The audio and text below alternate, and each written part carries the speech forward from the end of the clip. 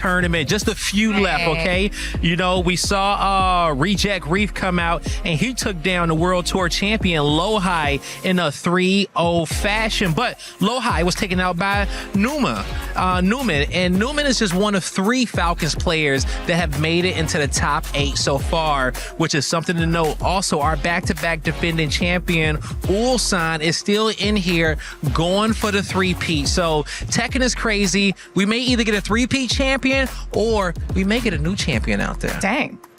Yeah, I love how we have all of our brackets in front of us too, because it's AA, BB, CC, and then right after this, we are going to see Group DD. Why all the double letters? Do we not want to throw numbers into that mix?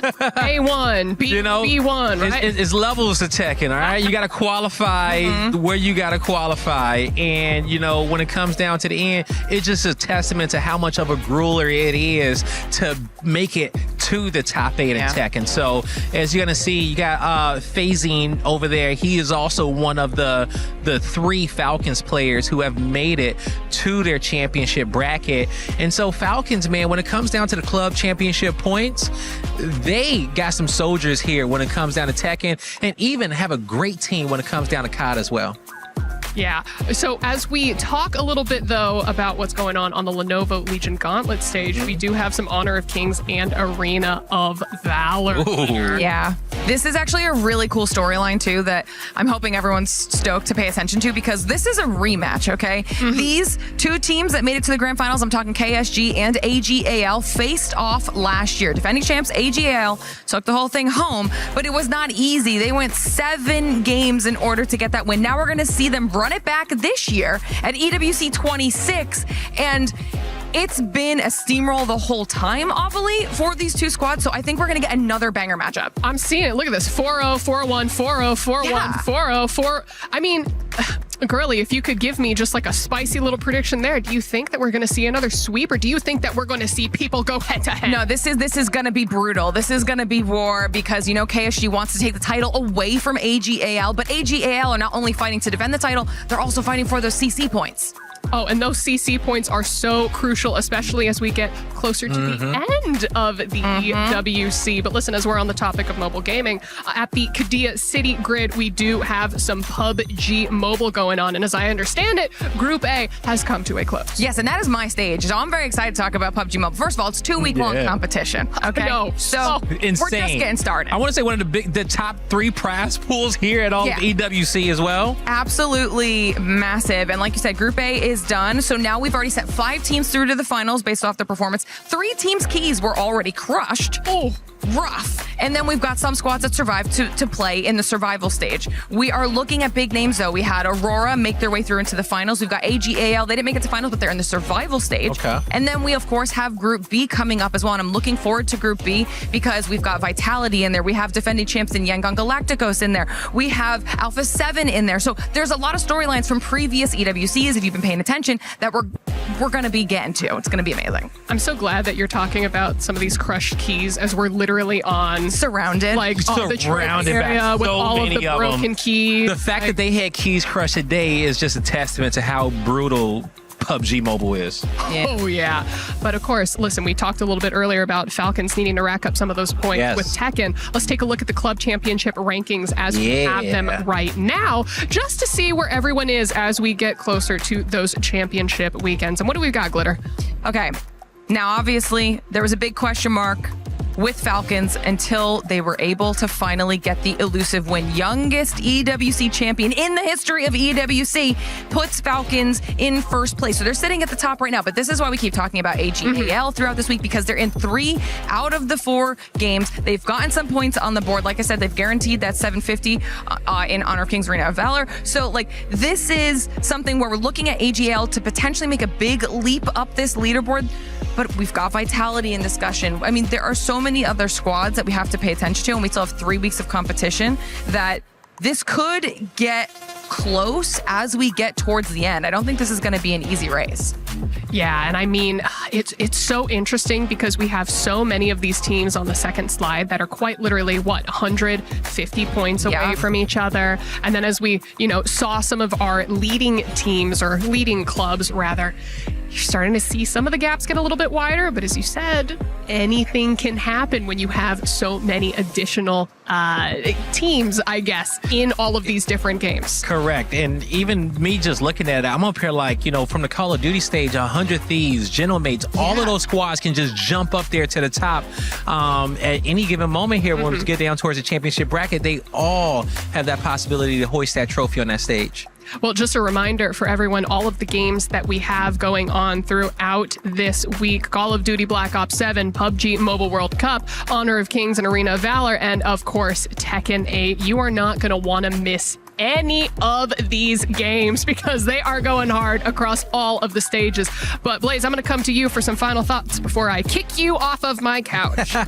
You always kicking me off the couch, and I ain't did nothing here, okay? Yeah, I don't pay rent. Yeah, I eat all the food out the fridge, but I'm gonna at least leave you guys here with something today. And when it comes down to that, just know, do not count the Falcons out when it comes down to COD. I think they hold that first place spot. Okay. I think Falcons are looking to go as 3-peat on club champion. I don't know who's going to take them down. Navi MVP needs some help. Glitter for you. Dang.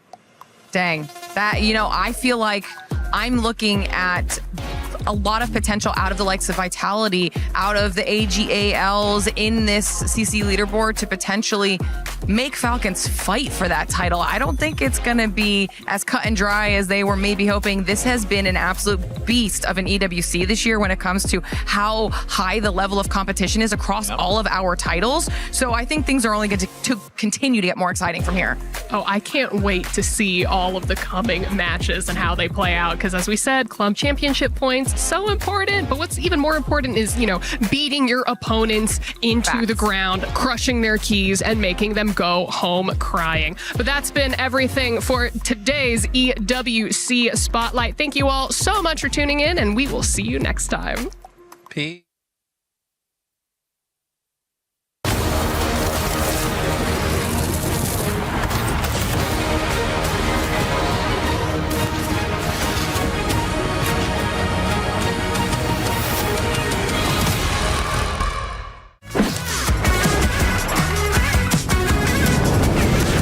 슈퍼플로우 대난투 대규모 업데이트.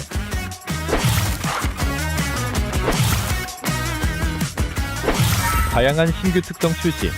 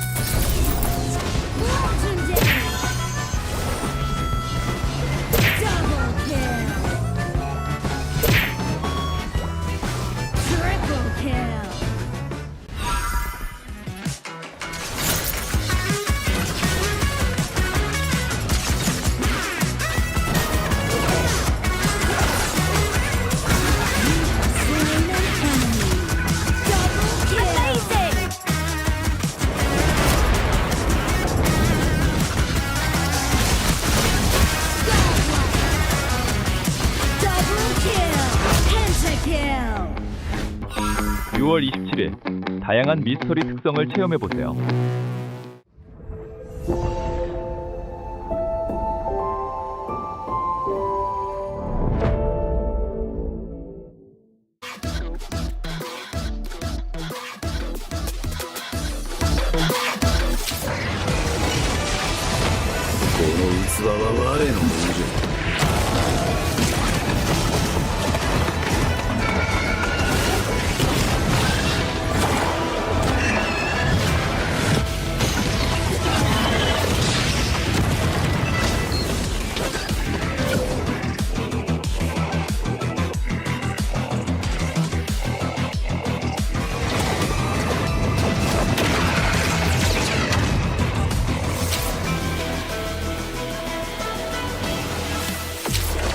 わしのじゃ。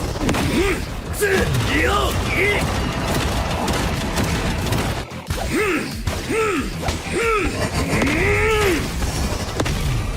楽しいのう、呪いの家。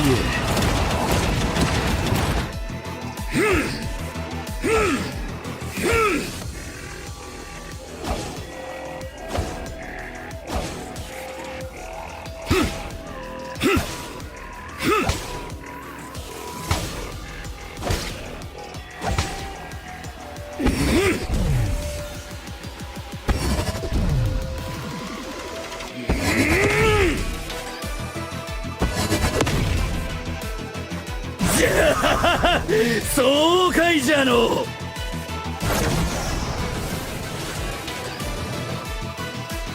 見つけた。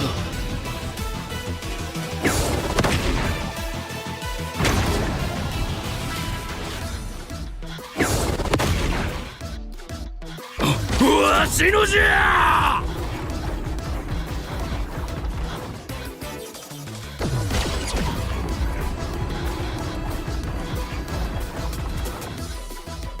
楽しいのう。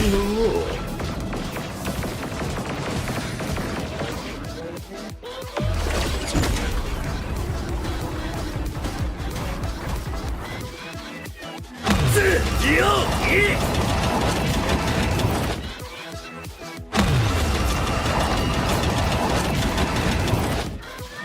呪いの家。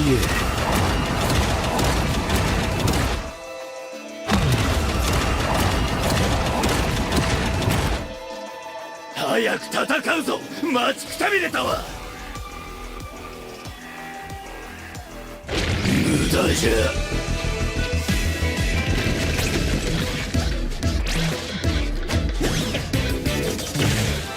これから人間にとっての地獄を見せてやるからの。早くしろ。我は待たされるのが嫌いじゃ。なんじゃ貴様、ぶち殺されたいのか。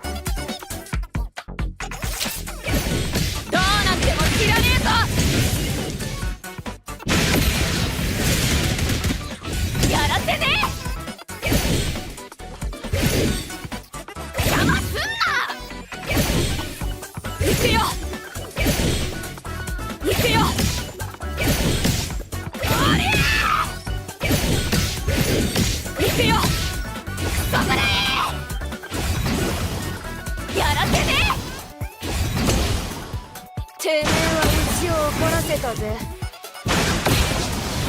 どうなっても知らねえぞ。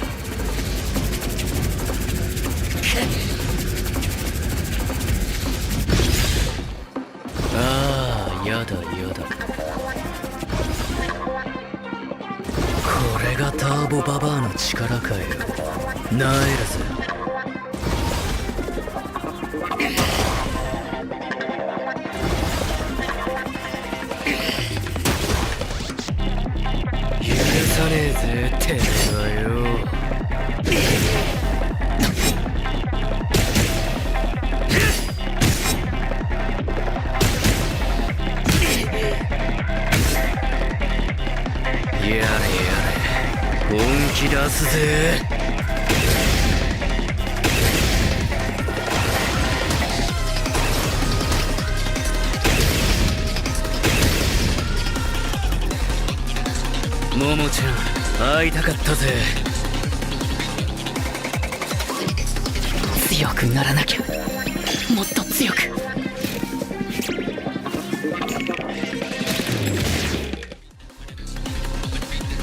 そういうことかよ。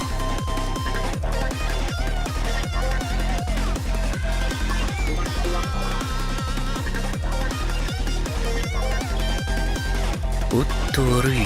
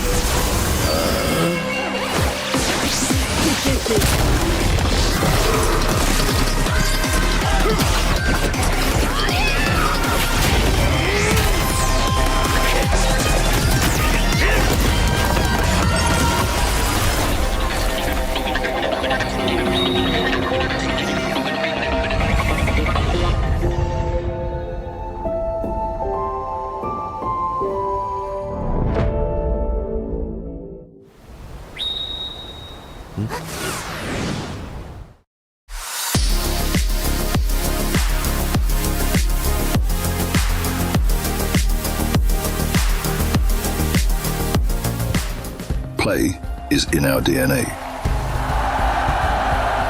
Whenever we let it out, it becomes our superpower. Now imagine an entire city being built to supercharge it. Kadir City, powered by play.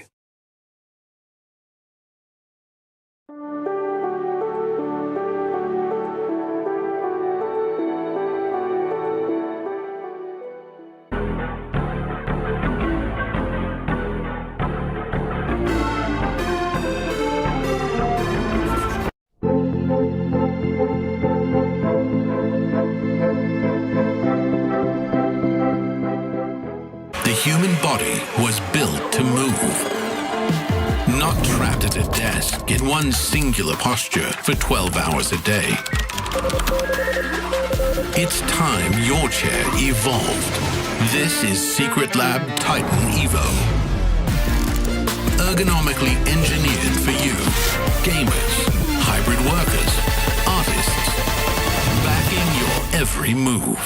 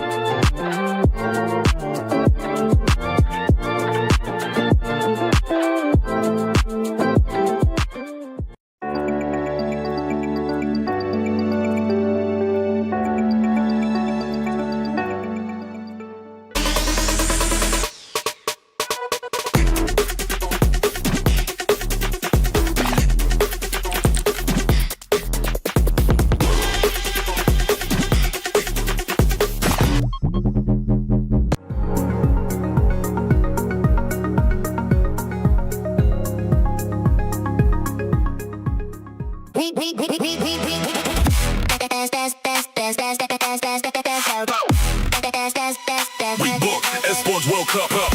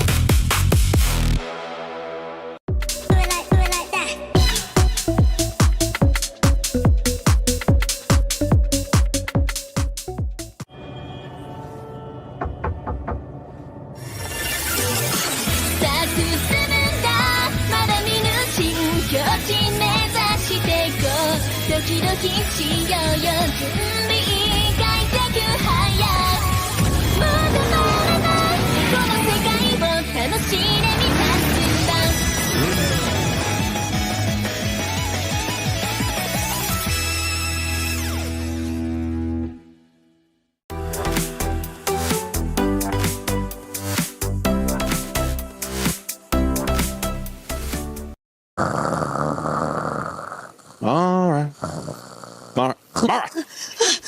Wake up. You're going to go on stage soon. I had a dream. Okay. I had a vivid dream. Everybody thinks this year is going to be different, but it's just exactly the same. 3 PKLs entered the tournament, but nobody made it to the group stage. MKL, they were so good. KML, only Virtus Pro made it. And IKL, 2 Indonesian teams make it through, surprising everybody. 8 becomes 4, 4 becomes 2, and the 2, it's KPL versus KPL. That's exactly what happened. That is exactly what has happened over the last 2 weeks. And I know who the winner is. The winner is...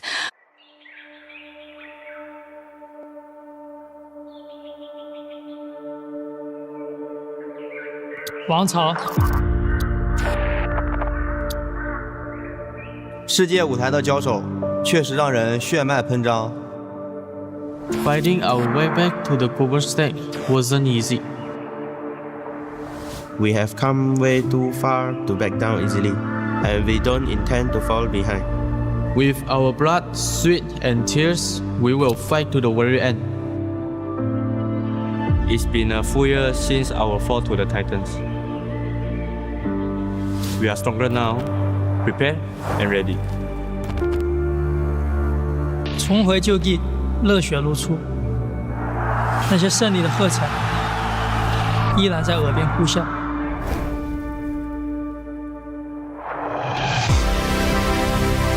这一次，我们要的不只是过往的荣耀。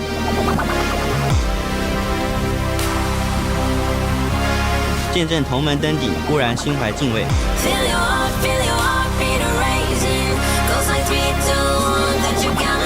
To share this stage with Enoch is an honor.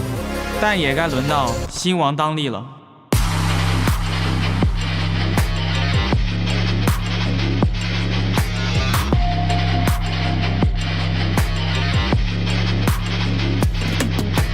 这一次，我们要的不只是过往的荣耀。一战登顶，视为冠军，连霸开篇，方筑王朝。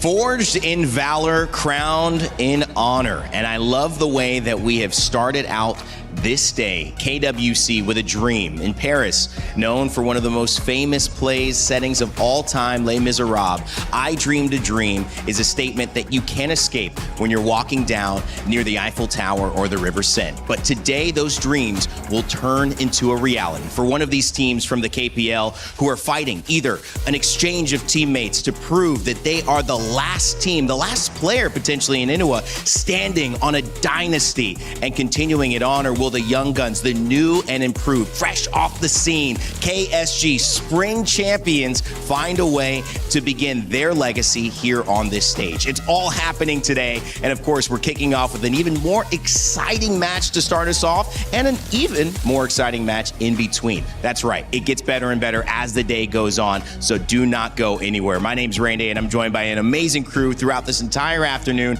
but also on my panel to kick things off. Chantel, Ken Dofu, it's great to have you guys. I previewed what's coming, but also right now, the feeling is that today there will be some history made. Definitely, in all honesty, I'm both happy and nervous that we're already on our final day. Everything happened so fast. Nervous because there might be surprises today, maybe during even our show match, even for our third place. But yeah, everything is just pouring in me as of this moment. Okay, I'm gonna do the guy thing and provide a solution. We talked about this the other day. So Paris air, let's breathe that air in because we need to stay calm and we need to think. And I think we all had the same dream last night because the color today, it's on point. You see it. I've tried. If you've been following along with the Lenovo Legion Gauntlet, I tried my best, but it's still red, burgundy, some shade of this color for the entire panel. But hey, at least, I mean, I think everyone's representing different shades of red. Of course. So yeah. I really do like the way that we put this together. Let's bring you back up to speed with our SDC rewind from yesterday as to how we got here. It was our semifinal day, and it was also the first chance to see the KPL teams who, what we felt, were not running into much contest, finally have a chance to be tested with the two teams who represent the global side of things, Ken. And, you know, it would look to be a hopefully turnaround moment, a statement, a litmus test. But unfortunately, they would not pass that test, at least now, but a lot learned through the process. Okay, so it's not all doom and gloom because last year only one team managed to put pressure onto the KPL teams. This year, we have that improvement, but everyone is growing at the same time. Yeah, I gotta say this year has been very interesting for both, or for all the global teams that participated at KWC. A lot of improvement already. There's some variation when it comes to the heroes. We welcomed new regions this year, so yup, it has been a long journey for this team or for these teams, and at the same time, just really looking forward to see whichever will be crowned, whether or not we'll have new champions or maybe a back-to-back for AGAL. We had $600,000 on the line for first place at the start start of this tournament. That's still up for grabs, 360K, I believe, for second place. But getting into that third, fourth match is still amazing for these teams. Over $200,000 just to be participating in this semi. So while lessons were learned, also money was earned, and they will be happy with that, taking it back to their representations back in their region. But Ken, it also started this tale of who will challenge the KPL teams. We'll probably see them challenge each other in the grand final. But when you look at what's starting today, we're going to see these two teams that lost have a chance to get some redemption. Not just more money, but to see who really is the best in that other standard. So it's super funny because the two teams here, they were fighting to get out of the place in their own regional leagues to try and go into the grand finals. This time, they're fighting for third place and to be on the podium. That's going to be very important. And my favorite part is that everyone so far has had opinions. But today, those opinions will turn into facts. I like that. Now there's this question: who or which team recovers faster from that semifinals loss?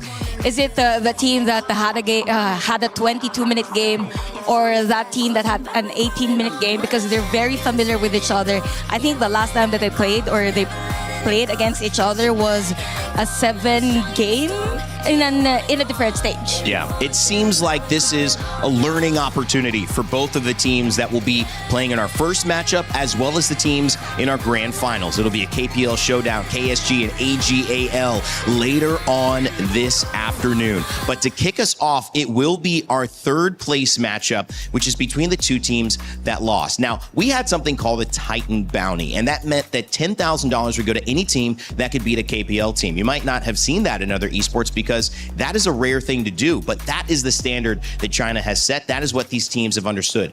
No team was able to claim that bounty in this tournament, but they will certainly be claiming wins against each other. And as we turn our attention to that later, we also need to keep you aware of the wider things at stake, which are the club championship points that are also on the line, that are also being earned. And that's why we say thank you to the Aramco Club Championship rankings, which keep us up to date every single day here at the Lenovo Legion Gauntlet, talking about who is in front. So Team Falcons, Chantel, have been in front. They're on that back-to-back journey, but it's a big day for AGAL. Definitely. I was kind of surprised because we ended our day, I think AGAL was still at 2,300 points.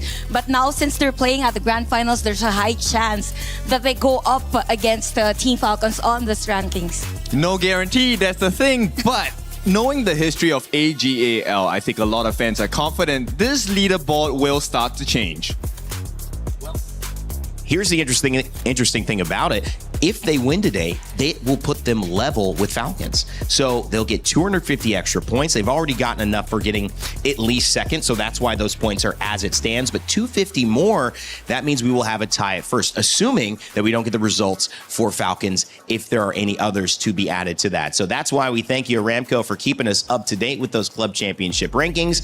And of course, I don't have anyone to thank except EWC and I guess myself and producers, who always have to show you the keys that have been crushed. That's right. It's bad enough that we got to crush them. We replay it the next day just like to make sure you know that they've gone home, Chantel. But in a way, that is the purpose of a tournament like this. You bring in that trophy, which signals your lifeblood in this, and it runs out sometimes. Yeah, definitely. And also the idea of the key crushing is like crushing the dreams of the other team, and it happens right after you lose a game. So everything has happened all throughout the tournament, and looking at the total journey of all the teams that participated, we're now down to our third place match and the finals. All right, so coming up, finals, of course, AGAL and Kuaishao Gaming. But Ken, today's schedule has some fun stuff in between two very important matchups as well.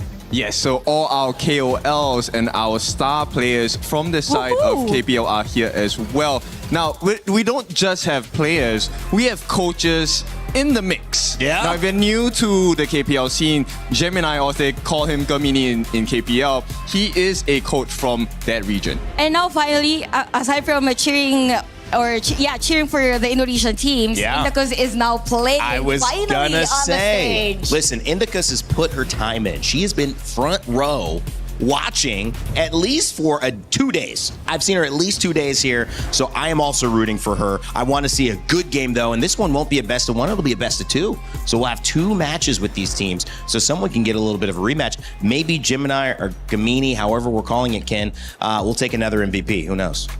That's one. And you know what? To make things spicier, it's not going to be the standard game mode. Oh, but we will not spill the secrets first. It's a secret. That was It's a perfect. secret. That's a nice tease right there. Okay. So coming up, let's talk about who's going head to head. Of course, it's HOK Esports versus GK Esports for our 3rd, 4th place matchup. There's hundreds of thousands of dollars on the line. So if you need enough stakes, how about this? $80,000 will buy a lot of stakes. So you'll be very well able to feed your family when you go back home. However, look at this team. GK Esports, HOK Esports. You mentioned bouncing back, Chantel. Is that the biggest narrative for today? These 2 teams who took losses, how can they respond? Yeah, definitely for this too. I mean, their journey all throughout KWC has been almost identical with the run during the group stage, even facing KPL teams yesterday. And I know that the familiarity is something that could be the story of this game, but at the same time, you will remember in history the team that will finish in a podium spot. Okay, so let me add more flavor to that. Reindeer, I need your help with this. Okay. What comes after 4? 5.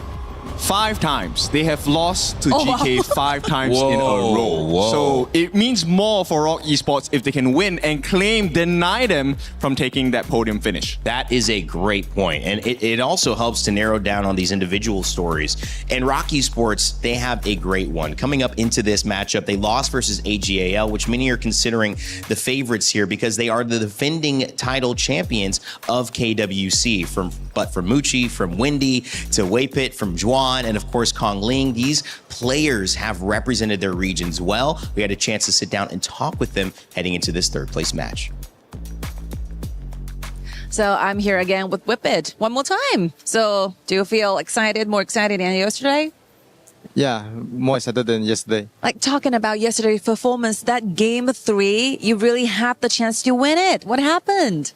I think we too nervous. I think we don't play like usual. If like usual, we lead so many goals, I think we can win now. Do you think it's because you are very excited about the fact that you are about to win in that one? Yeah, I think we can win the 10K USD, but we can't do it.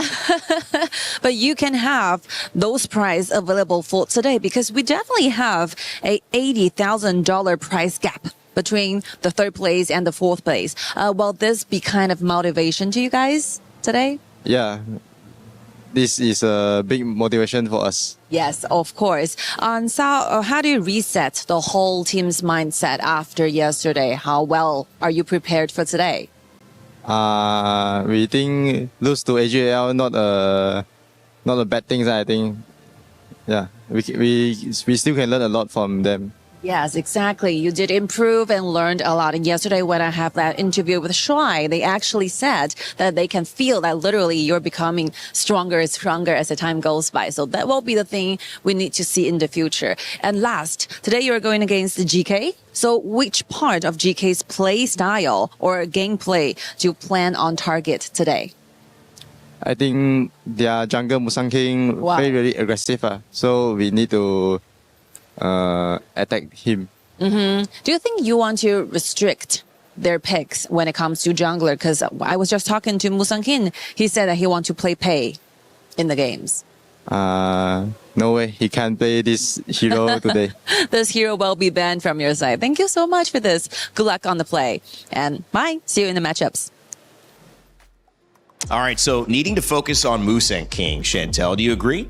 Yeah, definitely. No pay, no gain. But yeah, jokes aside, I think for the team, they're really centric on having a Musang King in the center of how they rotate, how fast the tempo is going to be. So as long as they stop Musang King, then it's going to be hard for the team to win that game. I'm going to fortify her point. So if you take a look at the stats, and this is weird because I'm not a stats guy, but Musang King actually has the higher KDA in comparison to Kong Ling. He has 5.8 KDA per game.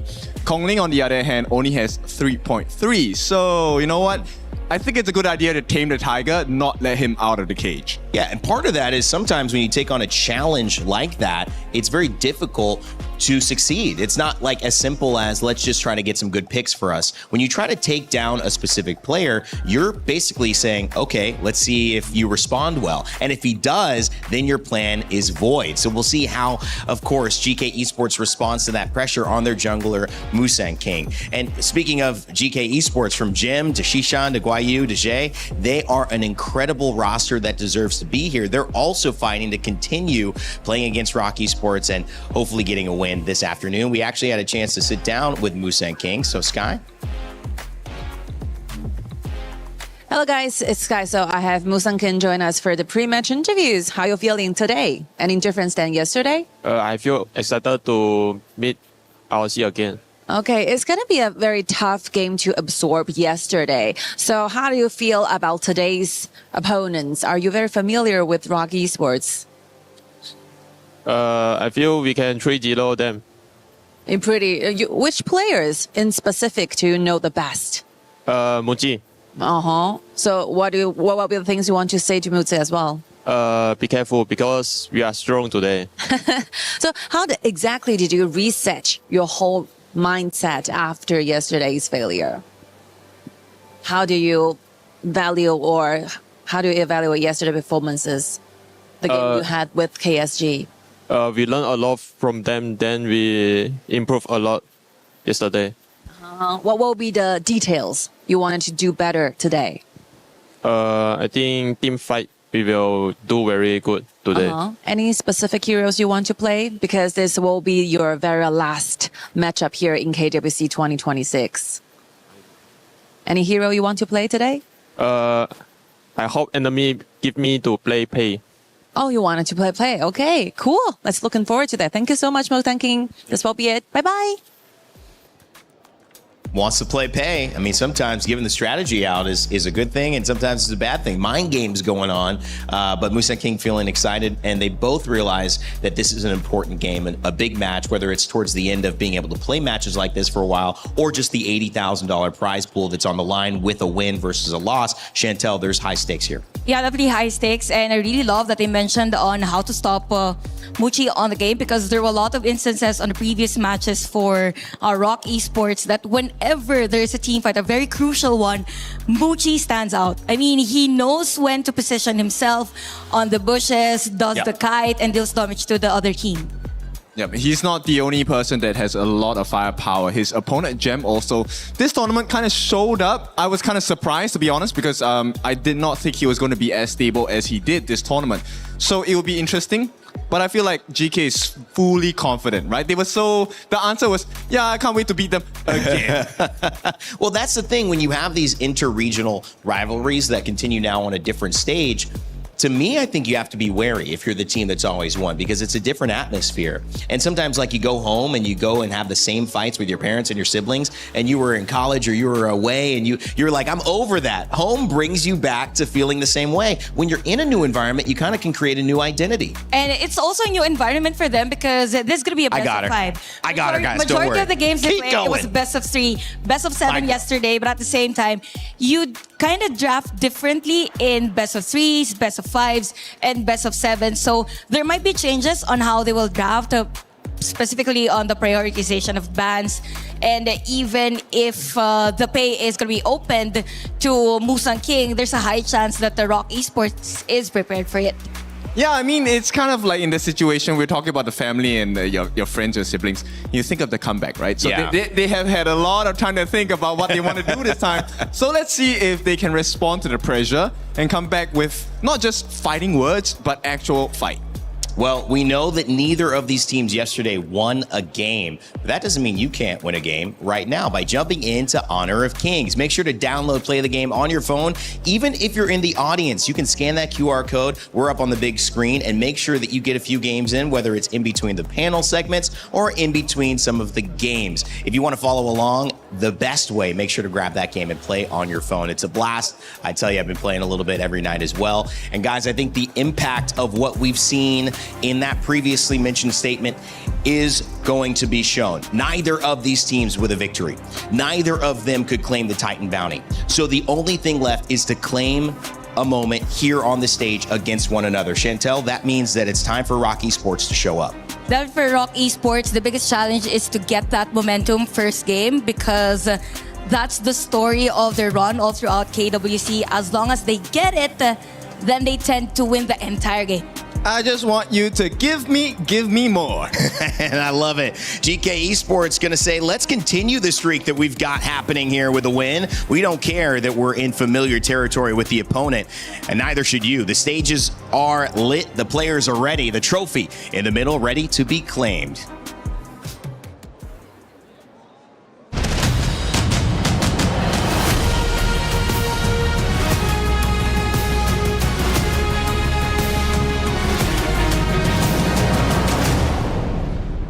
Another day and another set of KWC matches of epic proportions. A show match, awards, and our grand final. But before all of that, but first, an apéritif, an amuse-bouche, as we call it here in France and in beautiful Paris. Something that carries a lot of heavy MKL baggage. One final battle before the grand finals, and this one is personal. They came in here at EWC representing the same region, and they fought through the same tournament. And now, after making it to the Final Four, they find themselves standing in each other's way. And it's now time to introduce the MKL Powerhouses. Let's give it up for HOK Esports! 1 year ago, this lineup finished the tournament in third place.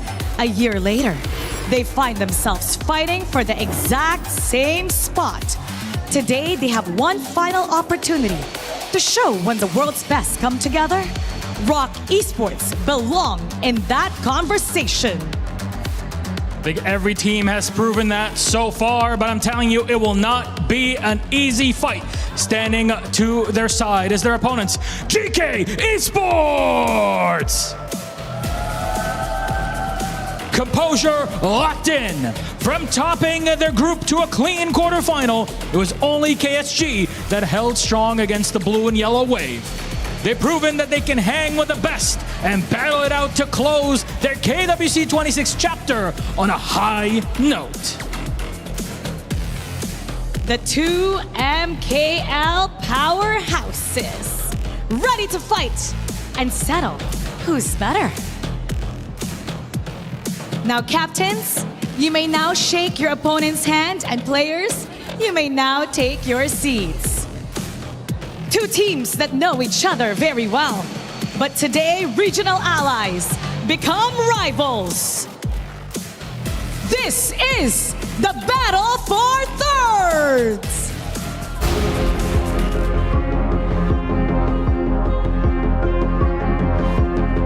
I'll see. Last year, you guys never win us once. This time will be same. GK, this time we will win. AG 很强，但是我们打强队也是有一套的。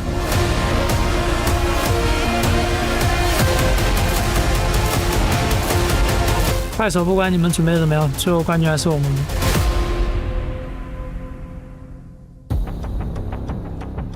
5 times in a row is a lot. I will say, Ken, thank you for elucidating me on that point, because it's a difficult task to beat a team in this situation regardless of your history, but that's what HOK are trying to overcome. How do they do it? How do they change the narrative within this matchup? Use your failures. You have failed once, you have failed twice, 5 times in a row. Many lessons, but it's failure that gives you the key to success. And at the same time, for HOK Esports, they're not new to this type of third place match. They've done it last year. They can do it again. It's, again, I've mentioned about familiarity, but that is going to be the main point for this game. They could turn those failures into their strength coming to this match. Well, that's what they'll hope to do in front of a packed house already. It just started. Mara so aptly mentioned alongside Milos, who've done a great job setting the stage up, that this is the battle for third, but there's more on the line than just third place. There is an identity as basically the best team in the world outside of the KPL, right, Ken? Yes, it is. And this time it's time to prove, right? You have your reasons. Now you have to show your strength. You want to say something, Chantel? You've got time to do so. What is it? Your final thoughts here before we kick it over. I kind of feel it for GK Esports since they're used to winning against ROK Esports. The momentum is there. If anything, it is ROK Esports that is more on the intimidated side. So for ROK Esports, they need to have the surprise one swing against the GK Esports. Probably about the draft, probably on how they rotate inside the map. But they just need to show their dominance all throughout the game. Yep, just make it super uncomfortable. Look, you know how to apply pressure now. You've learned from the best. So use that to your advantage and put it all onto the hearts of GK. Well, the stage has been set here from the panel and the stage itself. It's time to get two more opinions who will be taking you through the action in our first match of the day. Of course, I'm talking about two guys who were feeling the vibe in the green room. We do a little dancing, have a little snacks before we get going because they know what's on the line here. They got to bring the energy. It's Blam and Rookie to kick off our first series. Welcome everybody to the third place Grand Finals match, and thank you for that introduction. I mean, I feel like everyone just called us both foodies in a very polite way. We love to dance, we love the food, and we love being here in Paris. And now it's gonna be the third place matchup here, and it's gonna be all forged in Valor and crowned by honor. It's going to be an interesting match coming in for GK and also ROK Esports. They have been matching up for quite some time now. International tournaments has been their playing ground, and they are going to meet again on this third place matchup. And it's going to be interesting. Coming in for the first phase of the draft, ROK Esports, they are not going to give Musang King that pay. And he've said that, right, in the interview that he wanted to get the pay or maybe the Jing, but coming in, just all respect from ROK Esports. Exactly. I mean, everything's earned, nothing's granted, right? You need to earn that pay pick. That's what they need to do on the side of GK Esports. But it's going to be the Lorian here being picked up for GK, as obviously it's been such a defiant pick within KWC 2026. He is a temporary visitor on the Gorge, right? But he has a very big popularity. He's top 5 picks. He has a day pass here on all of kids, right? Like, he has been amazing throughout the series, being one of the most pressure, especially coming into the late game. The damage, the knock-up, the stun, and the setup coming from the Lorian itself has been amazing. And to counter that, picking the RD and Zhang Fei, the control on the river and also the strong laning phase counters so much of the farm lane picks that GK might have used. But again, a fan favorite coming in from Guyi is the Dharma. The Dharma, yes, coming in for Guayu, top side of the map there. And obviously we go over to the side of ROK Esports. Wei Pick gets his big pick, the Zhang Fei. We know he loves this hero, right? And it has been toppling a lot of those win rates. I feel like Zhang Fei has been not only picked the most, but one of the biggest pick rates for being picked so much within the games. 100%. Like, if we're talking about ROC, like, they've been playing their farm lane and roam duel so well throughout their journey in HOK, especially if we're saying Muchi and Wei Pit. They've been together for so long and they've been playing the game for so long, making them so compact as a team. And that Luna pick coming in, Musang King making a statement. Is he going to fight that Luna coming in from Kong Ling? I mean, it's scary, right? For Kong Ling to pick up the Luna in game number 1, I mean, it's not a best of 7 this time around. This third place match is a BO5, so there won't be a potential of an ultimate battle. So I feel like these two teams are just going to be drafting just to have the most action-packed game, no matter where we start, right? First series of the day. It needs to be a big opener because we've got this, we've got the show match coming through. It's like so much action for everybody in the crowd here and at Live Online. We see the Flowborn tank being picked up here as well. Again, just another kind of like big disruptor in the flow of things, as well as the Jing. You know, like, the main star of GK is Guyi and also Musang King, right? That's why they're shutting down so many options for Musang King on the first phase of the match. Shutting down the Flowborn tank and also the Jing pick enables that Luna to roam free around the 4th minute of the game. And again, to counter that, there's still maybe Ukyo Tachibana come in or Musashi, but they need to turn their heads around now. The mid lane pick has been closed by GK. Sure, Haya and also Marshall Nui is out of the picture, and they need a stun mid lane coming in from ROK Esports. It's an interesting two bans. Obviously, Haya is generally one that is considered in most games, but Shep for game number 1 means that they're kind of like trying to stop any kind of real control coming over to the side of ROK Esports. And we saw ROK Esports play this hero yesterday. It was actually in the match where we thought was going to have the lead right up against AGAL, but once again, another tried and tested ROK Esports pick is going to be the Arta here, potentially actually going up into the clash lane here for the side of Xuan. And again, they love that tanky clash lanes, right? He loved the Ata. And Xuan playing one of the best games that he had throughout the tournament. And Musang King taken done as the jungle. It's going to be another tanky and very, very versatile jungle coming in from GK. But the question is, who will be dealing all the damage here? It's going to be Gem, and it's going to be Shushan coming in from that Lorion pick. But GK is going to be playing a bit late in the game, around the 10th minute in this tournament. Yeah, you need Dune to get a few items up there, and obviously Flowball Marksman is generally one of those farm lane heroes that needs a little bit time to get activated as well, right? But I mean, if you look at the identity of GK Esports draft here, there's so much front line. You've got the setup from not only the Lapu Lapu, the Rising Tide, you have obviously the Wind Slash and the Unruly Blade to actually start the initiation. But then you're also going to be thinking, where's Guayu? Is he in the brush? Do we have check on him? So I feel like that's going to be the whole point of Waypit in this game number 1, right? Just making sure he's man-checking Guayu from the bushes, because if ROK Esports think they have a teamfight going in the favor and then Dharma comes out of nowhere, it can really upset a lot of things here. Yeah, they need that tempo, right? Like GK, they love to play the very, very aggressive game. If I'm comparing GK to great teams in KPL, I'm comparing their gameplay to KSG. If they're playing a very disrupt, very, very risky but aggressive gameplay in the early game, they could potentially destroy ROK Esports tempo. And with this draft, the Lorion pick, the Lapu Lapu, and the Dharma, the setup is going to be insane coming in from GK. They're going to be throwing so many momentum makers, especially on the late game. So for ROK Esports, they need to be able to kite all of those resourceful skills and force them to go for like an unprepared engagement. Yeah, I mean, you saw the last pick there onto the side of ROK Esports as well, right? Obviously, you have the Garuda for the setup. So really what they're going to be looking to do here for the side of ROK Esports, use the Wings of Judgment, then we'll see Musang King fly on through, sorry, not Musang King, but the Kong Ling fly on through there, trying to get a few pickups onto the backline, because you can see all the regions there right in front of you onto the gorge. Those that are still in the competition and those that have unfortunately fallen. But we're going to look a cheeky little look at that vote system. It looks like GK Esports has a lot of votes and a lot of support in game.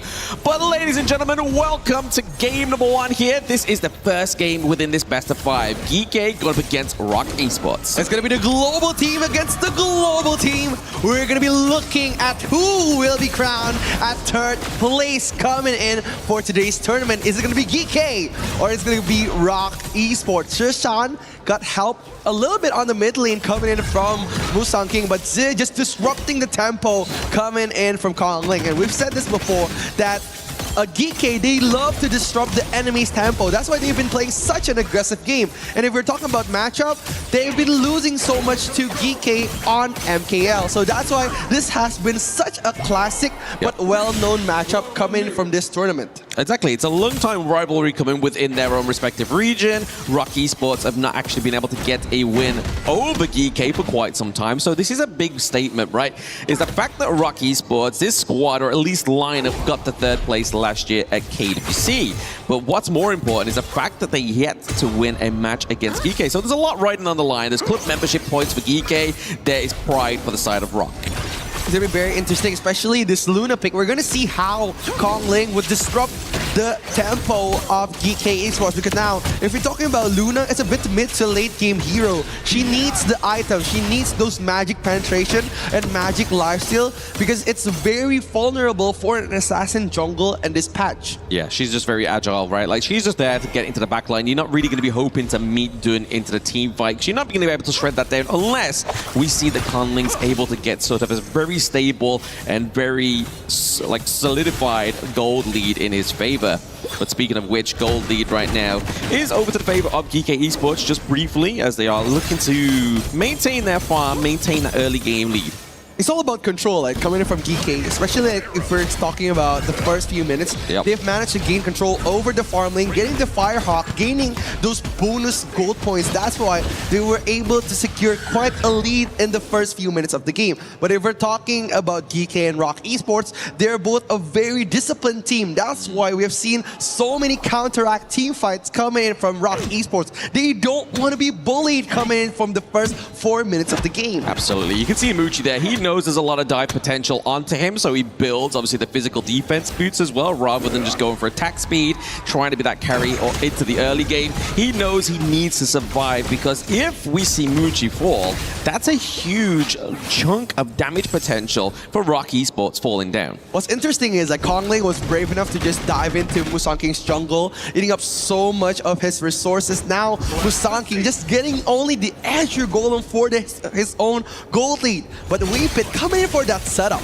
Coming in for the setup, the Wings of Judgment has been placed, the Wind Slash as well, just to keep that minion wave being cut down.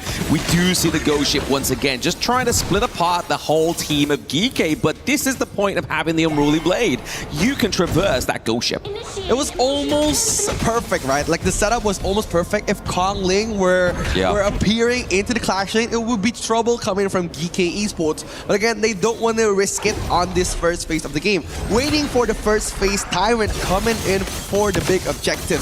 But right now, they're just going to try to fast clear the mid lane, open up a Vision Wave coming in for ROK Esports. I think it's just ROK Esports, Kongling, just knowing that he knows the limitations. We know Kongling didn't have the Azure Golem, so he's not going to have the maximum impact as possible there with the Luna. Wendy just put in some shed there. Also, the Unbridled Outburst is trying to zone out that one, but it's still going to be GK picking it up. And now Kongling finds himself in a hard situation. He has very low health bars, but onto the side of GK, they're running down the health bars of ROK Esports thanks to Gem. But now it's going to be the Parasol keeping Moochie safe. It's crazy, right? Like Gem, he knows that his power scale is very, very late into the game, but he likes to force those risky early game team fights. That's why we are seeing Guyi now.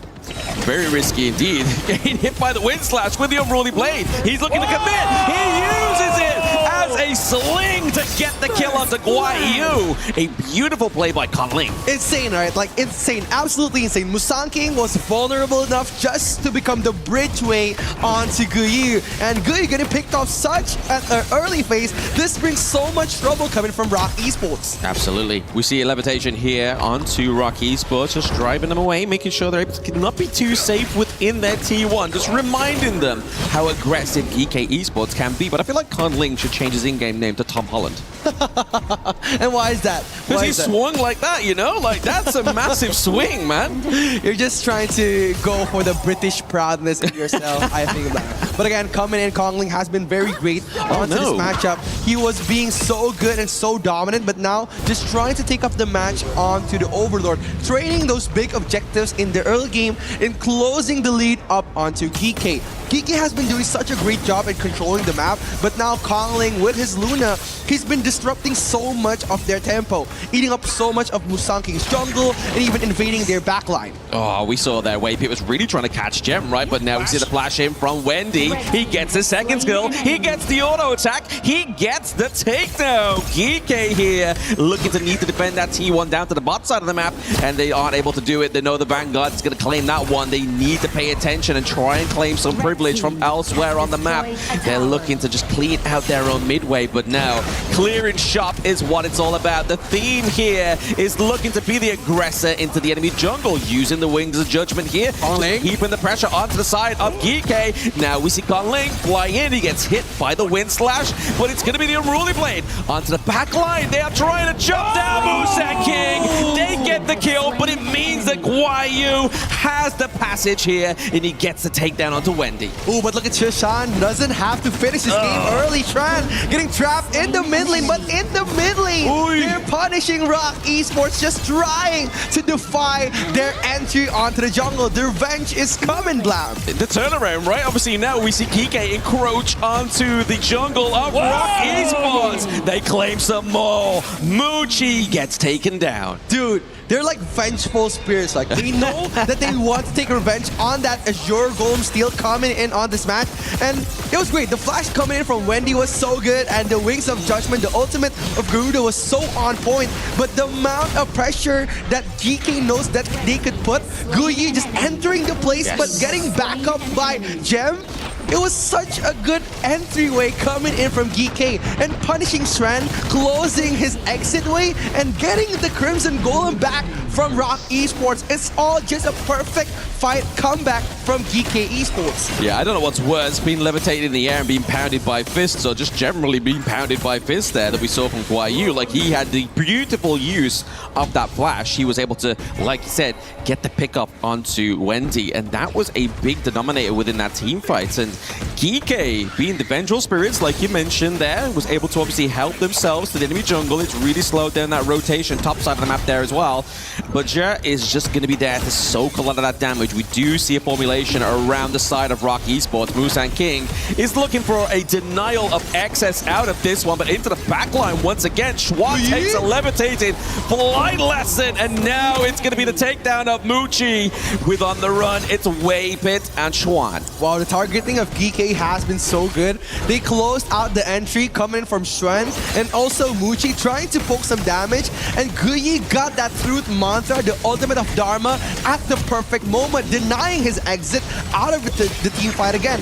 ROK Esports, even though they're trying to get out from their comfort zone, being aggressive on the first phase of the game, they haven't been doing well at answering the revenge aggressivity coming in from GK. Yeah, I mean, it's taking GK quite a bit of time there to actually get the takedown of their structural field in the mid lane, but it's a big opener once again for the side of ROK Esports, because now GK's already found themselves inviting themselves into the enemy jungle. Now that they have that, they can try and contest the Azure Golem. The Azure Golem goes over to the side of Musan King, so Conling is not going to have a great time without that blue. It's all about the micro movements coming in on HOK, right? Like, we're doing so much on every team fight, but what matters is those micro movements. And what Musan King did really well is he timed his Wind Slash, his first skill, onto that Azure Golem and smite it at the perfect time, making Conling doesn't have his ulti and smite on point. That's why the Azure Golem going into the Dun is going to be very important later in the mid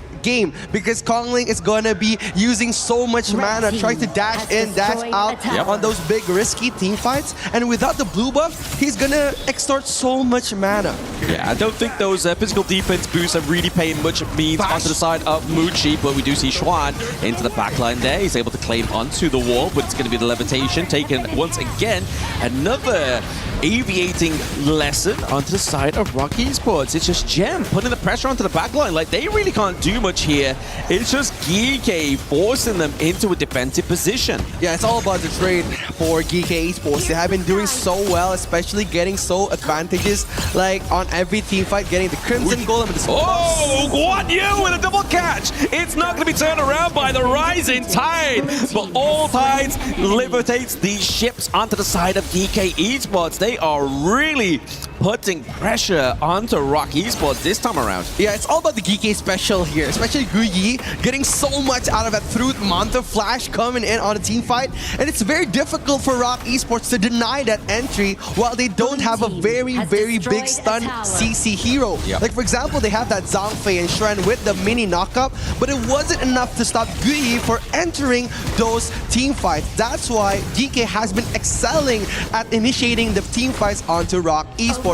And on the other side, ROK Esports, Conling have been denied entry on his Azure Golem twice now. So it's going to be very painful for his mana resources. Well, it's one way to shut down the Luna, right? Like, if you're able to just completely contest that Azure Golem, she becomes basically a minion at that point. Like, you can't dash around as much as you want, right? A minion? A minion, yeah, exactly. I mean, you might be a cannon minion at best, right? Like, maybe an enhanced cannon minion for a little bit of damage, but you're not going to have the pizzazz that you need. Yeah, it's going to be very difficult, especially coming from Kong Ling in the 12th minute of the game, whereas the objectives are going to be very important. But look at Guyi trying to open up a setup here. The Flash is ready, trying to find a pathway onto the team fight. ROK Esports looking for an entry. Kong Ling trying to get ways to come in. Okay, getting pinned against the wall there, but what's one way to take a piece down is make sure his feet are off the floor. That's EK with the levitation once again for Wave Pit, and now Schwan falls down. Kong Ling, he's dashing across the gorge, but that's not going to stop Musan King picking up a double kill before he falls. But the problem is they lose 2 for 2, but EK gained so much more with those vanguards. Yeah, it was so good, right? The outburst for Wave Pit at the perfect time onto the red buff, and also Kong Ling just finishing almost every kill that he initiated. Like Shren did a very good job at tanking so much damage, but they just melted him, especially Gem, having getting so much out of those gold gaps from that farm lane farming phase on the early game. Gem was so good. He had his gold spike, he had his power spike, punishing Shren every time he's offside, and making him 0-3-1 is an amazing feat by himself. Oh, absolutely. Schwan is not having a great time on this Arthur, right? Like, we know that Arthur's going to be the kind of one of the main engagers. If it's not going to be Wave Pit landing the Unbridled Outburst, you're really hoping that Schwan is going to be able to open up some kind of access onto the backline. But when you do that, when you look at ROK Esports comp and you do that, you open up your own backline. And we've seen time and time again already from GK, as they're obviously 9 kills ahead of the side of ROK Esports. Oh, so it's going to be Kong Ling trying to get a sneaky backline push coming in from the bottom lane.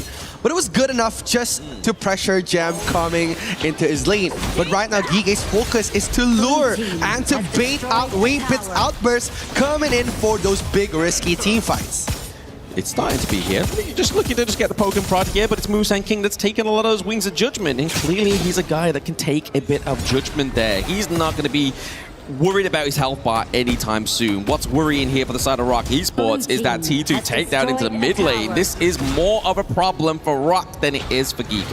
It's going to be hard, right, to focus with that cute panda on the screen here, especially with the very, very handsome cameraman just holding that cute panda. But coming in for this team fight, ROK Esports, they need to get ahead on the setup, because Zhe and also Sishan is going to be very dangerous when they get the crucial catch onto Shren. Speaking of crucial catches, Wendy takes, Sishan takes a lot of damage, but it's going to be obviously just a dive and separation of that team fight once again.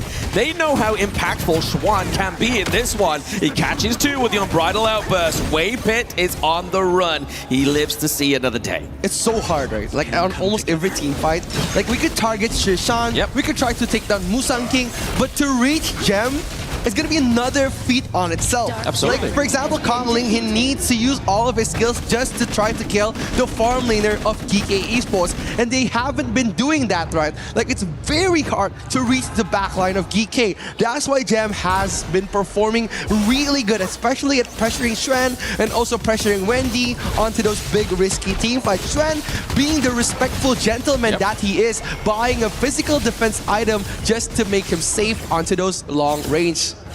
Exactly, like they've really been struggling here to actually get the lockdown of Gem, but Gem has been phenomenal with those arrow storms as well. They get the tag here with the Rising Tide just to keep him away from that minion. It's not going to be enough time to get that T3. However, Gem's still going to think, you know what, let's get the enhanced basic attacks, let's get the takedown. Now we look to move that focus to the mid lane. T3 once again being run down here. ROK Esports looking for a kind of Hail Mary play, just trying to clutch onto their pearls, and there is your golems. 100%, right? Like, we've seen control, we've seen dominance, but GK, they're just stating a statement right now. They're gonna push ROC to the back of their base now. And look at the setup, the 4-man gank on the mid lane. Yeah, trying to go for the 4-man gank on the mid lane. I think they're just kind of playing coy with each other at this point, right? Let's baiting out the ultimates of Wendy there, so there's no real deterrent from the side of ROK Esports when they decide to go in once again. Why are you just stalking around there, just trying to get that vision up for themselves at that blue buff, stop and cut the minion wave down to the bot side? It's all about the macro play, like playing the long lanes, playing the far off lanes, making the enemy as uncomfortable as possible. And now with Guyi playing it on the opposite side of the Overlord, GK, they have bigger space, and Shren, he needs to fight. He needs to fight, but he uses the ghost ship there. You can't catch a Guayu. He has quite a few dashes. He still has his flash available as well, but he doesn't really want to be exhausted in that one because it leads up to such a crucial combo within these team fights. We do see the minion wave catching down top side there to stop that T3 takedown for the side of GK Esports. It's all just playing the waiting game. We're coming in for Gem. There is a big waiting game. It's a lobby at the hotel. Gem is going to be checking out first. He gets taken down by Conling, but on the back line, it's going to be Guayu. He manages to run Wendy down so much, he has to go back to base. Conling once again, slinging across the gorge. He gets the pickup. Dancing around the gorge, Conling! What an amazing play coming in from the jungle of Rock Esports. Now Mustang King just trying to gather up courage, trying to contest that Overlord Trishan coming in for the Starry Night. Oh, they're trying. The Sage's Sanctuary is not going to come down long enough, so he cannot hit that smite.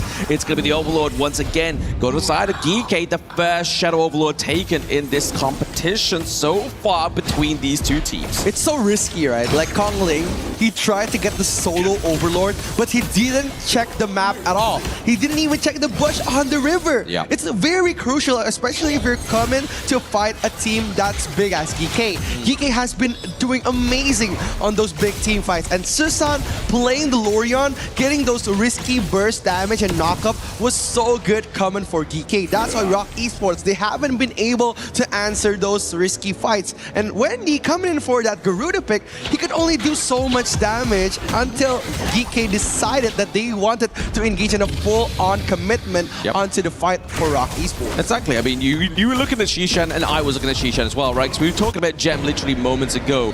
Being hard to get picked off there, but obviously he did fall for the second time, finally on the side of GK. But if you look at Shishan, the KDA 307, there was moments of time where we almost got slung onto by Conling, but he's been playing this Lorian so well. Yeah, it's going to be scary. It's all about the orbs here, especially when he utilizes the Dark Knight Falls, and also the Starry Night is going to be very interesting looking at this final push.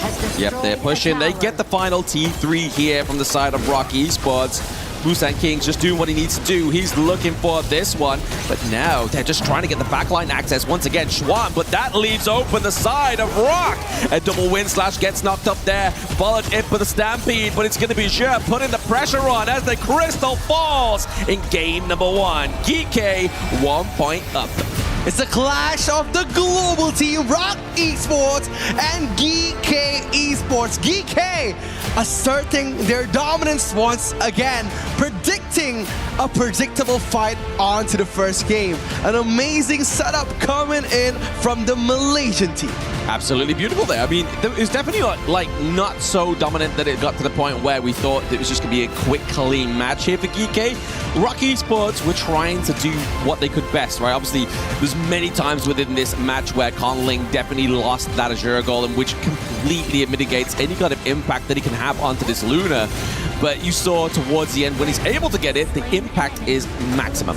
It was so good, right? Like the dashes coming in from Conling, just trying to pick off whatever he can. Trying to get Jim, trying to pick off Guyi, but it was so hard, so difficult just to reach the backline of GK. Like all the setup coming in, and also my partner playing in with the cameraman on my side. It was so good looking at GK Esports. And Rock, they haven't been able to turn the tides around. Absolute domination on the late game coming in from GK. It's clear that it's been so long I've been at school that I can't even remember a pitter-pat, right? So, but no, the pitter-pat definitely took place within this one, but we're going to get a bit of breakdown from Coach Kin and Coach Chantel. I love it. I'm ready to listen to the coach here.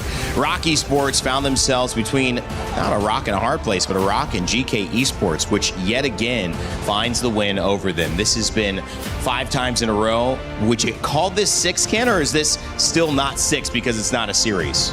It's just one game, okay, right? It's only okay, got it. It's the series that they've won 5 times in a row. Yes. That's still really impressive, though, but can you see why? I mean, what did you notice after that first game? Obviously, GK out in front and kind of kept that lead.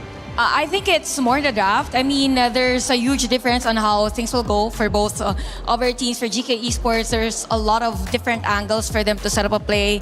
They're heavily relying on the AOEs. I think in one point of the game, even Rookie mentioned that it was kind of hard for HOK Esports to kind of even target Gem because of the natural structure of their hero composition. So if we look at it that way, you have heroes that could be up front. You have the Dun, you have the Dharma as well. So if you wanna go and target Gem, it's really hard because the only option that you will have in terms of the damage would be the Garuda. But at some point, the Garuda's damage wasn't felt all throughout the game because you have the Belligerents right up front to soak in all the damage. So the lineup of HOK Esports kind of deteriorated in a way because there's no really much space for the Arlie to do those free hits. So we'll talk about the pain points for this and the strengths of the heroes, right? Yeah. If you pick a Dun on the side of GK Esports, the whole point is that you need to be tanky, right? If you take a look at the damage that this guy took, he took up close to 200,000 worth of hero damage offered by the side of HOK Esports. And here's the other thing. Gem was completely free this game, right? So he actually was given space thanks to both his jungler and his clash laner. So Guyu and Musang King did really well in providing the space. So basically the lineup of GK Esports was more about layered engagement, lockdown, and AoE punish. While for the other side, it's more an isolate, dive, reset, and do the cleanup. So it means that if you have longer team fights, it is GK Esports that will win that.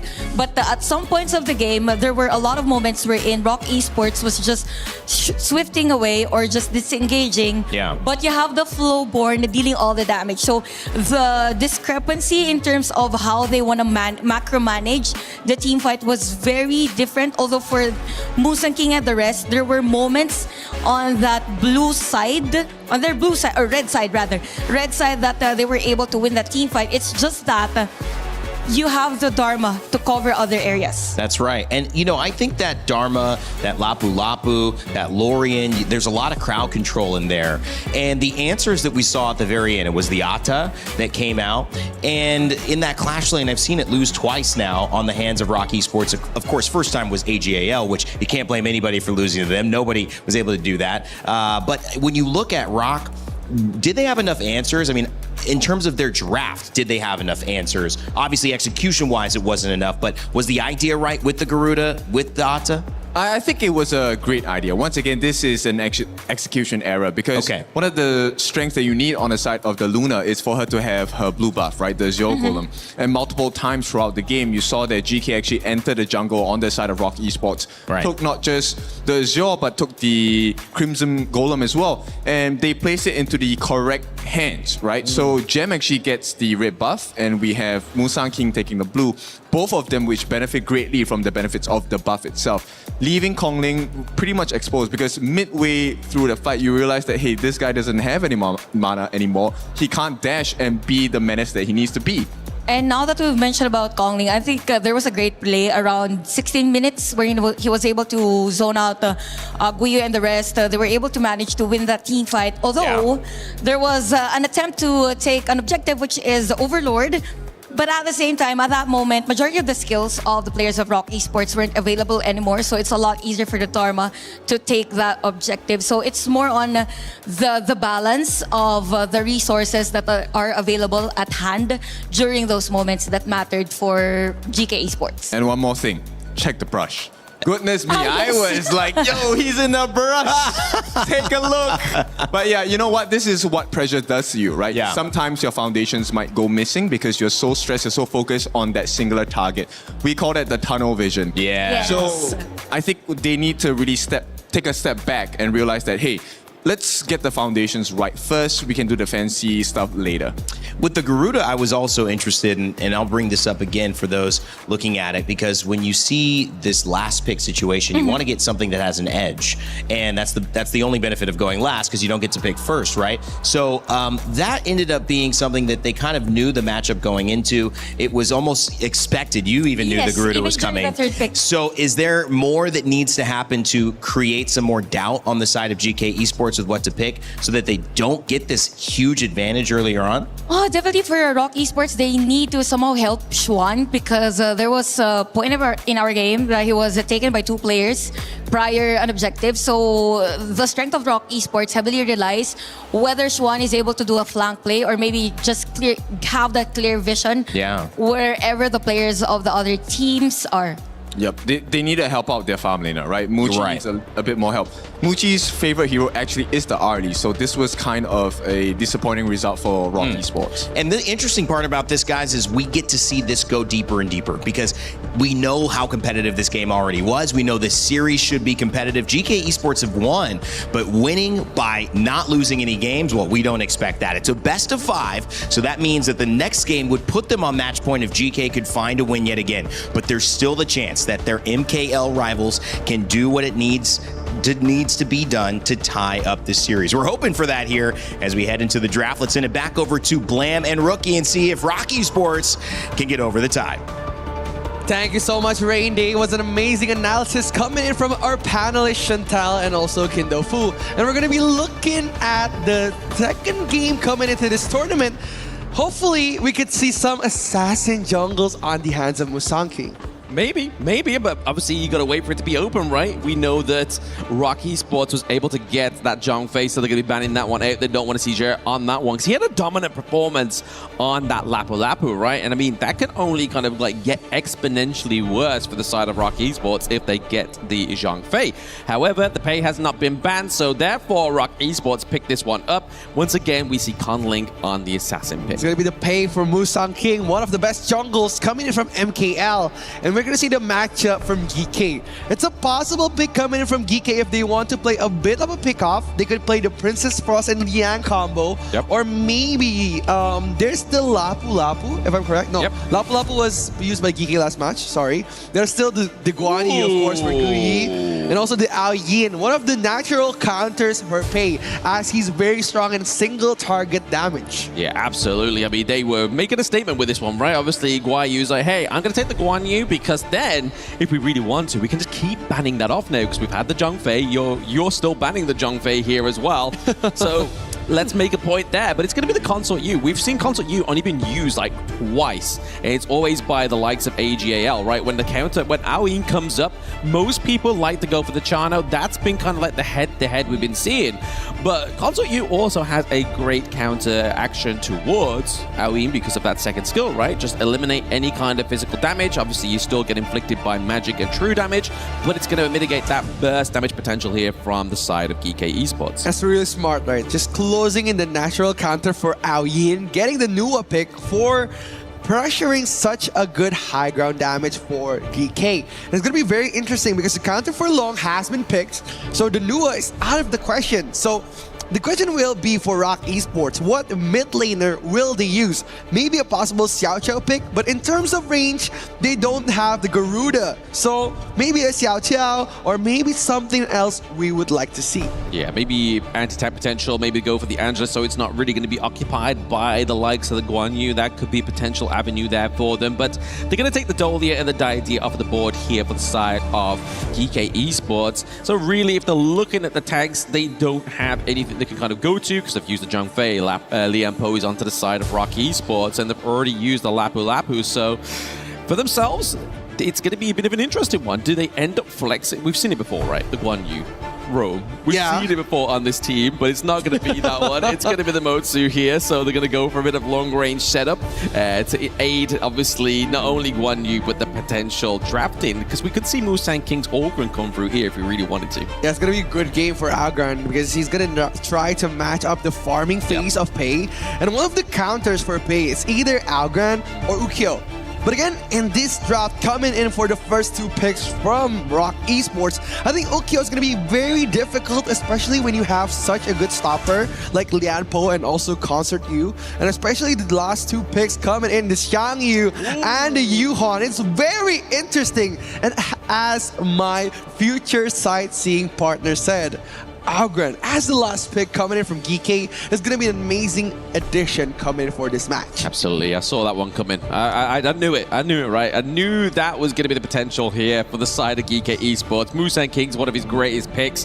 He was denied the pay once again. Igudo didn't quite match into this one because, again, they kind of need a little bit more of a front line here for the side of GK Esports since they don't have that tank support. But onto the side of ROK Esports, they get the Shangyu. Obviously, we saw the KPL teams use this one against ROK Esports yesterday, right? The Hegemon Slash, making sure his health bar is very low and just completely whittle down the health bars of GK. Is it going to be able to be implemented here just as well as they suffered against yesterday?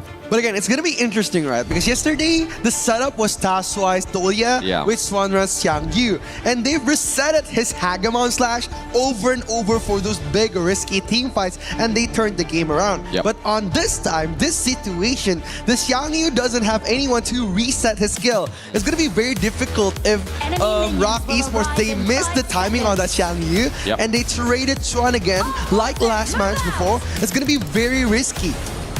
It is going to be very risky, but it is going to be Xuan piloting this one. So he may be able to find the right opportunity, make sure he doesn't need that reset. But what needs resetting here is the support for ROK Esports in-game. They're still behind GK as we enter game number 2. GK already 1 point up, already contesting the enemy jungle. It's going to be the clash of the Titans coming in from the MKL.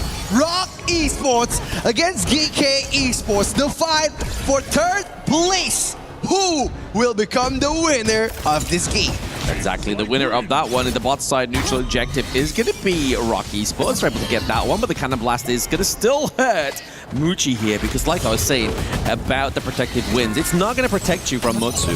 Yeah, they just want to trigger it as much as they can, right? So Jim could possibly penetrate those strong laning on the early game, and it's going to be very dangerous if Muchi decided to go for more of like an aggressive approach coming into fight on Gem.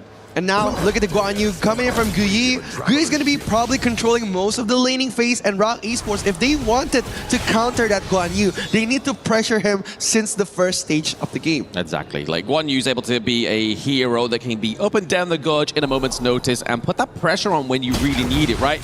Down to the bot side, pressure has started to mount here for the side of ROK Esports, and they're just playing this, obviously, once again, the buddy system that we like to see when Orgren's on the gorge, right? You really want to just be aiding his early game scaling here, so he's able to just get that itemization and be that raid boss. It's very good, especially like Agran. It's very easy to just last hit the minion. That's why he's playing such a great game, rotating together with the teammates, but coming in way pit, trying to divide the map here. But Guyi arriving at the same time, but look at Musan King getting picked up at the perfect moment, getting the first blood coming for that jungle. GK Esports opening up the match with a statement. Yeah, that was a very aggressive newer ultimate, right? Like, we get newer to level 4, we don't really see the annihilation come through until potentially a steal on the neutral objective, but this time, GK was like, no, we're going to use it, we're going to get his health bars down, because before that moment, Kong Ling was already down by like half a health bar, so that was really going to hit hard onto a hero as squishy as pay. It's very risky, right? Like, we've seen like Kong Ling just trying to get the last hit on the minion, and he wants to dip out after that. But Musan King just decided to close out the doors, encase him on those big risky team fights, and getting the first blood was such a good reward coming in. Yeah, I don't feel like his positioning was great, right? Obviously, he was situated around the wall and between the mid T1. We know that the path and passing can come through there like it did from Musan King, and then you saw that Azure as well as Shishan were already set up to actually just set that whole first blood up. It was perfectly done here by GK. Perfect is such a strong word, right? Like Annihilation Beam coming for Kong Ling, just dividing his defenses. And the first blood for the Algren pick is going to be very dangerous coming for the late game. But look at Musan King entering those big team fights. Sven trying to poke him back, but look at the slash coming in wave hit, getting those stunts on the backline of GK, defying again the team fights. ROK Esports trying to bite back.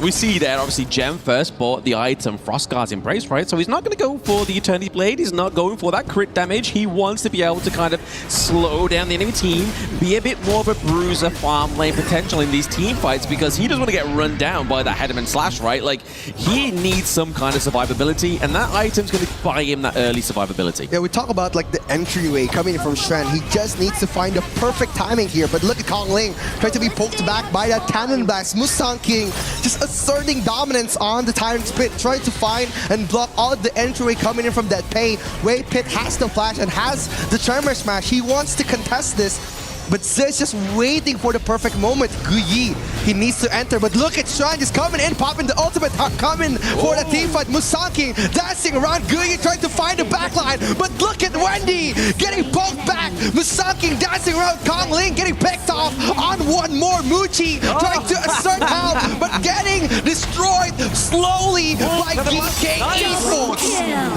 Beautiful setup there by Geekay. It's like, yes, you can have the Tyrant, but we're going to take 4 of your members at the cost of neither of ours. That puts Musang King 3-0-1 within that KDA. Now the turrets have lost that turret blade in. It's going to be easier, but look at this. You see Guan Yu just circulating. He's waiting for that moment, waiting for that CC immunity to come from Wei Pit as well. He's just putting the pressure on, driving away the heal in the tank away from Geekay Esports, whilst Musang King is leading the charge. He was claiming kills, a double kill left, right, and center for Geekay.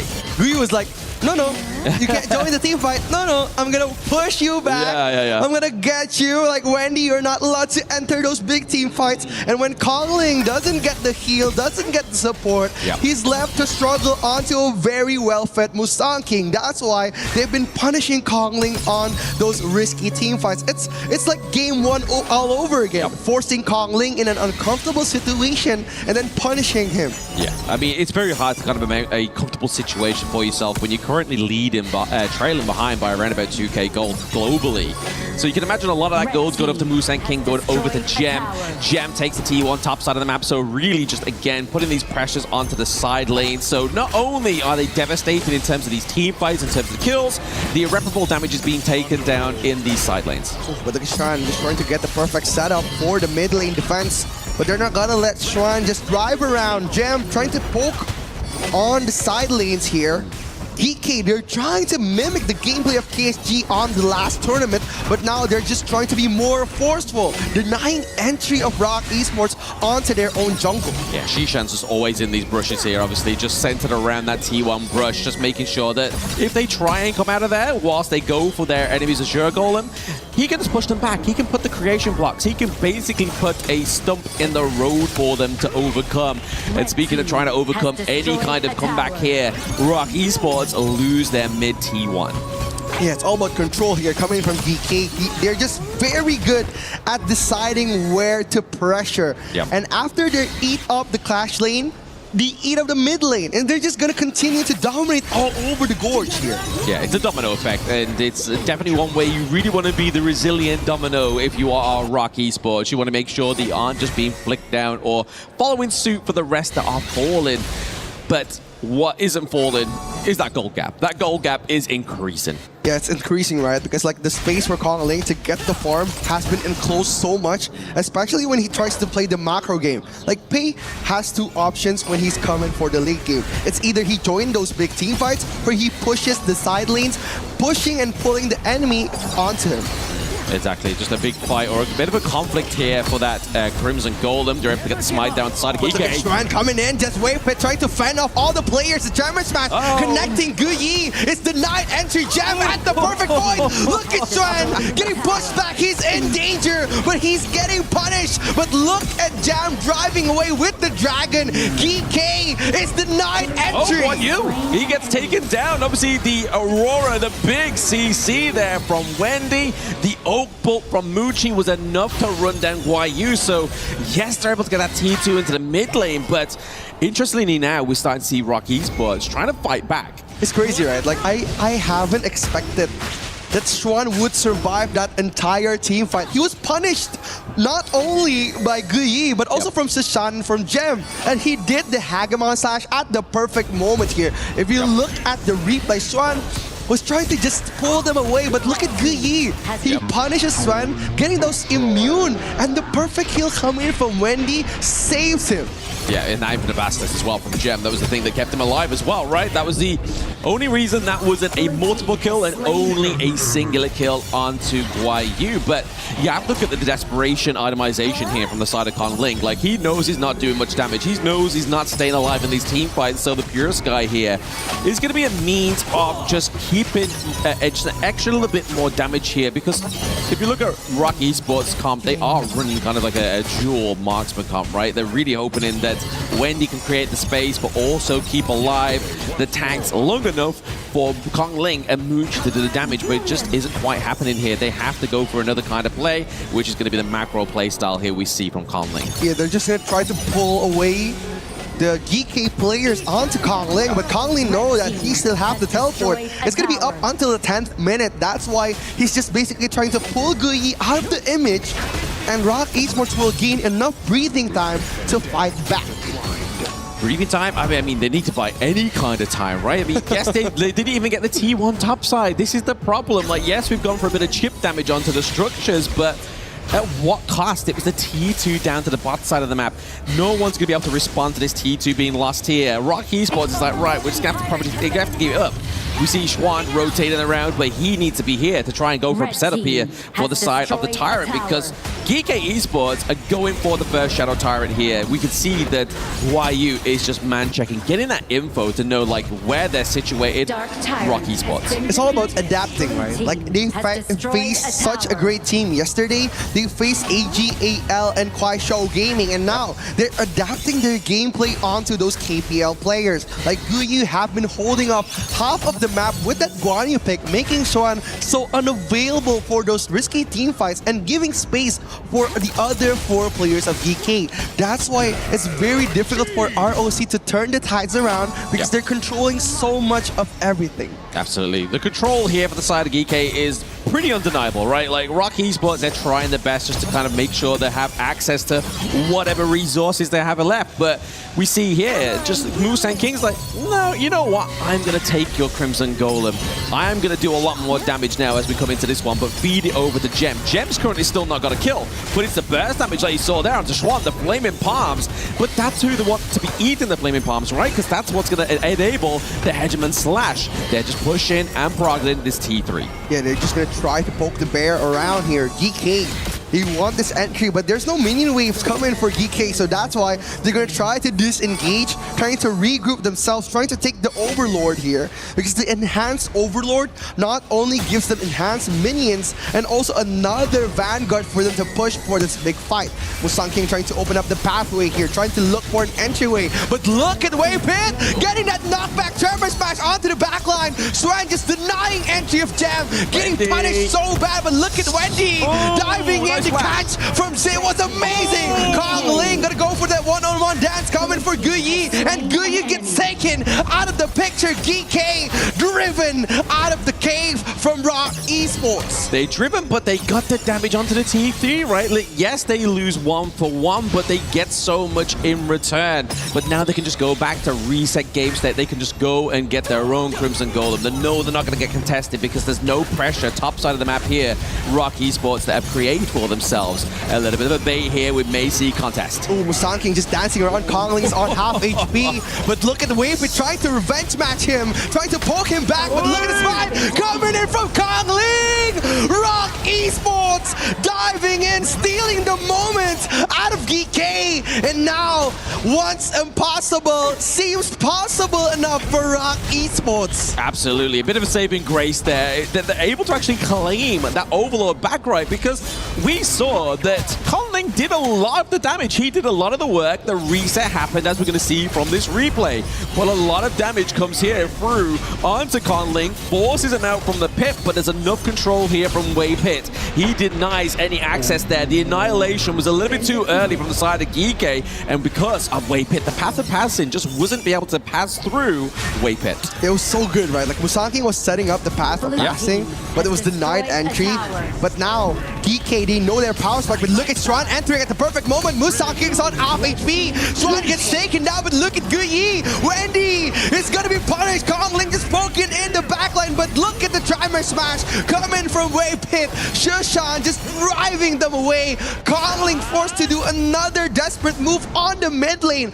ROK Esports barely surviving on those scraps. That was a very good play though for Conling, right? Like we was talking about the fact that they lost control, and this is a good way they actually gain control because they're now dictating where that team fight's going to happen. Conling is looking to try and get the pressure here, trying to first get the first T3, and it's all aided and abetted by this Tyrant. But now, Tyrant being forced out here by GK means they now have more damage to stave away this aggression to the base.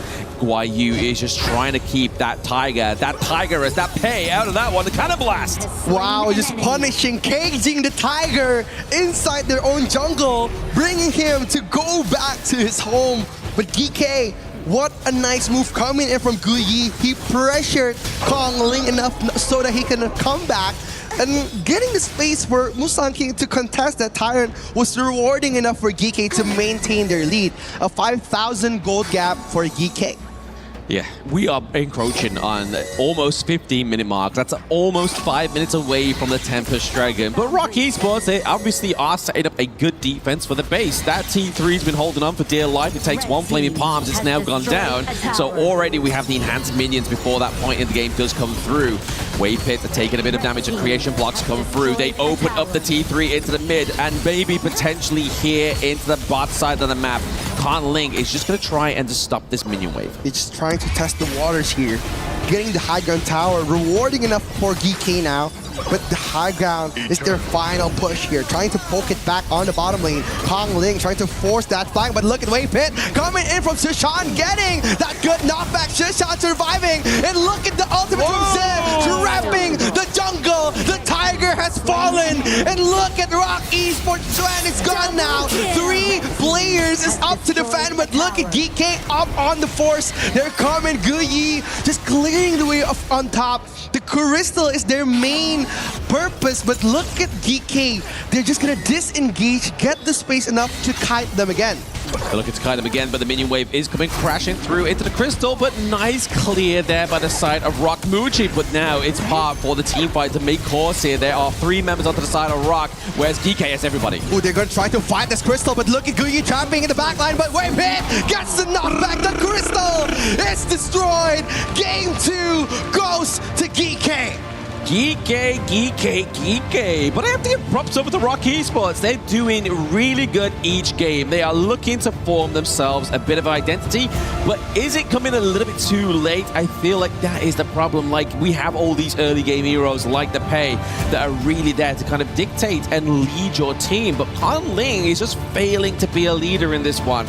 It's just not being as composed as it needs to be. It's very hard, right? Like playing the assassin jungle and not getting your farm in early game, and even losing the first blood onto Musang King disrupts the tempo of Nova or ROK Esports. That's why it has been very difficult for them to manage a comeback, because after gaining the advantage on the first phase, Musang King hasn't been leaving so much space for Kongling to invade the jungle or even take his own jungle. That's why Kongling has the farm, and he has to buy that Pure Sky out of respect. Exactly, out of respect, and it kind of almost a necessity, right? Because if he doesn't have that, he's just going to get run down a lot quicker in those team fights. But we're going to throw it back to Mr. Rain Day, Chantel, and Kin to give you the breakdown of game number 2.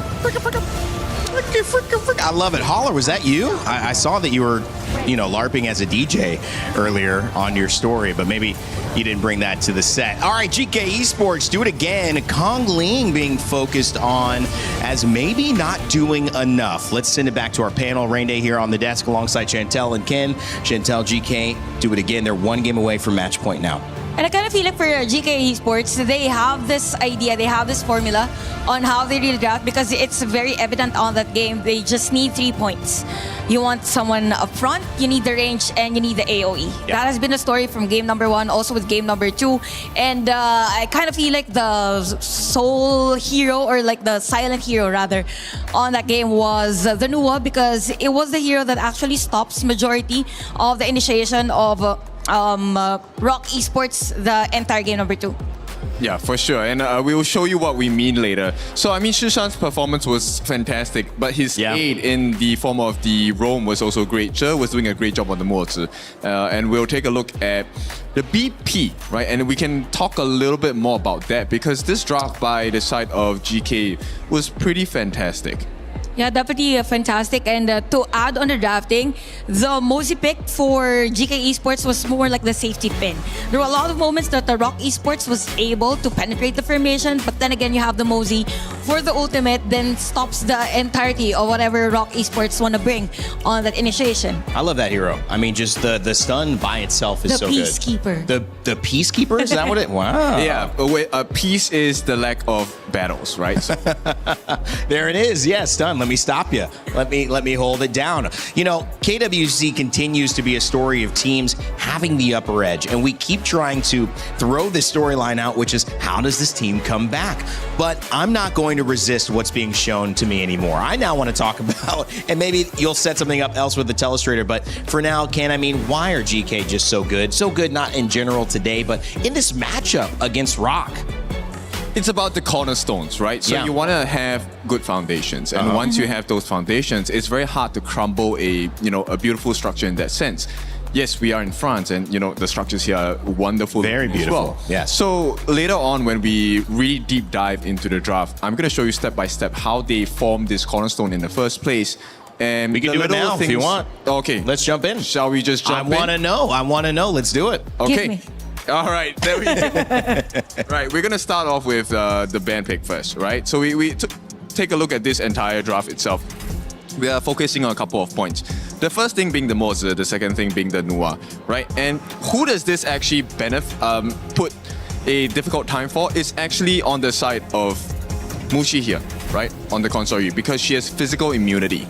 But when you have physical immunity, the answer is magic. And these are what the two members on the side of GK offer. And also at the same time, since you have melee heroes on the side of Rock Esports, the skills of Nua actually disrupts whenever there is someone who wants to kind of engage against them. So there are a lot of moments, particularly on the early game, that every time Rock Esports wants to engage, then goes the Nua stopping them, plus the Ogran's firepower on the early game.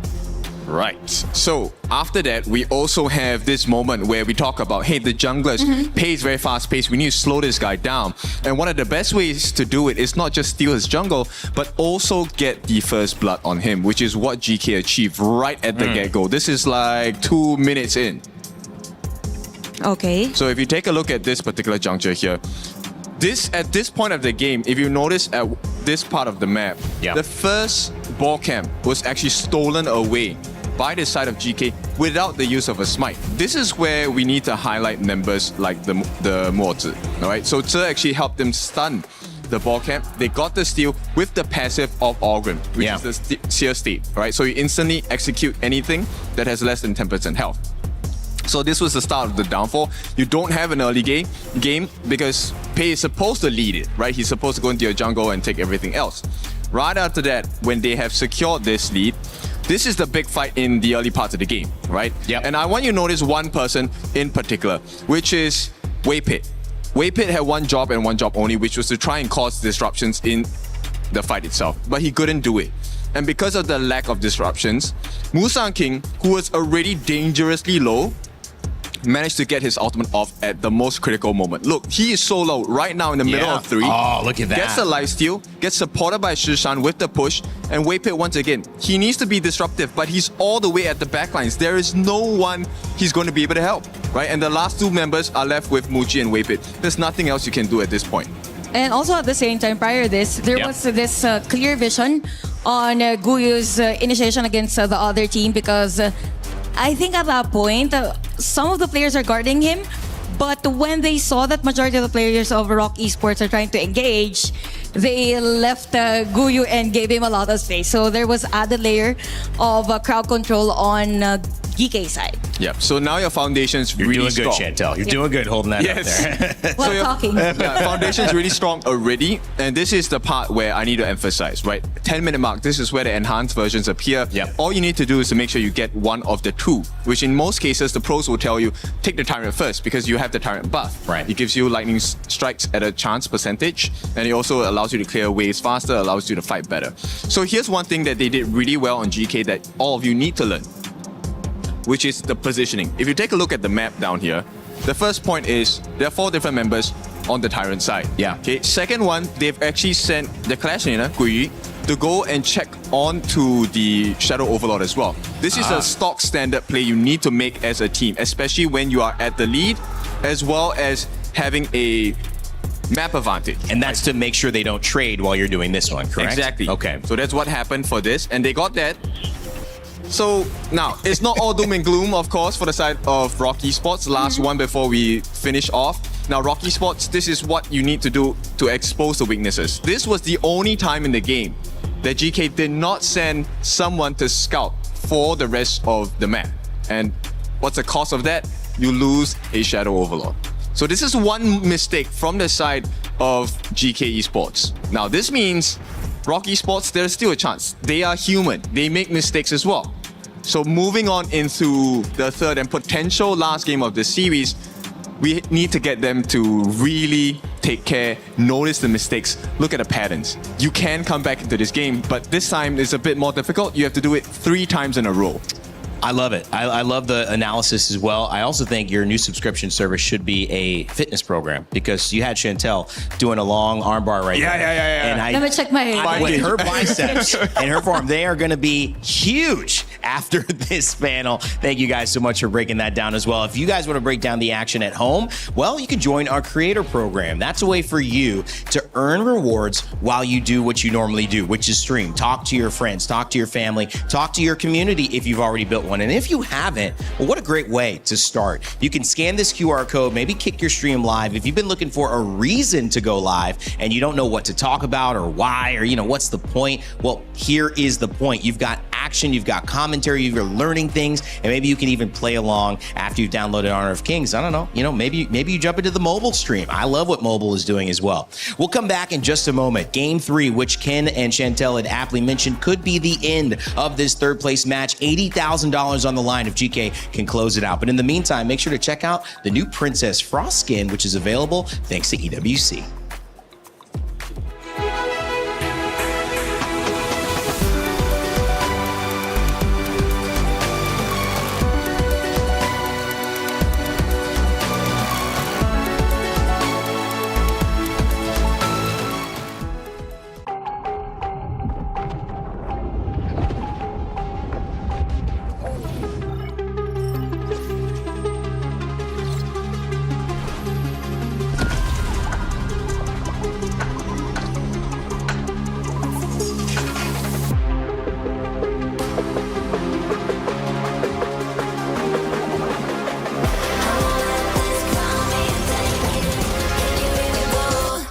We're the champions, ready to go. Yeah, we're made out of gold, never letting it go. Got your back, yeah, they coming, strong in the storm. Do you wanna go up in fortune, Valor, crown and honor? Yeah, crown and honor. Yeah, with fortune, Valor, crown and honor.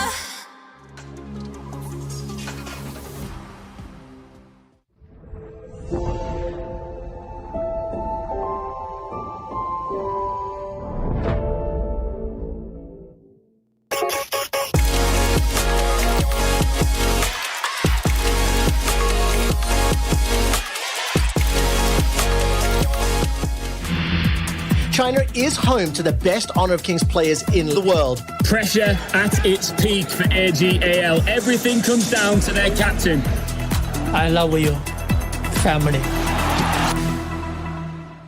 He thinks he can come in here and play my game. Let's go. He knows nothing. Let's go!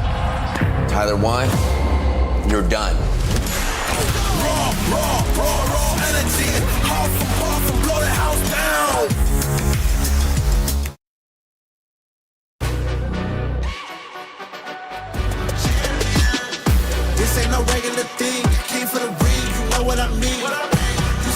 dimming the lights. Better get right, champion.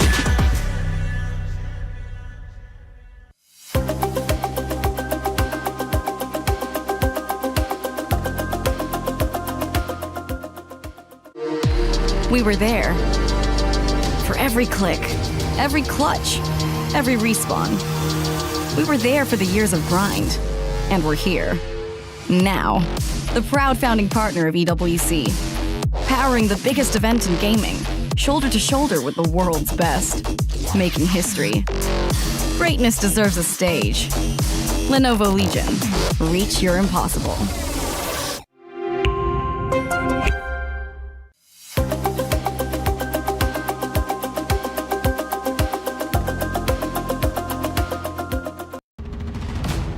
Welcome back to KWC as we enter into what could be our final game of this best of 5 series. Our third place matchup, the best in the world outside of the KPL. And if you've been watching over the last 5 days, that is a big statement because it was KSG and AG who sent both of these teams to this match without them even winning a game. Even though we offered them $10,000 to win a game against the KPL team and $100K to win a series. Couldn't be done. So now the statement that needs to be made is we are the best outside of that. But more importantly, HOK Esports trying to overcome a 4, 5, and could be potential 6 series losing streak in a row against GK Esports. This is what they will need. 3 games now, back to back to back, like Falcons are trying to become in the club championship. In order to turn this around, Ken, how do they do it? Can they even do it with the way GK are playing? Beat them black and blue. The blue is already there. They just need the black. They just need to open a lot of heroes for them. They just need to widen the map as well and widen their thoughts, widen their dreams to take that win against GK Esports. I thought you said whiten because he said black and blue and whiten. And I'm like, what color? What color are we flying here? Guys, any more colors to add to this tapestry of gameplay we see at KWC? Let's send it back over to Blam and Rookie and see if they can let us know what they would add. Good. Hey, I don't see color, I just see impact. So all we need to see is the impactful fists of HOK Esports to get a victory from the side of GK. But looking at the drafts that we've seen so far, I don't feel like there's been, other than Game 1, Game 1 to me looked more of a steady draft than Game 2. Game 2 really needed to be a clear, decisive leadership from HOK Esports' Kongling, but we didn't get that.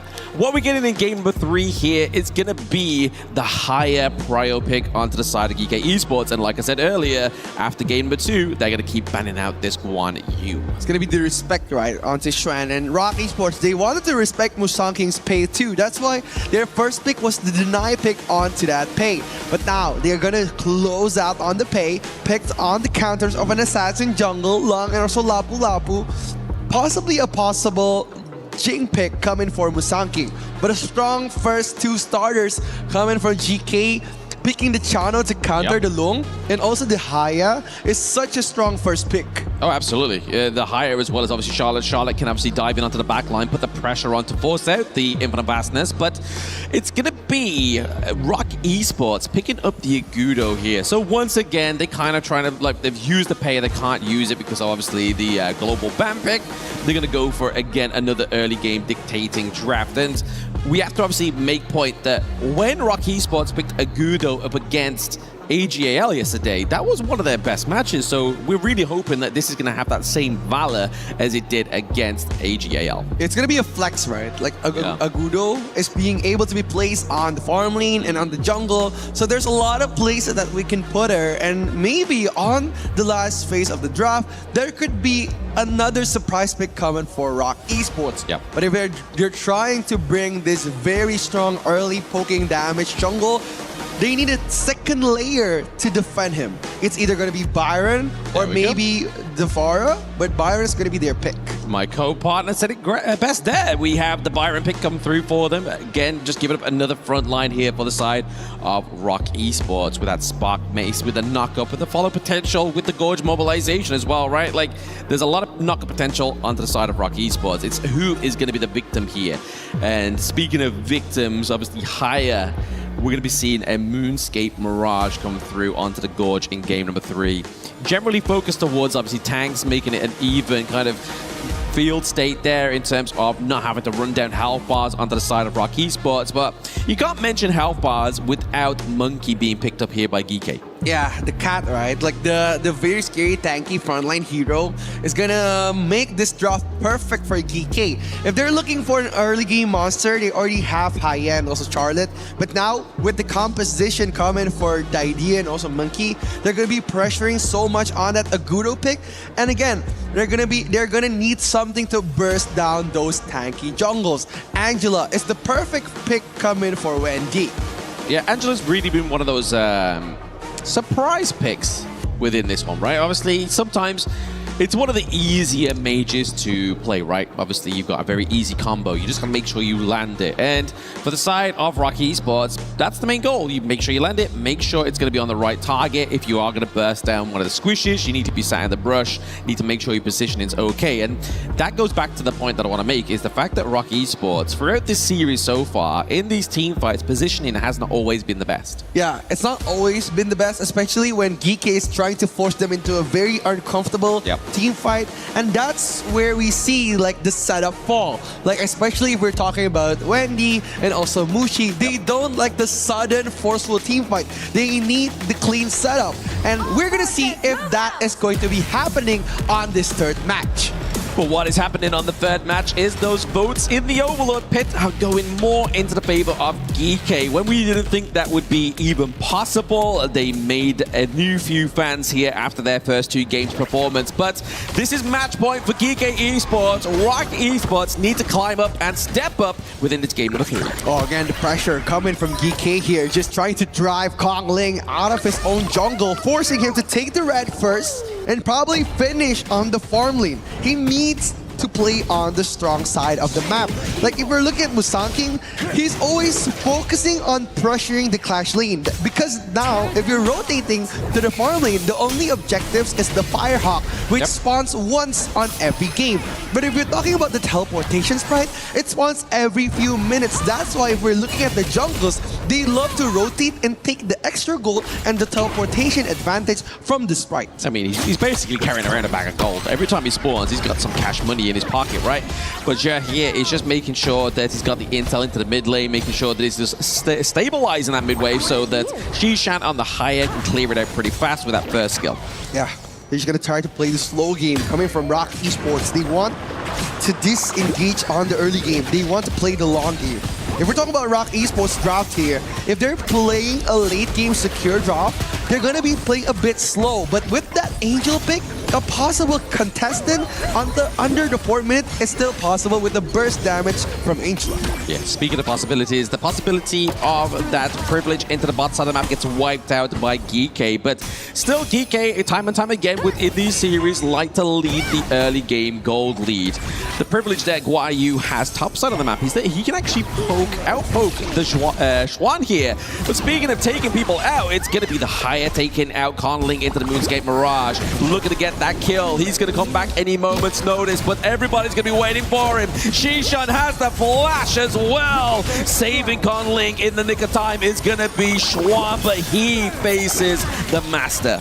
It's a reverse card, right? They're trying to get Kong Ling, but again, getting Xuan again on every team fights rewarded them with so much space. If we're talking about the pillar of ROK Esports, it has been always Xuan and also Wendy. And the KPL teams, when they fought ROK Esports, they love to shut down the clash lane. That's why GK is just mimicking their movement, punishing Xuan, making him stay in the box, and he wouldn't do any risky game-changing moves for ROK Esports. Yeah, GK definitely done their homework whilst watching that match right there in the audience. They were in their practice room and they knew exactly what meant the winning condition there was for the side of AGAL against ROK Esports. But once again, they're able to steal a point away from GK this time around, just going for that spike tail piece down bot side. Yeah, it's all about the micro trades coming from GK and also ROK. They just wanted those tiny jungle camps. And again, the small camps could amount so much for the late game. That's why if we were looking at team very, very mechanical and very disciplined. They're not only focusing on the Crimson and Azure Golem, but they're focusing on the Spike Tail, the Tusk Boars, the small micro jungle camps. Exactly, like you said, but you've got to keep taking them away, right? You can't just take one and hope that's going to be the kind of winning condition of your game. You have to keep putting the pressure on, and you have to know the timers. And this is just another thing that a lot of normal players within HOK don't recognize, is the fact that if you know the timers of your enemy's jungle camps, you can predict their movement. Yeah, they're just going to try to pressure them out here. Zay does a really great job at using the idea to knock back all the damage dealers, but Kong Ling trying to push the mid lane here. Shishan coming to fight.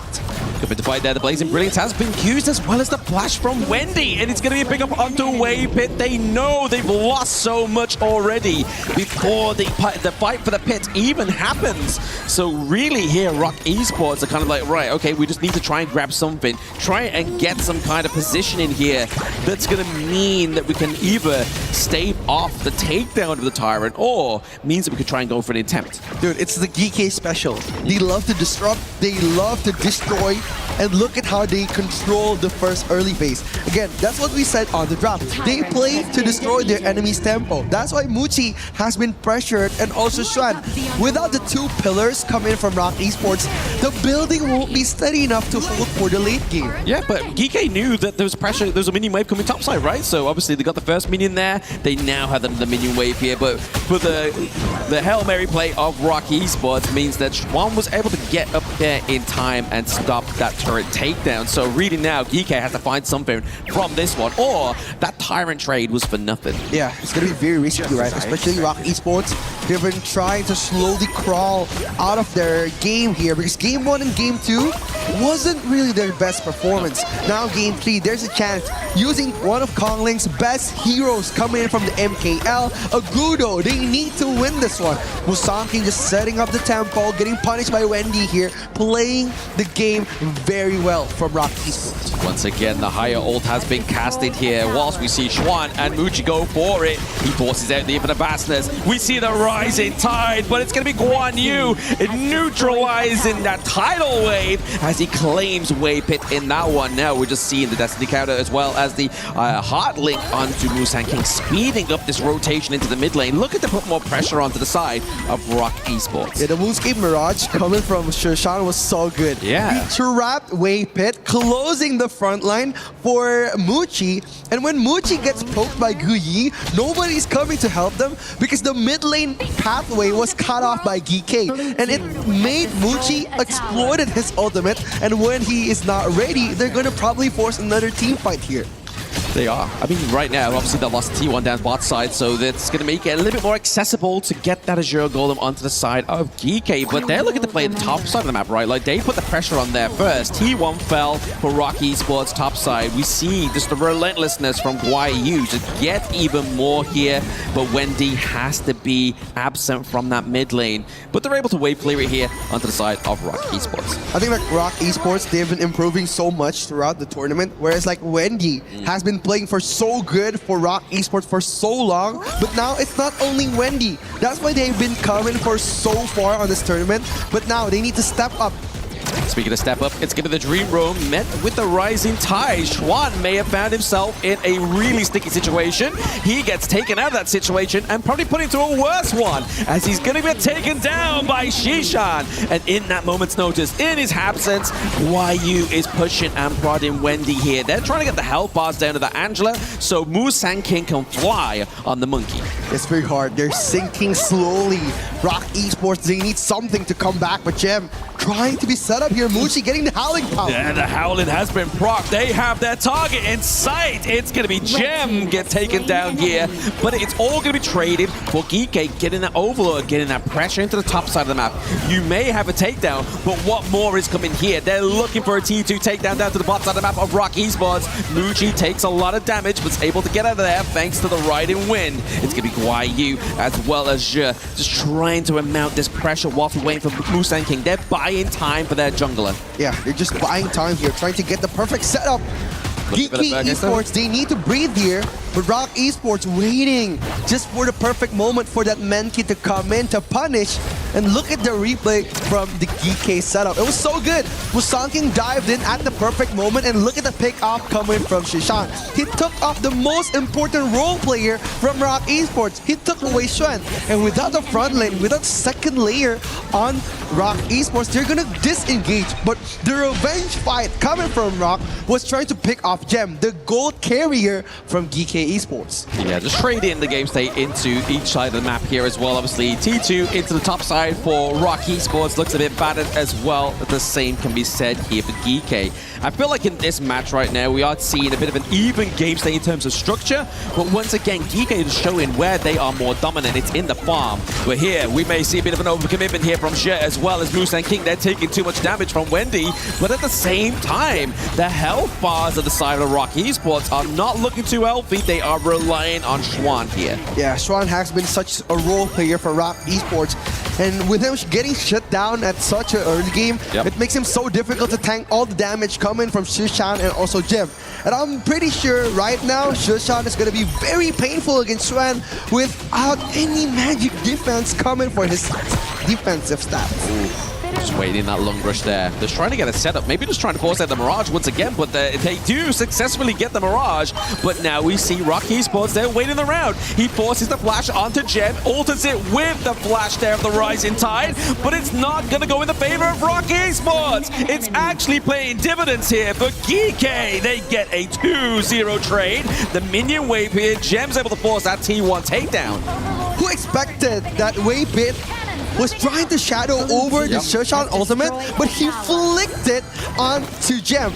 And Gem, even though he got ulted by 3 people, like if you see the replay here, he was aiming for Shishan, and he flicked to Gem, and the damage wasn't instant enough for Gem to be taken out of the picture. And Gui was so smart, he closed the NQA, coming for those risky team fights. Wendy wasn't able to pop the damage that he wanted, and the risk to reward was too big for ROK Esports to commit on. Yeah, it's the beauty of the idea, right? Like, you have the heart link, you know that you're gonna have somebody there to be by your side, and also not only heal you, but give you that movement speed to get out of that sticky situation that ROK Esports tried to put GK into originally.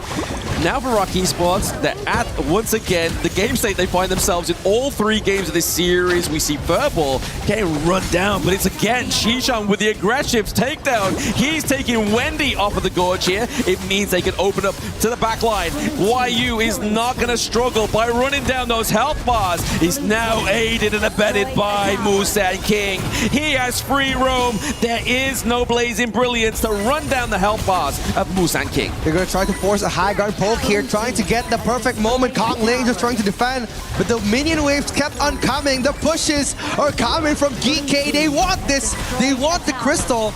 But ROK Esports, they could defend this fight. They could defend it. They have a mountable defense. Wendy's back up in about 7 seconds time, so you have the Blazing Brilliance just to wipe out any minion wave here into the mid lane. But what's the problem here is the fact there is 2 minion waves. Okay, they're going to try to force the defense coming from Guyi, just trying to poke it out, trying to force a fight. Musang King at the perfect moment. The Raging Sea connects. Raging Sea does connect. Muchi has very low health bars. He uses the Infinite Bastards in the right amount of time. At the same time, we see Waybit deleted from the gorge thanks to the Moonscape Mirage. After an early exit last year, GK Esports lunges to the top 3 once again. The MKL representatives not only claims honor, Valor, but also club membership points. Everyone join us in congratulating GK at the 3rd place at KWC 2026. GK Esports, the dominating performance against ROK was there through purpose. 4 zeros have been seen throughout the tournament. But who would have thought this Malaysian team, GK, have beat them on their own game? A perfect run coming from GK. Absolutely perfect run, but like they said in the introduction, it's been a hard task from ROK Esports to get a victory from GK for so long. And we put it into the perspective. They were fighting away from third place in the MKL Spring 2026. This time around, they are fighting to maintain that third place and also get $80,000 more into their back pocket. And it's going to be GK after a dominant 3-0 performance that get that position. It's scary, right? Like, we're looking at how DK is just controlling the whole game, pressuring on Shren and also Muchi, making them so unviable for those late game team fights. And after Musanking and also Shishan getting those very good picks on the backline of ROK Esports, there weren't much space for them to just dive in on those fight again. But again, we're gonna see the interview coming in from Sky and Mara. So let's go to the interview. And here we are from the winning team, Guiyu. Congratulations. Last year, your team did not make it to the playoffs, and this time you've come in third. What does this mean to you, and what would you say was the biggest difference? I think is my teammate different. Your teammate made all the difference. Now, yesterday, you guys gave KSG a really hard time, and everybody noticed it. It almost went to 20 minutes. Talk about the growth that your team has had to have come that close, that you are now the best global team. We just reviewed last match with KSG, and we learned with them. I think when they team fight, they all were in good condition and they play very well. Now you've finished third. What are you feeling right now? What do you want to tell to everybody? Next year, maybe we will be this. Next year, maybe you will claim the trophy once again. Job well done. Congratulations, ladies and gentlemen. Let's give GK Esports a big round of applause. Congratulations. And now we're going to head back to the panel. Lead the gorge. Thank you, Mara. Appreciate it. And great to hear from Guiyu, who grabs the attention on stage as he deserves. 4 times he had to go against KSG and lose, even though 20 minutes is what they pushed who would be our grand finalists to the test. But this game, they only go 3, and it's in their favor. They take down ROK Esports and claim the title of the best team on the globe. Of course, in the global competition, the KPL kind of stands on its own right now, but they certainly, I think the question we asked was, can you take something from your losses? Both teams faced the KPL team, and GK did take something from the loss, and they took it in a way that was so convincing against ROK Esports. You understand whether it's the history of losing 4 times, 5 times in a row to them, or just the fact that they're just playing at another level this tournament, that they weren't going to be beat. Yeah, definitely. They just work around the strengths of their team. Even during that interview, Guiyu said that it's because of his teammates. They had the difference on how they approach things.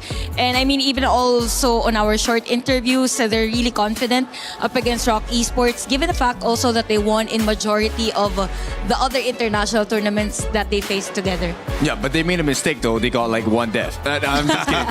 So, I mean, at this point, yes, this is really a vice grip, I would say. In this particular series, there really was little contest coming up from the side of ROK Esports. They did try, but the gap was just too big. Yeah, I think also the gap, it goes beyond the knowledge on how the other teams play, but more on how they play or create their draft. Because their draft was too strong against the play style of every individual from the side of ROK Esports. Xuan was on check. Everyone was on check. Even the rotation of the jungle of ROK Esports was on check. So it's really hard for ROK Esports to bounce back on games number 1 and even game number 2. Now, I don't know if she's been sitting next to Inua's family, but she's been in a different cosplay outfit every single time. I don't know if that's related to Inua or not, but certainly some very familiar faces who have been in the stands. We mentioned Indicus, who is joining us on stage in just a moment. That Showmatch coming up. We've revealed the talent. We haven't exactly revealed what's happening yet, so stay tuned. Even though this one's wrapping up, still much more KWC here on the Lenovo Legion Gauntlet. But let's take a look at the telestration now, because we may not be able to learn any more from this, but people at home can certainly learn about what went right, what to do in their games, and obviously what you took away, Ken, after a really dominant performance from GK. Okay, I'm gonna add more subscription fees for this because Yes, please. I'm gonna give you Let me flex. yeah more lessons. She Yeah, there it is. Is that the right technique? Is that the more squeeze on that curl, Chantel? I'm getting in on this. Okay, so let's run through what the strength of this draft was, right? Coming in from the side of GK. They made sure all the win conditions were there. So first and foremost, I want you to pay attention to the channel against Awin matchup, right? So naturally in a 1v1, it gets a bit more difficult for the side of Muji. So in order to make this happen, they actually placed more focus onto the side of the mid laner Shishan, who was using the Haya, right? So as we go into the later parts of the game, you'll realize that yes, there is a clear goal gap, but this fulfills the condition that Rock will not be able to come back into this game, and it came in many different forms. Number one, you could never get past the wall that is the Mankey, yeah, right? And secondly, if you do make it past the wall of Mankey, you don't get the damage because the heals are coming out. Yep. Right? And it's always a unfair fight because you're fighting with 4v5 potentially if the higher wins in that Moonscape Mirage, which is exactly what happened. So let's go into the first clip here. Now, this is a very important portion of the game because at this point... Chantel, keep your form. Come on now. There it is. Sorry. You can't be giving out on me yet. So at this point, catching Kongling was a great idea, right? I think the execution here from the side of GK was, let's try to get the jungler out of the fight, right? Give the level lead to Musang King. But here's the fun part.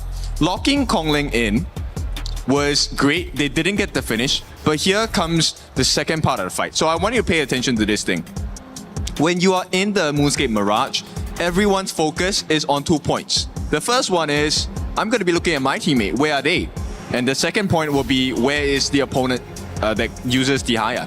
These will be your set fight. This is a guaranteed hit once they come out, right? So this is where teams are fighting for position, jostling for the correct skills to be thrown at the right time. But who comes out worse? It actually is Xuan. And knowing Xuan, we know that he likes to flank. Yep. We know that he comes in with the stuns, with the flashes. And with this first blood onto Xuan, it just crashes the game out for the side of ROK Esports because that flank opportunity and that turnaround no longer functionable. And a good point that you've mentioned about Xuan also, because either way, either Kongling or Xuan, it's a viable target already for the Haya. That's why for Ken, he mentioned earlier that it's always going to be 4v5 for every setup plays on this match. Yeah, and you know, at this point, they already had a 4K goal lead. Once again, a catch, I believe, on to the Clash lane, which is Xuan once again. So this one, it went a lot more worse for them because right off the bat, you already have Xuan out of the fight, right? And at this point, if you take a look at the skills already used from the side of ROK Esports, they have very little to offer. Xuan does have the flash, doesn't have his ultimate anymore. Wavepit is gone because they isolated him right at the get-go during the moment where they set up the Moonscape Mirage. Oh my goodness. Yep, so he's caught in You can take as long as you want. Chantel could be there all day. She's fine. I mean... Yeah, actually, we just playing around so that her muscles get to work. Wait, it's just the left side. Let me do the right as you well. need to, you want to... Here, hold on. Chantel, go to the host for a second. Let me take this. Please. Let him finish. Please, go over there. Thank you. I mean, I can't. I have to get involved. I'm here to cheer instead. Let me... Okay, there you can cheer. Let's be clear. Do you need 2 mics? We have a gym. We can get all of us. Additional subscription... Whoa. That's a bit too much. But in any case, all right, I'll let the Let fight me wait. hold this for you. There you go. Yep, so with that, they actually built such a huge lead, and this is like a 5k gold advantage at this point. And as we know, history has already stated, this is the 6th time in a row that GK has taken a series off of ROK, and to do it on the international stage, what a performance. Well, I thought I'd be here longer. Okay, Yeah, all right. I thought so It was too. just at the wrap-up. This is a trial period, right? When you go to a gym, there's a trial class. Yes. So this is the trial class. So how We're do like the spotters. how do you find it? Well, at No, least... we're the spotters. Oh, you were the spot. Exactly. Yeah. This is the support you would get at the subscription service of Ken's online gym. I hope that you take us seriously because I think he's really coming out with that. You're feeling it, right? Yeah, I'm feeling it. Oh my God. You know, if we had an opportunity to go even longer, Ken, I would, because I love the way you're breaking it down. I did have to step in for Chantel, though, because, of course, it's, I don't want to watch you just... No, it's okay. If it was on your right hand, I would allow it, but your left hand, it's just getting too strong. I can't allow it. We've got a chance to speak with our interview of the team that did not make it. Of course, that's HOK Esports. However, they still claimed, I believe, near $200,000+. So should be happy with that takeaway. We'll find out what else they took away after their loss here. Hey guys, we'll be having Whippet from HOK Esports join us for the post-match interview. Thank you so much for your time, though. I believe you have a very impressive journey here in KWC. So looking back on all the things that happened here in Paris, what will be the most valuable thing your term has gained from all the experiences you have here in Paris? I think in Paris is a different experience for us, I think, because this first time we come Paris and play KWC. Yeah, because you have gone up against with so many different and strong teams from different regions. So what will be the thing that leaves you the most impression, and who will be that particular opponent you're looking forward to see in the future? I think it's AGL, I think. AGL? Do you still have so many memories looking back on yesterday's matches? They just play very well and win us. I think, although it's very hard, I think we still need to try to win them in future. Yeah, I think more detailed should be improved, and then you will become stronger in next year if we have the chance to see you guys, and believe we will. And actually, 4th place is a very good run, though. So what will be the things that you are most proud of that your team have accomplished here in Paris? I think it's...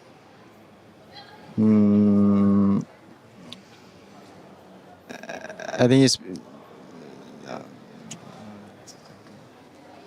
Anything you want to say to your teammates as well? Teammates, thank you. Say thank you to my teammate.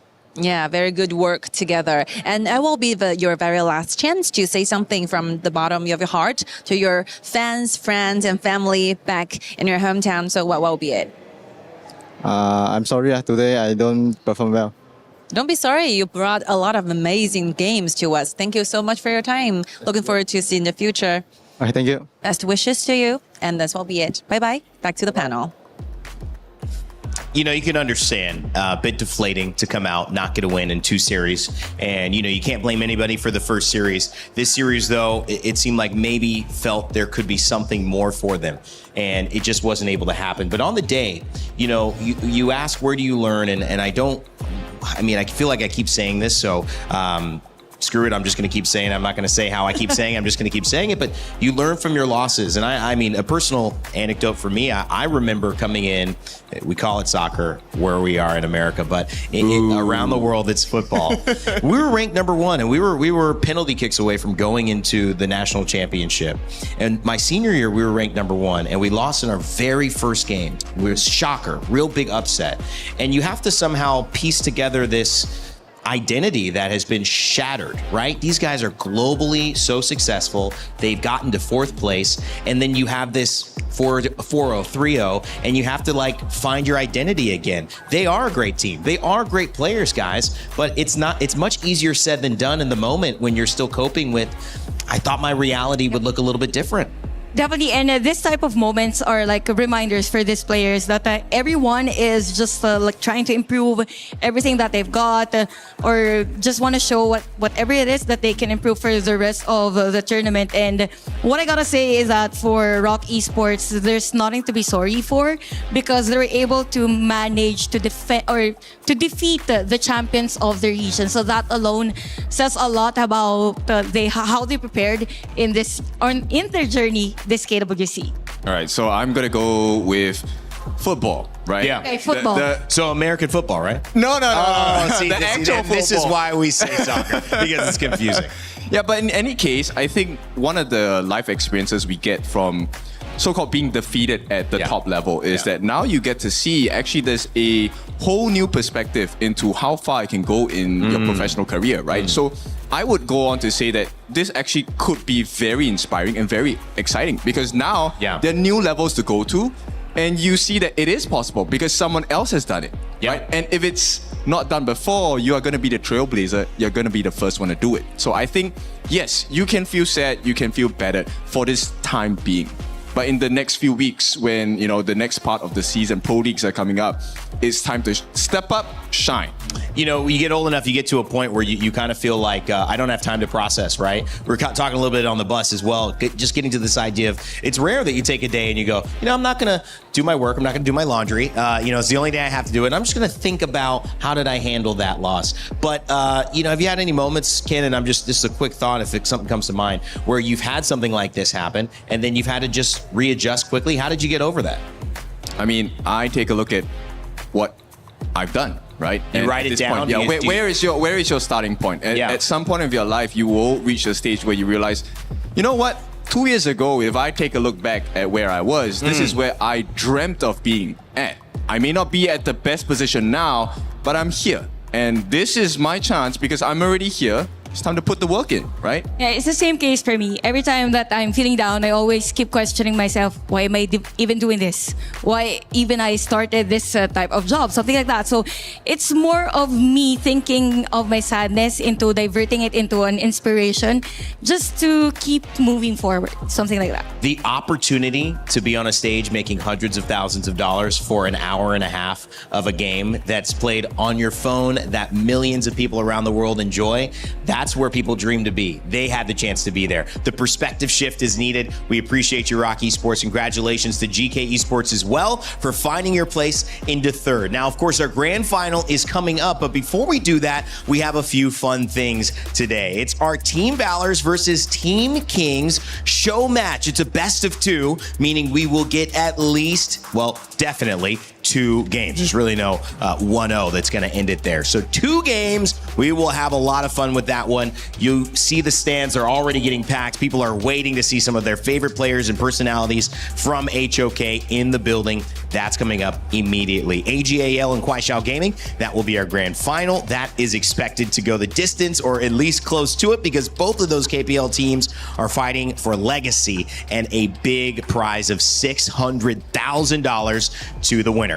Coming up next, we'll have more of that show match info for you, and we'll also let you know that there's an awards ceremony coming up, the annual HOK Awards ceremony. It will be on right after this, but until then, enjoy some info about the new Dan to Dan crossover in game. Play is in our DNA. Whenever we let it out, it becomes our superpower. Now imagine an entire city being built to supercharge it. Kadir City, powered by Play.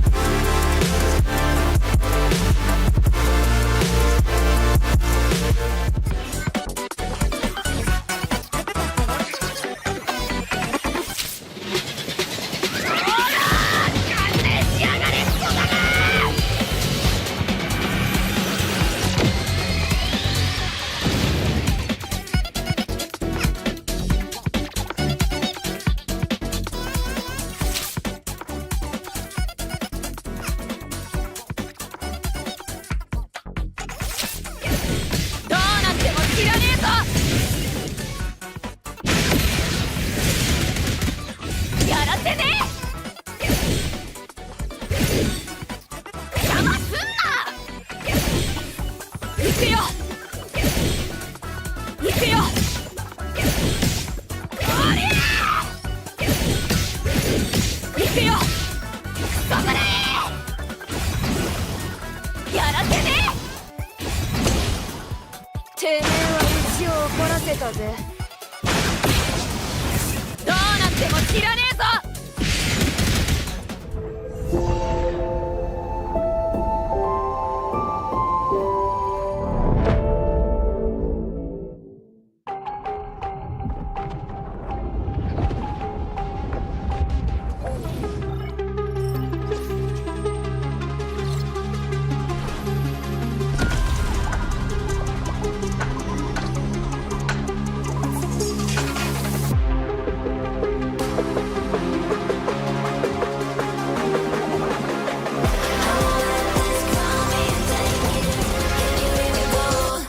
We're the champions, ready to go.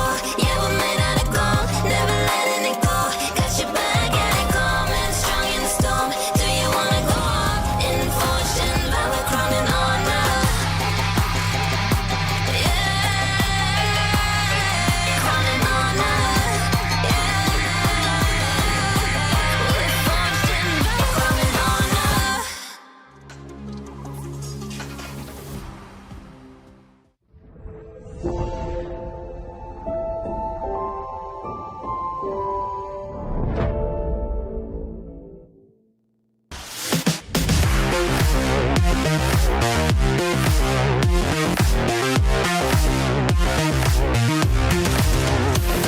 He thinks he can come in here and play my game. He knows nothing. Let's go! Tyler Wine, you're done. Raw energy. Half a puff and blow the house down.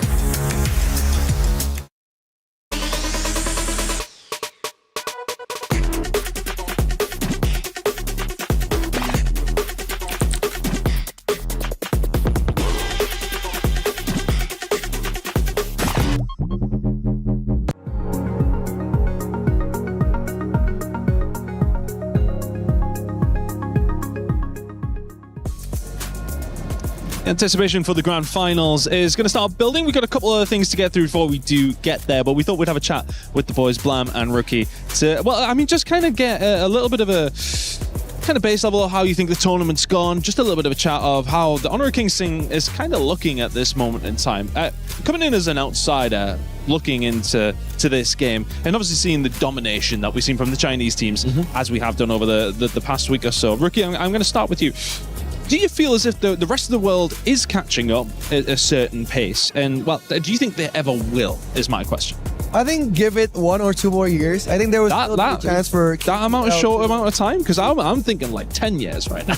I don't think so. If we're talking about like years, like we have seen KSG and also AGAL, they were pretty frustrated after like game 3, especially when they're going up against teams that are very aggressive like GK. And we've seen like there was like in a point where they would be able to win the game, but it was so close. But then again, only the discipline of the KPL teams were managing for them to get the win against the global team. So again, it's all about discipline for the global teams. And Blam, for you, I think, you know, we talked about discipline, we talked about mechanics, and just their experience of the game. Do you think there's any other particular area that the rest of the world really needs to work on to catch up?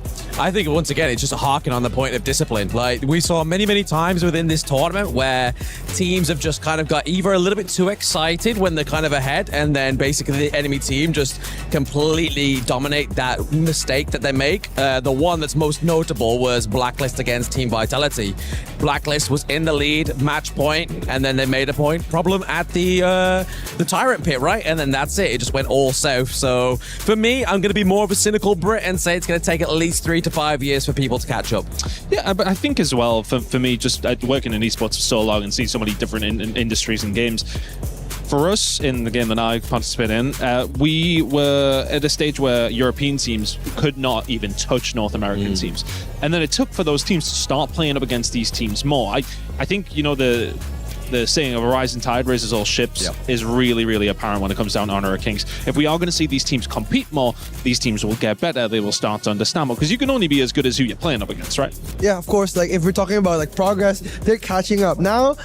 It used to be like KPL teams could play with anything and they would win against the global tier, but now they need to put in the effort, the drops, and the outplays, or even playing a bit more harder. Like we saw yesterday, like the mid lane from AG, he took off his jacket just to play a bit more serious kind of thing. He took off his jacket, starts to like play a little bit more serious against the global team. So the threat from the global teams is coming, and give it a couple of more years, maybe we're able to catch up. That's what we're saying. Do you think we should start the UK team? What are you saying? Do you think we can do it? Start up a UK roster? I mean, I tried. I was the coach of Team GB, you know? My jungling's not looking too bad at this moment. Yeah. It might just be in goal 2, right?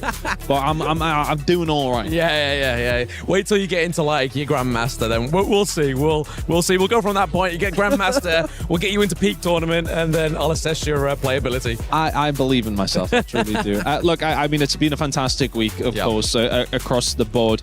It's been a fantastic chat with you guys as well. Thank you very much. But now it is very much time to get on with our award ceremony. Ladies and gentlemen, welcome to the 2026 KWC Awards ceremony. Tonight, we honor outstanding talents and players voted by fans from all around the world.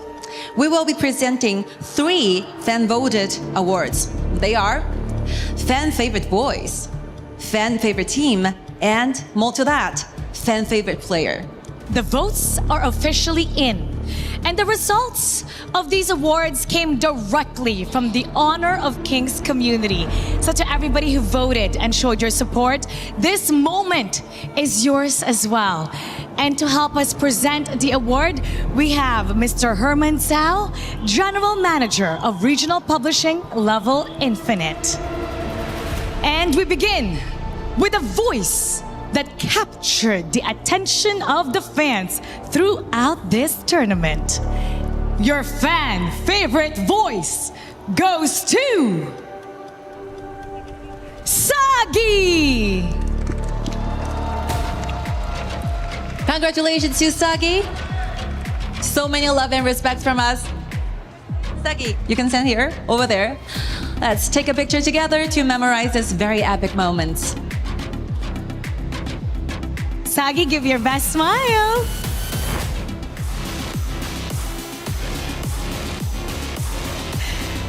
Sagi. Hi, Mara. Hi, Sky. Congratulations. You have dedicated so much time for Honor of Kings. In fact, you changed your name to Sagi HOK. How meaningful is this moment for you to be recognized by thousands of the HOK community? First of all, thank you to Honor of Kings and also EWC for making KWC actually happen. And it actually means a lot because who would have thought a kid that was doing content creation just last year came all the way to this stage in Paris, France, and actually got an award for himself. So for me, I thank my family, my community, my mods a lot for actually making this happen. This is not my award only, it's by the fans, it's for the fans. Sagi, I'm so proud of you as your colleague for so many months now, for an entire year. Congratulations. I'm so happy for you. Oh, one more thing. Thank you so much, Mara. Thank you so much, Sky. And for the KPL fans that flew all the way over to Paris, France, 希望你们今天有一个美妙的总决赛，希望你们玩得开心一点，谢谢。 Thank you so much, Sagi. Thank you so much. Take your seat and enjoy the rest of the ceremony. Thank you so much. And now, from favorite voice, we move on to the favorite team. They have gathered plenty of the support, and the fans have spoken. Your fan favorite team is AGAL!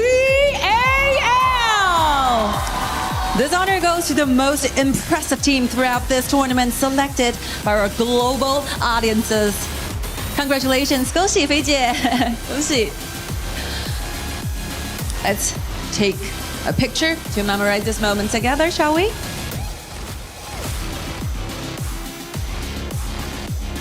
All right. This is the second time for me to interview with this beautiful lady by my side because they won this award last year. So I was wondering how significant this award means to AGAL. 其实去年我们在这个舞台上我也采访过你同样的问题，已经是再度蝉联这样一个最受欢迎的战队的奖项了。对于整体的 AGA 来说，这有怎样不同的意义呢？很荣幸再次蝉联最受欢迎的战队。10年前 AG 超人会诞生于成都，10年以后 AGL 站上了国际的舞台，很感谢一路以来支持我们的粉丝，很感谢一路以来和我们一起并肩战斗的选手还有教练们，也特别感谢王者荣耀。这10年是 AG 同王者荣耀一起发展的10年，我觉得10年王者荣耀旅程初心不改，心怀荣耀，永我之前。Thank you so much. We feel really extremely honored to be here, especially we have this award for the second time here in KWC. 10 years from now, we have our foundation built in Chengdu, back in China, and after 10 years, it will be us enjoying our moments on an international level and stage. I would like to express our sincere gratitude for every single players, our opponents, and every sponsor that has been on this trip together with us. And we want to express our sincere gratitude towards HOK and of course EWC to make this journey so wonderful. Thank you so much, and we will enjoy the moments together. And now, for the last award, it's time to recognize the player who has captured the hearts of the Honor of Kings community. Your fan favorite player goes to Inwo! This award honors the most outstanding individual performers of KWC 2026, chosen by our global fans. Welcome. 恭喜你，一诺. Congratulations. Let's together take a picture.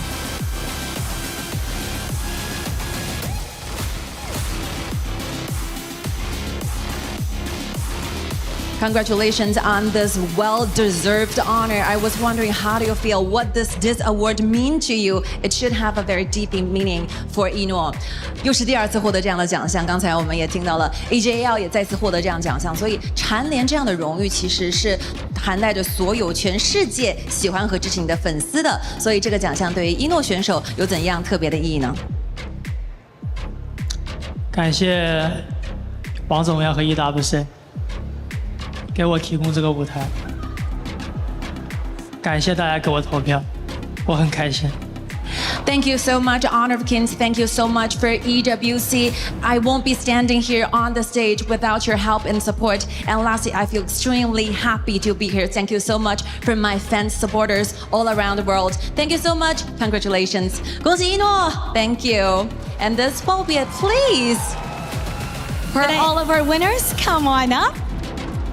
Sagi, AGAL. Now we're gonna take our final photo.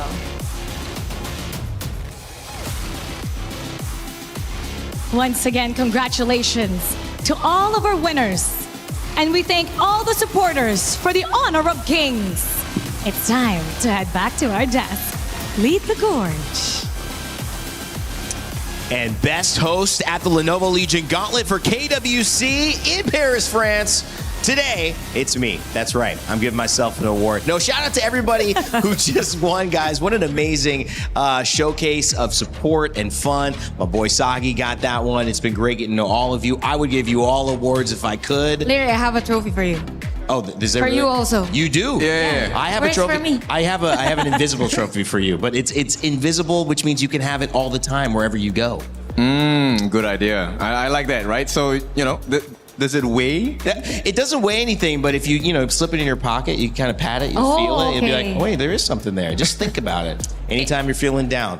All right, guys, we've got a few more minutes before our show match. That was great. AGAL, Inuo as well, will tell his story and how he's continued to be the person holding it down for AGAL, despite many new teammates coming in over the years for him, still staying true. His legacy, something that he's going to be fighting for continually here in our grand final. But before that, we have players, we have members of the HOK community that have already built legacies, that have done so many fun things, and now we get to see them on the stage, Chantel. Yeah, definitely. Let's show first the competitive side and just enjoy this show match. I mean, for your team, Valor and for Team Kings, we've seen some of the players play the other day in a different show match, but this time it's going to be different because we have Oheb and Delar from the Philippines, also Shafiq as well, who traveled really far just to go and participate in this show match. Also joined by iBot13, and Indicus, we've already seen her across the first few days. Yeah. And we have Hui Popper. He was the one that actually passed us the jersey on stage from the AOG side of things. Oh, really? I was going to say, I like his suit. I like the outfit right there. He's looking flashy. Luo as well, adding a little bit of color to what are some very nice pictures that everyone has here. Hi, Oheb. They're all looking good. Oheb saying, shh. Don't even talk to me. I think I've seen Oheb earlier. Really? Yeah, he was watching the... Okay, well, let's let you know exactly what we have in store, because it's not just going to be a regular show match. It's not going to be what we saw yesterday. No, we're going to be playing a different mode. It's going to be Super Flow Brawl that these players are going toe-to-toe against. And I love the idea of this. As we come to a moment to explain it to you, we're either going to bring it up on stage or I'll throw a video that's even better of what you can expect. Check it out.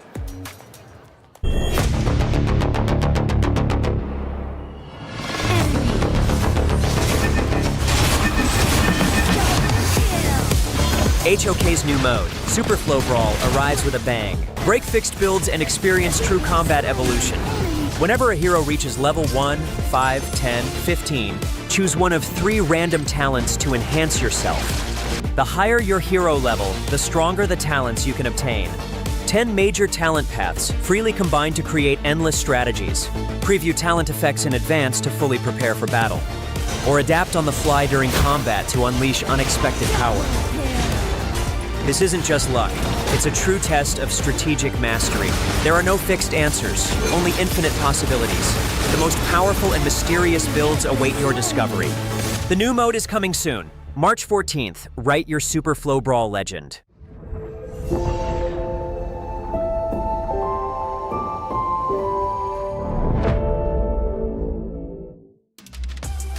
And when they say fun featured talents, they certainly mean it. Every few levels, 1, 5, 10, 15, Chantel, you get to pick a different way that you'll play the game, but those ways are wild. Yeah, definitely wild. Let's focus on mic on. Whenever you're using the microphone, it releases sound waves and elevates your teammates. So it's one of my favorites. And you know what? Whenever I have so many losses in ranked games, I play the Super Flow Brawl. Really? So this is a breath of a fresh air for these players. And I'm excited as to how our KPL players, or from the KPL Dream Team, will play this mode. So you're already screaming because you're mad that you lost your ranked games. Want us to show you how the mic on works? Yeah. Let's do a demonstration. So one of the effects is if she starts shouting, I get stronger and stronger. And you know, if you send commands out, it also buffs your teammates or helps them purify any of the CC that comes through. That is so fun. I mean, and I think the way that you're doing it is great. Just imagine a shy person having the mic on as a talent. Yeah. He's forced to say something. I cannot wait to see this, and especially because we're going to see our players knowing that it's a show match and they're having a lot of fun with it. You can turn, I think, some of your movement into riding a motorcycle. You can do it that way. I think that's the vroom vroom one. I saw people getting bigger. You see the mic on, which means if you're mad or you're happy, you can yell and different things will happen in game. So not only will you see all of your favorites on stage in just a moment, you're also going to see them doing some wacky shenanigans. Chantel, any other words before we throw it over to the stage? I'm just excited. I'm just excited. I'm really looking forward as to what talents the players will pick, how they will play against each other, because it's going to be chaotic, really chaotic. Yep, get all the big skills. You can re-roll if you need to. So let's see what kind of action they bring us. All right. Well, we've got a little bit of, as Milos said, an aperitif to start the day. Now we've got an appetizer here to continue our tournament. Let's send it over the stage and get us started. Honor of Kings fans! We got something special lined up for you. HOK's top players and talents are going to be stepping on to this stage. And this time, we got 2 games to put on a show. 2 days ago, we saw those KPL Dream Team members having the greatest time here on the stages, while now today, we're inviting new guests from the global stage joining us for a very crazy ride on the stage. Crazy is the right word. It's gonna be the Super Flow Brawl mode. It's gonna be chaotic, fun, so many things going on. They can upgrade and get different skills at different levels for their hero potential. So lots of combinations. And now, how about let's meet the teams? With no more time waiting, let us introduce our fantastic players onto the stage. Introducing Team Valor. Welcome! We'll be having Hui Popper, Indicus, Fly, Cat, Gemini.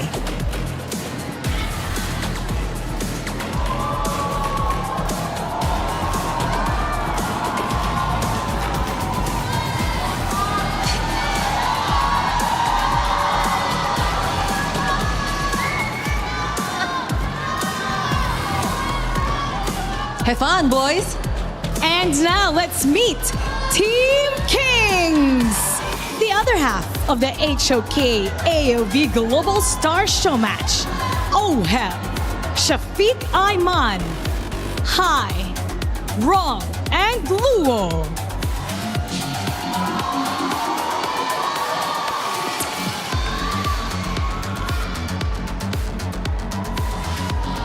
Good to see you guys. Can we hear one more time shouting to both teams? Hope you guys are ready for this. So we have familiar faces and we have new friends over here. These are Team Valor and Team Kings. Okay. Hi, Ron. You may take your seats. KPL Dream Team members, you can take your seats first while we'll have a little bit chat with our new friends here. 我们梦之队的成员呢，可以快速的准备去进入比赛了。我们和新朋友呢，先来这边聊聊天。Hi, nice to see you. Nice to meet you. How are you feeling standing on the stage right now? Hello to everyone, to every audience around the world, to KPL audience, everybody here. I'm Hui Popper, and actually I'm a AOV caster, but now it's my first time in Paris, and it's actually my first time in Europe, so everything feeling new to me. The audience, the atmosphere, the weather, everything feels great, and I really want to give all my best, my effort to bring to you guys an amazing show match for today with our friendly teammates, inductors, and many MVP by KPL right here. Thank you. It will be a celebration for both AOV and HOK. And on this side, we have Oheb from the Philippines. It's your first time here in Paris, representing Honor of Kings. You have all this crowd with you. What can you say to everybody? And how happy are you to be here? Hello everyone, I'm so happy to be here again. It feels amazing. Everything is good here, the scenery, the food. I love it being here and I'm very excited to play against them. He's excited to play against you. Of course, how excited you are. So nice to see you, so pretty. So what will be the message you to send to the global fans here? Maybe I would introduce myself first. Hi everybody, I'm Indicus. 我是印尼歌手. So hi. Also, when you guys watching here from house, so I'm so excited, of course, for today. This is also my first time coming here, and I'm very excited and also nervous at the same time. 太紧张了. What will be the thing you want to say to your opponent anyway? Sorry? What will be the thing you want to say to your opponent? Oh my god, I'm so ready for the fun match today. Also, 老师别太难了，我太紧张了，我怕. Thank you. Thank you so much. How do you respond to that? We have Shafiq Ayman from Malaysia. Shafiq, what can we expect from you and your team today in front of this global audience on the stage in Paris? Hi guys, I'm Shafiq Ayman from Malaysia, and I'm very excited to be here today and playing with my friends from Vietnam, from China, and from Indonesia, and also my new friend, which is from Philippines. And I'm very confident with my team. I'm excited to play today, and let's go have some fun! Ooh, we are definitely gonna have some fun. Players, you may now take your seats. Go ahead. You can join your teammates. And Sky, for sure, this is going to be very exciting. So how about let's get this started and head to our desk. Lead the gorge. Thank you, Mara and Sky. What a fun time. The audience. Hello, everybody. You guys are amazing. You have been here enjoying the action from early on, and now we have more in store as teams join up who have maybe met for the first time today. As you can see, Oheb And Shafiq, yeah, and Shafiq having fun with that one, and some people we've seen like Indicas throughout the day. I mean, I love what we're able to witness here, Chantel. I just hope that for Indica's team, she gets the mic on because she's a singer. Yeah. Right? It would be lovely for them to just hear her sing all throughout the game. So something like that, hopefully. And I'm just really looking forward as to how the pro players will pick the talents on whatever hero that they will choose on this game. I feel like this is gonna be super crazy because in this mode there's so many skills to choose from. You know, you can actually get a permanent red buff and a permanent blue buff in one of the talents. So you don't need to have mana regeneration. You will have it the entire game.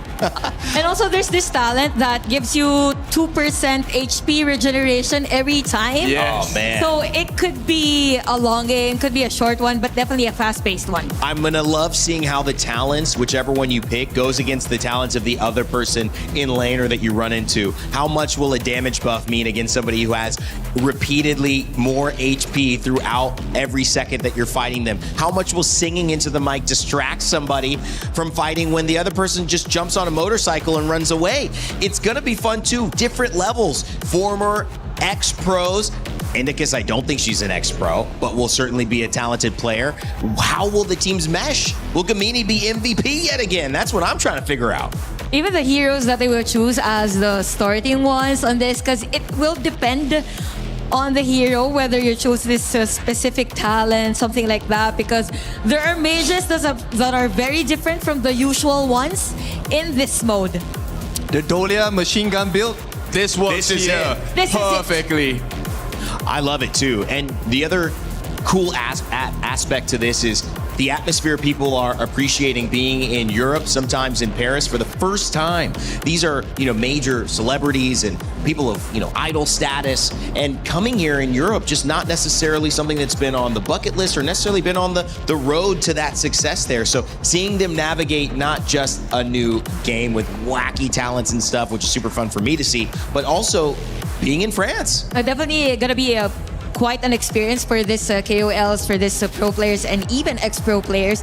It's something that they will always remember that I once played on stage in a super flow brawl mode. And I was able maybe to defeat Gemini, Cat. Those are like superstars when it comes to HOK, and playing against them in a show match, it's something. Yep, you have to clip those moments, save it. Whatever platform you're watching on, save that moment where you got the kills or even outsmart them. That's a rare occasion in the professional world. I feel like there's enough cameras out here to where we'll get clips no matter what. Are the lenses here already? They're here. Oh yeah, they're here. They here. started with Sagi. It always starts with Sagi at this point. So it's going to hopefully end. Will we see him on Grand Finals cast? Maybe, but right now I'm more focused on this cast. We got two guys ready to bring you all the action. It's Rookie and I believe Holler who are here to kick off our show match. Thank you so much, Rain Day. As we go into the show match, it's going to be Team Valor's going up against Team Kings. My name is Holler. With me is Rookie Cast. Your thoughts on these two teams? My thoughts are, it's very good seeing the representative, and there's one of the representative coming in from Indonesia, which is Indicus. Fun fact, she used to be an idol in China, and she played HOK for more than 8 years. So she has a lot of experience under her bag, so we're hoping to see a lot of the gameplay coming in for this show match. Actually, very interesting fact, because of the fact that if you're looking at to trying to balance out these two sides, you're thinking that, okay, one team has KPL cards, the other one as well, and it seems it's like almost regional. Like they put the Indonesian stars on one side, they put the PKL sides on the other, as well as the Malaysia ones. Like, is this fair in the end, or are they just trying to kind of, rile you up a little bit?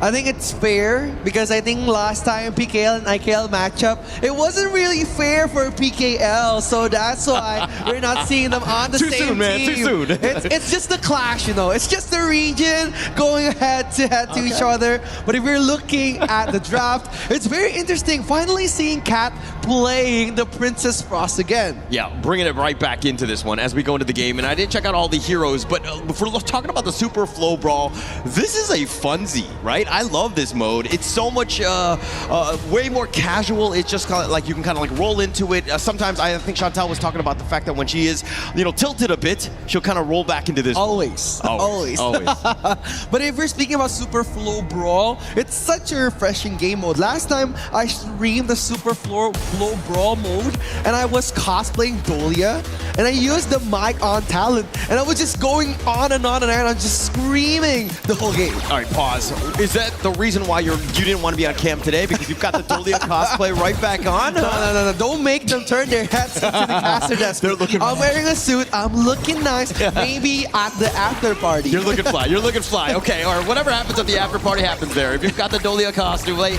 we all kind of want to see it. We'll definitely be taking some photos. But going into this one, I find this mode so much fun because of the fact that the talents are just completely over the top. It's high, has to flash away, Fly getting a little low himself. Yeah, Fly just using his own FMVP skin, right? Just showing off, this skin is mine, and just showing off to the players. But look at Gemini just popping off on the first game. And Indicus playing the roamer role. Because if we're talking about Indicus, she played farm lane. So maybe the change is going to start her a little bit. But hopefully they're playing the fun game today. Yeah, it's all about having fun, right? And I think that going into this one, when you were talking about the Indicus, I mean, her 8 years of experience will definitely carry over into this mode. It's very similar to Honor of Kings, of course, with the added bonus of these talents. But for me, it's about this Shadow Buddy talent. The fact that you become the Dragon Mother, if you will, and just roll down people with all of the dragons. Again, I think that it just adds quite a fun element to this game. Yeah, especially the one that has like the car. Basically, you can throw away the car, but look at Fly getting taken out at the first stages of the game. What a statement coming in from Team Kings. Yeah, Fly looking a little too fly with his finals MVP skin, maybe, huh? A little too much attention, if you will, but in the bottom lane. He's gonna pop the ult here, coming from Gemini, coming, trying to fight us out. Shafiq Ayman gets taken down. The ultimate coming from Indicus, killing Wrong at the same time. 2 kills of 1. Team Valor is just fighting them. Okay, and we knew it was a fun mode, but man, it seems like Team Valor's they're taking things a little bit seriously. The rotations have been on point. They got Fly to set things off, and then they make their way to the bottom lane. It's a 3-on-3, but the stuns are absolutely real as they get locked in. Cat, he's one of the best in the world, and you're seeing exactly why with that control. Yeah, it's all about the live reaction, seeing the faces of the talents being happy, engaging in such a good team fight. And ooh, look at Ron come in with the mirror domain, trying to pop on Cat. A bit of a revenge pounce coming from Ron here. Yeah, a little bit more action. Luo and Fly, those guys have been dueling as well in that top lane, but Way Popper kind of been on the quiet side. We haven't seen too much. It seems like he's more, you know, happily farming for himself. Yeah, a bit passive, but again, he's going to be playing a bit of a late game, especially if you're talking about Kaiser on this meta. But look at the freeze coming in from Cat, but High Popper just popping off Oheb. They're going to push him back.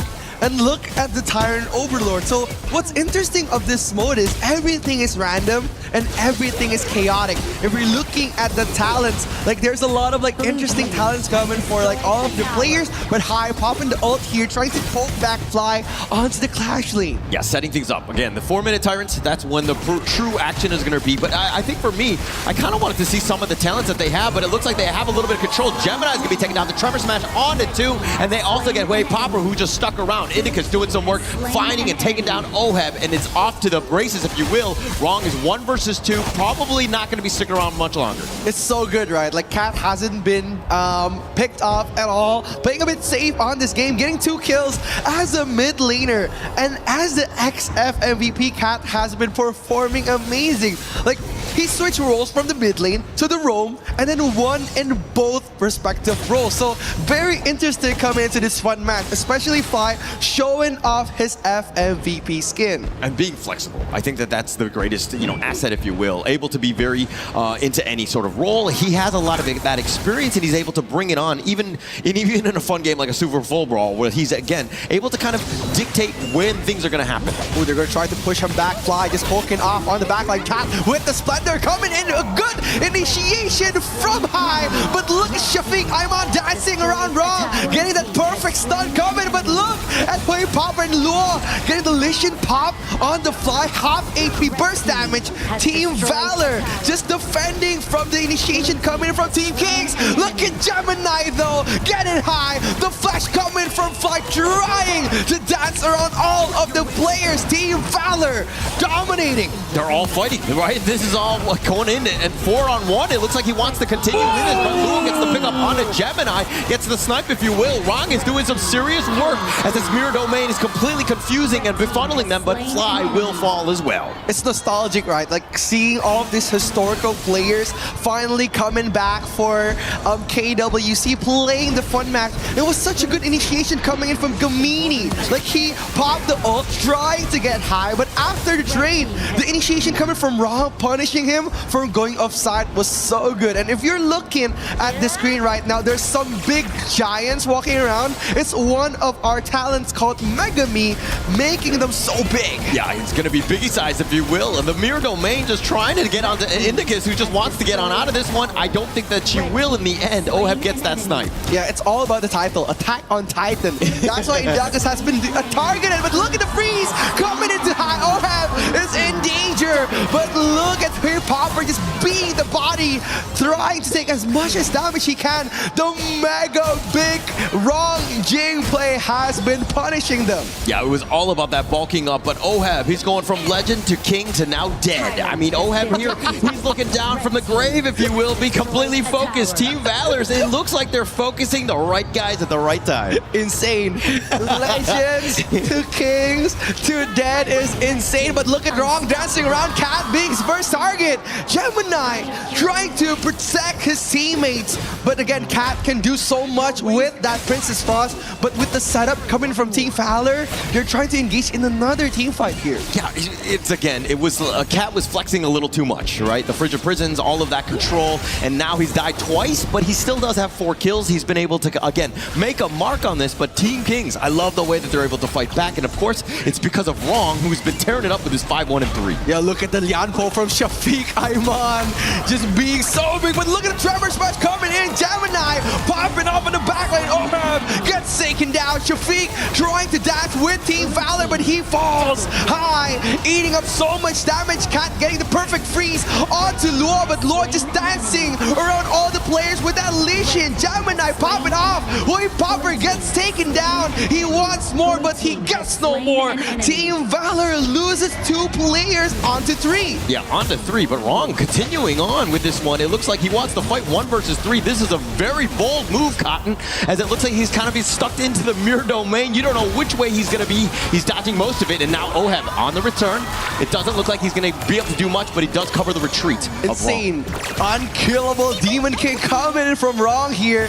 Unable to be touched on his mirror domain, but look at Fly trying to challenge the Demon, trying to pop him off, gets his Azure Golem, but he fails. But Cat opens up the vision for so much for Team Valor, looking for an entryway. Wrong doesn't have his ultimate, but playing with the reflections. Yeah, playing with the reflection, but man, Wrong is so low. Look at this. In the bottom lane, it looks like he's going to fight 1 versus 2. The Tremor Smash, he actually short-legged it, if you will. Too much protein, and he's been skipping leg day. He's not able to do enough. Oh, but look at Indicus popping his ultimate. The Giant is losing here. The Titan Slayer, Indicus dancing around. Oheb trying to pop them again, but the ultimate from safety comes in. Wrong gets the perfect pickoff onto Cat, but the trade came in at the perfect moment.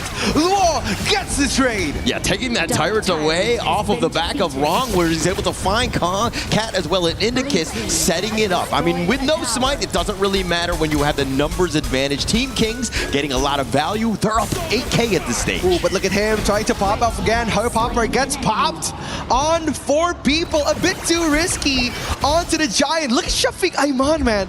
I was wondering, who is the Titan here? Is it Indicus or is it Shafiq Ayman? Look at how huge he is with that bulk of talent. Yeah, bodybuilding, if you will. But I mean, the legs have been kind of on the smaller side. Have definitely been skipping leg day, if you will. But the Golden Cudgel is going to be picked up here. Princess Frost, this is one where, again, she was like, what, 4-1-4. Now she's 4-4-4. Cat, that is.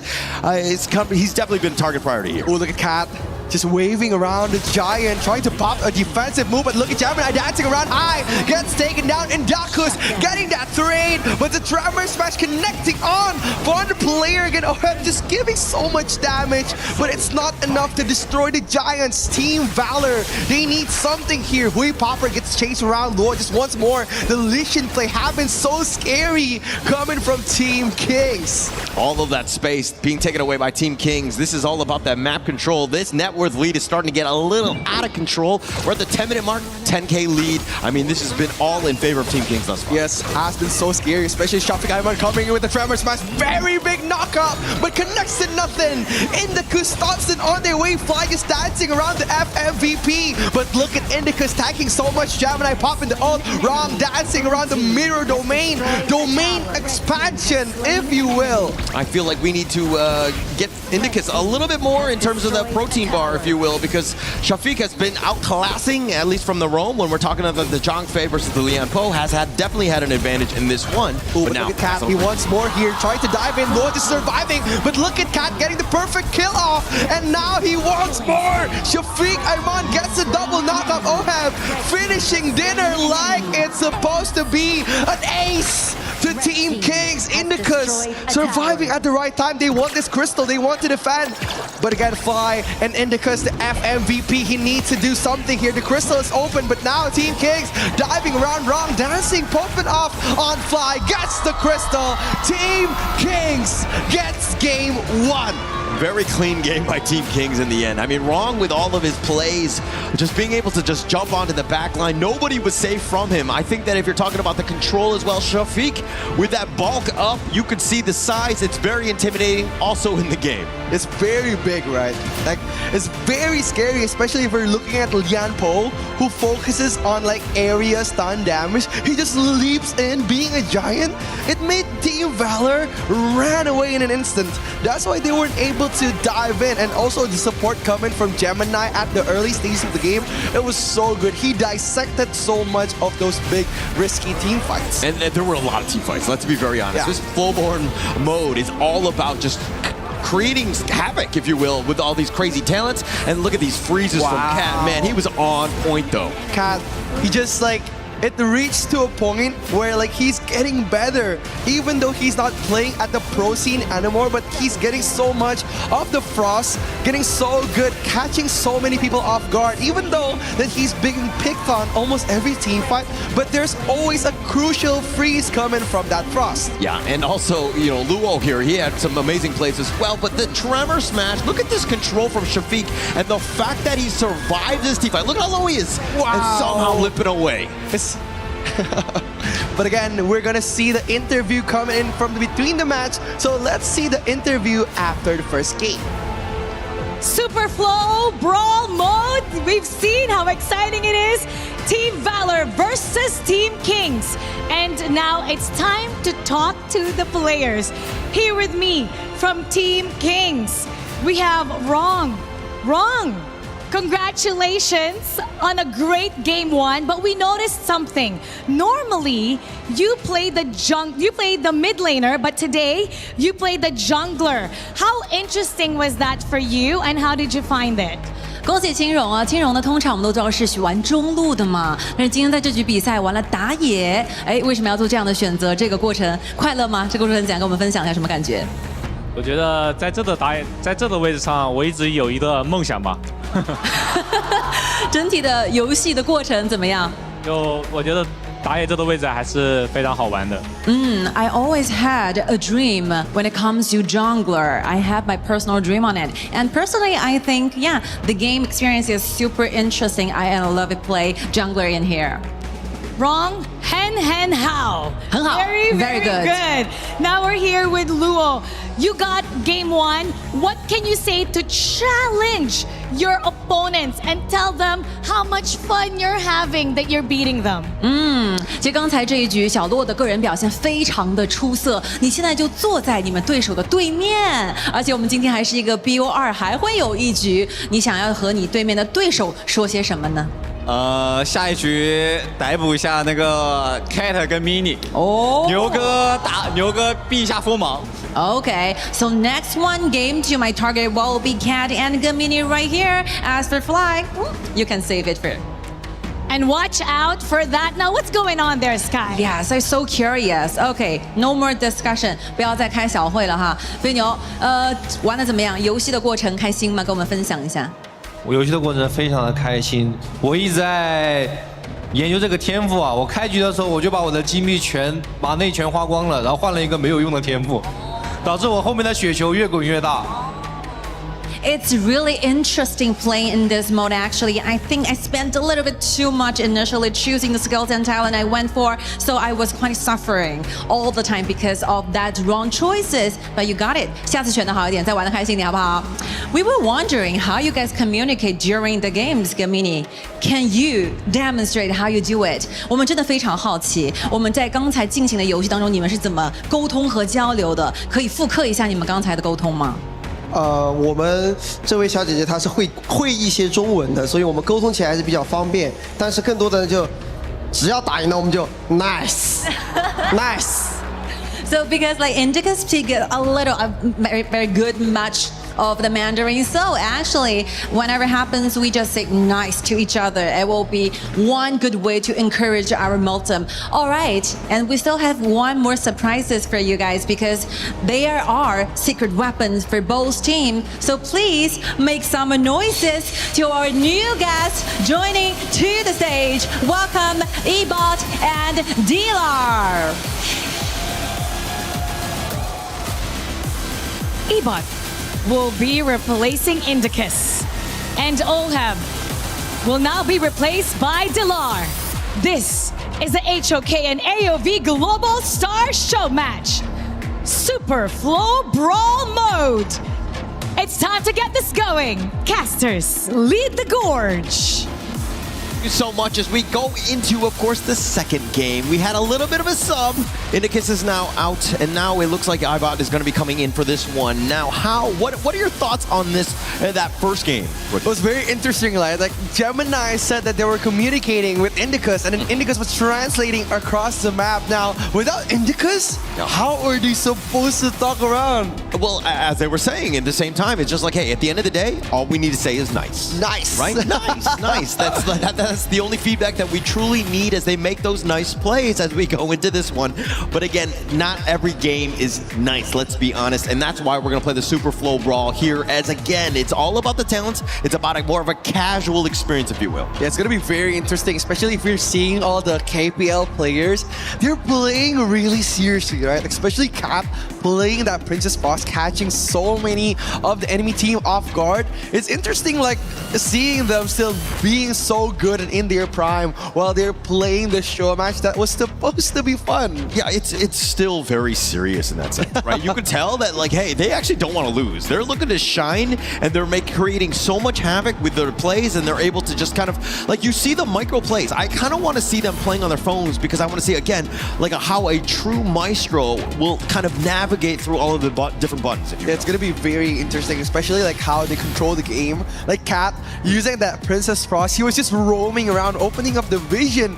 Like, he's not even playing in the mid lane, he's like playing a roam role. He's just opening up the map, trying to contest Shafiq Aiman, especially like setting up so many good team fights, trapping high in such an uncomfortable position. And when they are trying to trap all of the King's players, it's just wrong.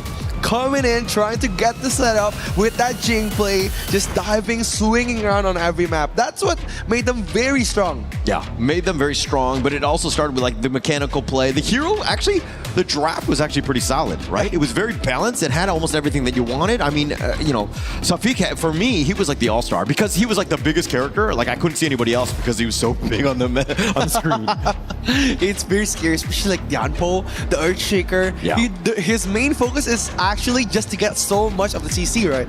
Like when he's like applying the Mega Me talent, it makes him very scary. Like he's popping his ultimate, shaking the gorge, just catching off so many people off guard.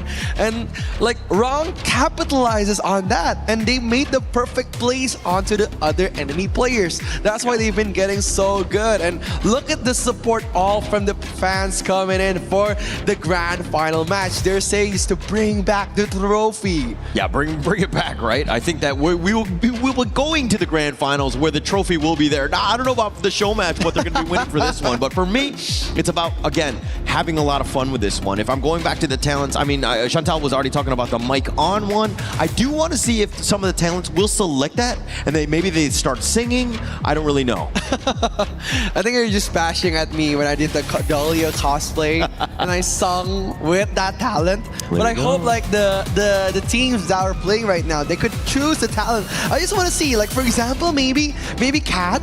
Who would have thought Kat would have sing?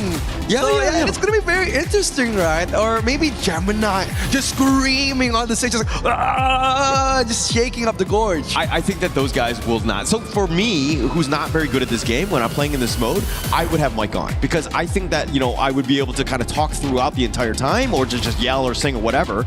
But I think that for these other guys, they're actually looking for talents that will enhance them other ways because through their own play, they're able to dominate.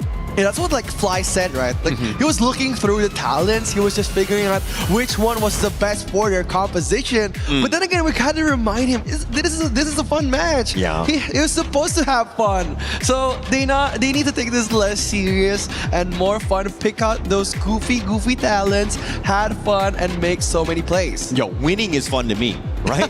If I'm losing, I'm not having fun. It doesn't matter what sort of game mode it is. Obviously, there's a lot less. There's no like rank, D rank, if you will, if you lose on this one. So for me, it's about just making a statement. Hey, you're playing on the stage against some of the other ones, and some of those other KPL members, as well, PKL, IKL, all of these guys, you want to make a statement. 100%, especially if we're looking at how they're performing on the first match. It was like they're having fun and still being very good at the same time. And if we're talking about like stage presence, like these players, they have like an aura to them, like especially like where the fans are cheering on every kill, like they're supporting their favorite players on stage. Yeah, actually a lot of respect, if you will, right? And I think that going in, a lot of these people, a lot of the influencers, a lot of the players, of course, have a huge fan following that's just going to be there. And that's kind of why, again, these guys are legends, right? And being able to play onto the stage and to have them as like a dream team, if you will, between Valors and Kings, this adds an interesting element and makes it very spicy on a grand finals day. Of course, it's the super flow brawl mode that you can use and you can test on HOK. So don't forget to try it. Don't forget to play it. If you're frustrated on peak or on ranked, this is a good way for you to blow off some steam. Maybe yell your hearts out, play your hearts out, even try to bash the other team with a Mega Me talent, just bashing with the Lian Po pick or the Zhang Fei. It's very interesting, especially if we're looking at how they utilize the talents. Like, we haven't seen some of the more interesting ones, which were like the Jeepney Rush, where they could throw cars to the enemy teams. Yeah. And not only that, if we're talking about a bit more local, maybe Indonesian, riding motorcycles around the map, who would have thought? Like, it would be very interesting if we could see them in that mode. Yeah, sometimes I actually select the talent based on the name, right? Like Sweet Tahoe Relief, I'm just like, oh yeah, I'll take that one, regardless of what it does. But it actually just restores 2 HP every 1 second. But this is still, it's so much fun. Like the naming that they did, plus the fact that you can kind of get random ones. Every game is different. Yeah, especially like the one called Tough Gang. That's a good one too. That's a good one, right? Like it's Tough Gang. We're a Tough Gang. Just enhancing non-hero units, which is very interesting. Not only that, but also invisibility. I believe that Kat chose invisibility when he played Princess Frost. That's why he was like able to invade on those jungles, getting those like sneaky frigid charge picks like onto the backline of the players. That's what they've been doing with that Princess Frost pick. Yeah, actually, I saw that in one of my games, the Super Full Brawl, where basically they had the invisibility and the Shadow Buddy, and so they popped up next to me, and all of a sudden I was like, oh my god, I'm in the middle of Game of Thrones, right? With dragons everywhere, and they're all attacking me. I did not live very long in that one. It's gonna be the king of dragons, not the queen, but the king. But now we're gonna see the matchup. It's gonna be very interesting. Coming in with two new players. It's gonna be Ebot and Valor. Are they gonna be able to carry the game as before? Or is it going to be another winner for Team Kings? Yeah, actually in the same roles as well. So all of the other players have kind of stuck with what they did, right? In the previous game, a little bit of a different one. On the Fatih in the middle, or the jungle by Fly. And it looks on the other side wrong though, Zhilong. I mean, you've got like heroes galore in terms of just being able to make some sort of impact plays. Yeah, especially if we're talking about Ebot. He was once an ex-pro player too. That's why he's been such a good addition, maybe replacing Indicus. Like he played for Dominator as the sub mid laner. So it's very interesting if we're gonna see him perform in Team Valor. Yeah, I also look at like Gemini. If he's like what I mean, he was previously coach, right? And of the KPL Dream Team. This is a guy where you took the L, man. I mean, you learned something, but what are you like telling your team to be like, hey, how can we be better in this one? Yeah, it's all about the minds behind the games, right? Like, how can he play better? How can he lead better? But Gemini playing Dr. Bien is interesting. So he's gonna be aiming for that sneaky heals. And if I remember correctly, there was like one talent that could like knock up the enemies every time you give them damage. And with that Dr. Bien passive that does damage over time, you could get knocked like almost every 2 seconds. Yeah, actually it's funny because usually in this mode you're talking about like burst. I think that especially if you're looking at the Team King side, but in the mid lane. They're gonna try to poke back. Shafiq Ayman getting punished here, getting gone, but he flashes at the perfect time. The first blood coming for Ibot 13. What a good initiation from Team Valor, but he gets picked off, gets raided. Gemini pops the flash. Team Kings wanting that victory. Getting that revenge here, and now Lua will hide on the tower. But I felt like Ibot, he got the kill, and he was like flexing in the mid lane, and he's like, yo, dude, you need to run, because the rest of Team Kings just got revenge on him. It was a misinput. He said it was a misinput, because it was so good. Like, Shafiq Ayman dodged that, but Ibot 13 got the snipe onto him. But again, the follow-up coming from High, and also Oheb. Oh, look at the reaction from Gemini. It was like, oh my god! Getting that kill, and it looks like Cat also just taking the solo onto Dalar here, so a little bit of a flex to kind of start things up. Team Valor's off to a pretty decent start here. Yeah, very decent, right? Like the start of very good. They got the first blood, punishing Shafiq Ayman, and also Ebot has been playing really good on that Mota, but popping up the ultimate. Shafiq getting the ahead lead, but wrong. Gets solo killed by Cat, the FMVP. Wow, what a moment! Yeah, a bit of a flex here. Way Popper in the top lane. I mean, he's going up against the Florentino. I would think that him being an AoV caster has a lot of experience of what Luo could potentially do in that top lane. Yeah, Hoi Popper is such an interesting name. I think I would need to rename my caster name because Hoi Popper is interesting. But look at that Chow, just dancing around Dalar, gets taken down. Shafiq Ayman is going to be next. Ibot popping the ultimate, but it misses onto High. Disengaging on the team fight. Such a good fight again. Fly getting the kill, finishing off one of the players from Team Kings. It all was Cat. That was the Cat show right there. I mean, just completely just like 1v3. Like, it doesn't matter who was nearby because he was able to flex, outmaneuver, just had evasive maneuvers, and was able to do enough damage. Just a really well played. And why Cat? I mean, he's 4-0-1. That's crazy. Ooh, look at Gemini just getting sniped while we was talking. It was just in the midst of the team fight. And High playing aggressive. He knows that the power spike, including with the super flow brawl talent, makes him so powerful. But look at Cat dancing around. It's going to be 1v4 coming from the mid lane in Rome from EGAL. He's going to be dancing again, trying to take that one in. But Cat misses, and he didn't get to finish anyone. I feel like Cat is in the Matrix right now, right? And like the way he's moving is unreal. Obviously, it's within the game's structure, if you will, but Cat has been able to just dodge everything, and Team Kings are like, actually, we can't fight a 4 versus 1. We need a 5th member, maybe. Yeah, they need something, because right now, Cat just dominating the whole team fight, popping his ult every 2 seconds. Shafiq Ayman forces an ultimate, but look at Cat! Gets another one! He wants one more! Dalar getting that shutdown, an amazing amazing initiation from Cat. All right, I don't know if Delar got the kill. I mean, he will get credit for it, but the tower did most of the heavy lifting in terms of they were able to snipe it out.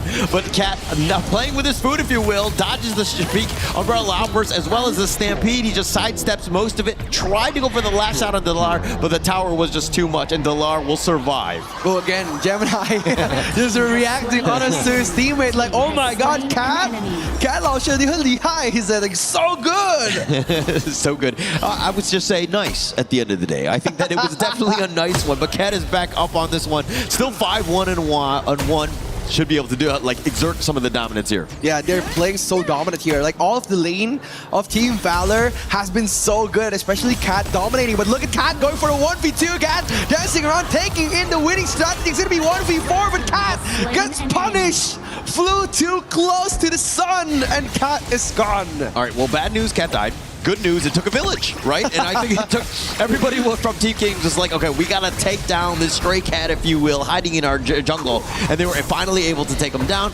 But this is just opening for the rest of Team Valor's to find space elsewhere. Gemini right now, largely quiet, right? 1-1 and 5. It's gonna be very hard, especially if you're bringing in Dr. Bian on the early game. They're gonna probably play a bit more aggressive on the late game. But what I want to see is actually Luo playing on that Florentino. Is he punishing Hui Popper? I would think so. I mean, the Florentino is just like known to have that like excellent one-on-one. But Hui Popper, it looks like there's action in the top lane. Yeah, the top lane, they're trying to push Hui Popper back around with the hero that he's so familiar with. But Cat, look at him, just helping on wrong, dancing around with Fly. It's gonna be 1v1 coming in for the jungle here. It's gonna be 1v4, pops the ult, gets the outburst, the L'Oreal Blue from Delar, gets the kill onto Fly. Yeah, and off to the side they go high. He's gonna deal with Hui Popper, who's in the world of hurt. He's in a bad spot. The winning strategy onto the Overlord, just like he was just making sure that they got it. But Hui Popper down for the count. It's 2 members down from Team Valor. Very hard to kill Wrong here. Like Wrong is unkillable, but look at Cat gets soloed by Luo, and now the mid lane is gonna be their main target here from Team Kings. They want this. They're gonna push him back again, using the gameplay from game 1, just dominating. The winning strategy closes out on Gemini. Yeah, did a little bit of work on the both. It was like they were sharing it. The Tyrant gonna be picked up by Wrong here, but this game is completely shifted in favor of Team Kings. Once they were able to kind of lock down and imprison Cat, it seems like the game is completely flipped on its head in the sense that Team Kings are now in the driver's seat. It's been that way, right? Cat has been so dominating the last game with that Princess Prospect, but now they're going to try to punish again. High is in danger. Fly gets the kill, but look at the L'Oreal Bloom just in time. But the talent that Delar picked is to ignore all the talents, and he's going to dance around. Luo is going to be 1v1 with Hui Popper. They're going to take it to the late game here. He wanting that attraction from Luo. Yeah, Hui Popper and Luo have been going at it. This is a better love story than Twilight, if you will, and it looks like Ibot on the run. The chase is on. Gemini getting a little bit low, but Ibot gets popped on this one, and now they find Hui Popper. They've gotten a 2 for nothing thus far. It's gonna be that gentleman's duel coming in from Luo. Look at him dancing around. The double kill gets rewarded, but Delar, he needs to disengage. Look at the damage coming in from Fly. He wants that. He wants more, but look at Luo being the gentleman that he is. It's gonna be a 1v1, taking it to the next level. Fly against Luo here, the FMVP. They're gonna be dancing, but look at Luo surviving, eating so much of the damage, but it's not enough. The shutdown goes to Hui Popper. Wow, Fly just barely hanging on that one. I mean, Luo, that was a one-way ticket. There was no exit strategy, if you will. There were no rescue helicopters on the way for that one. Not gonna happen, but again, it doesn't really matter in the end. Yes, the kills are fine, but if we're talking about the overall net worth, you have a 5K lead for Team Kings. It seems like they're just more about the objectives here. Dude, look at the damage. The triple threat coming just from that Florentino, just poking the Fly. Fly was getting punished. Then if Ebot wasn't there to help him, it would be so dangerous for him. But look at Wrong, getting punished too, getting the ultimate from the Da Qiao is so scary. It's very scary indeed. I mean, let's look at like Luo. He's all the way in the back, just kind of farming it on his own. High, he's just kind of putting the front on with this one. But the flash away, Hui Popper's on the chase, not able to get the catch on the High. Yeah, but look at him trying to get the objectives here. A bit competitive, playing this game, taking the objectives which is very good, but they're gonna try to focus on someone else. Look at Hyde. He has the Tempest Dragon Vanguard up to leash, man. Yeah, at this point, right? I mean, we're only not even 10 minutes in. Luo getting focused. Oh, he wants more. Look at the Jeepney coming in, but Fly dancing around. There's a stray bus coming for Law, but the mid lane is open for Team Kings. Look at the knockup coming. Cat is getting punished here, but look at Cat. He's trying to defend. The knockup coming from the ultimate of Musashi suddenly appearing for everywhere. Yeah, that boss was completely dodged, but it looks like the Cat getting umbrella outburst here in this mid lane. Ooh, look at Popper getting punished by Dilar. He wants his E-bot a bit busy, but the Crystal is exposed. Cat, they need to defend. Wrong gets taken down. The Crystal is gone. It's a bit sad, but Team Kings gets crowned the winner 2-0. I mean, it started with, you know, the great play by Team Kings, the way that they were able to map control, and it ended up with Winions, right? At the end of the day, finally getting those last 2 shots, and that seemed like it was just enough for Kings to, again, close out this game. Yeah, it's all about the minions, right? We've been seeing, like, Luo just initiating a 1v1, Fly just trying to carry the team, Cat appearing everywhere around the map, but in the end, the one who got the crystal was not all of them, but the minions. Yeah, and I think that the lesson learned through all of this is that maybe we need more communications other than just nice. Yeah. Maybe nicer or good, better.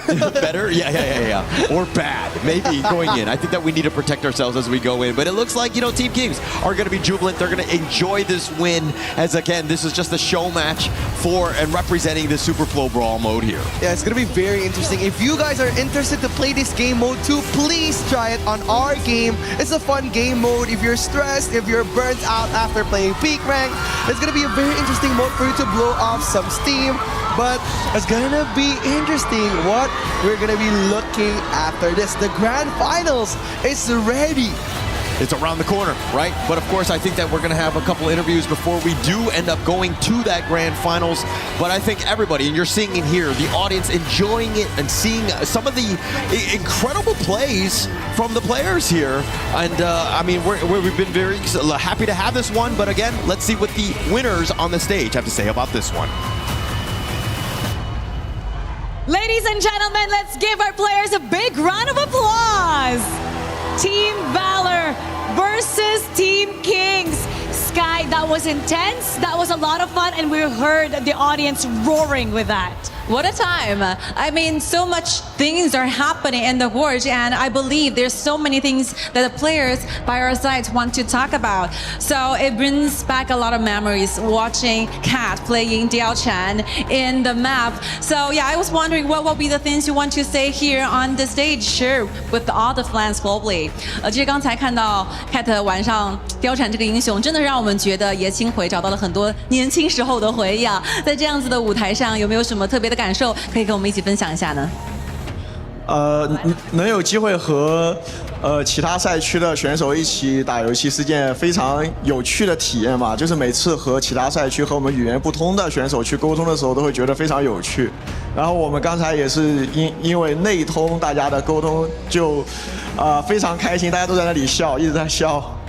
It's very interesting experience for us because every time we have this chance to standing on the stage, playing with players coming from other different regions, different countries, it was such a interesting experiences for us. Actually, during the game, even though we lost, but this doesn't matter because every one of you, the players on our sides, are enjoying that moment. We're laughing together. So good to be here. Thank you so much for EWC giving us this kind of opportunities so that we can unite it together. Everyone as well, we're laughing together and having fun. Hi, you won today's match. It was a 2-0. Tell us how much fun you were having there, and also invite the audience to play this new mode, the Super Flow Brawl mode. 其实刚才的比赛呢，我们的队伍也是2-0拿下了比赛的胜利。花海可以跟我们分享一下比赛的心情、你的过程，包括也可以和所有正在收看我们目前的这个游戏直播的召唤师们推荐一下我们这个游戏模式。我觉得2-0主要是因为我们这边天赋选的比较强，对，赛前有被高手推荐过，然后这个模式的话确实非常的好玩啊，然后回去的话我要去多尝试一下那个生命流。对，然后能够来到巴黎这边打表演赛，我觉得也是一个非常意想不到的事情，也非常感谢 EWC 给我们这个机会，然后也希望现场的观众们等会儿的决赛看得能够开心，对。So even though for us it's a 2-0 win, but of course the reason underlying this is because maybe we went for better choices when it comes to talents and skills. It's super fun playing this mode, and actually we have a very professional tutor telling us what to choose and what to do, and it's quite unexpected for me to standing right here in Paris, France. I love the city, and thank you so much one more time EWC giving us this kind of opportunity to be standing right here, and hopefully great and best wishes for all the audiences coming their long way here, sitting in Paris in this arena. Hope you can have a lifetime memory here watching the grand finals. Thank you so much. And now let's talk about that a little bit more and see what our panel has to say about that. Panel, lead the gorge. Thank you, Mara. Thank you, Hai and Kat, for giving all of those answers and talking about how special it is to be here. And thank you, audience, who is also hyped to see not only them leaving, but the players, the people that will be showing up in just a moment. Our show match concludes there. Chantel, Kin, welcome back. It was fun. That's what we wanted, and we got it. Indeed, super fun. I was expecting the heroes to be very huge, like everyone will pick that talent. But yeah, it was very interesting that we get to see our favorite influencers, favorite pro players to play at that type of mode. I get Mara because most of the time I say super flow born, but it's super flow born. Brawl. Something like that. Flow brawl mode, guys. Yeah, so 10 different talent sets, a lot of fun. I think Rookie and Hollow were talking about it. If you are stressed from your peak games, your ranked games, don't worry, have some fun in the Super Flow Brawl mode, right? Hold on, now you're worried about making a mistake saying it. I agree, it's a lot. Super Flow Brawl mode. Say it with me, Super Flow Brawl mode. And you get these reactions from the crowd as well. I love how Hai mentioned the crowd here coming all the way to Paris. You see the Paris sign. Part of the atmosphere is that people are enjoying being here and what we have in store for them. And I just hope that they really, they really enjoyed that mode, and it's super fun to see them get to see some fun first before the most interesting part of the day. So that's it. Yeah, so it's going to be a lot more fun later, but only for one team. Listen, we talk amuse-bouche, we talk appetizer. Now you get into a French restaurant, and so all of our fans here have had the chance to eat French food. I'm sure you love some of it. I'm sure maybe you're missing some food from home. But either way, you start to get into the other part. In Italy, they say the secondi, right? The seconds. Oh. And then you have the entrees, which are the main.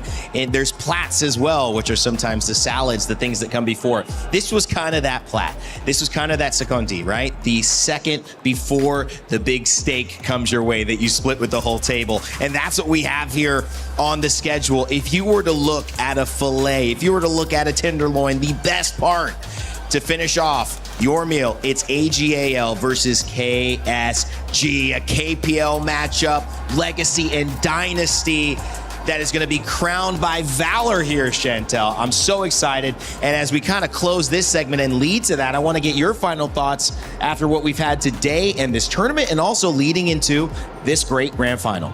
For me, I'm just really happy that we get to see majority of the global teams progress. Congratulations, by the way, to our third placers. And it's an honor to be a part of this huge of a crowd. And I'm just thrilled to see our grand finals later. Hopefully it gets to game number 7. Yes, whatever she said, +1. And then ditto. Bon appetit. Oh, bon appetit. All right, so it is close to lunchtime around here. So we will remind you guys to take it easy, maybe grab some water, refill some snacks, because we have a lot of action coming up. A best of 7 grand final. It will be the first time on today's stage fighting for that trophy that we get to see KSG and, of course, your Qiddiya City title defenders, AGAL. Play is in our DNA. Whenever we let it out, it becomes our superpower. Now imagine an entire city being built to supercharge it. Qiddiya City, powered by Play.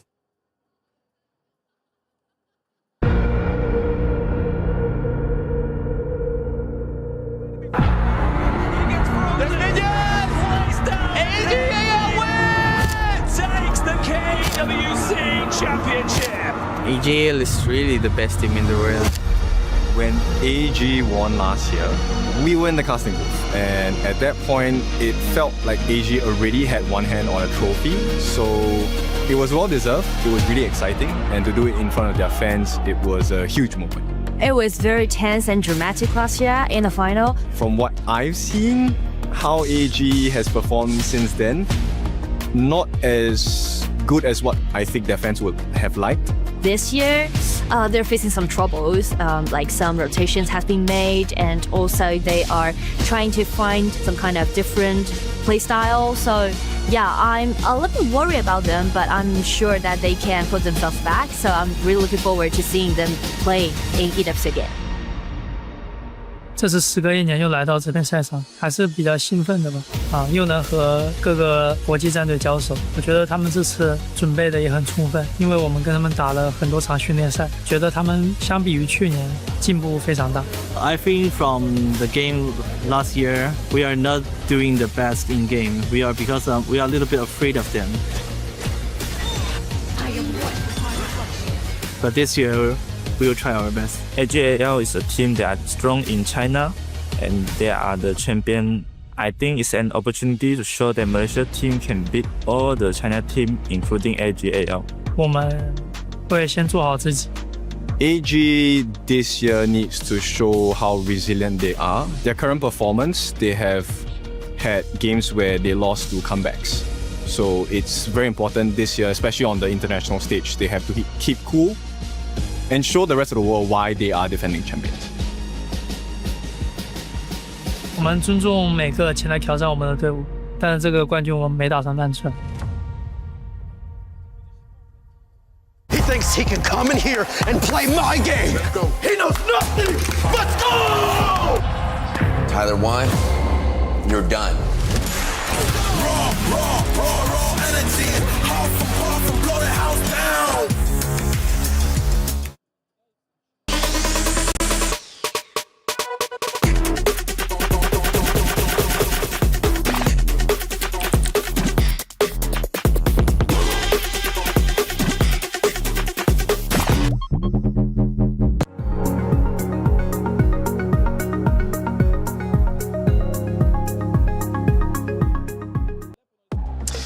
When the consequences are at their greatest, when the stakes are at their highest, when the lights are at their brightest, you see the teams that deserve to lift the trophy show up. And they don't just show up a little bit, they show up all the way and convince the world that they are the best. Well, this opportunity has been brewing for a very long time. Our grand final features two teams from the KPL with two different stories, two different ways of approaching the game, two different paces to defining who they are as players, and more so, what they will become. Today is just another story, another part, a chapter of a book that has many tales yet to be written. But today in Paris, France, at the Lenovo Legion Gauntlet, we have one chance to write a dynamic part of that story that if you're watching from home or in the stands with the thousands of people who have traveled from China, you certainly will not forget.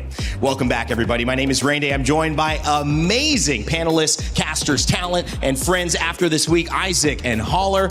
This is one of those moments that nobody who is watching KWC will forget. I'm telling you, the way that this house is looking right now is completely different to how it's been looking in the past days. We have a full house, it's packed. We have people coming in all the way from China, from different parts of Europe, coming in just to watch AGAL against KSG, Holler. Yeah, and actually, I want to talk about your wardrobe, guys. It looks like we have a little bit of a balance. AGAL's leaning, if you will, KSG on the other side. I'm kind of in the middle ground, but I love the fact that we're all here. We've got a full house and we're ready to go. I feel like the gods are with us, or any version of luck is with us, because we didn't match anything, and I have had many weeks here, and that has been not the case at all. So I am just impressed by both of you showing up in these colors. I'm telling you, man, I was leaving the hotel before this, and then I just saw how everyone was just kind of like pretty sharp. So I just went and I was like, I need to up my game right now.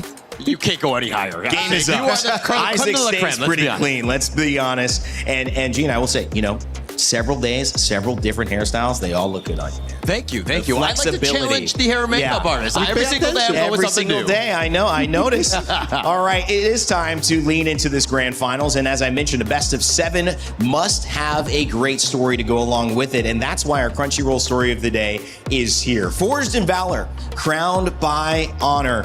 Gene and Isaac, this is a moment that when you see that trophy up there that's been removed, but you recall back to the moment when AGAL had the screen split. They walked in last, all of the competitors of the top 8 looking at them, place it down, saying, we're here to defend our title. This is what they were talking about. Of course, like we knew that AGAL, they wanted to pave the way for them to make it into this exact match. In the moment that everyone looked at them just coming in here, they knew that they were onto something. It was just going to be who was going to be here against AG. And against AGAL is going to be KSG. And they proved it day in and day out. Every match that they had, whether it was KSG or AG, Gene, they found a way to win, but not just win. They win convincingly and proved that there was really no one who could test what they were putting on to the table except their counterparts in KPL. Yeah, actually both of them, right? Undefeated throughout, running the table, if you will. It's going to be a clash of the Titans here. Basically, who blinks first in this first series here? Let's focus in on these teams walking through today because KSG, they were in our green room a little bit getting ready. AGAL, which many people think, I'm voting for. I'm not voting for. I just happen to be wearing red.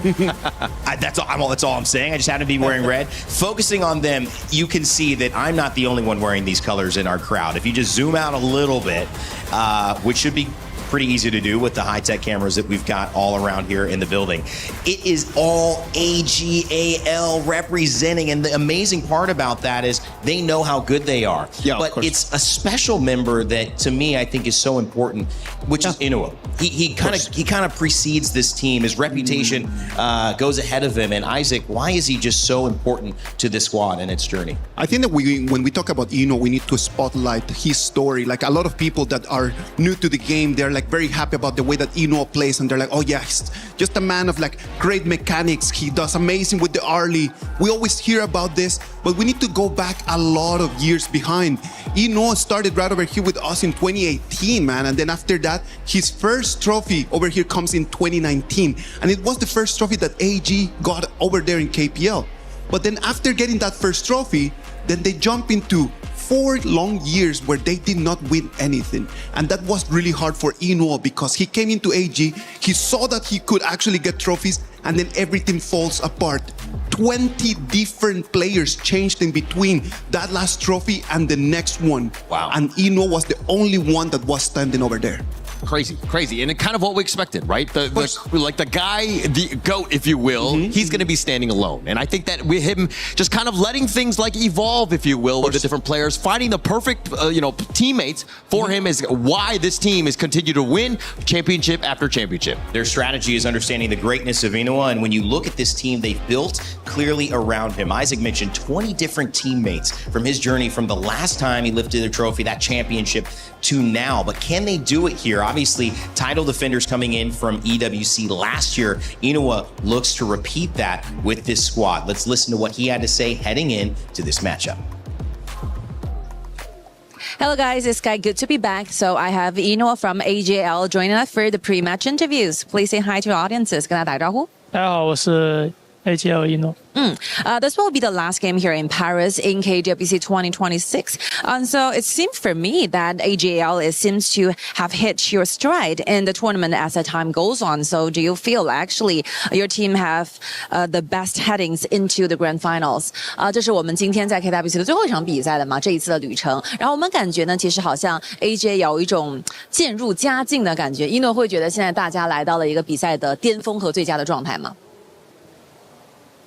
我们状态挺好的。We feel great when it comes to the matchups. Looking forward to your plays. And facing KSG in the grand finals, what do you believe are your team's key strength going into the series? 这场比赛呢，你们对手是 KSG， 其实你们非常的熟悉彼此。对比两个队伍的特色来说的话，你们觉得今天 AG 在这场比赛当中的优势会是哪些方面呢？我们会打得更加灵活吧。他们前期进攻会比较厉害一些。I think we are more flexible when it comes to gameplays. They really did well in early game aggressive move and team fights, and that will be the things we need to be careful about. And next, you won both best of 5 games against KSG back in KPL summer season. So it's going to be a best of 7 for today. It's going to be different, or do you feel more confident about this? 其实最近我们在 KPL 夏季赛和 KSG 的比赛当中是 BO5 嘛，这2场 AG 都赢了。那今天的决赛是 BO7， 你会觉得这方面你们会有不同的感受，还是说你们会更加自信一些呢？这个版本的 BO7 就考虑到我们两边对新版本的理解了，我觉得我们会更胜他们一筹吧。When it comes to today's matchup, I think this current match, we're comparing the understanding and how fast we understand this patch. So I believe in this kind of area, we are leading in this series. So very last, can you give us the scores that you wish to accomplish for today's matchup? 那么最后呢，其实刚才句号说很希望今天可以4-0拿下比赛 ，AG 觉得呢？不可能。It's not going to happen with it for all. 那你们觉得会是几分呢？4-1吧。4-1 favoring the side of AGAL. One more time, thank you so much for your time. 谢谢一诺 Good luck on your play. 谢谢，拜拜。4-0, 4-1, whatever it is, AGAL to take the trophy. That's what he's saying. But Isaac, is there more to that story? Do they just understand the patch well enough so that KSG shouldn't be a threat to them? I don't think that it's only about that, man. I do believe that AG, what they have in their favor is just that they have the family buff right over here. That's right. And I know that Eno, man, like his family is right over here. You can always find them over there on the stands being the best people ever. Like we were walking through Paris and then we just saw Eno's dad over there. He was on an Uber and then he just kind of yelled at us and say hi. Such an amazing people, man. Yeah, actually everybody. I mean, the crowd is as well. I mean, obviously family definitely helps out. All that support and just getting us to the biggest stage here. But again, you know, he's reigning champ, right? And until they take away that trophy, I want to see exactly how KSG can play here. Yeah, and he's got to act like it, right? The confidence. Not only that, winning fan favorite organization of the year in the KPL, AGAL have a lot to represent. But of course, on the other side are our spring champions coming into this, winning that spring title 4-0, something that is very hard to do. And when you put it in context, no one was even able to take a game off of them this entire tournament. So the fact is they have continued that run. Can KSG do it though against their KPL counterparts in AGAL? Sky had a chance to catch up with them and see if they thought so. Hello guys, it's Sky. So we have Juhao for the pre-match interviews. Please say hi. Hi. Good morning. Good morning. Good morning. So you made it to the very final grand finals. This is the very first round in KWC. So in overall, how do you describe the whole journey here in Paris? 这次呢，我们 KSG 包括句号是第一次来到 KWC， 然后也来到巴黎，所以今天做一个小小总结的话，会怎么样去形容这一段旅程呢？如果用一个词的话，就感觉奇妙吧，因为没有体验过就是这种出国打比赛的感觉，然后。一些建筑包括景色都是平常在国内看不到的。I will use one word to describe everything we have experienced here. Will be like it was very dreamy and very like fantasy because everything with the structure, the buildings, the atmosphere we saw were very different than the scenery that we're used to back in China. So yeah, it's a very beautiful trip and we really cherish every single moment here in Paris. So talking about the games now, you're facing a defending champion AG. So what will be the key strength that can help you take this title today? 那我们聊一下今天的比赛。那你们的对手呢是 KWC 的卫冕冠军 AG 啊。那对于你们来说，你们觉得今天在比赛当中你们的优势是什么？所以你们可以在这场比赛中获胜。我觉得我们优势主要是我觉得我们的打团能力吧，我们打架，然后因为AG 是一支运营能力非常强的队伍，然后的话，我觉得要战胜他们，首先我觉得我们的团战能力要拉满。So I think the merits and the advantages suit for us will be the team fights. The team fights is one thing that we are really proud of because from my own point of view, I think AG as a team, they are so good at trading things and their micro games in the game. So yeah, I think basically we're going to be focusing on the team fights today so that we could win in the finals. So any scores you want to finish in this grand final today? 最后啊，你觉得今天的比分是怎样的呢？4-0吗？没有任何巅峰对决的风险。不打巅峰对决。 Okay, I think the score will be 4-0. We don't want that ultimate battle to take place here in Paris because we want to have a very dominating win. Thank you so much for your time, 句号，谢谢 Thank you. That will be it. Bye bye.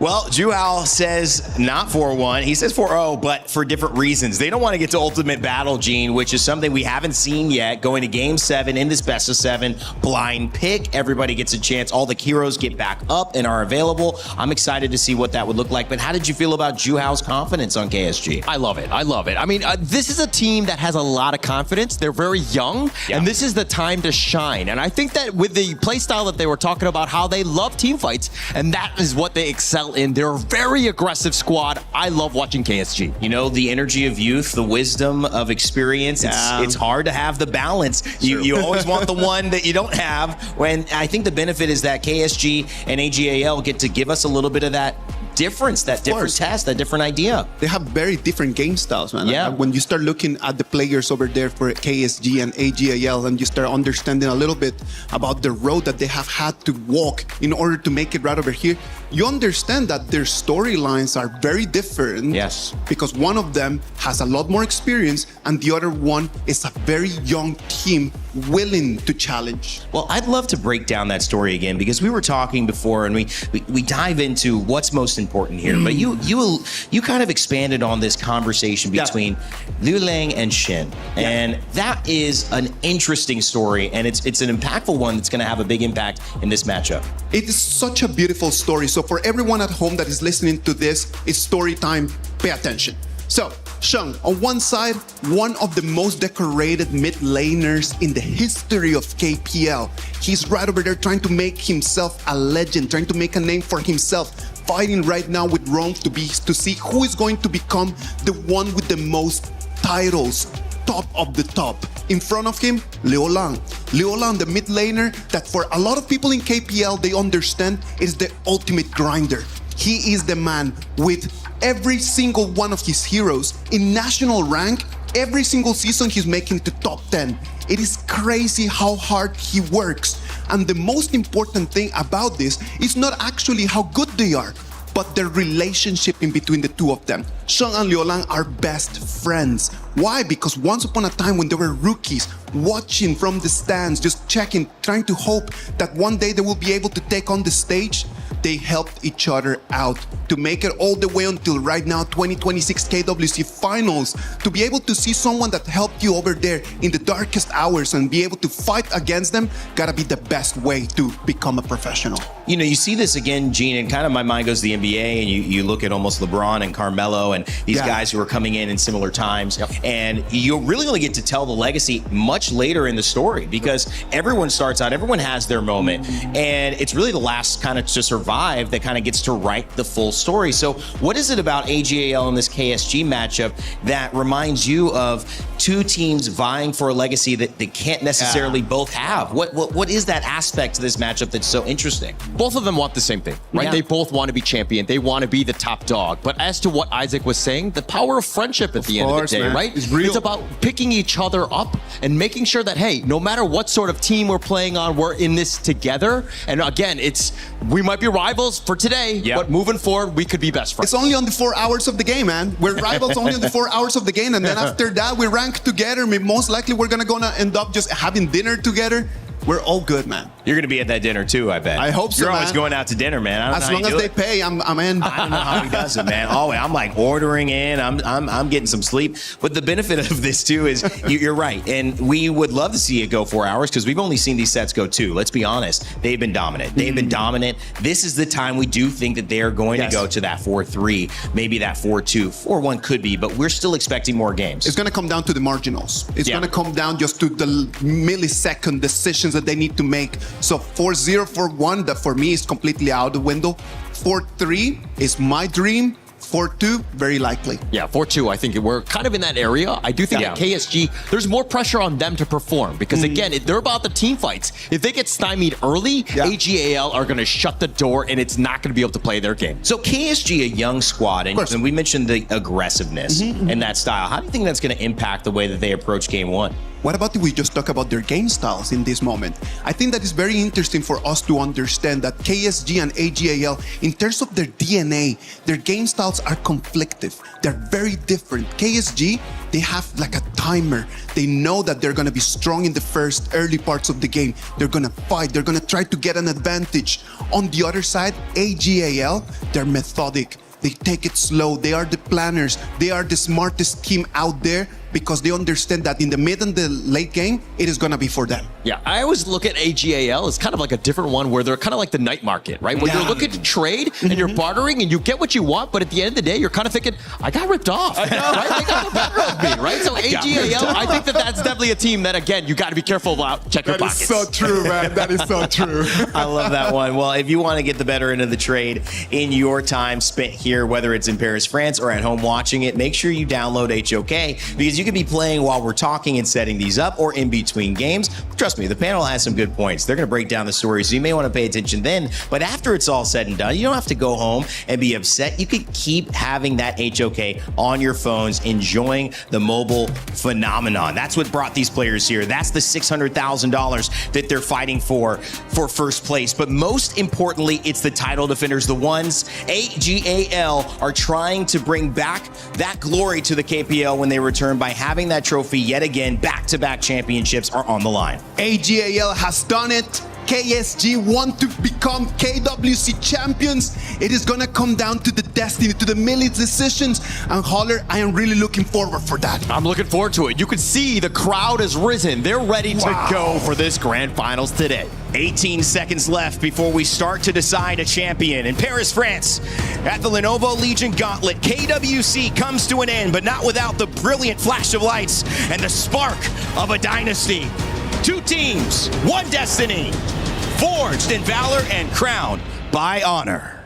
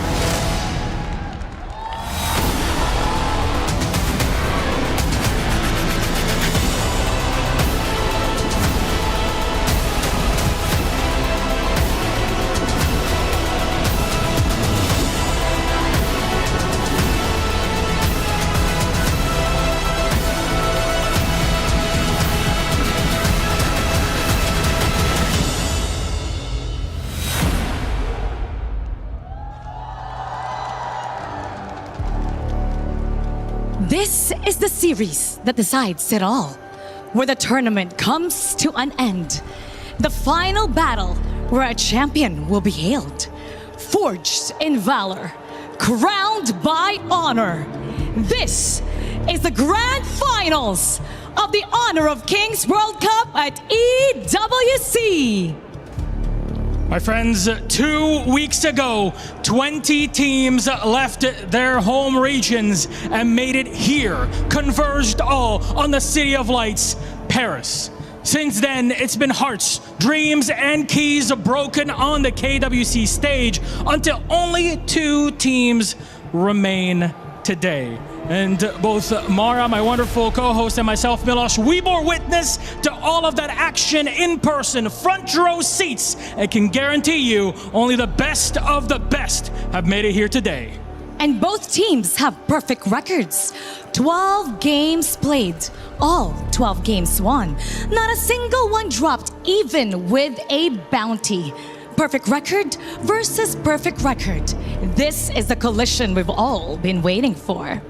So, my friends, ladies and gentlemen, please join me in welcoming our grand finalists, HOK Gaming and AG.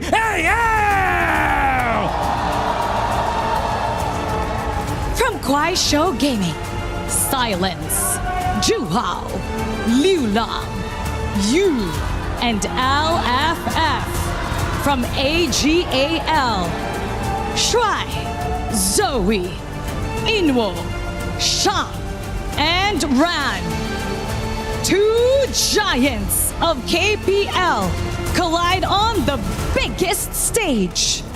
AGAL have walked into the stage a year ago with the Esports World Cup title. And now they're back in the grand finals with an opportunity to do it all over again. But they'll have to go through HOK Gaming, fearless, ruthless, and ready to fight. Then, gentlemen, please, HOK Gaming, please, AGAL, you may take your seats, place your keys for the final time in this tournament. And please, captains, don't forget to shake hands. A tense moment here has all been leading up to this. To you, my friends, either here with us today in Paris or watching from home, you are about to witness history. AGAL, HOK Gaming, only one can become champion. Let the battle begin.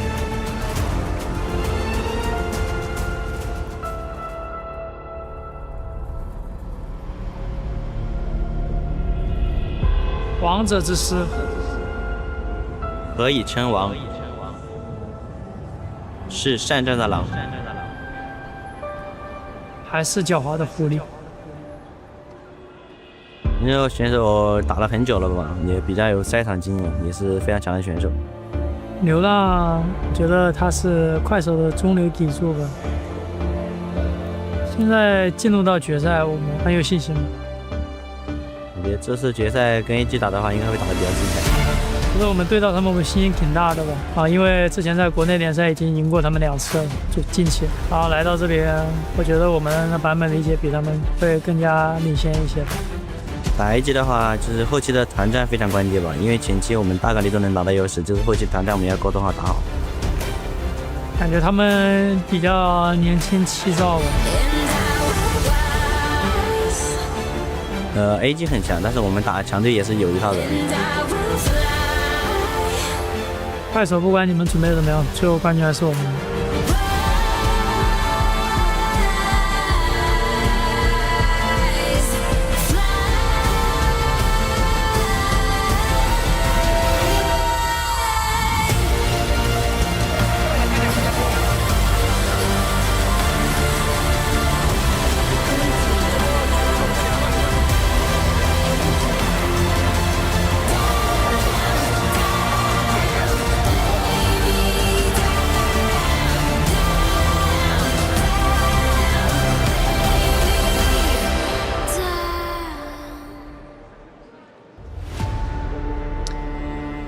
What did people say on the walls of Troy when they saw Achilles versus Hector?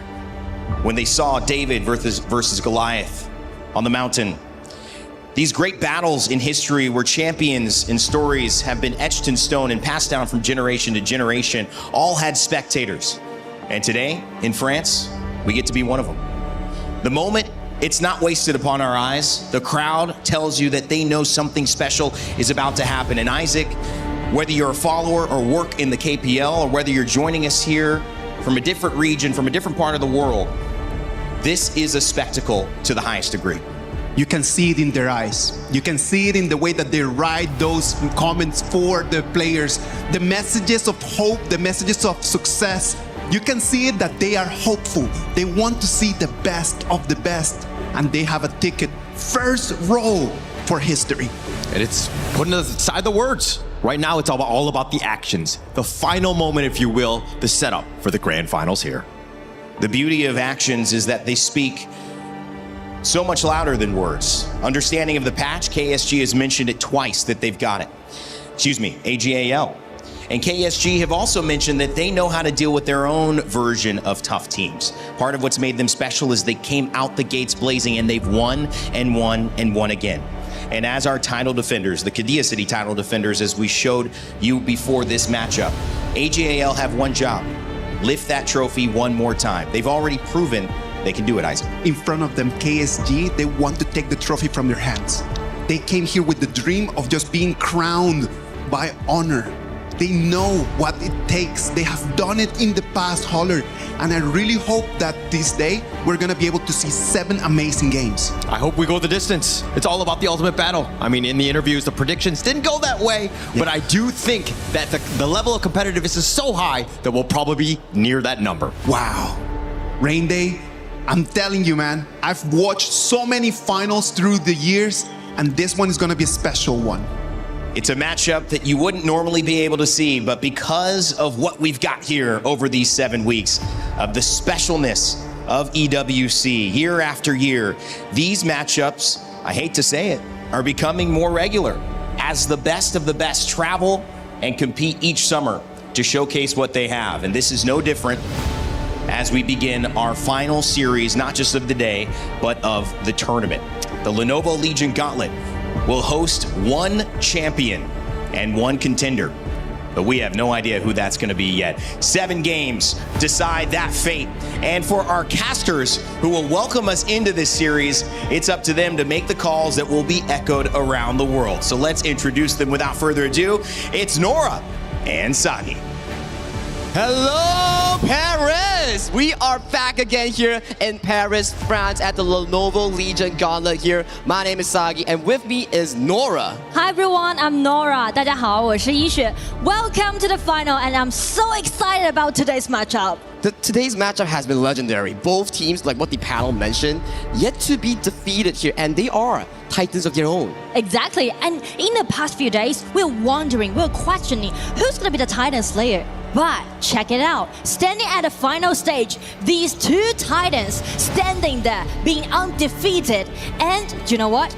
Only a titan can beat another titan. So coming in for these 2 games here, we have the title defenders AGAL versus the new era, which is Kuaishou Gaming here. For this specific matchup here, I don't think it will be another 4-0. It's gonna go to the distance for at least my feeling here. You know, last year in the final, we actually witnessed the ultimate battle. So the first question is it going to be an ultimate battle today performed on the stage? I mean, we haven't seen a single one, and I really want to see with our entire Lenovo Legion Gauntlet here. It's full of fans. The venue is so hyped. Like we saw the show match just now. We saw how the players are ready and locked in. And we are going into the pick and bans for game 1 between AGAL and Kuaishou Gaming. Let's go. Dive right into our game 1's draft. You know what? These 2 teams, they played each other so many times, right? So they're very familiar with each other. And because of the best 7, it's not new to these both teams. So Game 1 playstyle, the strategy is quite different. Yeah, it's about stacking those heroes. Like, I remember what you mentioned, KSG is all about the early aggression, and AGAL is about playing the mid to late game. So, starting the draft, you see Ukyo, Diadia, the strong early game heroes, remove away from Kuaishou Gaming's pool, and they lock in that pay in that first break. Exactly, and the reason is because if they just ban away this, you could kind of prioritize Zoe's play, allowing him to lead the whole pace in the early game. That's true, right? And I like the counter matchup coming in from the side of Coach Ziqi. We do have the Ying and also Lapu Lapu here, and we are getting a game 1 Zhuangzi here coming in from AGAL. I think this is potentially the first one in our playoffs. I do believe that Ino, back into the pre-interview, he said something about the understanding towards this patch, right? Because of the best 7, you need to give all the cards you have, and since game 1, AG already takes some of it. It reflects their playstyle, right? AGAL, slow, steady, mid to late game. We often see AG, the way that they play. Yes, you're losing in kills, but their goal is always higher than their opponents. We've seen it. Quarterfinals, semifinals, but can they do it against Kuaishou Gaming is what I want to find out, and I am loving that Florentino that will be going in towards the hands of Silence. That's what the first cheer from our crowd behind us for, right? The Florentino.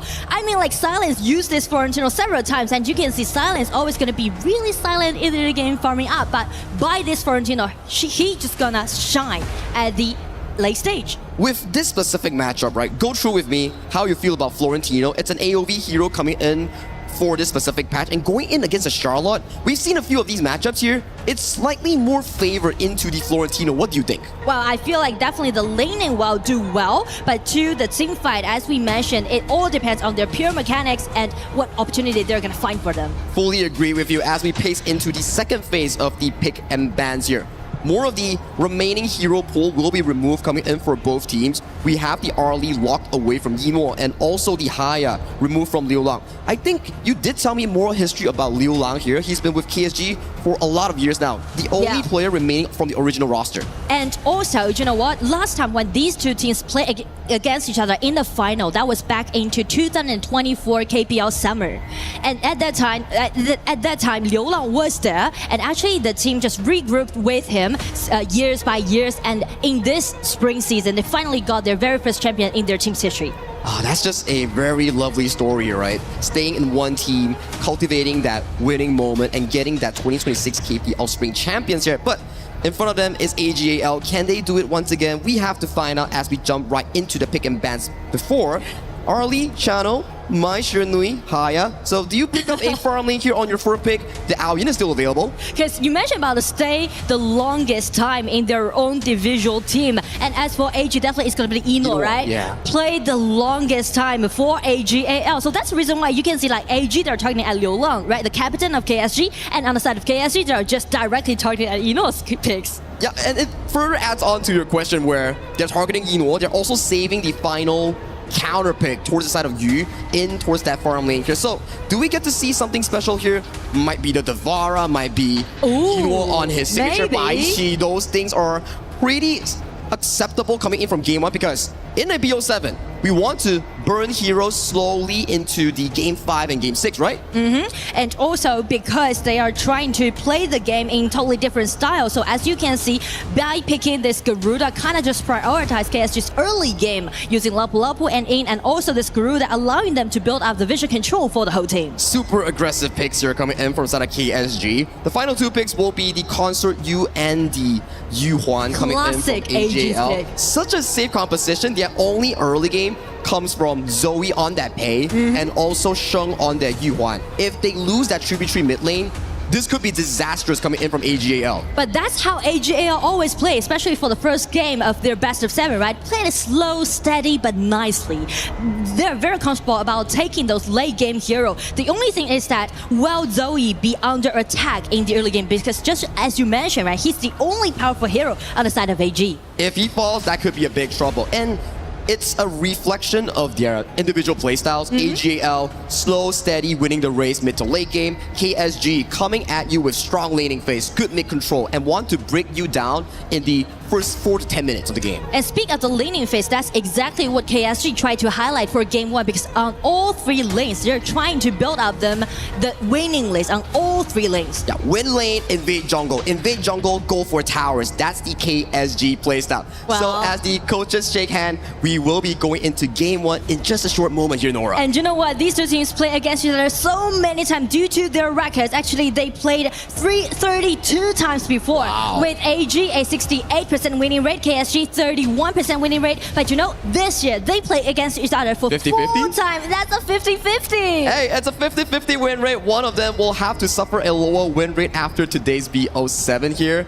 So some records will be broken because these two teams yet to suffer a single loss here in the side of KWC. I mean, so far in KWC, both teams standing there with 12 wins in a row. And these two teams actually know each other very well. And I know KSG, they are known for their aggression, and AGAL, they're known for their microing. With that in mind, ladies and gentlemen, let's get into game 1 of our grand finals between AGAL and Kuaishou Gaming. Let's go! Who's gonna take the first victory, first win among the best of 7 in the final this year? Now, Nora, talk to me about the winning condition coming in from AGAL. Well, I mean, AGAL definitely need to make sure that Pei, Zoe need to farm up very well, and also they need to accelerate pace, farming pace, allowing them to back up for their side lanes. Oh, and towards early game, such an aggressive start coming in from Silence. Taking a bit of a damage here towards this specific game. I like your analysis on AGAL's win condition.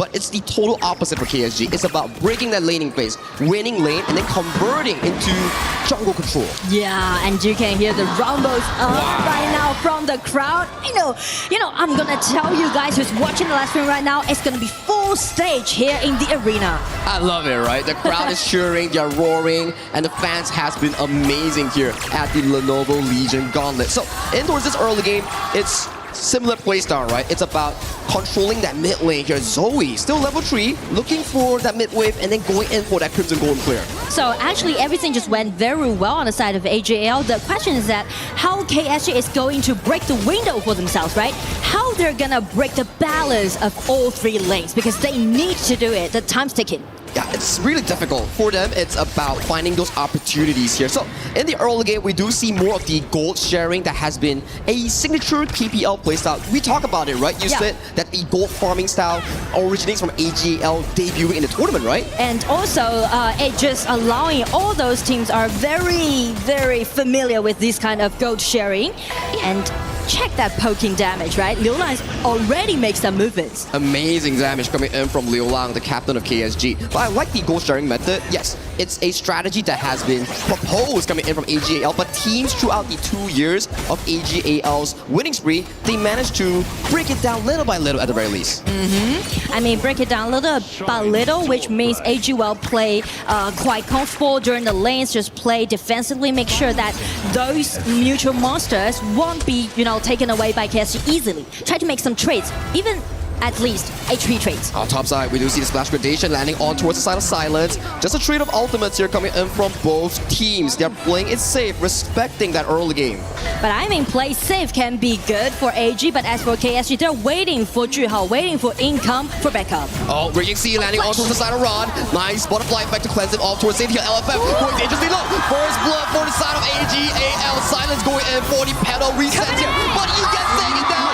Try stays alive for sliver of health. That was a basic attack and it ended up with a 2-0 trade. I mean, it was KSG trying to make something happen. It was the initiation coming from Lapu Lapu with a flash. Nice controllability, but as you can see, burst out damage isn't there. And check Ran. Ran plays so well so far in KWC Juno, giving him the priority and take the first blood. And previous series, Ran was consistently being targeted down by multiple members, and now they're giving him the 3v3 which they want. It's looking so comfortable for AG on LFF. You're low, buddy. The HP trade, everything just in favor of AG so far in the early game, which might cause a little bit problem on the side of KSG, because we mentioned they need to gain themselves a winning lane in the early stage. Yeah, 1,000 gold already going into that first 4-minute tyrant. If you're a KSG with a strong early game composition, you won't be feeling too good. But I feel like maybe the 4-minute mark will be the time for KSG to make something happen. But just check the rotation Zoe and Shen is doing right now. They might be wanting to dive Silence under the tower here. So giving away control over the Tyrant, where AGAL, they want to make sure that Silence doesn't get his free lane that we talk about. They're just torturing Silence, right? Try to suffocate him during the laning. But as for KSG, just like we mentioned, right? They made some trades about that dragon. Oh, nice flash coming in from the side of Sean, dodging away Silence. Silence has no flash. He's almost getting taken down. Splash grenade, finding Silence, and that is 3 kills in towards the backs of AGAL. I mean, it hasn't been 5 minutes, but Ran already with the pure sky. You can see like how Ran is being so aggressive today. He's getting so much help from AGAL. They know how important that clash lane matchup is, and towards the bottom side,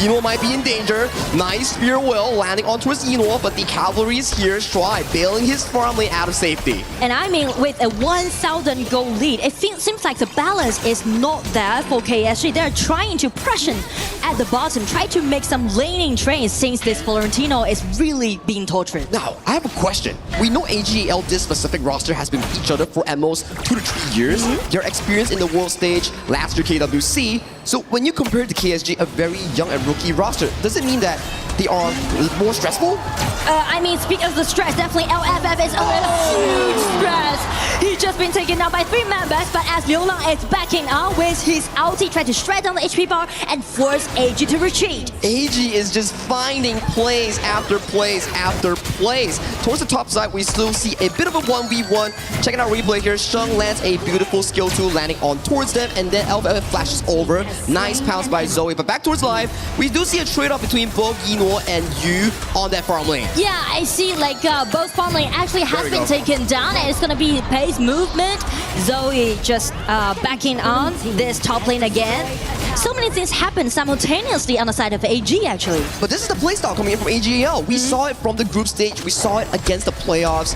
They farm, they outpace you, and yes, 4 kills, but the way that they generate the goal lead already close to 3,000. That's a lot, because we haven't even like reached to 7 minutes yet, right? It's only like 6 minutes, so it's gonna be a little bit tricky for KSG how they're gonna gain the vision control, because as you can see, Lapu can be quite vulnerable if he can't just soak in all the burst out damage. 1v1 coming in from Silence, finding the refresh on towards the pedal here. Ron manages to dodge towards safety, so that's the end of that play. Meanwhile, mid lane, looking for a bit of push, but that's the Garuda playstyle coming in from Liu Lang. Easy wave clears. Yeah, and I mean the Garuda pick can be good if KSG just fell behind, because they can always rely on Garuda's laning clarity, make sure that the tier 1 tower in the mid lane is always gonna standing there for them. Yeah, as long as the mid lane tower doesn't go down, KSG can still push the game indefinitely. So we look at AGL's draft. Yes, they're currently in the lead, but there won't be a lot of engaged potential because it only relies on Sheng on that skill 2. Exactly, because it's really acceptable for them to just farm up in this kind of speed. That's correct. Mid lane, a bit of a clear coming in from both teams. Oh, check Zoe's positioning. Yeah, Zoe is positioning himself in this half map. Might be catching you on that rotation. I mean, they are gaining all those vision control, and maybe the next target will be the invasion of the opposite side's red buff. Oh, it's looking so comfortable for AGL. Yeah. Every rotation coming in from Zoe, just clearing towers left and right. You already lose a tier 2 so early on in towards the game. It's only 7 minutes 30 seconds. And I feel like KSG, they are just trying to get into the mood. They are trying to make something happen, but the thing is that the rotation that AG moved is kind of be more flexible. Very perfect as of this part here. Celestial Melody has to be popped here coming in from the side of Sheng.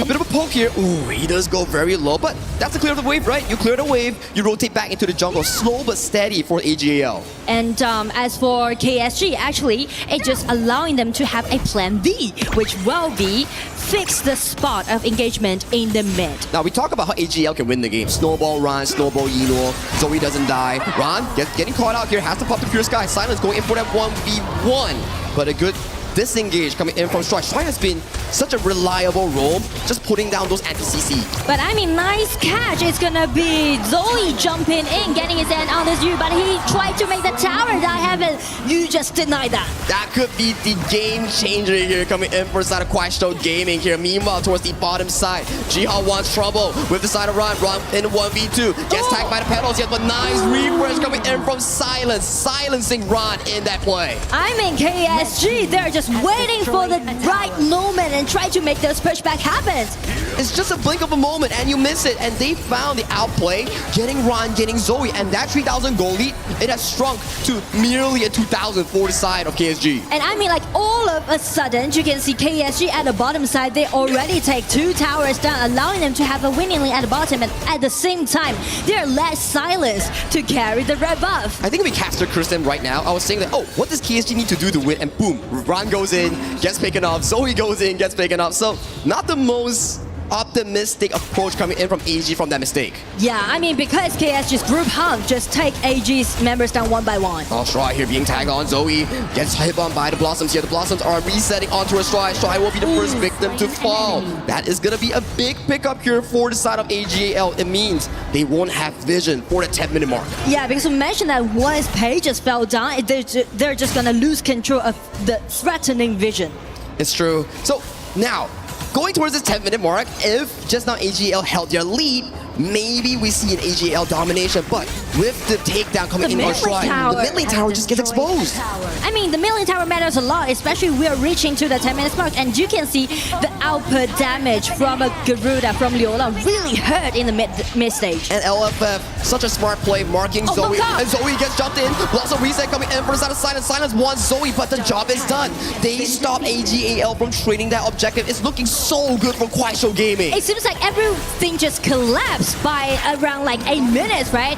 KSG just find one window open for them and keep snowballing the game. And they're not stopping here. Ron getting caught off here by the side of Jihao. Jihao goes in with the ultimate, finds a slot spear, and he takes down Ron in that play. This is disastrous for AGAL. And I mean, just check the goal difference. AG is holding the goal difference quite well, quite decent, because it's still gonna be very even. But check the burst of damage coming out from Eno, just using his ulti with Shen's flash. Gotten such a nice gank. Very good timing from Eno. He saw LFF leave his farm and immediately he's like, you're alone, and he gets taken down. This is the moments that you need here. So with that timing difference, maybe they can go for that overlap. But Ron, a bit over aggressive here, being punished heavily by the side of KSG. But so does Yu, right? The position isn't that comfortable. You can check his teammates are actually very scattered. Coming towards live Sheng, chunks down Silence. Silence gonna be really low before the next fight. AGL, they have control over the Shadow Overlord pit. I mean, the accuracy with Shen's skill 2 is definitely there. Yeah. They are going dangerously low. Both teams. Okay. They're playing with each other. Ran coming goes in. over the back line. Who gets the steal? It goes over to the side of Zoe. AGL, they're backing up. They already accomplished the mission, securing that Overlord. Make the constellation effort happen. Again, a pretty classic AG playstyle. But on the side of KSG, since they already break down all those towers on 3 lanes, right? The tier 1 tower. So it's time for them to make some engagement happen on the red buff side. I want to give props to KSG. The way that they claw back in towards this game was just remarkable. They were like down like what? 3,000 to 4,000 in towards that early, and they just managed to find picks after picks to actually get back into a 50-50 with KSG. And right now, the top lane, you can see like these two teams are actually doing different accusations. AG is led Zoe to do the snap push, right? And actually the Vanguard's really hurt. Oh, LFF, he's getting caught in the middle of nowhere. That's a nice chunk. He still saved his ultimate and also the flash. So that's an okay pickup here. And I mean, that's the microing we talk about all the time when we're seeing AG play, right? When they fell behind in the mid game, they're trying to figure diverse methods to, you know, just trying to even the game out. You know, in social media, there's a clip of Shuai standing in the river looking in towards that bush, and then it perfectly just slices off that vision. It's really viral in like global social media. Yeah, and I mean, in that case, it's gonna give the pressure on KSG, and right now they're targeting at the tier 1 tower in the mid. Yeah, this was gonna go down pretty quickly here. Eno and Sheng just using their basic attack to chunk it down little by little. I think the game decider will be happening later on. Jihao gets caught out. He's getting really low. Really close. Nice 2-man stun coming in for the side of LFF. And Zoe, he gets taken down. Shuai has nowhere to escape. That's a double kill going over to the side of Liulang. Meanwhile, Silence is holding on to member Sheng. Has to commit the flash, but the job is done coming in from Kuaishou Gaming. I mean, that was a really nice pushback on the side of KSG. It seems pretty much like Jihao was the bait, right? Just let everyone get in, check the replay, check the positioning, right? Jihao has been taken extremely low, but after that, he survived, and with the Lapu Lapu with a flash getting in, and also Liulang's output damage with his ulti, just use his ulti to land all those kills as a double kill. LFF has been amazing in this game. Yeah, he's 0-2 in the early game, but the way that he found engages after engages in the mid game is just superb coming in from a superstar new roamer. Because I mean, like, speak of engagement, the only engagement that you can see on the side of KSG will be Lapu Lapu. That's true, and he's managing to find all of those little plays on the map, which gives KSG back to control. 50-50 from both teams, but with the Shadow Tyrant, the next upcoming 2 minutes, it's gonna be rather stressful for AGL. Well, you see, like, this is kind of like another class of playing, right? It's everything just went so 50-50, and you can see a lot of back and forth is going on, and even when we scrutinize about the goal difference, it's quite even. It's even, like, it comes down to that one final play between these two teams. Yeah. If Eno dies or you dies, that could be disastrous for either of these teams. So, you can see KSG are trying to push in a quite secure way, and AG is trying to poke in a bit more, the ulti trade.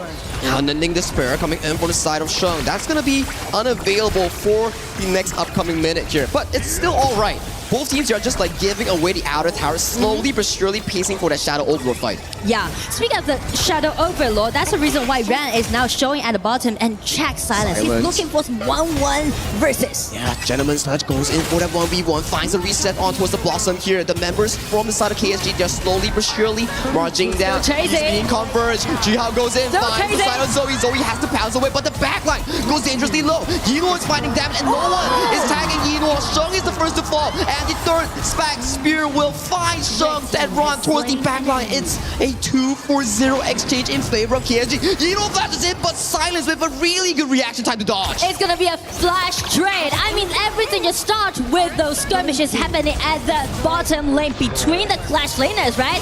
1 versus 1, and the team members is trying to back them off. But after this, check the controllability, right? Those stun just let KSG to make these things to be possible. The spear wheel coming in from Jihao was so clutch to pick off Sheng, and with that win, Shadow Overlord going in towards them, and the high ground coming in from AGL might be in danger later on. Exactly. I mean, after claiming that Vanguards, it's just allowing KSG to push in a more aggressive way.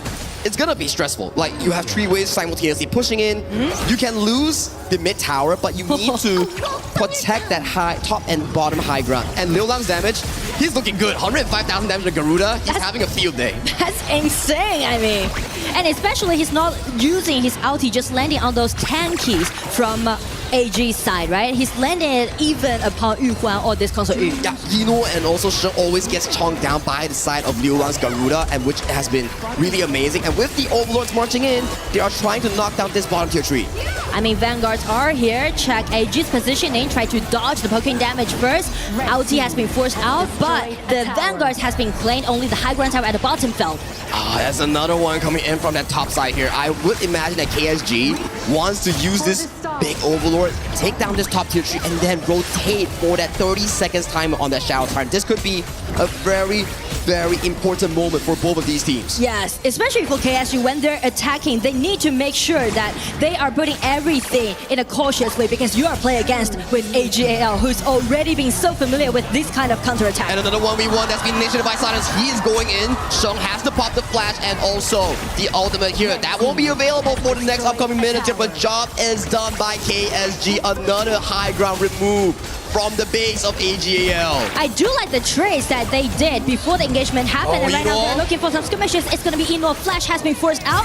KSG looking for some troubles with the red buff and trying to make those constant damage, letting upon Zoe. The pokes has been amazing coming in from side of Quaisho Gaming here. AGAL, they need to push in the vision line. If they lose this, it could be really dangerous. Zoe flashes forward, has to retreat with the help of the butterfly effect. With the health bars blinking low, this Shadow Tyrant will be a simple pickup for the side of Quaisho Gaming. But I mean, like, every time when AG trying to force KSG to take some movements, it's always gonna be Liu Lang's ulti, right? Just shred those HP bar down and just cause such a great problem about the attacking that AG trying to initiate. And the mid game has been about silence, right? Going for those 1v1s and then forcing both teams to react towards it, with Ron being caught up and then Zoe going in an awkward position, and then when LFF comes in for the engage. So they need to make sure that Silence doesn't get a proper flank angle. And right now it's gonna be a trade. The skill trade is on, the poking damage is out there. I mean, like, AGAL, they are under huge pressure right now. It's not gonna be easy. Shuai's butterfly effect on that Zhuangzi won't be available for the next 20 seconds here.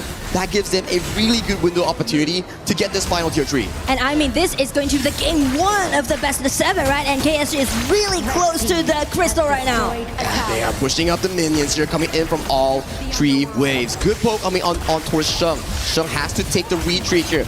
Minions are still far away. Yu goes in with the ultimate here on towards the enemy here. Tower is under siege by both teams, but they have to take the team, but the tower is exposed! There was no one from AGL who cleared the minion, and KSG takes game 1 in this best of 7 series. I mean, everything just being nailed down at the end of game 1, right? KSG, they fell behind a little bit in the early game, but as you can see, when we step into the 10 minutes mark, they've made a lot of trades happen, and also they just enclose the whole vision and push the game till the end. LFF's mental game is so strong. Being 0-2 down in the early game and still being able to manage to find those team fights. Those pickoffs has been amazing. Check out these early games, right?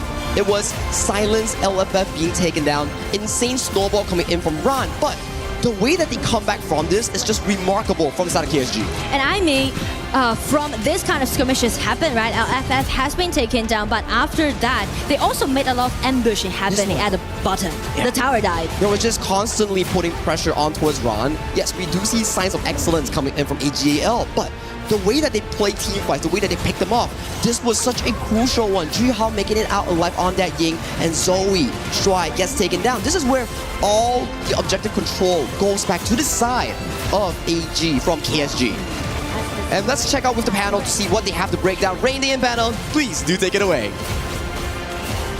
Well, you wouldn't believe it if I told you if it was any other day besides the Grand Finals, but a KPL team has lost for the first time in Paris, and it happens to be by the hands of another KPL team. KSG take the win in Game 1 and move forward in their chances to debut here at EWC, KWC 2026, and take the trophy from the defending titles. Rain Day, Isaac, and Haller back on the desk with you. Saki and Nora just on the cast. Isaac, that was exactly the type of game that we expected to see. It did not disappoint. I never get tired of just watching finals, man, because the finals are just so interesting. 19 minutes, we make it all the way until there. And I'm just loving the fact that it's a coming and going. It's a ping pong match, man. Like, it's never for someone. A lot of people say like, oh no, it's already 0-2 for Silence over there. Take that, turn around, KSG win. You saw the playstyle of both of these teams as well. That's the craziest part, where, again, KSG were able to take those team fights. They could go aggressive when they wanted to. AGAL were looking to shut the door many a times, and they played their playstyle early. And I think that that's the main difference between having the KPL teams just fighting over there, right? Because they never put their hands down. They're always defense up. It doesn't matter if you start just losing at the beginning, they can always find a way to bounce back. But it also seemed like the bounce back was because AGAL were making some uncharacteristic mistakes. They were forcing things. They were getting caught out. They were trying to make some fights like 2 versus 5, and that's never a winning proposition. But you know what? Like, I do believe that KSG forces those mistakes out of AGAL because they understand something. They have the Garuda pick. And as Sagi just mentioned right over there, the mid lane turret cannot fall. And then in 8 minutes and 30, Zoe and the guys, they really want to just take that mid lane turret to fall, and then they lose to people, and that's the moment when KSG just turns the game around. Yeah, they turned it around, and that was like a number of different moments where Zoe was trying to, again, force it a little bit. Yeah. And it seemed like they were kind of like, this is not the traditional AGAL that we know, because again, most times they do it, they convert, and they come out successfully. It is very difficult with that pay, right? Because the pay, you need to have the momentum. So he has the momentum at the beginning of the game. True. So 8 minutes, he gets there, he's like, okay, I can do this. But when you're playing against the best of the best, the difference are just minimal. And those differences adding up to a first game victory for KSG against our defending title champions. Of course, game 1, you're going to test a few things. And it was actually AGAL that got off to the better start. They had the lead at about 8 minutes. They were affecting the clash lane. Silence was 0-2. Rand was 2-0. Things were going well. But suddenly, slowly, surely, 3 S's that give us 3 different intonations on the story that would evolve is that it was KSG who would turn the tide. So, Haller, I know you have some clips ready for the illustrator. What happened? Let me I got it into the first one. I love this because I just love how I can get to hold the mic. Thank you.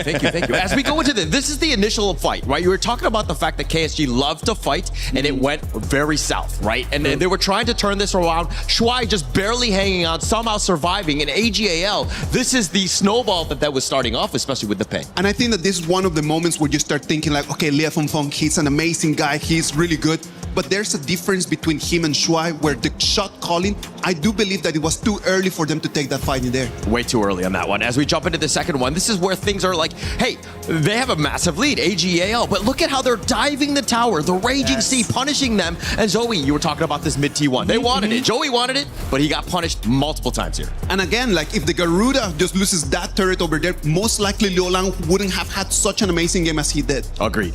And as we go into the third clip here, this is where they tried to go for the ambush. They almost had Juhao, but the rest of the team teammates all there. They made sure that they pay there. They're like, how dare you go after Juhao? And both of them get picked off here. Liu Lang, man, I just need to keep calling his name. That Garuda pick in there, like the way of the damage, like the distance, the reach, the range that you can have is just a completely different thing. Very different. And as we go into this last one here, this is for me the tipping point. I love this one. Where they were able to chase. Silence was actually doing quite a bit of work. And look at how Juhao just kind of baiting them in. It's back and forth where they go. And then they were able to get the snipe in. And at this point, it was an all defensive move for AGAL. Now, it goes to this moment. That's what we're in 15 minutes, right? Yeah. When you get to the 15 minutes mark right over there, you understand KSG has the priority to try to push onto the high ground turret. So we get to the last moment of the fight. They do have the minions. I thought that they were gonna just push back and try to go for the Tempest Dragon fight. And then after that, they just decided just to finish it, push the crystal, 1-0 for them. Yeah, I mean, it was almost the entire team of AGAL was up defending, but the pressure from the minions, the pressure from KSG, and the pace, which we had mentioned is the signature of this team, the aggressiveness early, is something that they wanted to lean on, and they had the confidence to do it. In some ways, this is kind of like that title match that we've looked at. Somebody who's historic, who's already been there, who's lifted this trophy, and a young gun who has the power, who has the potential, the staying ability to compete against them, now showing that they can. So my question is, what's the response from AGAL? I do believe that when we watch KPL teams fight against each other, and when you have teams like AGAL against KSG, that first game is just about just trying to understand how they want to play the BP for the 7 games. So you can see picks that we have not seen yet, the Trunks coming in out there. That Trunks is something that a lot of people have not seen. Is the first Trunks we get in the KWC 2026. This allows them, just that in the moment that Lapu Lapu initiates, the Trunks with the butterfly effect can just purify, and then they can counterattack on that. So I do believe that AGAL in that game number 1 did a really good game on their BP. It was definitely a good game. I think that, I don't know if the Zhuangzi pick is it's something that they might need later, right? But I think for Kwashu Gaming, I think that this is great. This is what you want to do, especially if you're a young team. You want to take game 1, and they did it assertively with some dominance towards that end. One of the things that is also, when you look at a matchup here where you have 2 mid laners who are kind of stealing the show because of their history, Liu Lang and Sheng, as you appropriately mentioned. The Garuda, a very valuable mid lane pick, getting the win on that when it is your opportunity to play it, that means a lot. That kind of gives you some confidence, because on the opposite side, if that goes AGAL's way now, Isaac, that obviously means that they've got the pressure to kind of do well with that pick also. I think that the Yu Huan pick over there to challenge the Garuda was actually a really good one, because it can just suck in so much damage. So it can actually just use that issue, suck in the damage. It's very late game, so they were thinking that Zoe could do a little bit better in the early game, and the mid-late they could have the advantage, but just KSG was too much for them in this one. Yeah, too much. I mean, it was about that, like, solidifying the mid to late game, the pay, Joey. Once he got like caught out a couple times, it's very difficult to come back from. That's an early game hero that will fall off. All right, well, heading into game 2, it's AGAL's turn to respond. KSG strike the first blow. Let's send it over to Sagi and Nora to get us started. Thank you, panel, and we are back once again in this game 2. Nora, could you have expected game 1 bleeds over to the side of KSG after an amazing comeback? Especially when KSG fell behind in the early stage. We know that this team is known for their early aggression, but since they fell behind, I'm kind of worried about them, right? Well, they make the comeback, but by those ganks they made at the bottom, really nailed it in game 1. And you know what?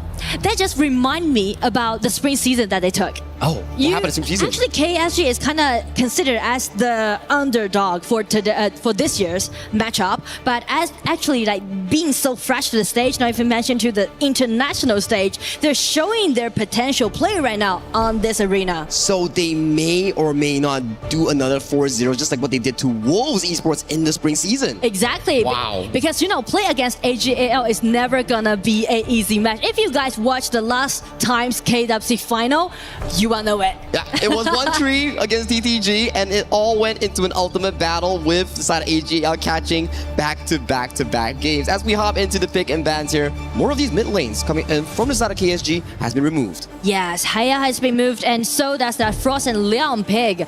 Potentially, maybe can be played by AG. They just denied it and prioritized this idea. Oh, and that's an early pickup on that Arlie and also Zhang Fei. Talk to me about this early pick coming in from Yinwo. He's well known in the KPL scene for being the FMVP of this pick, and I think every single series thus far, he has always selected this early pick. Exactly. So far in KWC, this is his most picked hero. 4 times, 4 wins, 100% winning rate. Hey, I know something that's 100%. So I remember the panel were talking about like, oh, KSG and AGAL both have a 12-game winning streak, but after that AGAL loss, their win streak has been broken and KSG is currently on a 13-win streak instead. Exactly, and as you can see, KSG trying to play more aggressive since they are picking out this Guan Yu and also Ogren on the top, because Guan Yu can do great threatening positioning during those team fights. So much aggression, right? You have the Diadia Ogren for that early game. 1-2-2 coming in from Diadia could just set up a nice, beautiful gang in towards that side lane, and when the side of silence is level 4, that's when the insane Razor Cavalry starts charging in those team fights, setting up for big success. Yes, I mean, sustainability is what KSG right now has, and initiation is what AG has right now. Because of the Zhangfei's ulti comboed with Dharma's ulti, that can be explosive during the team fight. Oh, maybe we get like a Direnjie here coming in from you. You know Direnjie? We don't really get to see him that much in the entire KWC, but it does work pretty well as a lane matchup against Yino on that early, or also against these double matchups here. So I'm pretty excited to see what Yu has in store for us in that farm lane pool. But I mean, speak of the farm lane pool, already 2 farm lane has been taken away on the side of AG. Aoying be cancelled, and so does Yu. So will it be, oh, they go for the mine.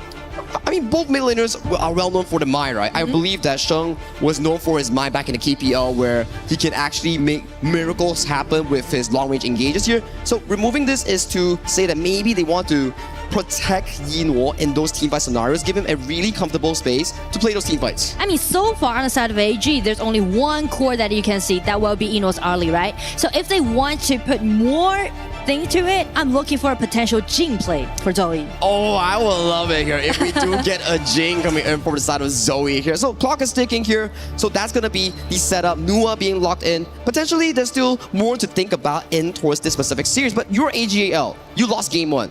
What are you thinking in your mind right now? Well, I mean, if I am AJL, I won't be that worried about if I fell behind, because these players, they've played among each these players have played together for over 2 years right now, right? I mean, what else they can offer to us? It's always going to be the expectation when we see them play.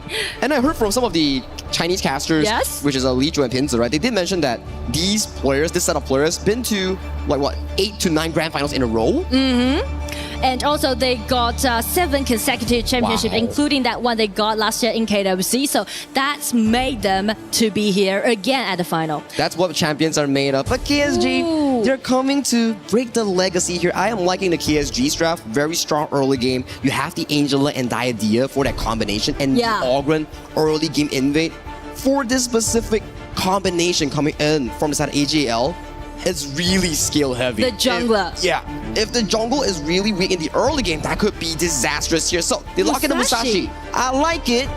You can reduce the healing, but how do you play early game? It's looking really difficult for the side of AGL. And especially this is only game 2, right? Musashi kind of feel a bit early for game 2, but we know the ulti that Musashi can do, right? Just restrict the HP recovery on the side of KSG. So that might be the main reason why they're picking out this certain hero. My main worry right now, AGL has a beautiful draft, very strong 8 to 10 minute, but how do they defend that early game is my question to them. Especially, you know, I really want to see Liu Lang play Angela in this stage for several times, but this is his actually first time playing this Angela in KWC. You know, Liu Lang's Angela is totally another level of Angela. You will see it in game. And also, it's kind of like prioritize their early game, as just you mentioned. If KSG really played in a more explosive way, it's gonna cause like great pressure on AG's farming pace. And you talk about Liu Lang, you talk about Juhao, there's a lot of fans coming in to support Kuaishou Gaming and also AGAL. This is one of the few moments that you have to wonder. AGAL needs to equalize this series. If they don't, losing 0-2 in the BO7 might not be the most comfortable position that you want to be in. Definitely. And so actually, that's the reason why they're picking out some late game hero. For example, Shen's Miwa, right? We mentioned about Shen and Liu Lang. They're the top mid lane players, and also they're best friends. And they know each other's playstyle, and it's gonna be the time for them to gain the victory for their own team. The Gorge is ready. Let's hop right into game number 2. Kuaishou Gaming currently leading the best of 7 series in this grand finals against the title defenders AGAL.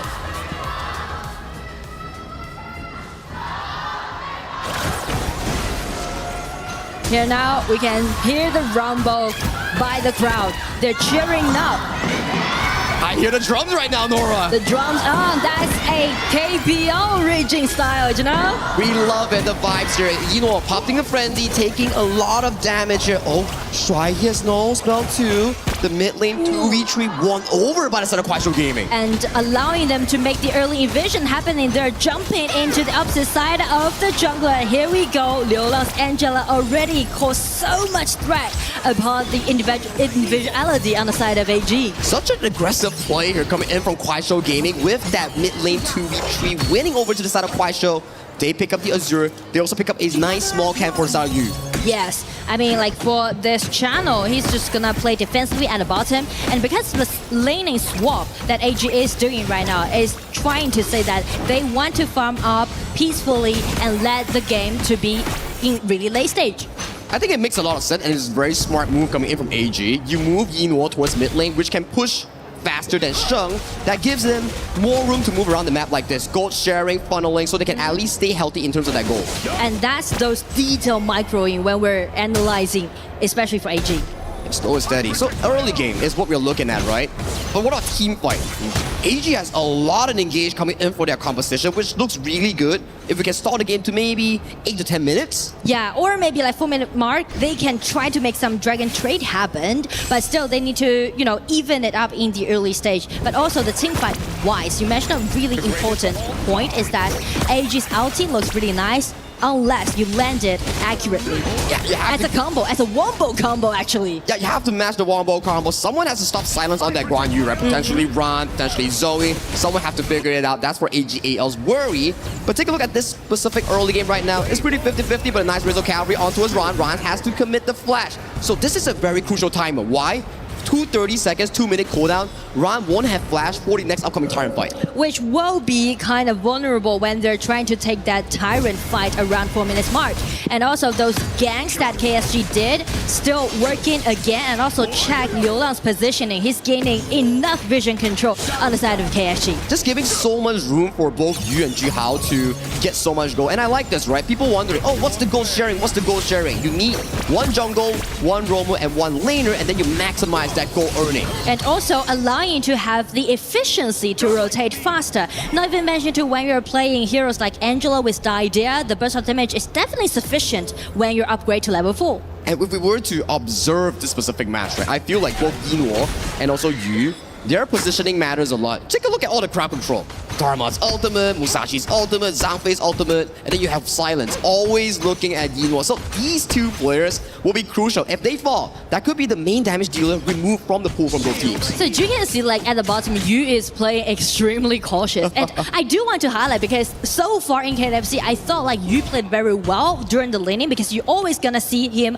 play as a 1v3 or 1v2, right? But this time, if he's trying to confront AG's bottom lane, you can see Shy already be ambushing here for over like 1 minute right now, waiting for the right moment. And Yu is so disciplined. He's just not walking out. It's like, I don't see Shy on the map. I'm not gonna play aggressively. Take a look at Silence. He's coming in first in this specific play. Tyrant has been started by KSG. And right now, check KSG's positioning, right? Trying to rush this Tyrant, but Shuai, the Zhangfei's ulti, is kind of threatening him to do so. Yeah, breaking brilliant. The steal goes over the side of KSG. That's the first objective secured by Kuaishou Gaming. It's just gonna be slight contest and everything. 1v1 coming in from Yinuo. Very well. Nice start from Liulang. So close. Yinuo is still running. Can he get away? He's getting hit. He's ultimate coming in from LFF. Gets the first blood on towards AG Yinuo. I mean, like, KSG just being so committed to take Yinuo down. But I do appreciate Liulang's skill too with the flash. That was so beautiful. All of a sudden, right? Get control on Yinuo. And Yinuo just tried his best, tried to kite. It was Liulang just flash in, use the ulti, but the damage done was so close. And Liulang was really intent to do so. Yinuo tries to sidestep it, takes a nice turn, but this ultimate coming in from LFF was just remarkable. And even the fans are like, oh no! Because actually he was very close to escape away from that kind of last ditch effort. Well, with that kill, Arlie is currently behind in gold. You need the Arlie to have 3 items going into that 10th minute fight. That's why the Arlie it's a ticking time bomb. If Nino can perform well, he can definitely grasp that 10-minute fight. That's what I want to see. So I mean, like from this moment, from now on, AG will definitely feed the red buff to Ino, try to, secure the mid-game play. But as you can see, Zhang Fei's position is Shuai, always trying to gain more vision control and try to sneak at the back, make something happen. That's such a daring move coming in from Dash right here. See, just like knocking hands, changing it with LFF. Oh, he's in a very peculiar position. Nice engage on towards the side of Shuai. Shuai has no more spells, might be pushed into the backline here. Shuai, he gets taken down. That is not the greatest news because the blue buff is open for the side of KSG. I mean, Zhiha has already been there and the ulti has been broken. Shred down the HP bar from this early for them to get back. Everything just now in favor of KSG. I do like the idea how Shuai is trying to make something happen at the back, but check the awareness that LFF has, right? Even though he's really new to the stage, but still, he's making sure that each of the bush is very clear for his teammates. They study the Dash Right playstyle, right? Making sure that Zhang Fei doesn't get like a random outburst from the side of the backline. So that's a nice clear coming from LFF. Towards the top side, good rotation from Zhihao to minimize any sort of aggressive attempts coming in from AGL. And right now we can see the goal difference. Actually, KSG are accumulating 2,000 goal lead against AG, which is really good on the side of KSG. But the thing is that how they're gonna pushing all those towers down, especially the tier 1 tower, because we mentioned about how important that Shen with this Nuwa is when they step into the late game. It's a very important pick, right? Sheng is the main focus for the late game. So you can start to see their trading sides.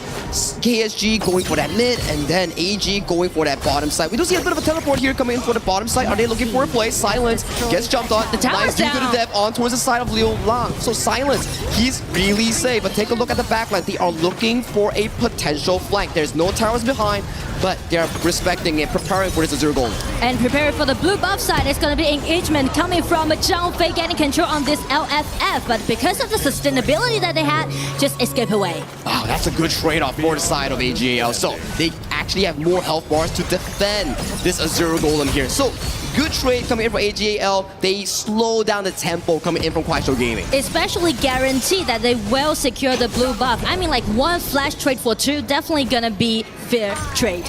It is. So, okay, that's an ultimate coming in from Liu Lang, so that will be available. It's just waiting for it.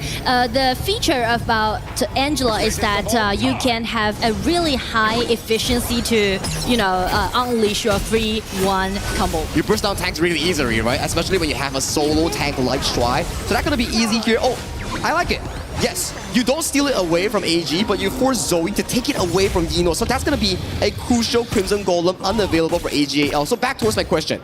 Game 1 KSG, they didn't look too good in the early game. But now, this is the KSG playstyle that we're waiting for. Yes, and also they're letting Angela to play by Liu Lang. You can see like just what we said, right? Just check out his outplay thing. He might trying to find another burst advantage happen by using his flash and skill 2. Oh yeah, he's like sitting comfortably with like a scepter and also the voice staff. So if he lands a full combo onto his Ran, onto his Yino, it's just boom, you're gone. However, if we check Zoe's skill difference, as we can see, Musashi already has 6,000 gold, right? We mentioned about Musashi's ulti allowing him to restrict the HP recovery on the side of KSG, so that might be a potential play that we might see in the future engagement. It's gonna be really quick now. 40 seconds on the dot before the Shadow Tyrant officially spawns in this game. I believe both teams will definitely want to be playing over this specific bottom river later on. But speaking of the river side, actually the river control is kind of be in control of KSG. And right now they are looking for someone maybe in the red buff side. But Dharma just spot that, Ran, take one step back. Yeah, Crimson Golem will be the next target for side of Kuaishou Gaming. Potentially, yeah, it's not to steal. It's to force out the smite from Zoe, then go for the objectives here. But they're slowly backing off, looking for a bit of a mid-lane push. This tower might be going down. It's like, you want tower or do you want red buff? They want the red buff. They're aiming at the red buff. Okay, Jihao, he's in the midst of everyone here. Zoe has to force the smite on the objective. Another good steal. They force both things. Mid tower goes down. Crimson Golem denied from Yino, and with that rotation speed, they get to go towards this bottom river first. I mean, even though no kills happen, but that that is so smart for KSG to do so, right? Claim the smite from Zoe. So AG need to wait for the smite until it has been available. They also need to wait for Yino on that third item here. If Yino has no third item, silence. He's looking at Yino. Silence. Okay. They're pressuring in the mid lane, and as for AG's positioning, they're trying to guarantee or vie for this crucial 10 minutes mark Tyrant. Okay, it has been started coming in by both teams. Zoe takes the first aggro. We do see a 2-2 coming in from LFF just to find a bit of a poke, but LFF doesn't have the mana bar for this specific fight. I mean, still silence, waiting for the right moment to come in. And it's going to be AG first, trying to break out his ulti. Shy got the Tyrant. Prison, we see the silence coming in from the backline. You're finding the engage onto Zoe. Zoe gets taken down. That's a 2-for-1 trade, but there is no one marking Yino. Yino is still doing damage towards the backline. Ron finds a beautiful knock-up. Silence going so low. Gets taken down by Ron. You in the bush. He goes in for a 1v1 against Yino. Jihao, he's so tanky. He's looking for the execution here. They are still landing damage galore. Don't get it. He gets the trade off with the side of Yino. That's a 4-for-2 in favor of AGL. Jihao dangerously low. Path passing, running away. Where is the teleportation coming in from Shung? He wants to chase. Okay, there's no more chase. Jihao is safe, but AGL is the Miracle 10-minute team fight. I mean, Miracle team fight around 10 minutes mark is so classic to see AG do so. First, reclaim the Tyrant by this jump, and also Musashi's ulti directly targeting at Liola's Angela, deny him at the first place, and check Ino's positioning, being so safe, and so does Shun, this Nuwa, just letting out all those constant bursts of damage upon Kuaishou Gaming's members. And as you can see, that 1-1 trade, you can see like Yu is just being so committed to trade for Ino. The team fight composition realized by the side of AGAL, and they just make it work perfectly at that 10-minute team fight. And Shuai, you gotta give him props. He stole the Shadow Tyrant just now. And his aroma, and I mean this might be the pivot of Game 2. It reminds me of Game 1, where all of a sudden, you start to have a shift of momentum due to one single play. It really amazes me, the way that KPL teams find momentum through a small mistake from their opponents. I mean, like, never be the end of a game, right? Even though if the game still keeps on, you are still gonna find the chance to fight back. Now we're back to a 50-50 coming in from both teams. 13 minutes mark. 4-4 in terms of kill. Goalie dead even, unavailable, and they are right now starting the Shadow Overlord that may decide the game. And also, that kind of team fight just kind of alarm a KSG that they need to play more aggressively. 12,000 coming in on this Overlord. It gets secured by the side of Sean. They go into the backline. Jihao is the first to fall. But silence! He's silent Sean, and he's still pushing for more plays. Double kill goes over to Zoe. Meanwhile, Ron, he's also another victim of this team fight, but 2-2 in favor with AG secured. But Zoe, where are you? He gets caught in the jungle of the blue side. I mean, it's gonna be a double kill goes over to you. Still, the channel is holding it. It's buying time for his teammates. Welcome here for Eno. He's trying to find the backline. Shuai, he has no spell too. He might be chasing down by the side of you, but they respect it. Are they still chasing? They're still looking for Shuai. Waiting for the right moment since his ulti is unavailable, but without the red buff, they're not allowed to do so. But still, Kuaishou is making comebacks right now. He's just charging it for Eno. He finds Eno in the midst of two towers. That's a really good play coming in from the KSG farm lane. I mean, KSG's farm lane, Yu being so new, and check the red buff side. Angela got another kill upon Shen. Just deny those members one by one. So this unbridled outburst starts with Sheng securing the buff. But take a look at Silence. He flanked the side of Sheng and takes him down. You also, it's a bit of a half-half map where both teams are finding the opportunities. But later on, the most important play coming in for this is them finding Zoe in that jungle. That is crucial for the side of KSG. And once they know that they got numbers advantage, they're just being so committed to take every possible kills.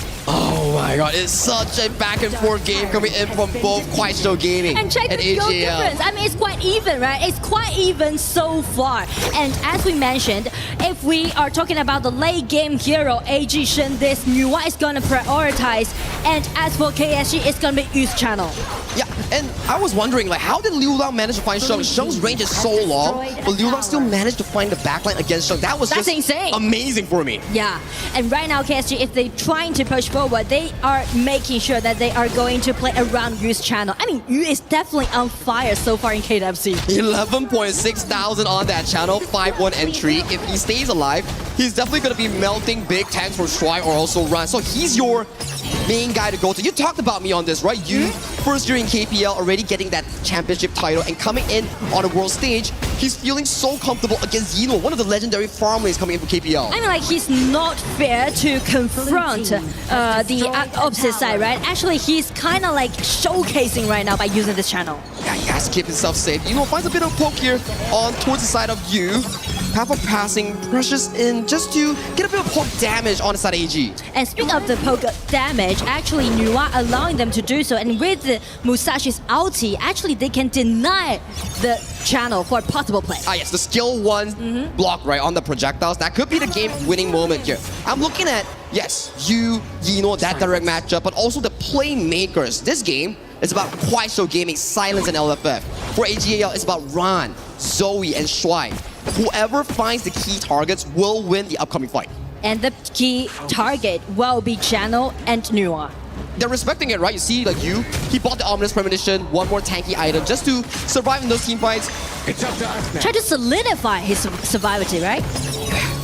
So we're waiting for the Shadow Overlord here. That will be the main target coming in for both teams. Whew.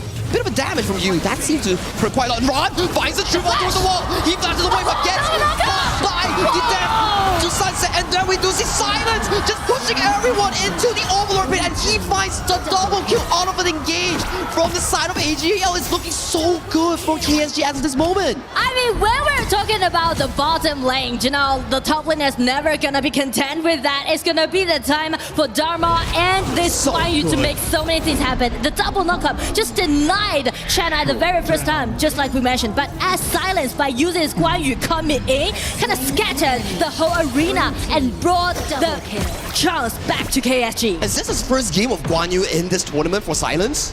No, I mean, like, he actually played it very well, but in KSG's KWC, yeah, it's the first time. First game and already this sort of level of performance is just marvelous coming in for Silence. If I'm not mistaken, through our conversation, he's known as a Zhuangyuan, which is like a first pick draft coming in from the youth league, right? Yes, and so does Zhu Hao. That's the power that they got on the top side of the map, on the side of KSG. What an amazing performance thus far. But still, 18 minutes, it's a bit of a reminiscence of game 1. Still 50-50 coming in from both teams. You need to see whether Kuaishou Gaming finds a decisive push coming in with this Overlord. There's still about 90 seconds left before we see that Tempest Dragon. I mean, that's gonna be Silence's job to do. He needs to make sure that he's gonna be the second man stepping into the battlefield. Because as you can see, either Ran and Zoe, their ulti is kind of scary.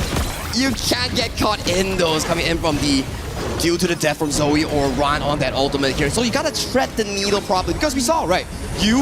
The moment he sticks just a bit towards the wall and Ran just flashes him for those plays. And without a flash, since this channel's flash is not available, they're just gonna play extremely cautious. Yeah, they have so much to worry, but can Sheng steal this? He does have vision. Ultimate, okay, that's safe. KSG secures that Shadow Tyrant. And that's some experience that we mentioned when these KPL teams played.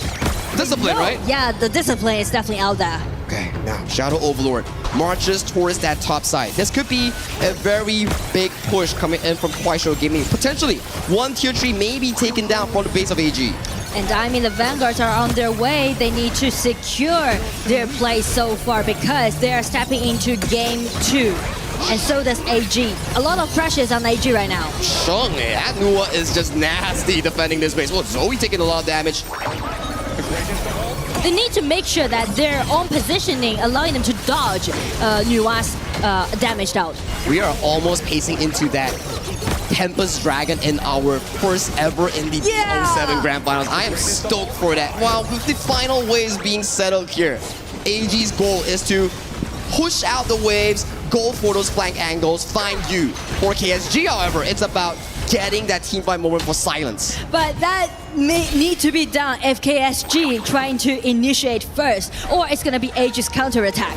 Because as we are stepping into the Tempest Dragon, everything just even up. It's gonna be an interesting one for the upcoming play. This will be the first ever Tempest Dragon of our BO7 Let's this go, game find our 2. first Tempest Dragon. Okay, silence. He gets marked out here. In towards the mid lane, Yinluo is marked by the Diadea. Both teams are fighting for mid control over this bottom side river. It's going to be really, really important. Whoever gets the bushes, whoever gets the flank angle may have a really good team fight. Because they know they have such a clear understand that this might be the last team fight. They're just waiting, right? They're just waiting. First of all, take away the Crimson Golem, you know. We have slow time. Ron, he's pushed through towards the mid lane. 2-2 coming in from the side of Diadea. There's no follow-up play, but flash used by the side of Ron. That's gonna be a big cooldown if he wants to look for you in the back line. But I mean, like, one flash trade for two. Angela is also absent with this flash, so it might be a G Death coming in for the side of Zoe. But Zoe, he doesn't find on towards anyone. Jihao is still really tanky. Both teams respects that and they back off. And at the bottom, you can see Silence is constantly taking his eyes upon Ram, making sure that he won't come in and cause threat towards Angela or this channel. Try walks in. He wants to look for a bit of a vision play. Tempest Dragon has been started by the side of Kuaishou Game. It has been taken half away right now. It depends on AG whether they try to contest this Tempest Dragon or not. It's going to be Red coming in first. Due to the death finding on two members here, we do see a nice pushback coming in from Ron to disengage Zoe towards safety here, towards the back line. Blinking Hellbars on towards Zoe. AGAL, they need to find a way to re-enter this pit. Still doing trades and still AG is holding it, but since Zoe, he canceled his recall, it seems like AG trying to contest it head-to-head. The HP bar has been taken halfway down, and so does KSG is trying to bait in a lot of things, and the ulti of Zhang Fei is ready now. Jihao gets pushed towards the wall. He goes into the right Hellbars on towards multiple members with the backline. AG Zoe secures the Tempest Dragon, deal to the death on towards Liu Lang. Liu Lang has nowhere to go. He has to flash away. The counter in play coming in from Jihao. He gets taken down. Yinluo towards the back line. He has the same sanctuary. He is still alive. They are looking for the final play. You is so dangerously low. Raise on counter does nothing. And AGAL finds every single member. And they are looking to push it into a game to an equalizer. I mean, after suffering for almost 20 minutes, AG make a miracle comeback again. Those wombo combo, they did it. Everything just put it in such a decent but impeccable way. And it's going to be their time to make the pushback. You'll break my win streak, I'm going to break yours. Both teams, they are back to an equal footing in this best of 7. And minions are marching through. We are going to an equalizer after this game 2. It's going to be a 1-1 at the start of our final of our best of 7. You told me that AGAL plays slow and steady, but this is not the one that I'm looking at. They are just fighting for control in every single opportunity that they're given them. Well, to be honest, I'm so amazed by the last team fight that they play, right? The layers. I thought it might be Jumpy's ulti first, but actually, that was Ran Dharma coming in and then come out with the Jumpy's ulti, double stun, and that Zoe to find a spot, get in, ultimate down, and just deny the members on the side of KSG. Such a well-played game coming in from Shry and also Ron. Yes, their KDA may not be the best, but the way that they structure these team fights, you push away the side of Zoe, you give him room, let him smite, and if he got that Tempest Dragon, that was the crucial play for AGL to win this game 2. And I mean, like, that kind of be a little bit frustrated on the side of KSG because from the replay we can see they did really well. They did extremely cautious, or even we will put a question mark on it. Is it like extra cautious, right? Because they are holding the advantage for over like 20 minutes, but one lasting fight, boom, collapse. Top tier teams going at it, and I'm loving how competitive this game has been between these two KPL titans. Here, look at these plays. It's just back and forth. Two sides coming in from two teams. But let's pass it over to the panel with Rain Day to check out what exactly went down in this game 2. Well, you guys said it best. It takes a Titan to take down a Titan, and KSG get exactly what they serve back in kind. AGAL with a 22-minute victory, and they light this crowd on fire. What a moment there. Inua, 3 kills to add what was already a delicious treat here in Paris, France. You could see the reactions there. It was just the cherry on top to have the star grab the final few blows. Welcome back to the panel, Rainday, Isaac, and Holler, to talk about what was finally the end of KSG's win streak. 13 games, though. That was pretty good. That was a long one. That was a very long one, but I am amazed. Whenever that you're in doubt, just go for Inuo on the early. That man can turn things around because that is his signature hero. We knew since the beginning that that was going to be the ball game. Pass the ball to Inuo, let him farm, let him get better.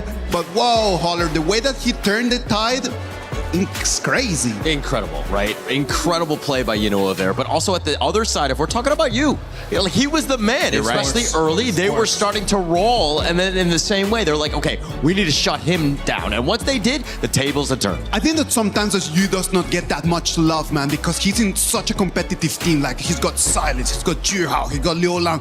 But you stop level, man. Like, he's a baller as well. That Chano was incredible. 5-1 for most of the game. Yeah. There were a lot of moments that centered around him. I know we'll take a look at it. But yet again, it was a little different from the start to the end. These two teams finding ways to be competitive, but also in different moments, KSG out in front this time around. And it was AG all on the back foot. Yeah, all on the back foot. I mean, it seemed like AG were like, how do we get back in this game? It seemed like KSG had all this momentum.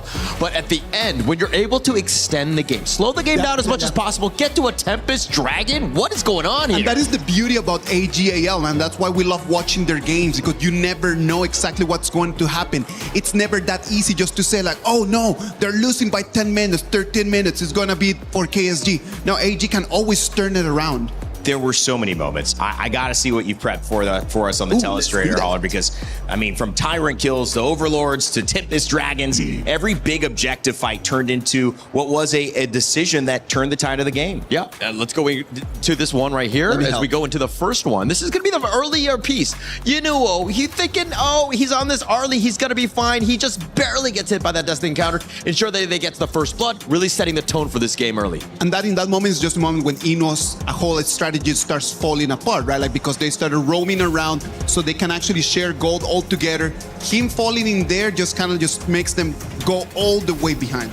And as we hop into the second one, this is kind of the start. There were a lot of big team fights, and they started with the big neutrals here. This was that Tyrant moment. Shuai with that amazing steal. No smite. It's just like, hey, I'll just basic attack that one, ensure that he gets it. But then the control that you're seeing, a little bit of revenge in the sense that AGAL were able to kind of bounce back, do some work on their own end, and KSG just barely surviving on this Up one. until right there, it was just a game of rotations. If I want to defend something, I'm going to have to let something go. And it was just the way that KSG was playing up until then, right? Like, the Tyrant falls because Inuo does not have the red, but wow, he comes back on the 1v1 against the channel. Yeah, he came back, right? It was almost like revenge. Just like, I need to take down Inuo before he goes. But that was a nice one. As we hop into the other one, yet another fight around the big Overlord here. And this is a huge one. Shen getting the steal, getting the take. And again, the team fights where Zoe finally gets the better of Juhao, is able to take down this Ogryn, and things were kind of looking a little precarious for KSG as Silence gets taken down as well. He had so much control throughout. It was such a long fight. I think that this one just went like for about like a minute long.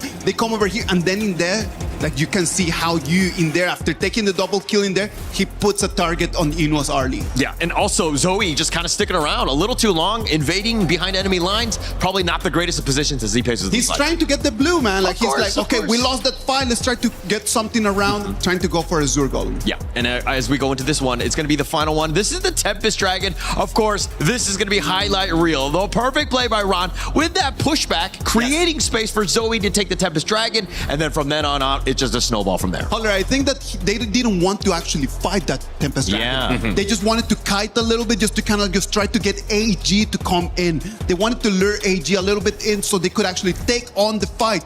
But the problem is that they kite for so long time that the Tempest Dragon, the HP bar goes so low that then they're like, okay, seems like we're gonna have to commit. And when they committed, AG just took it from them. There were actually, it was almost 3 for 3 when it came to objectives. Big objectives. You talked about the Tyrant, the Overlord, Tempest Dragon. It was all AG.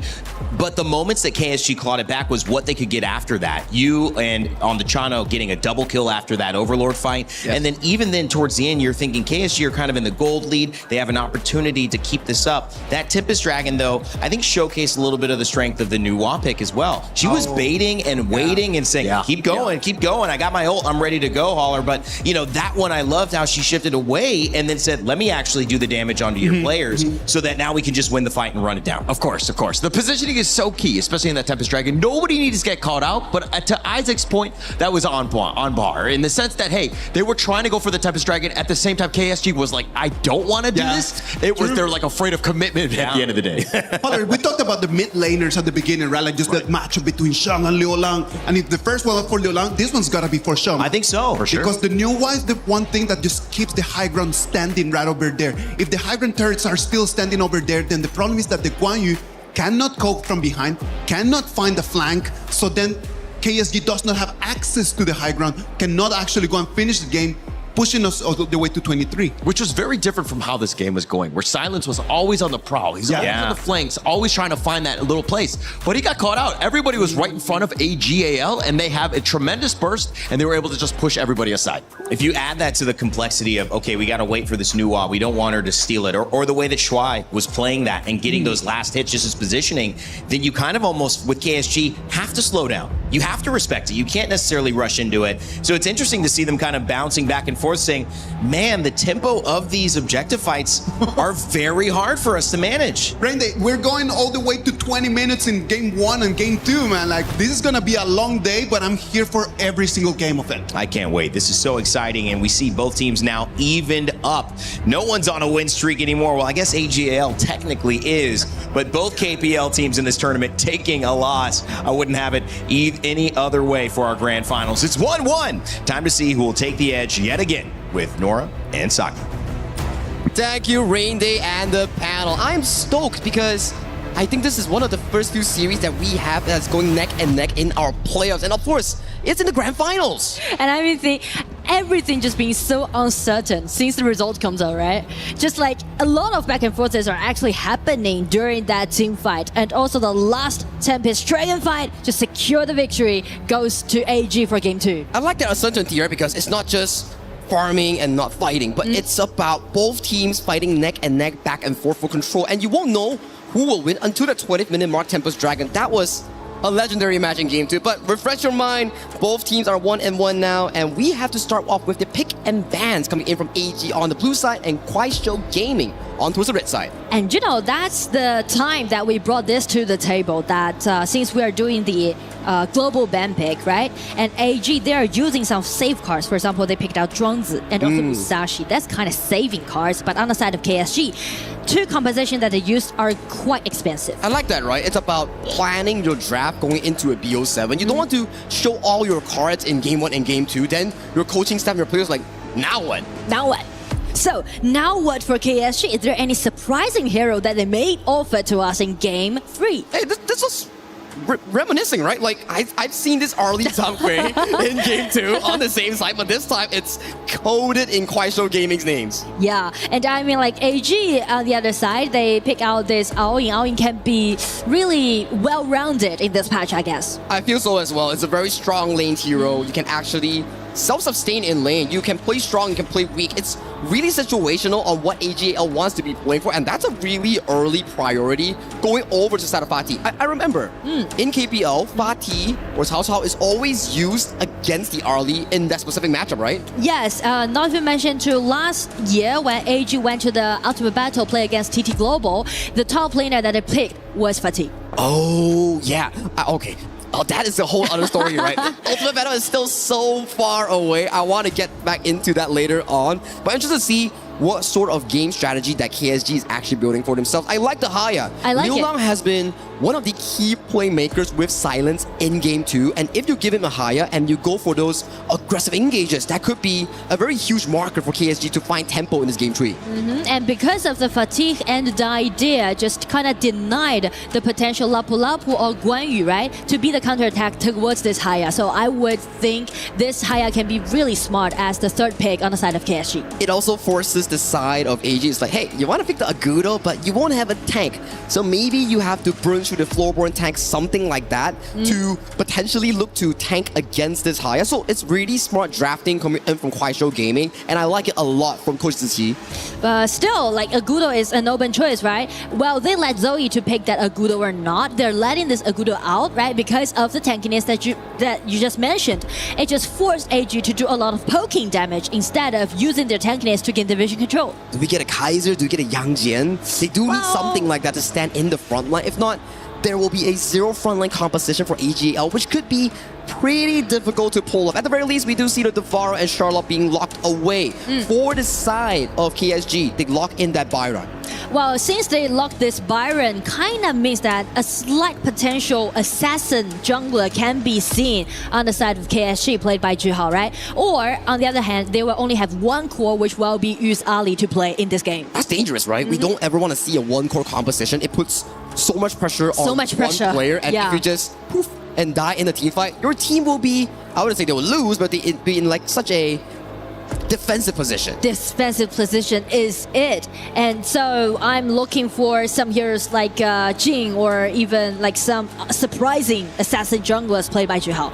But still, for Zoe, the question is that, oh, Monkey, I like it. I'm always gonna like a Monkey play against Haya. How does it work? Well, it seems like your tanking is allowing you to, even being dragged by Haya into his ulti, you are still gonna be potentially getting out and survived. At the same time, because the initiation is kind of lagged, and Monkey can't just, build that up. And you are a tank Monkey in the front line, you can get supplemented healing coming in from Diadia's ultimate. So it makes a lot of sense. And the Xia late game, to give more levels over to whoever that's carrying, maybe it's Yinwo, maybe it's Ran, and then you can also reduce the tankiness from the side of the tanks coming in from side of KSG. Oh, Luna pick, like it. I mean, Luna always gonna be put under the spotlight, because you know that once you landing your ulti constantly and impeccably, then allowing you to win against your opponent. On the other side, wow, we know it. We know it. We get a Luna coming in from Juhao in this game tree.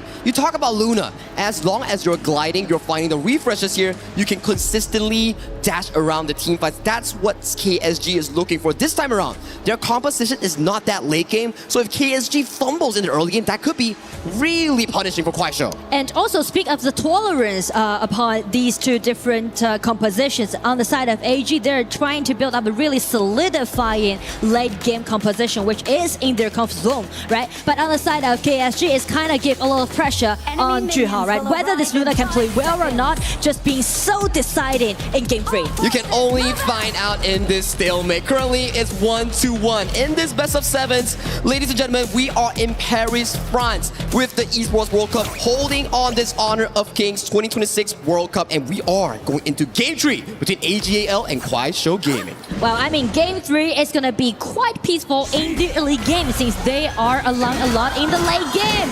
Early game aggression coming in from Ran, but he's taking a lot of damage coming in from you, so that's a bit of a win coming in from AG. Yeah, I mean, like, they traded for the skills that Kuaishou Gaming has, so yeah, definitely.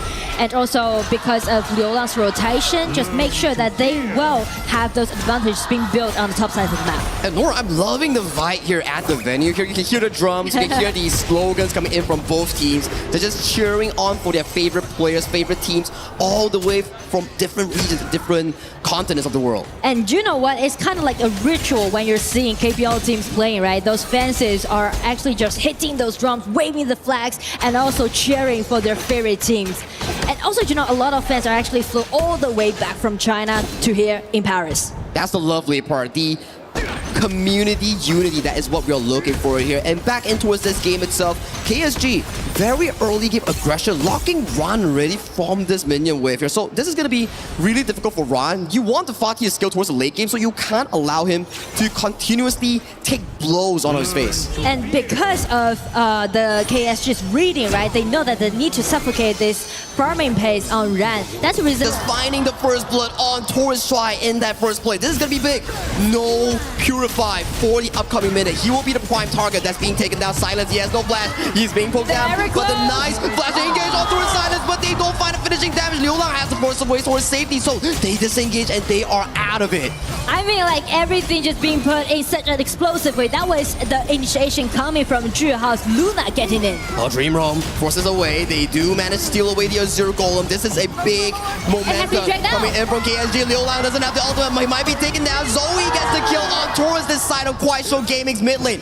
This opens up entirely that bottom side and also the Tyrant, but they need to defend the Azure Golem first. I mean, with one man fell down, with numbers in disadvantage, AG still make it as a counter-attack. How did they even find that angle here? We need to take a replay later to see what exactly went down. But with that play itself, it was just marvelous. Look, losing Diadea, but still managed to find an engage over to side of Azure Golem. Just check out Monkey and also Ziya's poking damage, and also Liu Lang's ulti has been dragged out, has been denied, so that's kind of just give the slight window open for AG. Wow, Sheng on that Ziya was just insane. That pixel perfect knockup, just removing Liu Lang from the equation was so remarkable because we talk about it, right? Haya needs to find the momentum. If you can't find the momentum on Haya and you have no gold, you might be locking yourself into a death zone 1v1. So in case of that, KSG is trying to accelerating their pace, and they are taking the Tyrant down. Nice refresh coming in from Jihao. Rider Alpers locking on Yino. Yino has to go on towards his dragon to escape towards safety, but no one is picking up Shuai. Shuai is the first one to fall. 4 members hovering around Zoe near this Moonscape Mirage. He's out of the picture. He's being poked low, but there's no ultimate coming in from Jihao, but it doesn't matter. Yu takes another kill on towards Zoe, pushing KSG further in head. It's gonna be a 0-2 trade. After KSG lost the last team fight, they just instantly pull themselves together and just play around the secured Tyrant play because they know that they're capable enough to do so if they got the early and jumps ulti with them. What? The momentum is shifting really fast between these two teams. 1 second is a left-hand jab coming in from AG. The next second is a right-hand jab coming in from KSG. You could never know. Not backing down whatsoever. Yeah. You can never know what's gonna happen, right, in the future play. But right now, the thing is that the game is quite in favor of KSG in this certain stage. At 1,000 gold lead, they are looking to potentially invade this Azure Golem. Silence is in place, but you know what? They respect it. They give them room to play. And also, they're letting this early play so well at the bottom. You just having his fun, having his good time, and also keep pressuring on both side lanes. I like the matchup between Aoyin and also the early, but okay. I would say that Aoyin wins the lane, but when it comes up to the mid game, Arlie is just such a better V1 pushing tower. Especially with this red buff, right? Always feeding to this early, allowing them to do so. So it's gonna be a little bit tricky on AG. How they're gonna handle this kind of situation, this kind of aggression showed by KSG so far. They need to slow it down. They have very good late game on towards side of Ron, Sheng, and Yino. They just need more time to scale. For KSG, they need to step on the pedal and force more plays and silence. Oh, that's a lot of damage in towards that base. Trading a lot of HP, trading a lot of poking are actually can be seen on the side of AG. Nice refresh coming in from Jihao. They are finding Zoe. Zoe has no ultimate yet. Rider Alpers locks him in place. They find the first kill on towards the AG jungle. Meanwhile, Ron gets locked in towards a 1v1. It's gonna be a 1v1 and it seems very decent right now. Everybody just waiting outside of this ulti and wait for this secured kill upon Ren. Deny him. It's gonna be another 0-2 trade on the side of KSG, and it's not gonna be the end. They come in A, force out this Aoi's ulti and take that tier 1 tower down. They got everything that they want on the side of KSG. Big wins across the board for Kuaishou Gaming. They're just feeling it in this game number 3. They are locking in that goal lead comfortably well. And you take down Ron, you take down Zoe. You won't have any front line to pace towards these team fights. And because of the flexibility and those mobility that KSG's individual hero has, allowing them to separate the whole battlefield. You can see like Jihao just playing in such a deft way, right? Dash in, dash out. It's kind of kiting out a lot of members on the side of AG. So this last pick Luna has been remarkable because when Yino or Shuai uses their ultimate or their crowd control, there won't be actual CC crowd control in stopping Jihao from dancing in these team fights. And right now it's gonna be the ulti upon this monkey. Everybody just gonna wait for it. It's gonna be Jihao getting in, baiting out a lot of HP. first and trying to secure this monkey pick. Untitled Alpers tagging on towards the backline. Zoe gets locked down by the initial pick. He will be the sacrificial lamb for the side of AGAL. But they came what they are coming for. They take the tier 2 and they are looking for more. And you know what? That's the best thing when you're playing this high in advantage, because you can just easily initiate whatever you pick in front of you. Neither it's gonna be a Fatih, neither it's gonna be a Didier, neither it's gonna be the monkey, because you know that the vision control and also the crowd control allowing you to secure that kill that you want. Liulang has been so active on the map. Yeah, he died once, but ever since that death, he's just finding plays after plays, pickoffs after pickoffs, securing comfortable positioning in team fights for you and also Juhao. So just check the goal difference, right? KSG already got 3,000 goal lead, which seems really optimistic to them. We've been here before, Nora. Every time we talk about a goal lead for a team, somehow, some way, the other team will find a comeback here. So I'm gonna wait for the 10th minute shadow objective to see who can find that miracle play. I mean, right now AG is trying to buy them more time, taking those neutral objectives, trying to make sure that they won't fall behind much. Speaking of this goal difference, they need AGAL Ran or the side of Zoe to find you in the backline. If you is removed from the teamfight pool, then maybe AGL has a shot for this 10th minute. Because you see, the vision line that's being put on by KSG, you're not allowing AG to trade the objective nor go for the 50-50 fight. And right now, as you can see, Shen is grunting on Ino's Aoying. Make sure that Aoying can be very outstanding in the late game. Yeah, just giving him that level breaking point. Right? As 10 minute arrives, the Shadow Tyrant is immediately rushed down by KSG. This is their tempo and they're feeling really good about it. With a 3,000 goal lead, they just need to push AG back into their base, get their jungle, get their towers, and slowly but surely choke AG from any single resource. All right, so again, the same question. They try to push forward steadily, but this time, will they be extra cautious because we see what happened in game 2, right? You have to be extra careful in the high ground is what you mean, right? I think that's definitely going to be a game changer. I feel like you need to be decisive once you got gold in lead, right? You won't just, let AG to farm up until again to the Tempest Dragon. Then everything just gonna even up. Will be at exactly the same stage again. The next 3 minutes is crucial moments for Kuaishou Gaming. They need to find cracks in the shield or the armor coming in for AGAL, and they just need to push it through and get this game 3. But right now, as we can see, AG's positioning right there,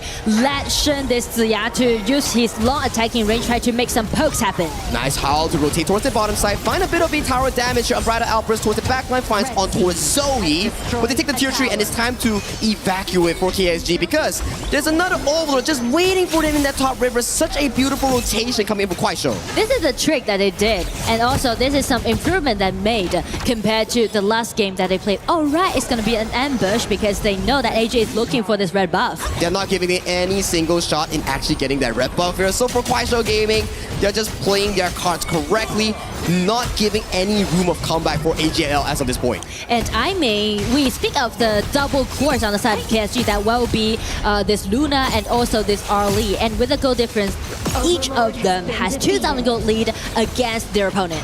How do you come back from this? Is it going to be a miracle play from Ron? Is it going to be a miracle play from Zoe? You need something from AGAL to find a pickoff potentially on you, on Jihao. That is the angle that they're looking for, but who can set it up? Well, I feel like the very first thing is going to be the items, right? Okay. Because right now, just got his 3 items, which allowing him to do some of the burst damage, especially check out use items. There's no armor defense can be seen from his item build, so that might be the window open for Ino to make something happen. Yeah, if he misplays, if he uses his maple dance by mistake, then Ino might be able to take down you in those exchanges. I like that optimism here coming in for AGAL. They need to find that moment, but for now, we're just waiting for the minion wave to march in from all 3 lanes. Especially on the top lane, they unleash the vanguards on the top lane. It's gonna be the silence flash in. No flash onto Sheng. They're looking for a refresher, but Jihao misses the ult coming in on the really but Stry goes very, very low. So that top tier 3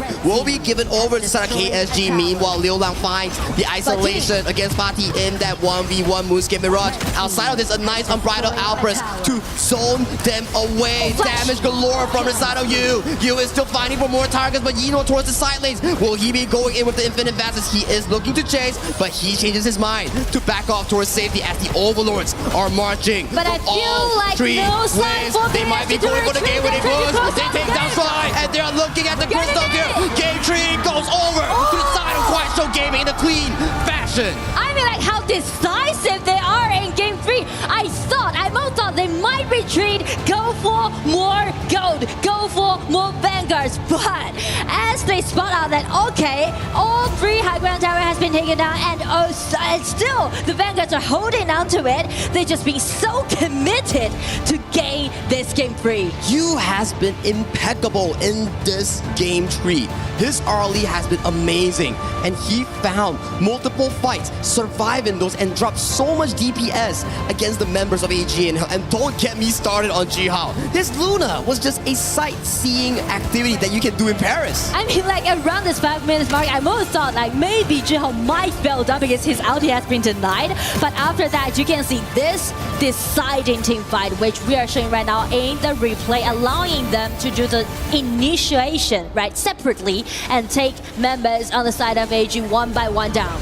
And panel, I know you're stoked as well for this BO7 here. Right now, KSG is in the lead. Do break it down for us to see how AGL can make a comeback. Well, thank you so much. It's a tall task, that's for sure, as about 13 minutes and 30 seconds go by before KSG claims the lead yet again. 2 wins out of 3, and they're back in front here at the Lenovo Legion Gauntlet. Isaac and Gene, you know, this is one of those games, those series that feels like it's got epic written all over it. One team jumps out in front, the other team says, no, not so fast. It's beautiful. I am really entertained right now because it is just coming and going, right? Like we already be talking about that when we have KPL teams in here. But this one just feels a little bit short. I like 20-minute games. I don't know about you guys. It's true. You had to put your jacket back on faster than normal. You were like, I'm used to waiting 8 more minutes here.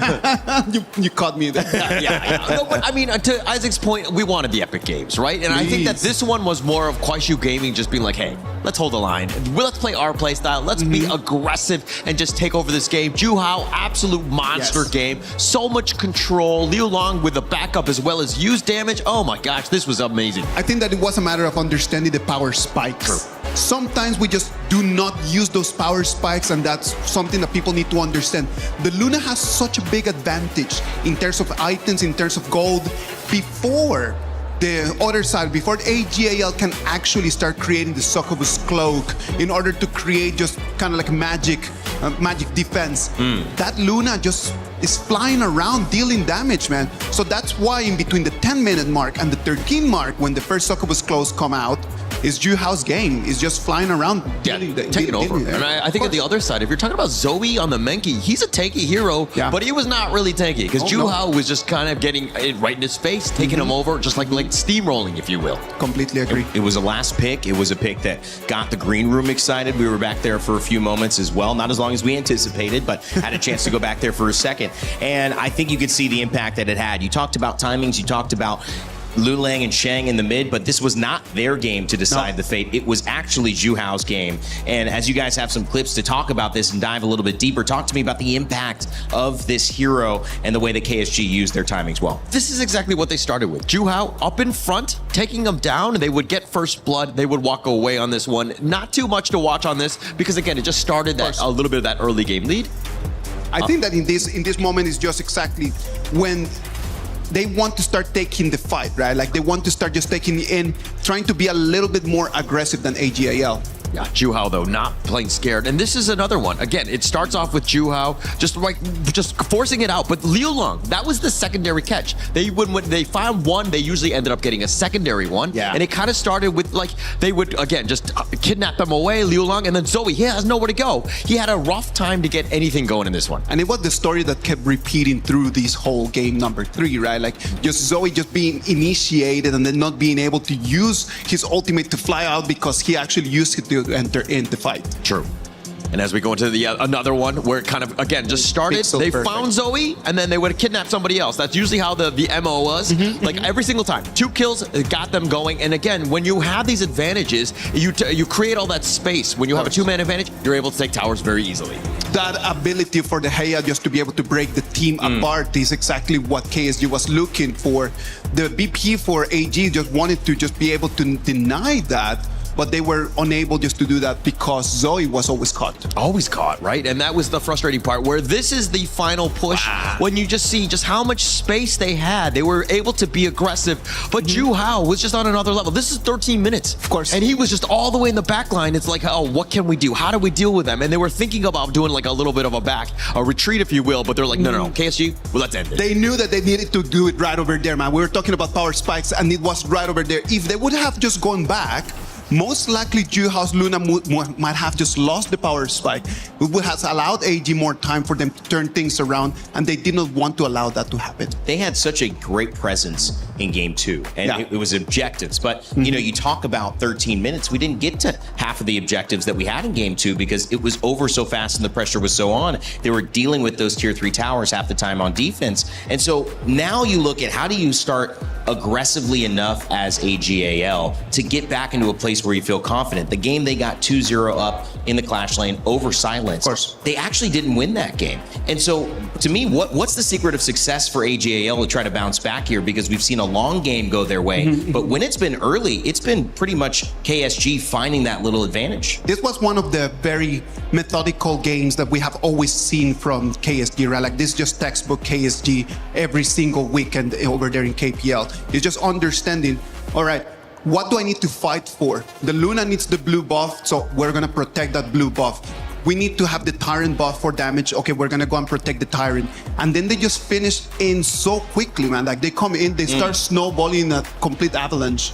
Is it delaying, maybe? Yeah. Holler. Yeah. Is it just rushing that Clash lane, getting that early lead yet again for Rand, trying to figure out a way to be more successful and keep that tempo theirs? I think that when you see aggression at you, you got to be aggressive yourself. Right. I think it starts with the draft. I think the Menki, but probably, I mean, it does have its play, but I think in this case, they need to kind of consider a different, like a faster lineup, if you will, to give themselves a much better chance here. You know, I hate to even talk about the scenario because I do not want it to happen, but if you're in the woods and you see an animal that you don't want to mess with, that's aggressive, a bear, a mountain lion, one of the things to do is kind of, you back up, but if they get close, you jump back at them. You say, I'm big, I'm loud, this is me. I think the idea, at least from an eye test and somebody who's coming into HOK this week, is that KSG, when they set the tone, when they set the tempo, and they play their game, they are nearly impossible to beat. All right, but if I see a bear running at me, I'm running the other way. I'm not yelling. You're just anything. running. I'm just scared, brother. Gotta depend on the color of the bear, right? Yeah. You gotta know that. That's common knowledge. Hey, in my world, if it's yellow, it's Winnie the Pooh, and then you're at a fun place, right? My daughter's around. That's a good bear. We're gonna go to that one as well. Okay, this is a very, very big moment for AGAL because if they win this one, they tie it back up. We have one of the best sets we probably have seen setting up for the KPL and here in France. But if they don't, they go 3-1 down, and that could spell doom for the supporters. They are going to need all of the fans that they can get. That's why we set up this piece, the Saudi supporters for AGAL.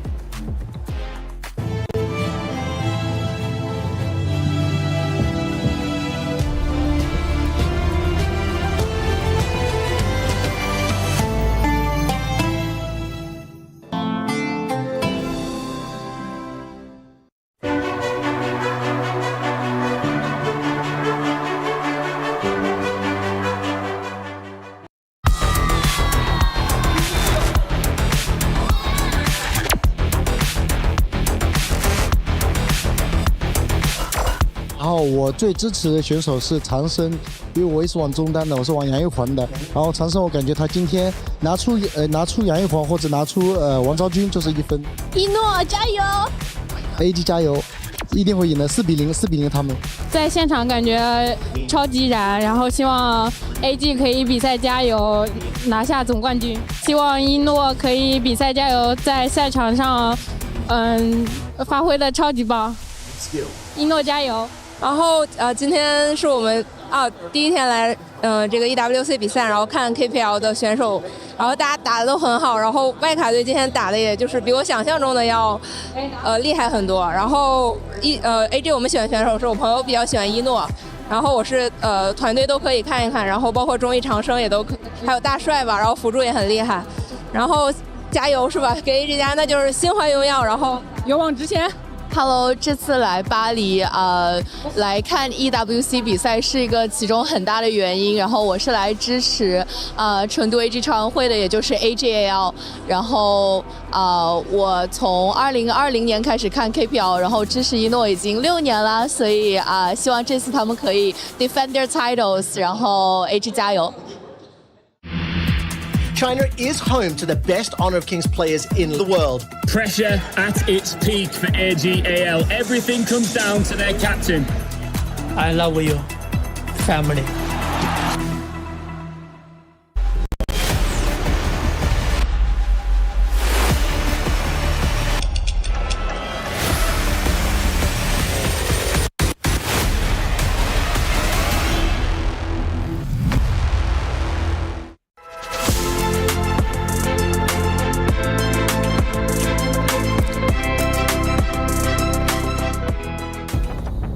Two-1 to KSG, and many analysts think it was all thanks to Juhao. What a performance there in that game 3. Man, Juhao, he is the first pick of the 2025 draft. You know that he just set up over there the record for the draft, man. Like it was 6.5 million renminbi that the KSG paid.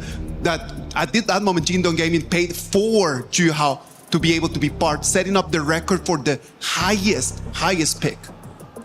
6.5 million anything is pretty impressive. That's about $1 million, man. Wow. That is a lot of money. Gene, one day we can hope to be there, huh? Yeah, hopefully somebody will be looking to spend that money for me, right? You know, I'm just waiting in the line. We'll get there one day. All right, Juhao, you might have us beat for now, but we'll see if you can keep in the lead against AGAL as we send it back over to Sagi and Nora. Welcome back to the casting desk, Nora. I gotta say, Kuaishou Gaming is looking hot. Right now, they're 2-1 in this best of 7 series against none other than AGAL defending champions. Yeah, and you know, it just reminds me about the backstories about these two teams. Actually, for KSG, the first time when this team getting into the final back in KPL was the game played against AG back in 2024 summer season. That final, they lost it against AG, and that was the start of AG's consecutive championship. So, you know, like, there's like a bound between there, right? And in this year, actually, in the summer season right now, recently, KSG played against AG twice and they lost twice. But it seems like right now they got 1 point advantage. They're ready to make revenge. It's fate, right? Like you mentioned, the history of AGAL's win streak starts from that specific series that they won and coming towards here. Yeah, AGL didn't have the best of the best years, but they are looking to resurge with this win. So they need this BO7. KSG also needs it. So it's a battle of who gets it first. And when we're stepping into, you know, game 3, game 4, game 5, then I'd like to highlight one mid lane, which will be very important. Exactly, and also Lorien. Like, these two is going to be the vying points from now on. They have to ban it away, right? I am loving the Mai Shiranui here. There is actually a lot of highlight reels of Sheng on that Mai Shiranui. If you need him to stand up, usually we see either Mai or Princess Frost, right? Yes, Mai and Princess Frost, and also this Mai allowing them to initiate, especially combined with this Anaz ulti. And it has been a fantastic pick for us towards the entirety of this Honor of Kings World Cup.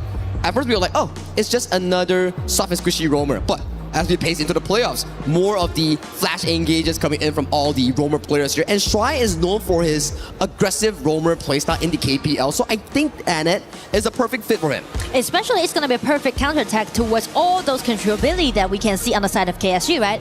Dharma and also this Moses ulti just led them to complete the wombo combo. That would be quite threatening on the side of AG. It will be threatening, right? They need to play with caution, especially when we talk about Moses, this hero, right? Yeah. It doesn't have the most crowd control if you're not in melee mode on the ultimate, but if you land it from afar and you poke out Shuai on this Annette, that could be devastating because Annette, in the end of the day, it doesn't have heals. Yes, and because of Annette's feature, actually we analyzed a lot, and so does AG's. Wow, this time they are turning into a totally different playstyle. They're picking out all those individual potential playing hero in their composition, right? This Mai and also Ambrosia, they really need some tank hero in front of them. Yeah, very late game as well. Umbrosa, Flowball, Marksman, these heroes need to farm into 10 minutes with 3 items, then they come online. So I like your point. They need a tank hero, potentially something like the Kaiser, maybe? Kaiser that they haven't used. So those heroes are sufficient because you see, Ogren has been banned, Yang Jin has been banned, so maybe the Kaiser, maybe the Dun.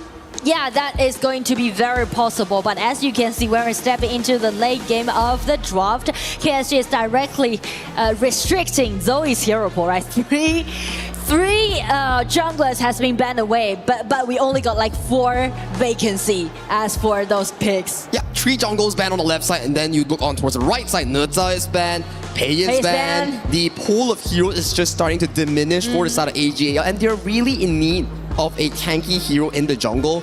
We can only look to Kaiser and Dun. Those are the 2 available ones. Here we go. And because of this spot out, this Agudo pick by Juho, right? This time actually KSG also trying to make some poking damage happen. You can see this time KSG also turned to another playstyle. They won't just dive right into it and try to initiate. Instead, they're trying to use poking damage done by Agudo, Mozi, and also this Yuhuan trying to, you know, shred down a bit of HP bar on the side of AG. It's very deadly. The moment you get hit by 1 cannon blast, you might just get the whole team jumping on towards you if you're on the side of AGAL. So that mid lane 3v3 control, you have to be careful if you're on the side of AG because KSG, they are not letting you go without a fight. But that will be very interesting to see these 2 junglers confronting each other because the only way that you need to, to get away from this Agudo's pushing strategy is trying to make some early invasion happen. Not even mentioned you are playing some hero like Kaiser, right? You can sneak into the opposite side, but it's pretty much like a mental play that we might see in the other stage. Well, we have seen those 2 plays before coming in from the previous series in the semi-finals here, but let's jump back into the grand finals. Kuaishou Gaming currently leading this best of 7 with a 2-1 lead against their opponents, AGAL and AG. They need to bring it back, and the fans know it. They're channeling their energy into AG players to make that grand comeback. Only 1 game away on the side of KSG to reach their match point, and well, AG even it out. Well, the drums are speaking a lot. They are actually funneling that energy here. AG knows where they are coming from because we've seen this before. KSG pushing AG to their limits, and if AG are at their limits, that's where they pop off and come back in the series. That's what I want to see. Maybe a full best of 7. Oh, Ino going so low. You just takes him down in towards that bottom lane. They do trade it, but Zoe having to give up his jungle control all the way to the top side. He's slow in the jungle right now. I mean, already can feel the vibe about those confronting on both side lanes. You can see like you actually playing so committed these days. Nice flash engage coming in from Liu Lang, catches on towards Su. Sheng is so low, but Juhao, fortunately for the side of AG, he's not level 4 yet.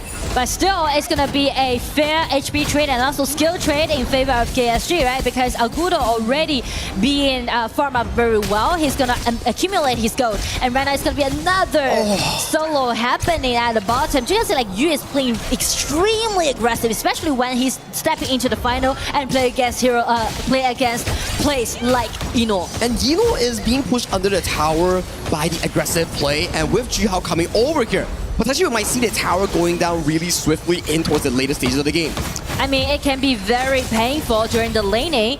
So Shuai definitely will be there trying to secure Ino's farming pass, right? You can't just let this Flowball Marksman to be so squishy in the early stage. Yeah, you just need to make sure that he scales towards the mid game and then comes online. But look at the replay. I think what happened is LFF poking down Ino. Ino cornered into a 2v1, getting shut down by the fatal arrows. Fortunately, at the very least, it's a 1-for-1 still. It's okay. Yeah, because you just break out his flash, right? Flash in and make the tower down happen. Topside 1v1, Ron and Silence trading very aggressively between this early game matchup here.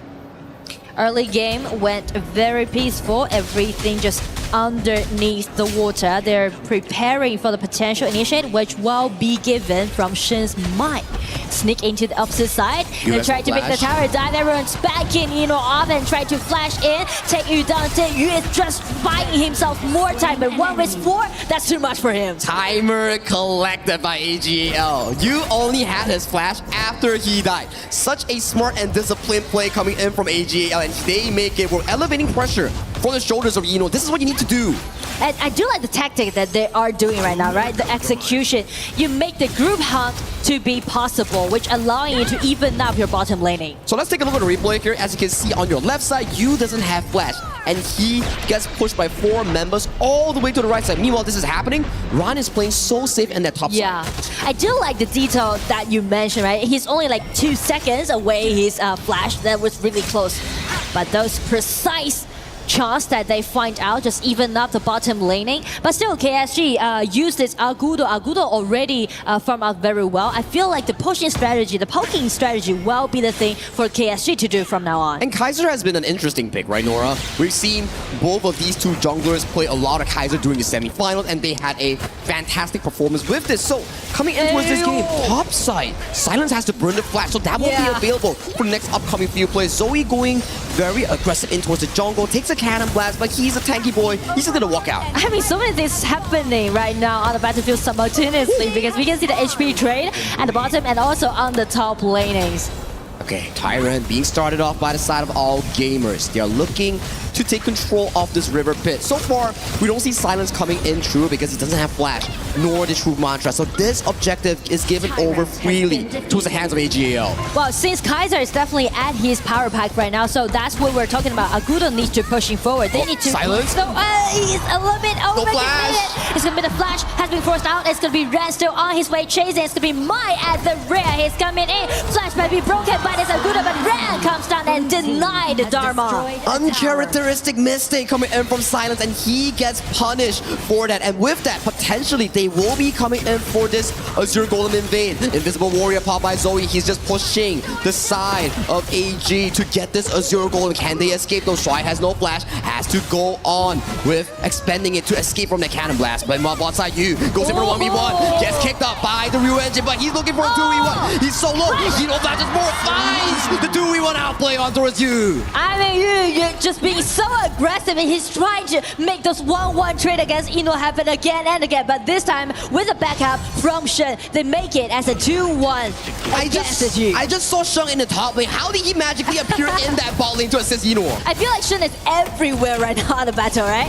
As we back into the replay, we can see with this 1-2 versus that's too much for you to soak in. Wow, just a very well-timed play coming in from Eno and also Sheng. And you can see the crowd cheering for that AGL, nomming on that Brit as well. Yeah. Nice engagement towards LFF. He has to burn the flash towards safety here. But a nice unending sorrow to keep them up available. But the will win.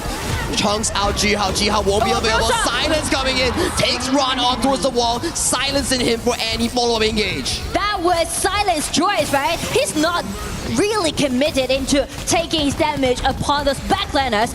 Actually, he's just doing all those contributing upon Ren. Just check out the replay, right? It was really close for Ambrosia to take Agudo down, but seeing Silence coming in, the punch just directly hitting on Ren's Ambrosia. Timing hasn't been the best for that specific play itself. Sheng went in on a nice target, forces out a flash and LFF, but Eno was taking that Crimson Gold, so that was a 4v5 in favor of Kuaishou instead. I feel like this game can be so tight. I mean, like, the goal difference is not that big, and also you can see a lot of back and forth, and it's gonna be Shen again, trying to make a lot of things happen.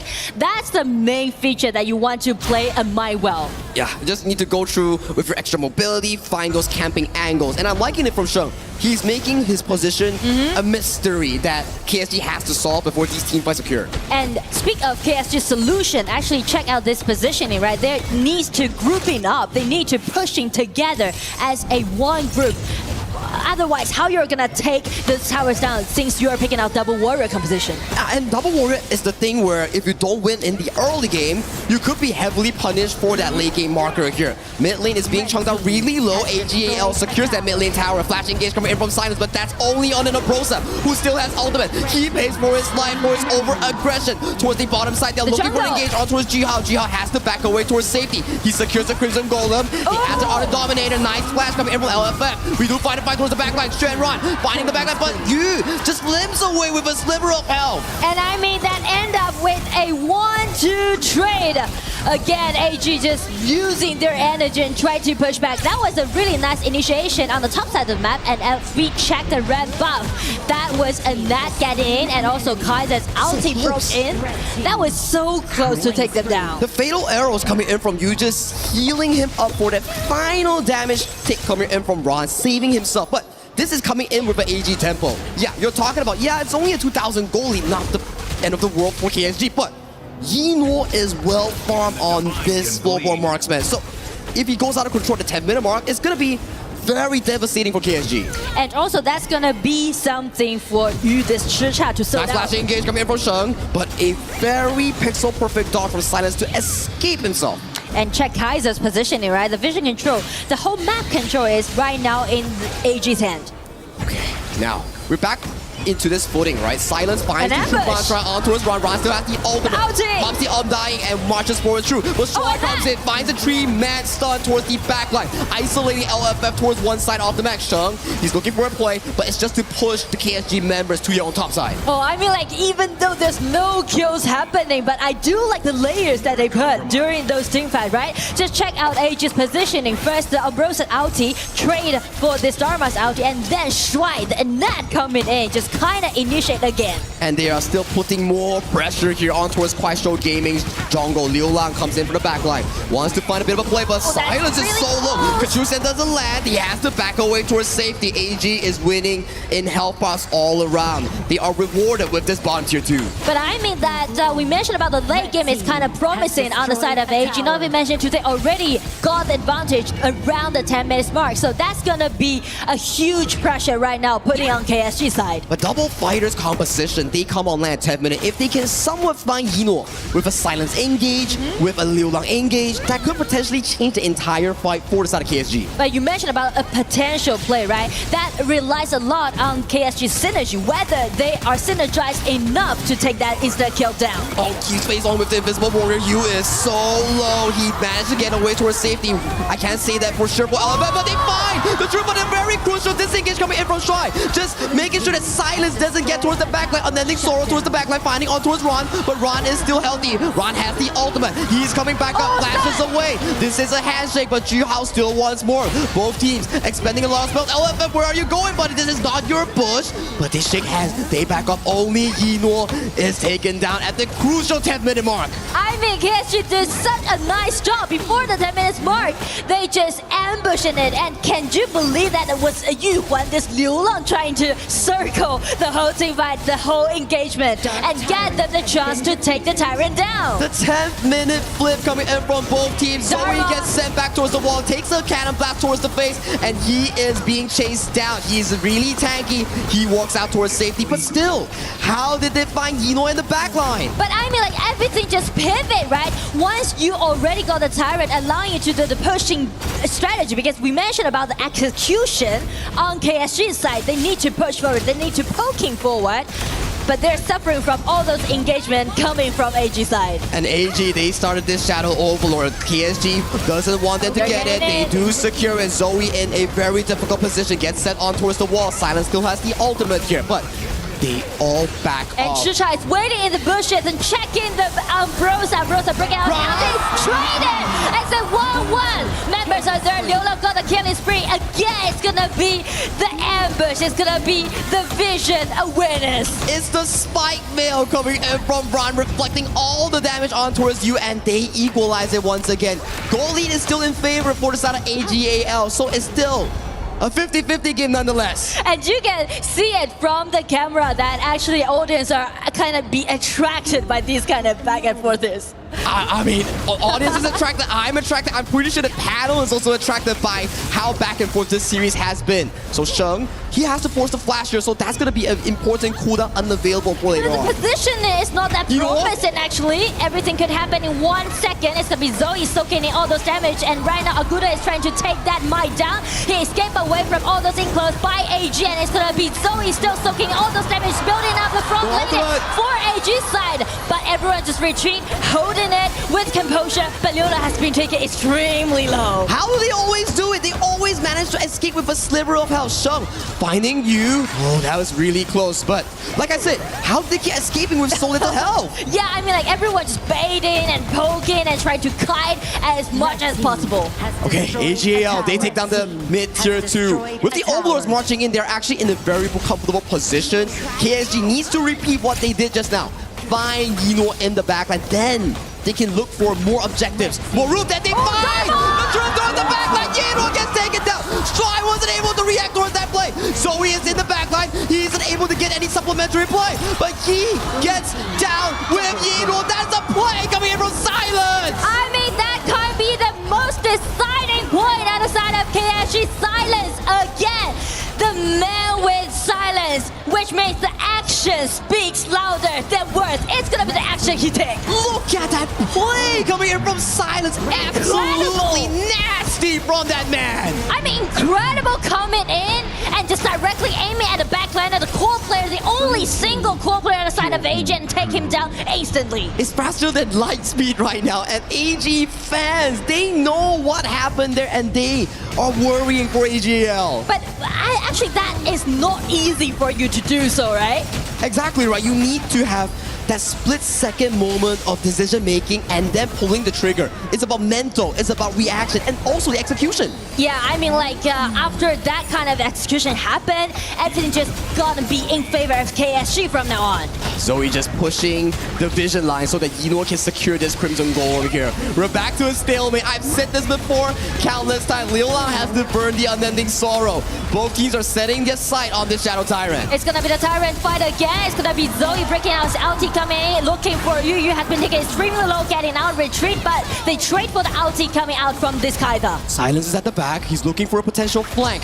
Both teams, they're finding their position coming in for this bottom river. They are just waiting for an opportunity. But I mean, the flash will be available simultaneously on this Dharma and also the Floorball Marks. Brian flashes in, finds also Liu Lang. Liu Lang set the ultimate, and the flash engage coming in from Strike, finding Liu Lang in towards the backline. Yu is finding as much as he can. He takes down Run, he takes down Shun, but towards the backline, Jihao is being marked by Zoe. Zoe wants more. Zoe wants to go to get more. He takes him down, and you have nowhere to go, and you will be taken down.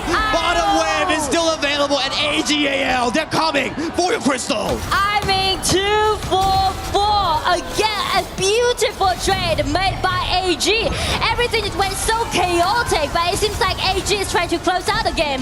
LFF sacrificing himself, trying to buy his teammates more time, but still, 5 minutes to go. If Liu Lang wants to survive again, it's gonna be Eno just leading his teammates and Ace, the teammate, their opponent, and sending all those minions getting in. It's gonna be an even matchup, giving it to 2-2 point. What are we asking for? We are asking for more games, and we are going into game 5 with a 2-2 scores. The fans, they're worrying for AG, but AG, they come up once again. I mean, it is, they are worried about, right? Because you can't see how Silence could do that, right? They feel like, okay, is it going to be the pivot of the game 4? But AG just deny it with such a decisive team fight at last. Ron flashing in for that play, and then Shuai comes in helping his classmate.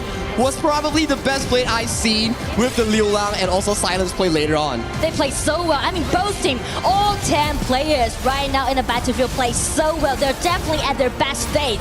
Check Silence firsthand in this engagement, and also Umbrosa Ran did the same at last. It's a horror game for both you and Eno. You don't know where they're coming from those engages. Yeah, and also check out all those top laners. They're playing so well. Look at this Silence, man. That was just nasty coming in from the first pick of KPL. But I mean, speak of the last big team fight, AG just scattered the whole team. And also Zoe, the Kai'Sa, soaked in all those damage coming out from KSG. Ran just jumps in with the flash, finds the backline on towards Liu Lang, and with this, they don't have their consistent mid lane DPS in the late game. And finally, we have to check with the panel because this game got my breath away.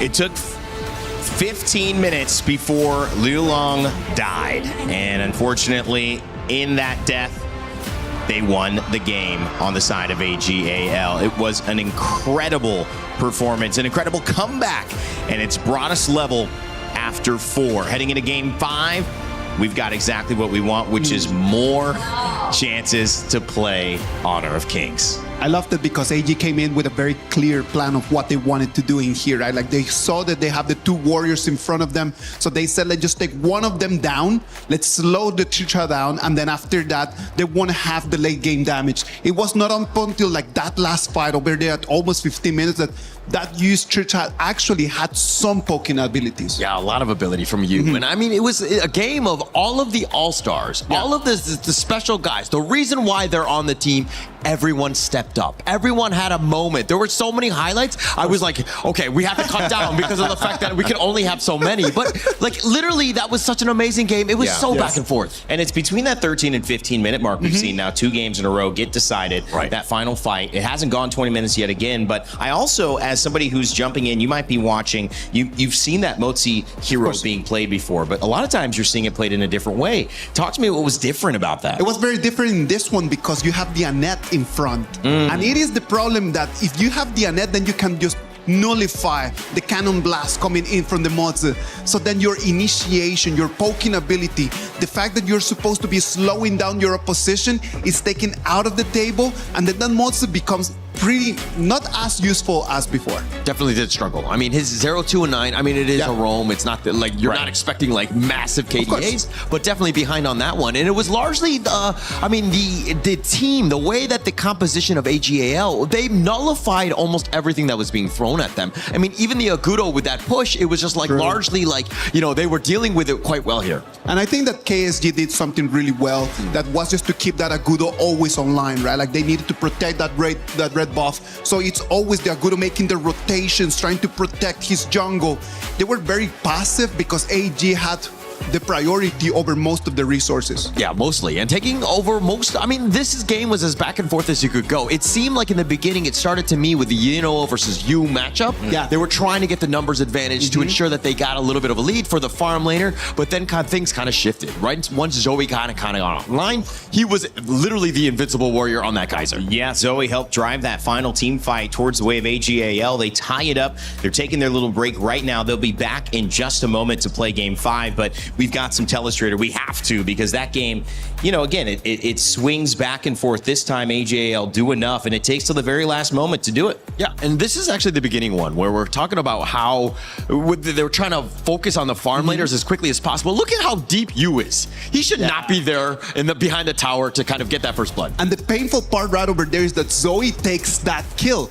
And the problem is that since he's a Kaiser, then his jungle pathing should be slower than the Agudo. Yeah, definitely. But then taking that kill right over there gives him extra gold. Yeah, definitely got slowed down there. And this is also just the return kill. Because, you know, whenever you're going to write a story, the sequel needs to be there with the revenge, if you will. And they finally found you on this one. But moving forward a little bit further onto this one, this is where you're kind of seeing Zoe kind of come online. He was, again, that Kaiser, like that guy that was always in front. The KSG had to go around, but look at the flank by Liu Lang. Ensure that Yuno doesn't go home free. It is just insane, just the way that he can just disappear from your screens for such a long time, and then just find the flank for him to come in from behind, and then just using his ultimate in between all of the AGAL backlane.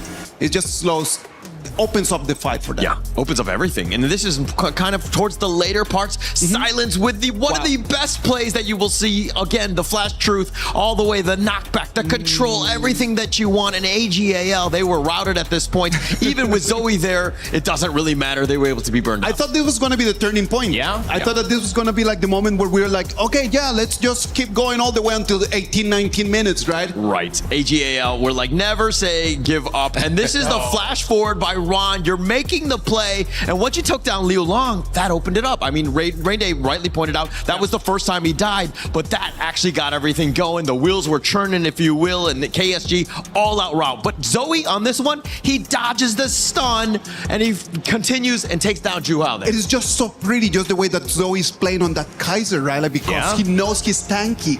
He is a big boy, as Zaki would put it right over there. He knows he can take the cannon blast, he can use his ultimate just to kind of nullify that, takes that last skill, and then just opens the whole bottom lane for AG just to parade it. to me, I would be almost scared as a fan to watch this because I never feel safe. I don't feel safe if I'm a KSG fan. I don't feel safe if I'm an AGAL fan. Any moment, this game seems to swivel, and just indicated there by that last clip, it was the first time Grueling died. It just goes, I mean, back to just like where your teammates are. Yeah. Are they able to kind of protect you? You got to always ensure that you're not walking in the dark, deep secrets of the streets of Paris, if you will. You got to be careful, right? That's right. I know some people went to the catacombs, got a little scared. Don't do that in the land of the gorge. Now, I got to say, Isaac, going into this, let's kind of break down. We've seen two games, both sides. What in your eyes has kind of been the most important factor between this matchup so far on this stage? I think that just the most important thing up until right now for everyone watching has been the opportunity of being seen like resilience right over there. Just being able to see that not all the time you need to be at the advantage. Sometimes you're going to be behind, but you need to just to have a plan to come in and try to do this. I am a little bit worried right now for KSG because they use their double warrior, and we know that AGAL does have double warrior compositions right over there that might be a very big problem for KSG forward. Yeah, and the global ban pick actually restricts quite a bit as we're going into this one. It's essentially a best of 3. A lot of the heroes have already been selected, and we're going to see drama all the way to the end of this one. I was going to ask about that because, you know, you saw Saki and Nora going, oh, they banned this, they banned that. There's like 2 more jungles they could pick. Kaiser's got to be, and then Kaiser gets selected. So are we worried a little bit about that, Isaac? I would be worried about that. I would be worried about that because I'm not a coach. Yeah. But the coaches are not worried about that not because they already have, like, I've seen their books, man. Like, their playbooks are just very thick, very deep, very complicated. I know that they're going to be fine. You could confuse it with a dictionary or something like that. It's that heavy. So many different pages. Is this how you learn French? I mean, is this they give this to the teams to order food? No, just so you know, the food gets given to us over here. However, we still have to order. It's all luxury at EWC. They treat these players as they should be, as the stars they are. Whether you're watching at home, fans of the KPL, or you're here in Paris, France, get ready because this is now no longer a best of 7. It is a best of 3. The first to 2 more wins is going to claim this trophy. And it's time to see who takes the edge yet again. Sagi, Nora, it's your time. Of course, you want to see who takes the edge, right, Rain Day? Because this series, who could have asked for anything lesser than this?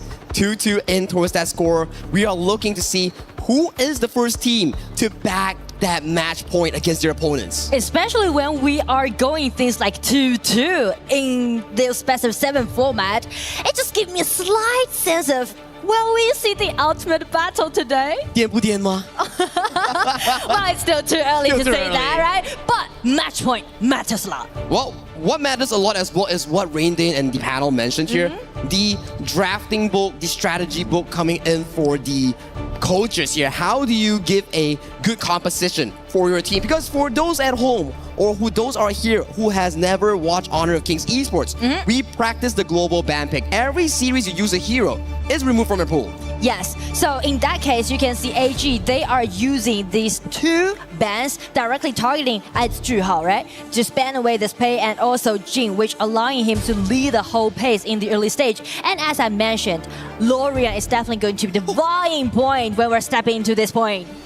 Hey, that Lorian has been amazing, right? We've been seeing it through the entirety of this tournament since day 1 of the play-ins up until the final day of the semifinals, and has been appearing in almost every single series here. But take a look at the combination from AGAL. They're like, you had your fun with Mozi the other game. Let me have it now. And we add on the Showyue for that insane lane combo against you. I mean, like double poking, right? You can always rely on those snipers, especially you trying to win the upper hand of your HP trade. So definitely it's going to be a secure winning lane in the early stage on the side of AG. I'm interested to see what they pick up for their tank again. Last game, they burned through the Kaiser. There's no more Monkey. Do we get an All-Grunt here or something at the very least to supplement that tankiness? Because, yeah, you have the Mozi, means that your roamer won't be a tanky hero. You need something from jungle or the clash lane to supplement it. But I like this matchup. This was introduced in the KPL, the Miyue versus the Devara matchup.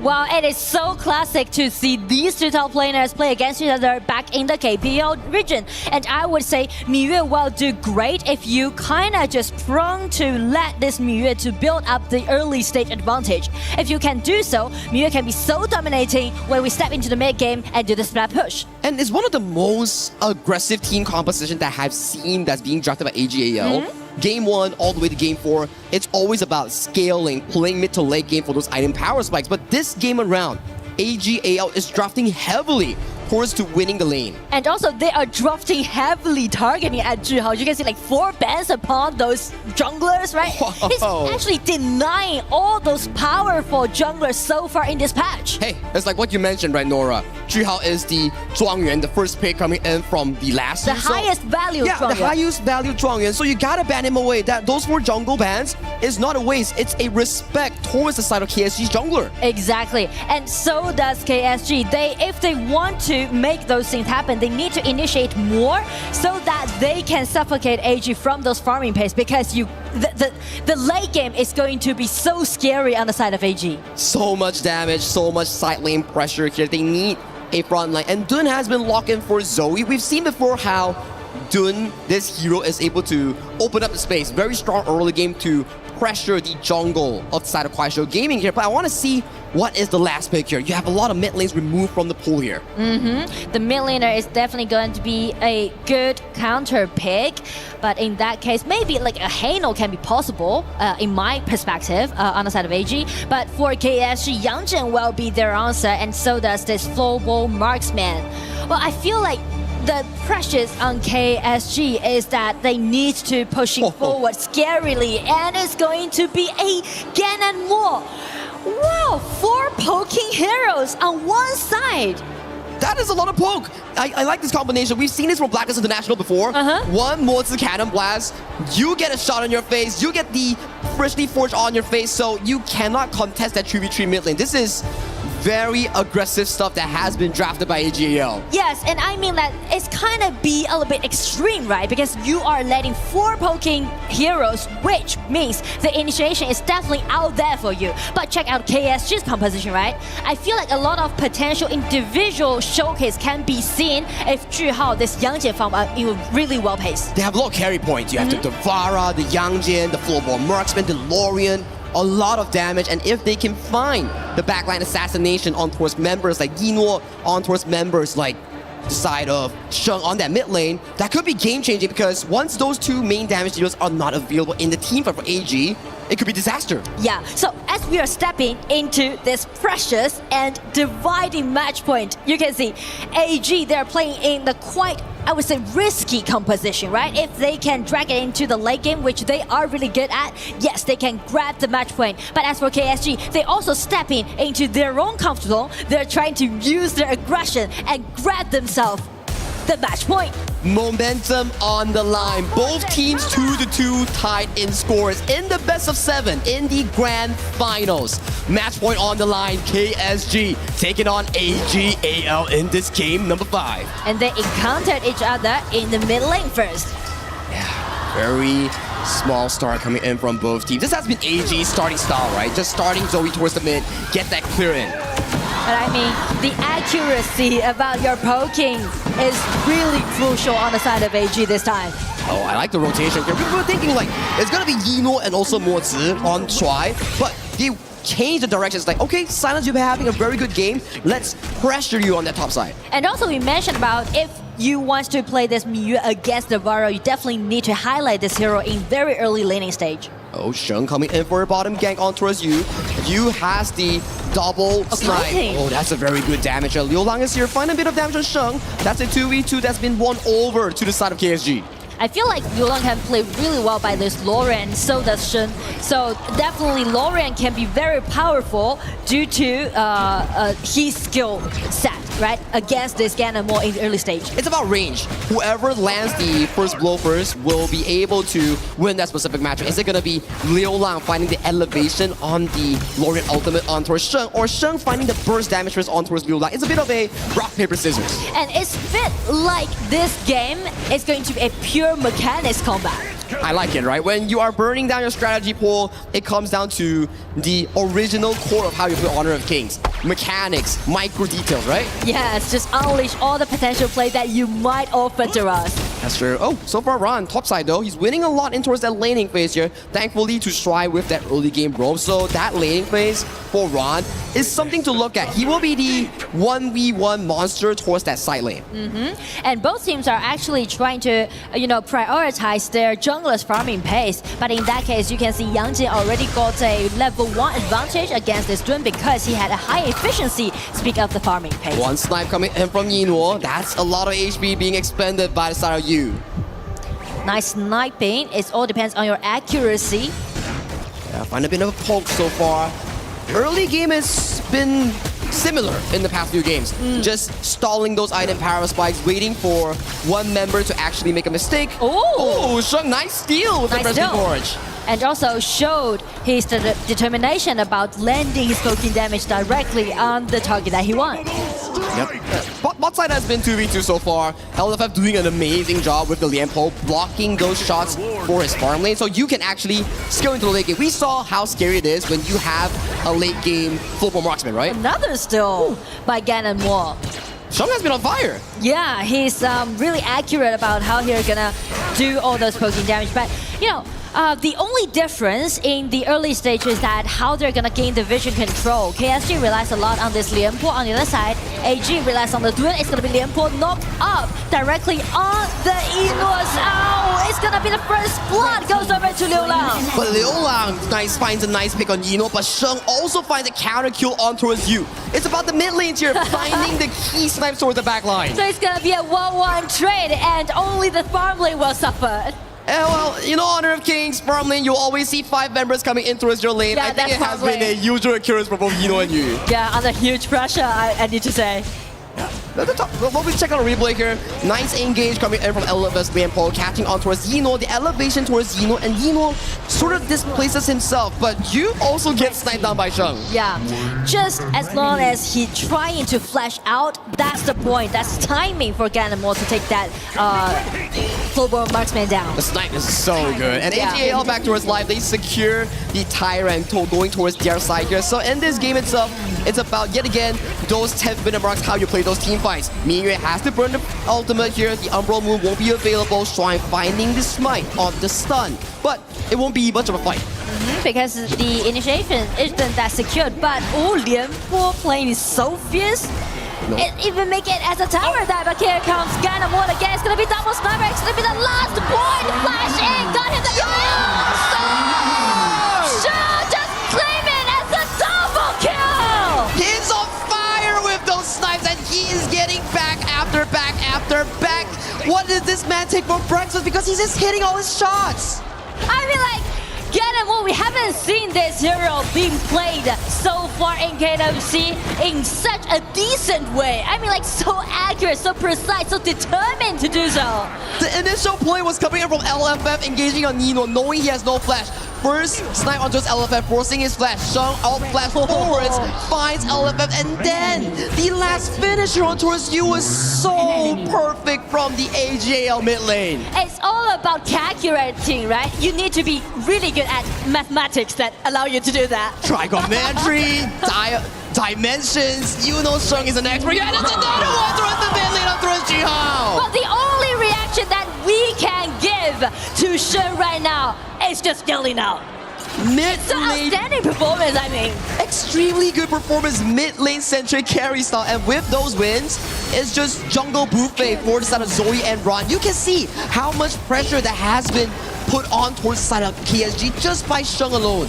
And also, not only about this Gwen Moore, but also the top lane pressure keeping in, right? They're doing those early invasions, they're denying those blue buffs from KSG side. So it may feel like KSG, they're kind of reaching a deadlock, right? They want to make something happen. That's why LFF is trying to use his ulti to initiate. But the thing is that they can't group together. The mid lane tributary is super difficult, like you mentioned, right? Yeah. When they group together, and if they get hit by one cannon blast from Shuai's Mozi, Sheng's ultimate is just gonna pile on towards you, and you're poof, you're gone. Yeah, and because of the, I would say like because of the really dominating performance that Shen is giving right now, is kind of led KSG to fall behind a little bit more, because you can see because of the poking damage, it's really hard for them to get reach to the backliners on the side of AG. And I've been seeing Zoe just casually picking buffs after buffs after buffs. This is solely because of Sheng's dominance with that mid lane Ganemo. So give me a moment here.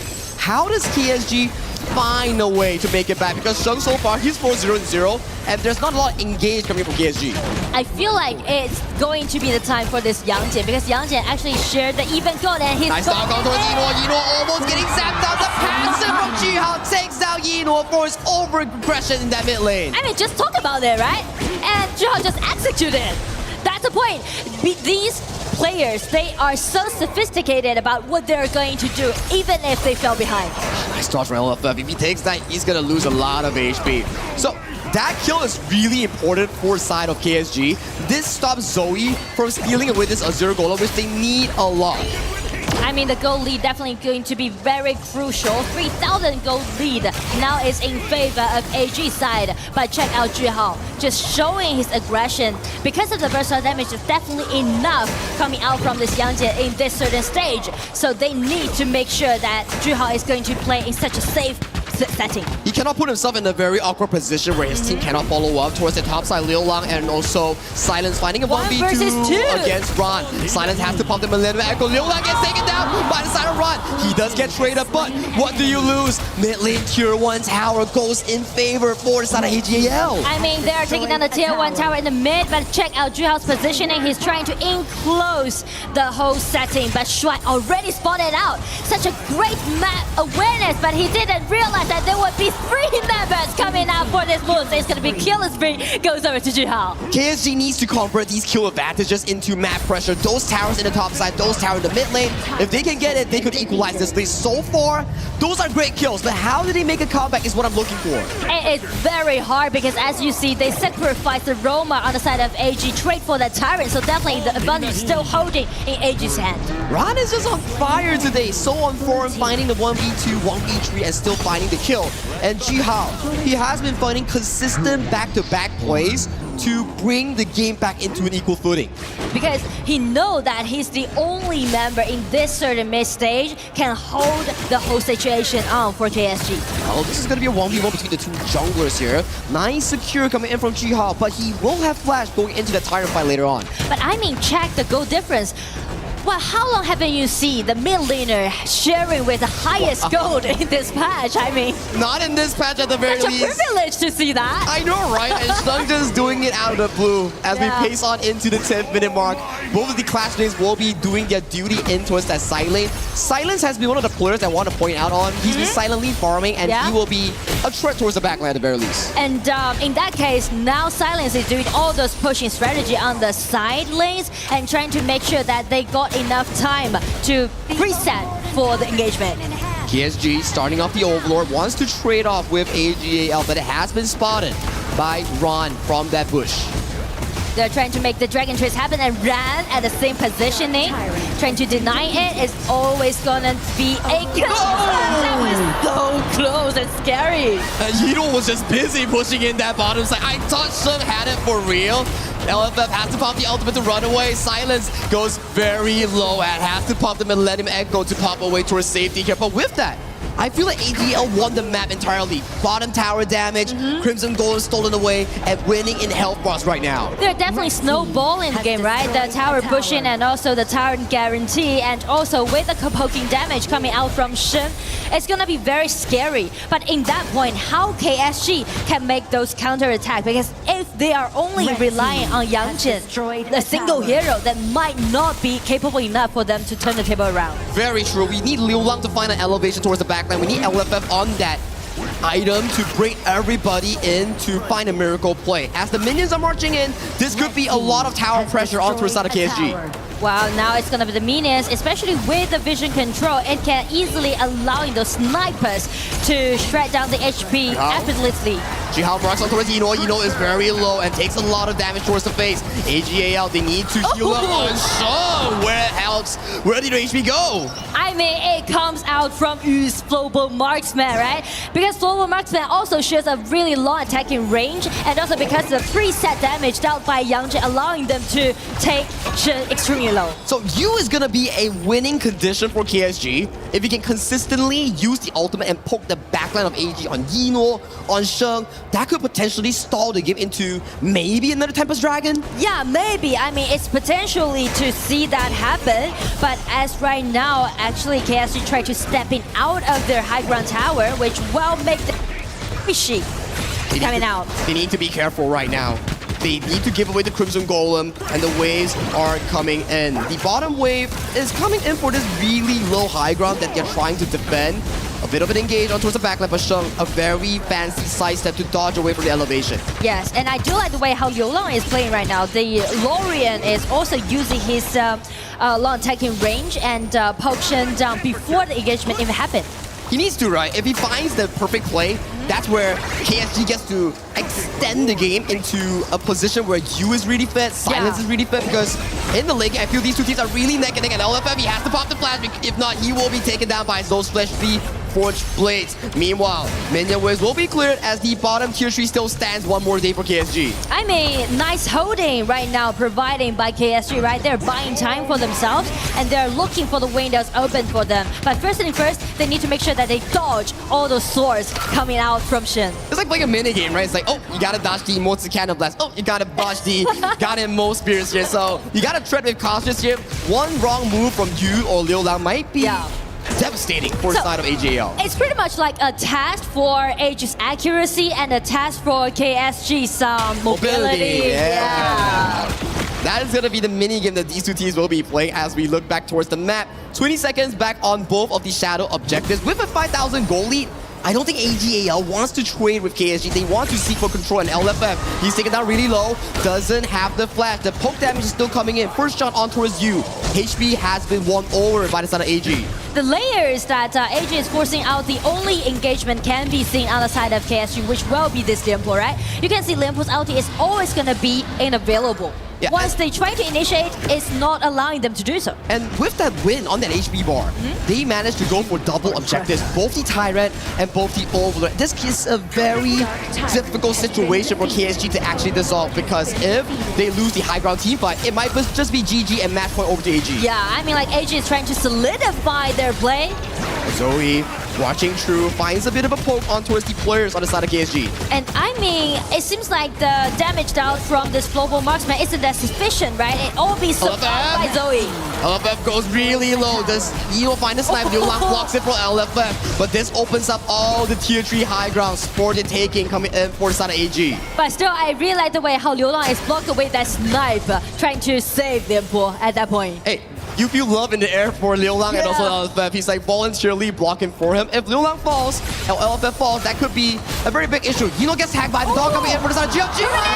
Finds Eno in the nick of time. And this is the 4v5 coming in for the next upcoming 40 seconds. They fend off an important push that's been set up by AGAL. I mean, we mentioned about how KSG is going to hold this kind of deficit. And now again, the captain of KSG, Liu Lang, stepping out again, comboed with Zhuhao's coming in and just deal that burst of damage upon Eno. All 4 kills coming in from Zhuhao has been remarkable, installing more time for you and Silence to scale in towards that late game. So he bought them a lifeline in this game number 5. And also bought themselves more time to step in out. And don't forget about Silence, right? Don't forget about this Devara, because Devara can also make a huge pivot when we're stepping into those huge engagements. Silence is silently farming towards the late game item power spikes, right? Don't forget about this, man. Oh, Zoe, he's being isolated now, doesn't have the unruly blade. He's taking a lot of damage coming in from the side of Silence. You takes him down. Now there's a timer in the side of KSG. No Zoe, no frontline for the next upcoming 40 seconds on the side of AG. And I mean, like KSG, they definitely need to force AG to take all those damage, to take all those initiation. They do clear the wave, so this is still going into a direction where AGAL wants to play for the next upcoming objective here. So it's gonna be a good prep for KSG. They're looking for more ways to come back. There's time for them to, you know, keep their composure and figure out what they're gonna do. And right now, because of the winning lane that AG has by taking out that high ground tower at the bottom, so that's gonna be some kind of distraction to Juhao. Juhao will be absent from the front, which means AG allowing them to do the poking damage again. It's back to poking. Does Liulang get the first engage, or does Yu get the big damage output, or does Sheng Shuai finds the key pickup? All these are things that we need to figure out as we go into the later stages of this beat. Oh, it's coming Yu! Getting in and trying to make a solo kill happen. That was really close. Late game floorboard marksman is up and available right now, so both teams, I would say they're back to an equal footing as of this point. Silence is gonna be scary, Yu is gonna be scary, they're already full item as of this point. But the thing is that the vision control just pivot, right? Actually, for both composition, whoever wins the vision control will win the advantage. It's true, and the vision line has been in control of KSG as of this point. Ran, he's being caught out. He will have to face off himself with a 1v3 situation. He did burn the frigid charge, so that won't be available for the next 15 seconds in this team fight. What they're doing right now in the gorge is trying to make some trades happen. It's gonna be again getting forced out Sheng's flash. Flash for flash coming in from both Sheng and also Yu, so that won't be available. Jihao, he's being caught out. He gets taken down. So that's gonna be a 4v5 in favor of AGAL. They are setting their sights on this Shadow Tyrant. Silence is silently going for that Shadow Overlord. I don't think he can trade this. Yeah, I mean, like definitely by a single Devara, it will be too tough for him to do so. But just check out AG's synergy, right? Just before the Tyrant spawn, they just got knocked up this Yang Jian and also deny him from the potential Tyrant play. Zoe has been so consistent on this dude. He's the front line of the team, providing so much room for Yino and Sheng to do damage. And then, that's not all. He found the perfect setup onto his Jihao as well. It's the trust between Duen and also the sniper, the Shouyue, back in that team fight. And then we do see Minion Waves marching in towards the mid lane here from the side of AG. They want all of the tier 3 high grounds from the base of KSG. They're sending all those minions again, but this time, will KSG just remake the same story happen, remake that motion happen? Last time it was Jihao finding an important catch on towards Yinhuo. Now with the Overlords marching in from all 3 angles. What is the play coming in from AGAL?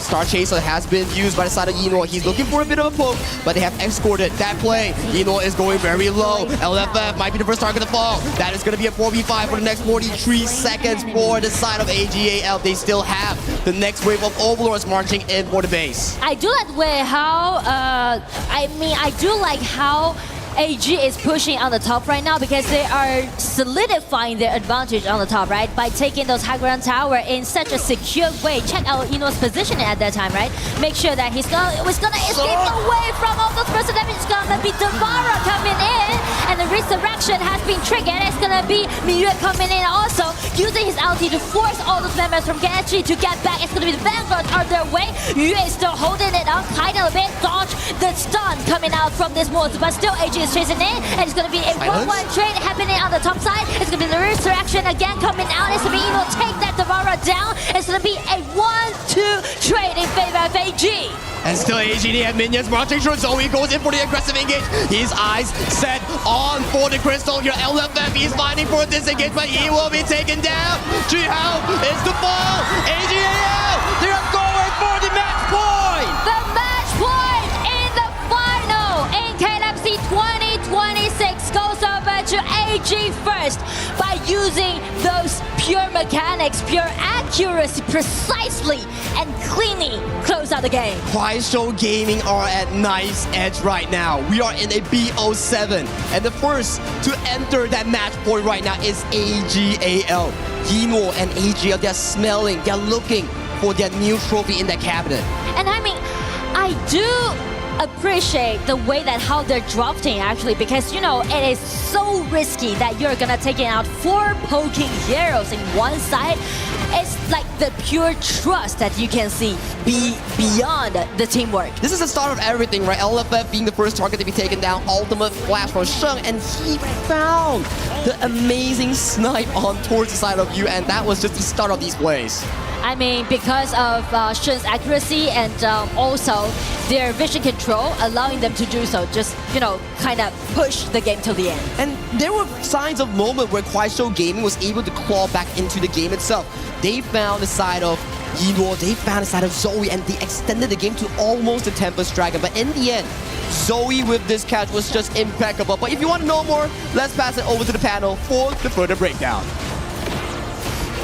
Well, it's another game that finishes here in around 20 minutes. However, this is the first time we have seen one of these two teams win 2 in a row. And the elation from Inua's family, his father standing up there, should be testament enough to how important that is. Match point now for AGAL. They are our title defenders, and they are 1 game away from doing it. We have been here before. AGAL 1 step away from taking the trophy to be back-to-back champions. I do believe that KSG still has things right over there that we're gonna break down for you as we move forward. I'm telling you, I don't think that this is gonna end up on a 4-2. I have the feeling that we're gonna go to Game 7. Yeah, that's just my feeling. Yeah, I think we have the same feeling. I'm hoping for that to happen, if anything, because again, we want to see the drama, if you will. We want to go to the ultimate battle, but AGAL, the way that they're able to play, also Sheng, my God. Yeah. Did not die a single time. He was sniping everybody. I think that was just the key for AGAL to open the game, right? Like just how accurate Sheng was on that Ganon Mo. Like, it's not even about the fact that he got the kills. The opening of the game, he comes in and then with the blades takes 1 jungle camp, takes a 2nd jungle camp, a 3rd jungle camp, and that is just money that goes into his pocket, taking it away from Ju Hao. Actually, the highest net worth on the team as well. So he was just constantly farming. He was stealing from everybody, if you will. And again, he didn't even die at that last point with this the nice clutch play with the Sage of Sanctuary. Randy, it is such a difficult hero to play, man. Not everyone is just built like that you can say like, oh yeah, I'm just gonna put Ganon Mo on a Game 5 of the Grand Final of the tournament. Nah, it's gotta be Sheng. Execution at its highest here for HOK. If you use that QR code, you download it in your own games, you see somebody playing like that, maybe it is a good time to surrender, because that would be a tough matchup. You might find yourself in this lobby by accident. No, I think these are private servers. So at the end of the day, you know, you love to see new picks coming up, but you love even more to see the reactions when people realize that you are close to making something important. And that is right there, Inua's family realizing that they are about to watch their son go back-to-back as a champion in France at EWC. What a special moment. And I know, Holler, there's so many moments that compound this result that we've got. Let's break them down. Yeah, and let's just hop into the first clip here as we go in. This is the initial piece. Again, you know, it's that focus fire where they were trying to take it out. LFF, it seemed like he got caught out, but look at the blades. Sheng, the slice, getting the double kill. It was all value all the time for him. Come on, it is just the opening of the game. Do you really want to give the Ganon Mo a double kill? Because you know that he just starts snowballing really quickly. LFF tries to go for the turret dive right in there to try to get the advantage. It doesn't work. Doesn't work at all. I mean, as we hop in, it's going to be most of these things, but this is actually, I believe, the part where they were able to get the final jump in. They end up taking down Yinwo on this one. They were able to kind of weather the storm. KSG, yes, they were behind this game most of the time, but they tried to prolong it as much as possible. It was a very difficult ask for AGA. The problem in here is just the different compositions, right? Right. Like when we start thinking about this composition that we have from AGAL, the good thing that they have is the reach. They can poke. So it means that they can clear wave very quickly. On the other side for KSG, nobody could clear the minions. And that's why they couldn't just defend their hydrant for a little bit longer. Because in the moment that someone would jump in to try to clean the minions, disappear from the map immediately. You can see the pressure that needed to happen. Juhao, I think the big moment for me that I witnessed was they're defending against tier 3s. All of a sudden you think AG might end the game. Juhao flashes in, finds the kill, and it kind of delays to the point where you say, maybe we do get another Tempest. Maybe we buy some more time. It was a day late and $1 short. However, it was an indicator of how their lineup wanted to play and find success, which was this very specific yet valuable way when they can get that job done. Yeah, Juhao was carrying the team, right? Giving KSG a chance with this Yang Jian. The way that he was able to pounce on forward, he ended up like 3-1-0 early. He was kind of putting them or giving them a chance, right? But then he got caught out in that mid game, and then once that happened, the wheels had kind of fallen off at that point, and it was again too much AGAL in the end. I do believe that the key moment in here is in the BP when they decide to AGAL to take that Miyue. So they decide to take the Miyue just as a counter against the Devara, right? And then since Miyue is going to be over there at the clash lane, then what happens is that the Miyue takes the red buff first. So then the Devara does not have access to the red buff. The Miyue has the advantage. That forces Liulang to have to move to clash lane, and then they have priority for Inuo just to slowly just keep farming, keep pushing, going all the way into the high ground. We come to the late game, Inuo takes the red buff, and then they already have the damage. Yeah, and that's the strategy, right? I'm basically forcing KSG to do what I want, right? By being able to dictate things, stealing things across the map, so that they don't really have that far. They were not comfortable in this one. Setting the early tempo. AGAL found that to be successful on both occasions that they've done it. I think they've also learned from the mistakes where even though they got that early lead, and I think it was game number 1, they weren't able to turn it around into a victory. KSG pushed that back out. But it's been 1-1, it's been 1-1, and now we finally see a team win 2 games in a row, and that's AGAL. And gentlemen, if they win here, we won't come back to stage till we see Inuo lift that trophy again. What does that mean? What is this moment here? How do they capitalize on doing what they came here to do in front of their fans? I'm telling you, if they're able to come in and then just to finish it, I hope that it's not going to be only for Inuo, but for the 5 of them, it's going to be such an important moment. And it's just going to be so special just to have all the fans flying all the way from all over the world, because I have been talking to people over there in the audience. They're from everywhere right now. Yeah, everybody loves AGAL. I think that you're seeing that in the fans in the stands here. I mean, Kwashu Gaming have their own fans as well, but I think that overall it's been a lot of energy to AGAL. They've got the drums, they got the panda was walking around. I mean, they got everything at this stage. You know, we talk about buffs and parent buffs and kid buffs and family buffs. They're real in my opinion. And you know, front row and center the entire tournament, we've seen Inuo's family, and that's just maybe a microcosm, a small thing to pull back onto the big picture, which is that AGL, if they win, this place would erupt. But KSG have found a way to bounce back. They are so deadly. If you give them an inch, they will take a mile. I do believe that AGAL has a plan right now. I know the players, I know the coaches, they do have a plan, but at the same time, KSG, they're young. They want something. They're not going to come all the way to Europe just to go empty-handed home. KSG have to all in. They cannot act like they have another game. And AGAL have to realize that if they don't do it, there's still a game 7. So that could affect the draft. It's pressure on to KSG. You were talking about the youth of this team. They're going to grow from this regardless of the outcome. But again, they need to show up. It's a best of 1 for them. Well, AGAL on the precipice of greatness. And for the call that could send us to the stage for a trophy lift, let's send it over to Saki and Nora. We are back once again, and we will be finding out soon whether or not KSG can push us to a Game 7. For now, Nora, AGAL, they are looking strong, just like what the panel said. They want back-to-back games to push it to a match point here at Game 6. And especially they are the title defender, right? So definitely they're gonna all for it, and also for KSG.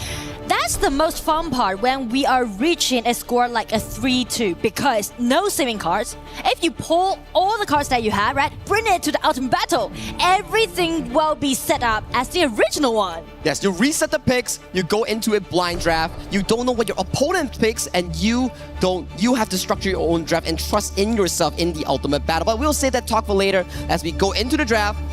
The Yang Jian Dou, they are being picked up by AGL. It's looking good. This duel is so classic, right? I just prioritize that definitely Zoe will have his power pike earlier than Juhao, because you can see if Juhao had a really nice farming pace, he's gonna do well in the mid game. But on the other side, this time KSG is giving the ball to Yu and also to Liu Lang. And so far the KPL teams, they have a 100% win rate on Kaiser. This pick has not lost a single game every time KSG or AGAL has selected them. So coming in towards this grand final, if the statistics still follows, maybe this is KSG's miracle pick on towards Juhao. And also, it feels like they're trying to play the same style that AG just did in the last game, because it also let Kaiser to bring all those visual control and let Noir to do those poking damage for him.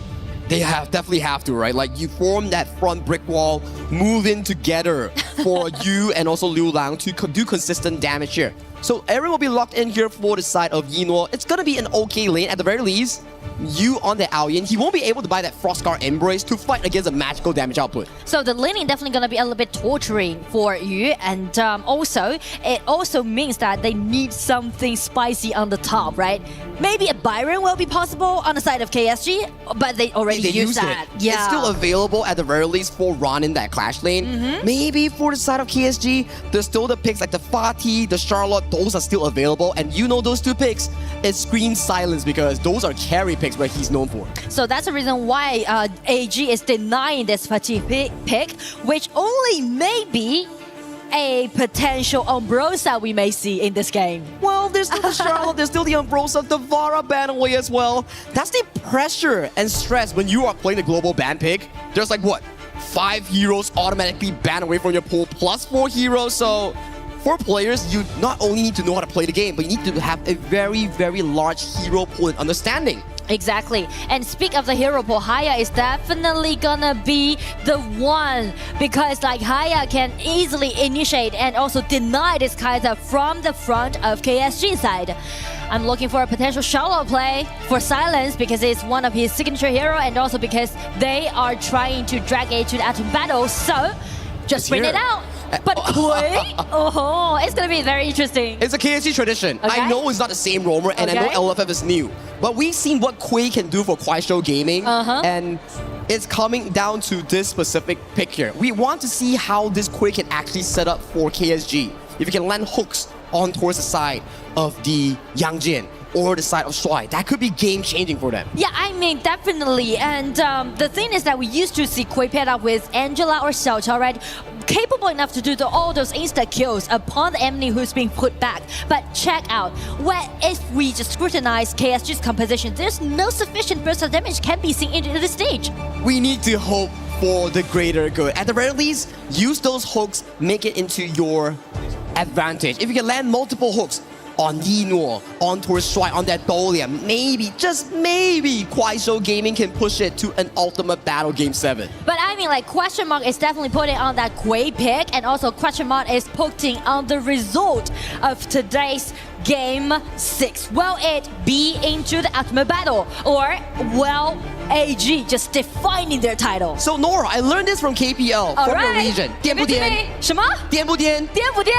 Ultimate battle? Okay, everyone, 颠不颠？ The crowd wants it. The crowd wants an ultimate battle here. So we need to see whether KSG can pull it off. They have the crowd energy. They want it to be an ultimate battle.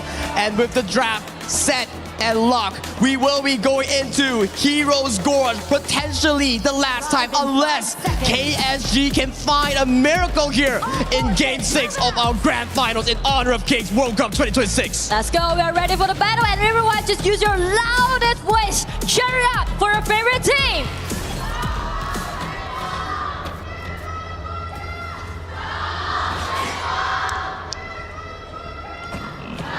Together as one.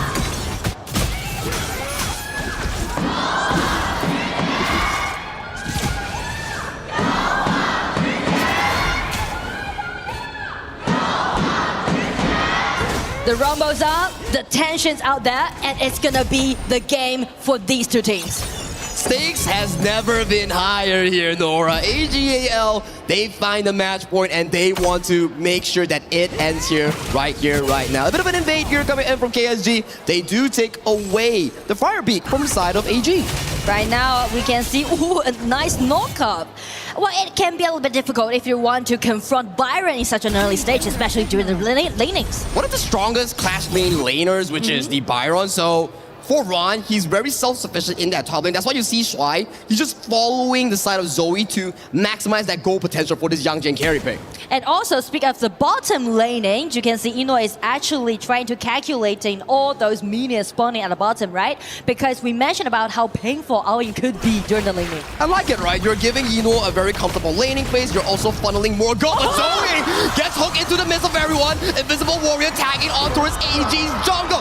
That's the hook that we talked about here, Nora. LFF picking out that confident Quay play. And right now in the mid lane, you can see Silence are making some noise for him. He's wanting for his solo kill, but it's still too early on in towards this game itself. But that's the play coming in from KSG. I mean, just check out the hook, right? The ability with Flash, allowing him to get attached to that Zoe. Skill 2 Flash was just beautiful coming in from LFF, and the crowd really loves it. So this gives KSG a comfortable early game. At the very least, you know you're putting Zoe behind in that farming tempo.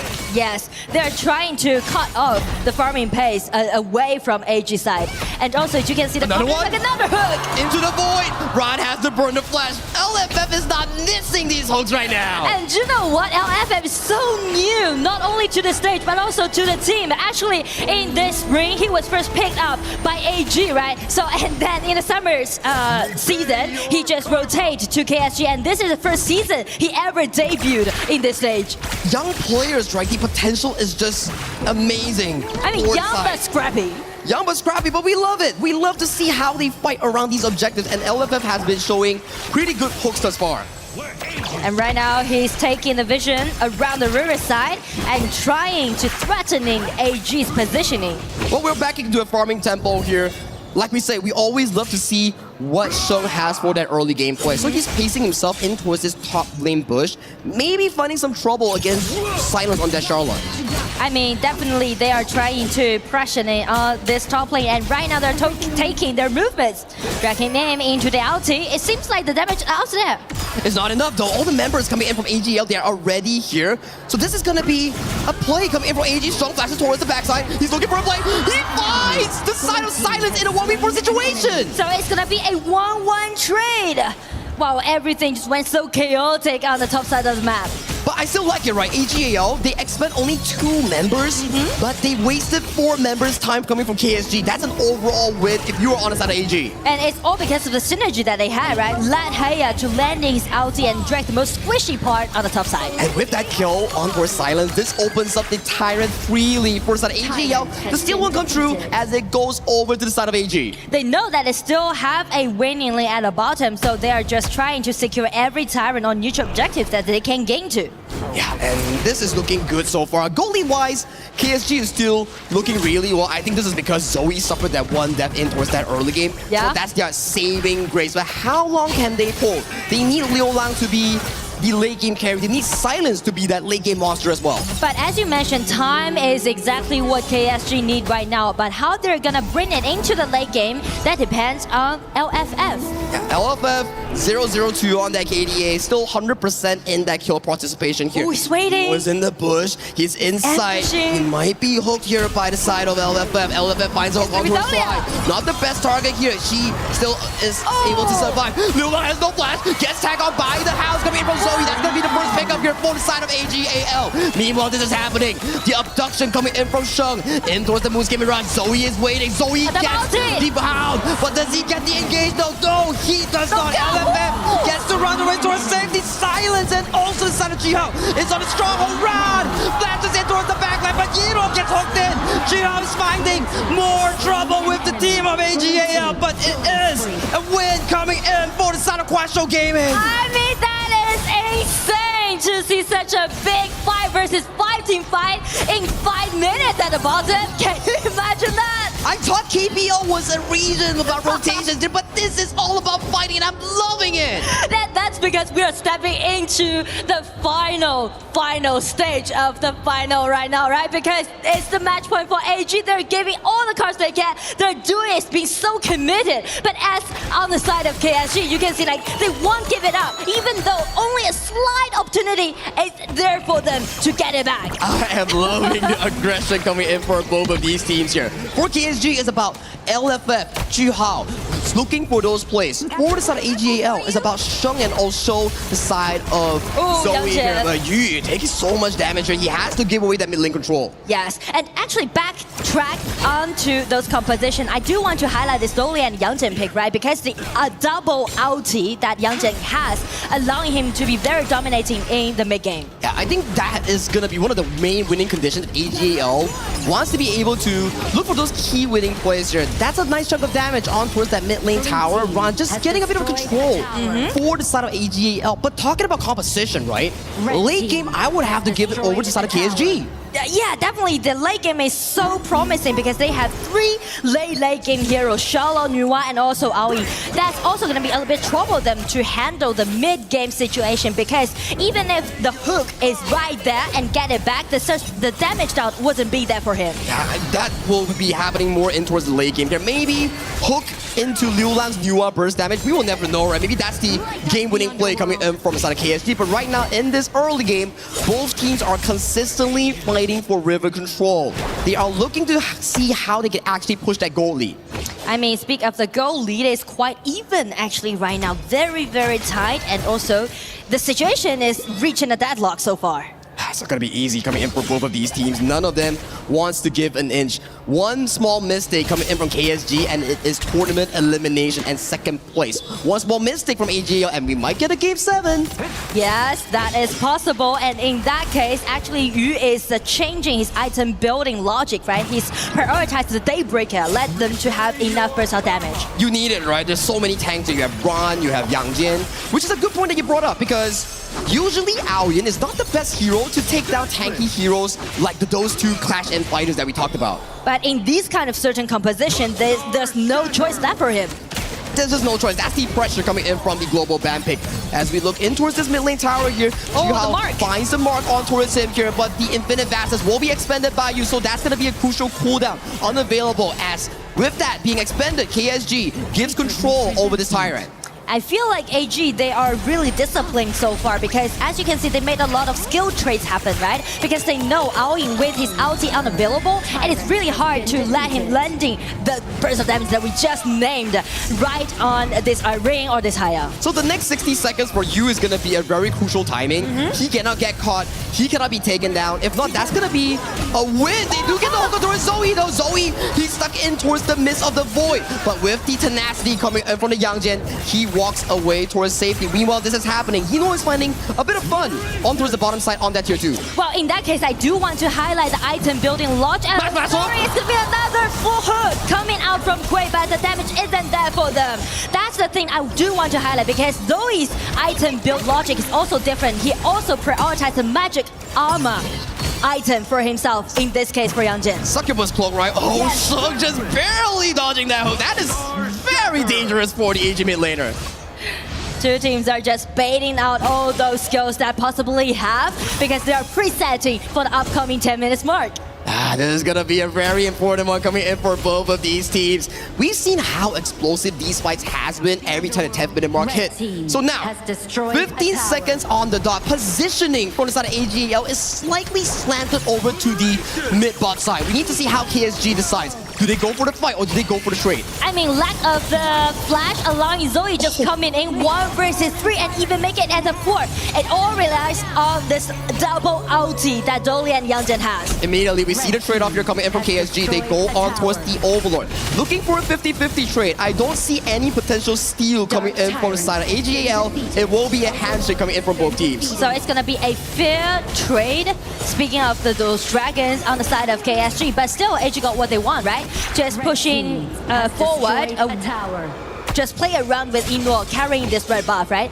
Irene can easily take all those towers down in the mid-game. Yeah, and I think Aaron's late game is also not the greatest compared to a Long, for example. So for AGAL, with this Tyrant, they need to try to push the game even further, find game-winning leads to potentially win out in this mid-game. Well, in that case, I would say the formation matters a lot. It's all about the positioning. They need to make sure that Zoe, this young is going to standing in front of all of his team members and taking the hook, taking the burst out damage, make sure that his backliner is going to be really safe. Nice mind coming in for Juhao. He secures the Crimson Golem with the help of the hook.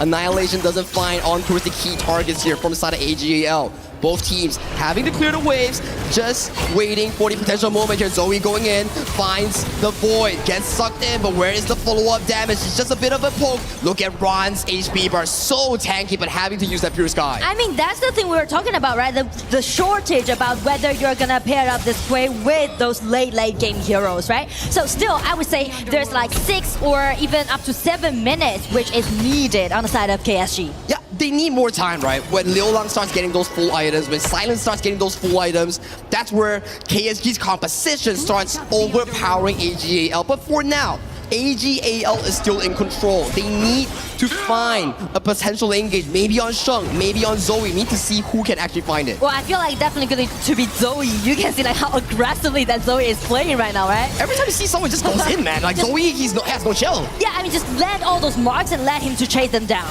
And the damage coming from Liulang is slowly ramping up on that Annihilation. I think that ultimate took like what?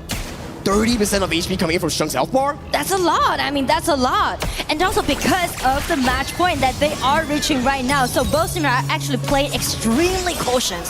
Yeah, one mistake can set up a very different ending here. Storm Strike onto us, Juhao. Into the void, goes wide, coming in from the LFF. Both teams are fighting for control once again over this Crimson Golem. Juhao gets pulled in by the Moose Mirage. It will be a 4v4 outer skirts here in towards the mist. Nice flash poke coming in from the side of LFF, but he doesn't find a marker here. LFF might be the first target to fall in towards the side of AGAL. Meanwhile, this is happening here. Juhao is dangerously low, being chased down by Yinor. Silence is finding the backline. Silence finds Yinor into the sky. That Yu goes. Yu wants to fight Fly over to the edge, but he comes down safe. So that is a good win for the side of Kuaishou Gaming. Exactly. I mean, KSG made it as a 1-2 trade, sacrificing the Roma trade for the jungler and the marksman. Definitely is a fair trade, and they are chasing Shuai down. You might even TP down. 3-1. Clean Tyrant. It's going to be KSG. I'm feeling something, Nora. Are we going to an ultimate battle? Because Kuaishou Gaming, they are controlling the game and bringing it back into their own hands. I mean, like, it took so long for AG to take Kui down, right?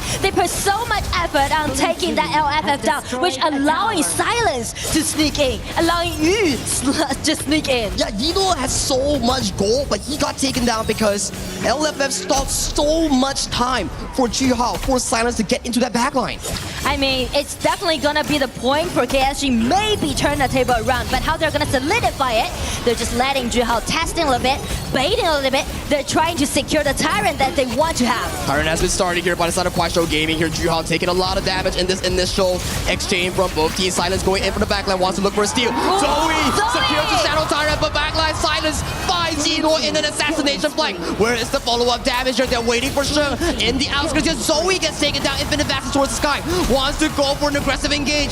Finds it towards Ron. More damage coming in from Yu. Takes down Ron. And the last member from AGAL comes out. Sheng will be fall. And Shuai is the only member standing from AG. I mean, KSG is on fire. They're ready to make comebacks. Could you believe it? Like AG, they are coming for that dragon. But instead, KSG, they are looking for killing. They are being hungry. You can have the Shadow Tyrant. I will take the game-winning fight.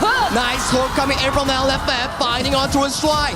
One more being taken down, and unstoppable 5-0-5 goes over to the side of Yu. I mean, falling behind in such a significant situation, but KSG just figured it out and pulled themselves together and used their own mechanics and their own awareness about how they're gonna do the team fight and take those members from AG one by one down. Welcome to the league in Kuaishou Gaming. They stalled for their item Trinity. Now is the game pace coming in from Silence, Liulang, and Yu. If AGAL can find a miracle play, maybe it works out. I mean, this point, I do like the way how AG is loading this ulti upon that Juhao, right? Just denying him to take the Tyrant. But the thing is that, check Silence and Yu. These these two young players just sneak in and use their own mechanics and got those core players on the side of AG down. And Liu Lang was untouched in that entire team by consistently pumping out DPS. So true. And with the Shadow Overlord secured, you can now start to see on the second screen,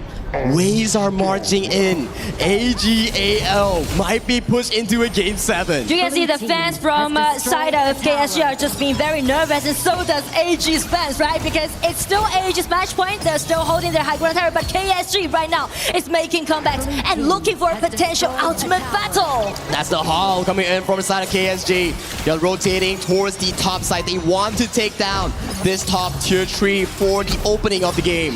Yes, it's gonna be the Vanguards getting in. KSG show no sign to retreat. They're sending all those Vanguards getting in. Play it around, let this Liu Lang to landing all of those poking damage upon side of AG. They need to fend off this final wave of Vanguards here. Vanguard simultaneously stacking in towards the crystal. LFF looking for a bit of push. Zoe goes really low. Silence once more. The Infinite Bastards has been cast towards the sky. The defense has been flash engage coming in from Ron, finding on towards Silence. We do see a backline engage coming in from the side of AGAL. But where's the follow-up coming in from AG? Use on invisible onto the Shrine. Shrine goes dangerously low. But then coming in from LFF onto the side of Shug. Shug gets taken down. That's gonna be a 5v4 for the next upcoming 40 seconds. KSG, they're turning their heads. They're not going for the game-winning push. I mean, how you're gonna dodge a hook coming from nowhere, right? You had no idea how could he land his skill too, just among all those props that they had, right? So actually, KSG, they are moving closer to the ultimate battle, but still, it's not the end because AG, they're holding the mid lane's high ground tower, and also you can see the seed breaker made by Zoe Xiangjian right now. He is so fed right now on the side of Zoe. He needs to find the damage in towards the backline at the very least.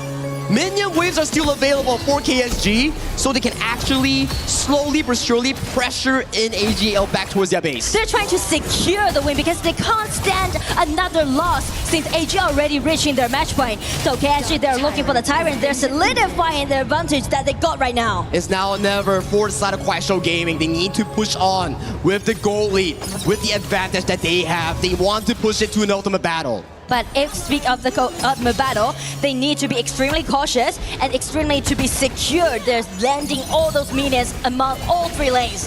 It's coming in for the side of Kuaishou Gaming. Super minions marching in towards that bottom lane. Wave clear is consistent for the side of AGAL. Zoe goes in on the initial play.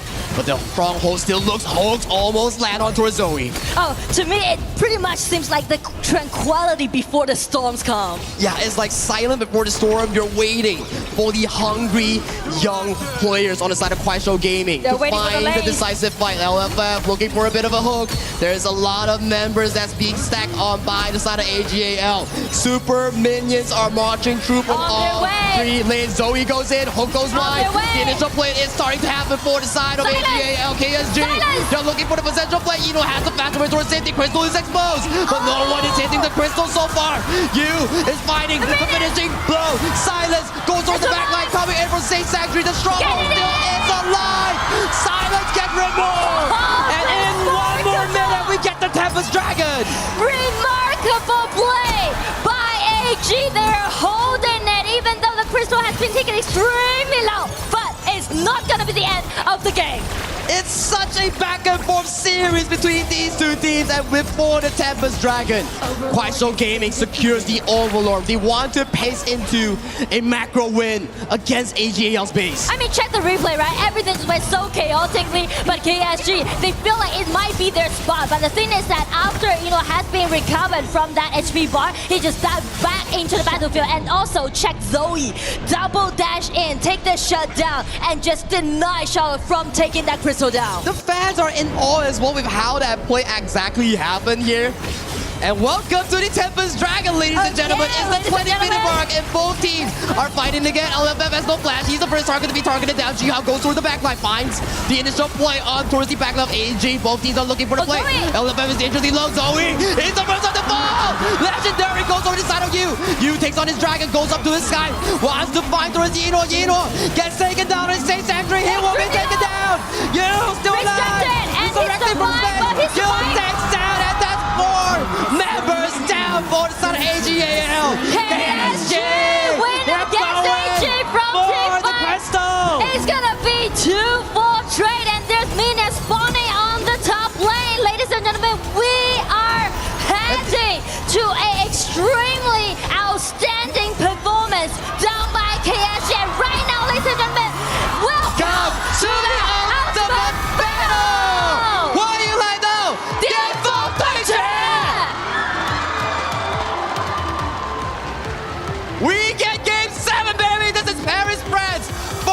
KWC, and this is Honor of Kings World Cup 2026.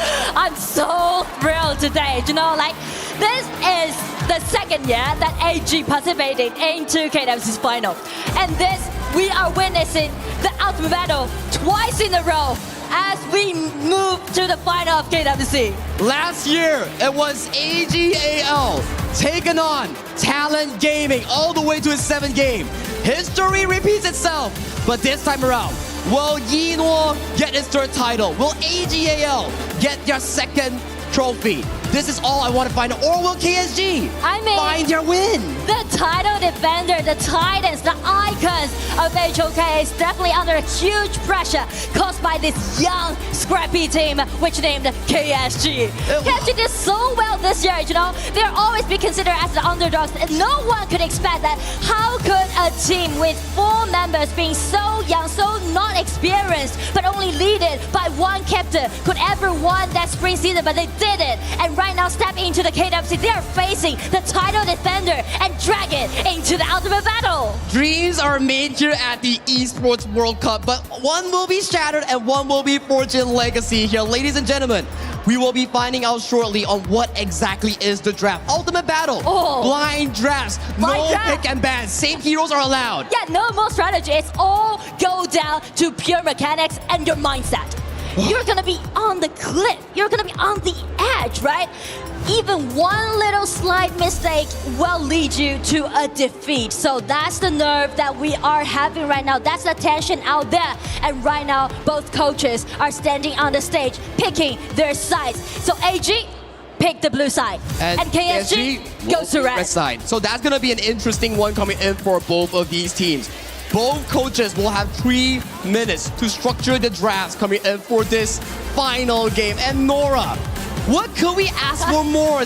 A way to end our KWC 2026. And I mean, like, that is definitely an outstanding performance and so tight, so head-to-head. That is exactly the match, the final that we expect, that we may see those 2 titans play against each other. All gamers, AGAL, going up against Kuaishou Gaming. You talk about it. It's about legacy. It's about being forged as a legend into EWC, or will the newcomer, the new era Kuaishou Gaming, the first picks coming in from the side of Silence, also Wuyan, they have been the cornerstone coming in for the side of Kuaishou Gaming. And I mean, that's kind of like a psychological gameplay, right? Because you're picking out those cards blindly. And speak of those experience that these 2 teams has, actually KSG played Ultimate Battle 11 times back into KPL region and they won 5 of them. And as for AG, they played 16 times of Ultimate Battle and they won 9 of them. And also AG played twice Ultimate Battle for this year. They won all of those 2 plays.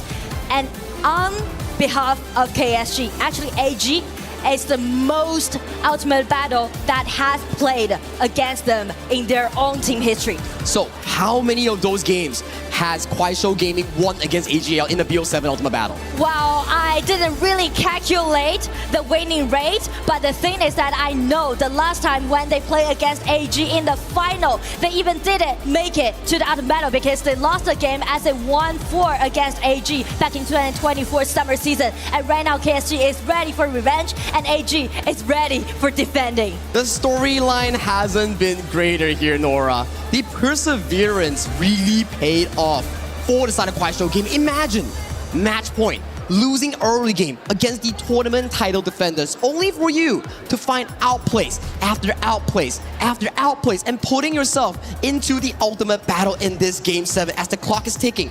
2 more minutes before the teams have to submit their blind draft. And I feel like they are actually going through some discussions, right? As you can see, showing by them their faces. On the side of AG, last time in 2025 KWC in the final, they play against TT Global into an ultimate battle. And the drafted pick, that was Fatigue, Ogren, Princess Frost, Arlie, and Liang. That sounds like an all-star AG lineup, right? Exactly. FMVP skins all around. And I still remember the interview after they took that win. They said, "How are you gonna win against us with a 3 FMVP skin hero in our hand?" Hey, histories are meant to be changed and forged by these young members. Yeah, AGL They are legendary players. Multiple seasons, this 7th win streak, back to back to back in KPL and including EWC.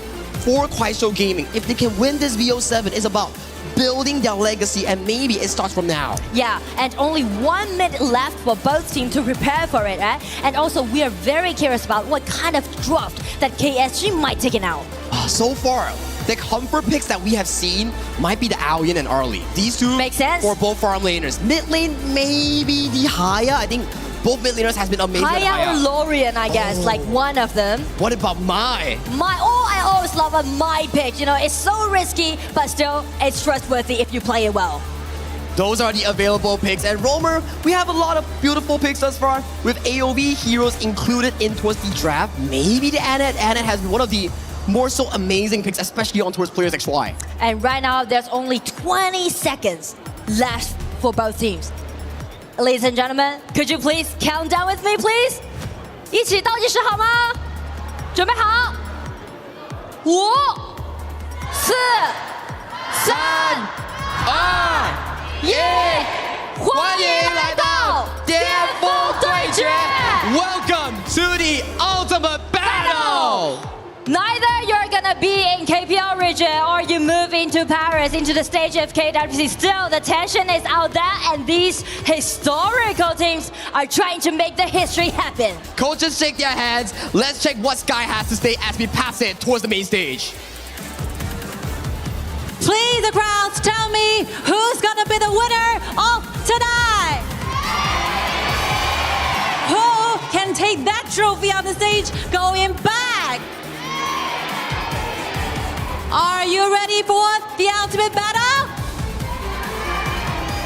All right, raise the hands. Anyone, you have something to say at this very moment? 有谁还有什么话想要对我们的选手们说的吗？现在的这个非常关键的时刻，有任何人有想要说的吗 ？Hello, nice to see you. What do you want in mind? May the best team wins. Which is? The best team wins. Well, it remains as a mystery. Save the answer. What do you got for us? Hello. AG 一定能赢的，让 AG 带奖金回家。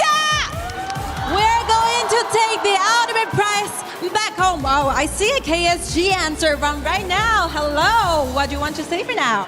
快手一定赢，国内比赛输，我们国外一定赢。快手的粉丝在哪里？ Okay. Woo! How about you? What do you want to say for us, Akira? We have a very nice guest here. 想说什么？喊个口号好不好？心怀荣耀。One more time. 心怀荣耀。 All right, let's keep moving forward. Who raise the band? Who wants to say something right now? That will be your only chance of your lifetime. How about you? I see a very cute sign over here. What you got in mind? 现在有什么想要和我们的选手说的吗？大帅叔叔加油，你一定能赢的。You will definitely be the winner of tonight. What you got, Mara, over there? Are you ready for this? Sky, it is so intense in here. We saw the left side. Now we gotta go to the right. We got a fan in here. Hello, what's your name? I'm Claudia. Where are you from, Claudia? London. London, how did you get here? I drove over 5 hours. You drove over 5 hours. We got the AG scarf, the AG jacket, and the pandas. Okay, who are you here to watch? Inuo. Inuo is watching right now. Look into the camera. Pretend he's staring you right in the eye. What are you gonna say to him? Inuo, thank you for everything that you do. Thank you for your positioning, for always being amazing team player, the way you know how to just be aggressive or when to back off, and I know that we can always count on you. So thank you so much. Okay, I'm gonna ask a question, and I need everybody to answer this. Who will win today? AG! And now we gotta pass it back to Sky. Of course, here we are standing with a very special guest here. We can take a look at who is standing by my side. Hello! Hello, what do you have to say at this very moment? 你好，哇，好久没有见了。What do you want to say? 现在有什么想说的吗？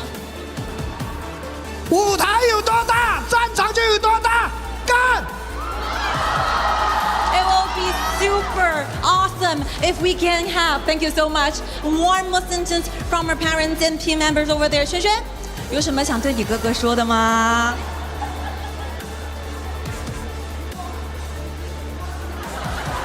One more time. 今晚 AG 才是冠军。 Who's the champion? Answer me one more time. Who's the winner of tonight? Are you ready for this? Oh, we got more fans in here. Tell us what your name is. KSG #1. KSG #1. Who are you here to watch? Do silence, Wu Yan.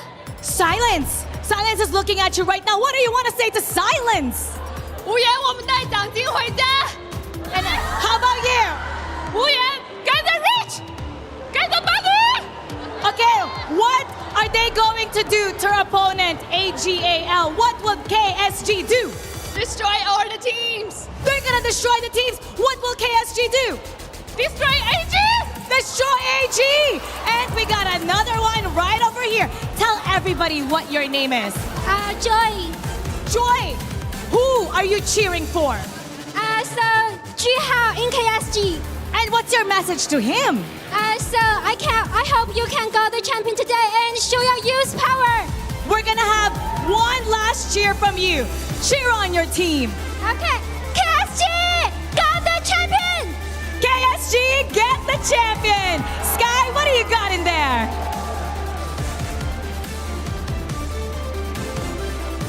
Sky, let's hear from your side.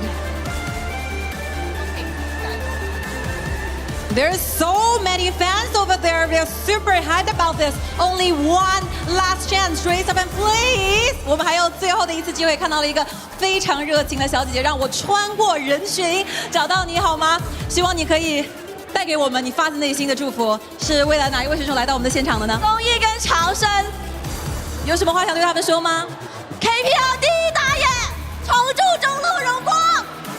Cheer for this, please. One more time. Any person? Oh, you have something to add. Okay.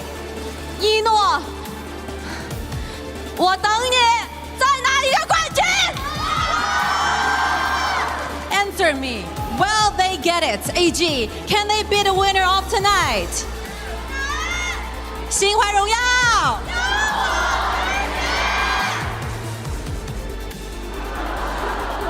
You like this? You like this? Who do you root for today? 今天是为了哪一位选手来到我们现场的呢 ？AG 的每一位选手，喜欢他们多少年了？我陪我朋友来。Wow, you could possibly count. What a shy person, but I can feel your tension and hype right there. We can see a little bit drums over there. Who can play the drum for us? Anyone? Come on, come on, come on, come on, come on. Okay, here we go. You're gonna play with that drum, and I will ask Akira to do the model one more time. With the drum being taken away, 喊出你们的口号，好吗？我们一起来 ，1, 2, 3。心怀荣耀，勇往直前，心怀荣耀，勇往直前，心怀荣耀。Thank you so much. Thank you so much for the crowds here. And we have more special guests over there. What about you, Mara? Are you ready? We're ready. We're here with another fan. Come on to the fan. 你叫什么名字？你们在笑。 And who are you here to cheer for? 容易。 What is your message to him? 心怀荣耀。 Who's going to win? AG. How about you? Who is going to win? AG. Who is going to shine? 大帅. And what do you want to say to him? 重塑辅助荣光. And now we're gonna get the crowd to cheer. I want you to pump them up for your favorite team. AG AL. Okay, when I say AG, you say AL. AG. AG. One more time. AG. Back to you, Sky. All right, here we go. I have another very cute little lady here, Lady Sun Coster. How are you feeling right now? 你现在有什么想说的吗，AG 加油，然后你们5个永远最厉害。我觉得刚刚那个口号领喊的有点弱，我想领一遍。Okay, one more time. The stage is all yours. 心怀荣耀，心怀荣耀，心怀荣耀。Thank you so much for being here, everyone. We couldn't imagine this is going to be the ultimate battle for tonight, but things happen. You just have to accept the truth that every single year at the Grand Final here in KWC at EWC, we're going to see the ultimate battle for the last chance. So, ladies and gentlemen, are you ready for the very last match of the game? Tell me one more time, who is going to be the winner?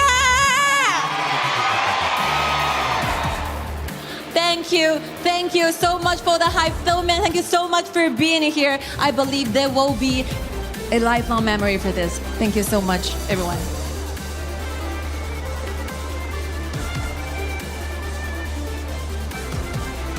And here we are with another audience. And tell us what your name is. Lee. Lee is actually the voice actor for Yao. Let's hear some lines. 剑指的方向就是天才的故乡，加油各位，勇夺第2吧！祝福你们！我是耀，那个闪耀天际的耀，星光荡开宇宙，本人闪耀其中。Okay, we need to pretend we're here in the gorge. I want you to say another one to pump everyone up. Okay, Yao, come on in. 心怀荣耀 ，Let's go， 心怀荣耀 ，Let's go。 And there you have it. We're going to settle this inside the gorge. It's time. This is the ultimate battle. Casters, lead the gorge. Welcome to the ultimate battle. This is game 7. Before that, we got to check the drafts. Blind picks between these two teams, Nora. And I mean, I can definitely feel the tension here, right? Everyone just raising up all those badges they had and also pulling out all those cheers for their favorite teams. And right now, it's gonna be the stage for both teams. We will have to see what's gonna be the first hero that will be locked in here coming in from both teams. And I mean, the trophy is right now, right here in the middle of the stage. Who's gonna grab this trophy back to home? Only one team can do it, and we don't know how. And let's go! Last lane! Oh, Dharma for versus both! Dharma! Playmaking on both teams for both Clash laners. They have been on fire as of this point. I mean, it comes so fast, right? And here we go, like jungler! Hey for both! 2 out of 2! Exactly the same! So what about the mid laners? Is it going to be the same one or different? We get... Mid lane! Mai versus Haya! Woo! Both mid laners allowing them to do so many things for their own team. And speak of the farm lane, also going to be the focus. It's going to be early against Channel. He wants FMVP early to defend his 3rd title. He wants it, and he's hungry with that channel. All right, last pick. It's gonna be Chao Fei versus Lapu Lapu. So classic as we see so far in KWC. All right, here, that's gonna be Zhang Fei, and finally the Lapu Lapu that will be picked up by the side of the roamers here. All right, and we can see from all those drops that they picked, it's kind of be very interesting because they are picking up 2 same top laners, right? And also for the junglers, they also stay the same. Exactly the case here, as we will be getting into our final game of our Honor of Kings World Cup. This is the final match of tonight. Only one winner will be given birth, a rebirth here in Paris, France at the Esports World Cup. This will be AGAL going up against Kuaishou Gaming for the final time of tonight. Ultimate battle, may the best wins. It's gonna be one game underway. Already towards the mid lane here, 3v3 has been escalated by the side LFF. Finding a bit of knockup here, but it's only for the side of AG to clear out the wave.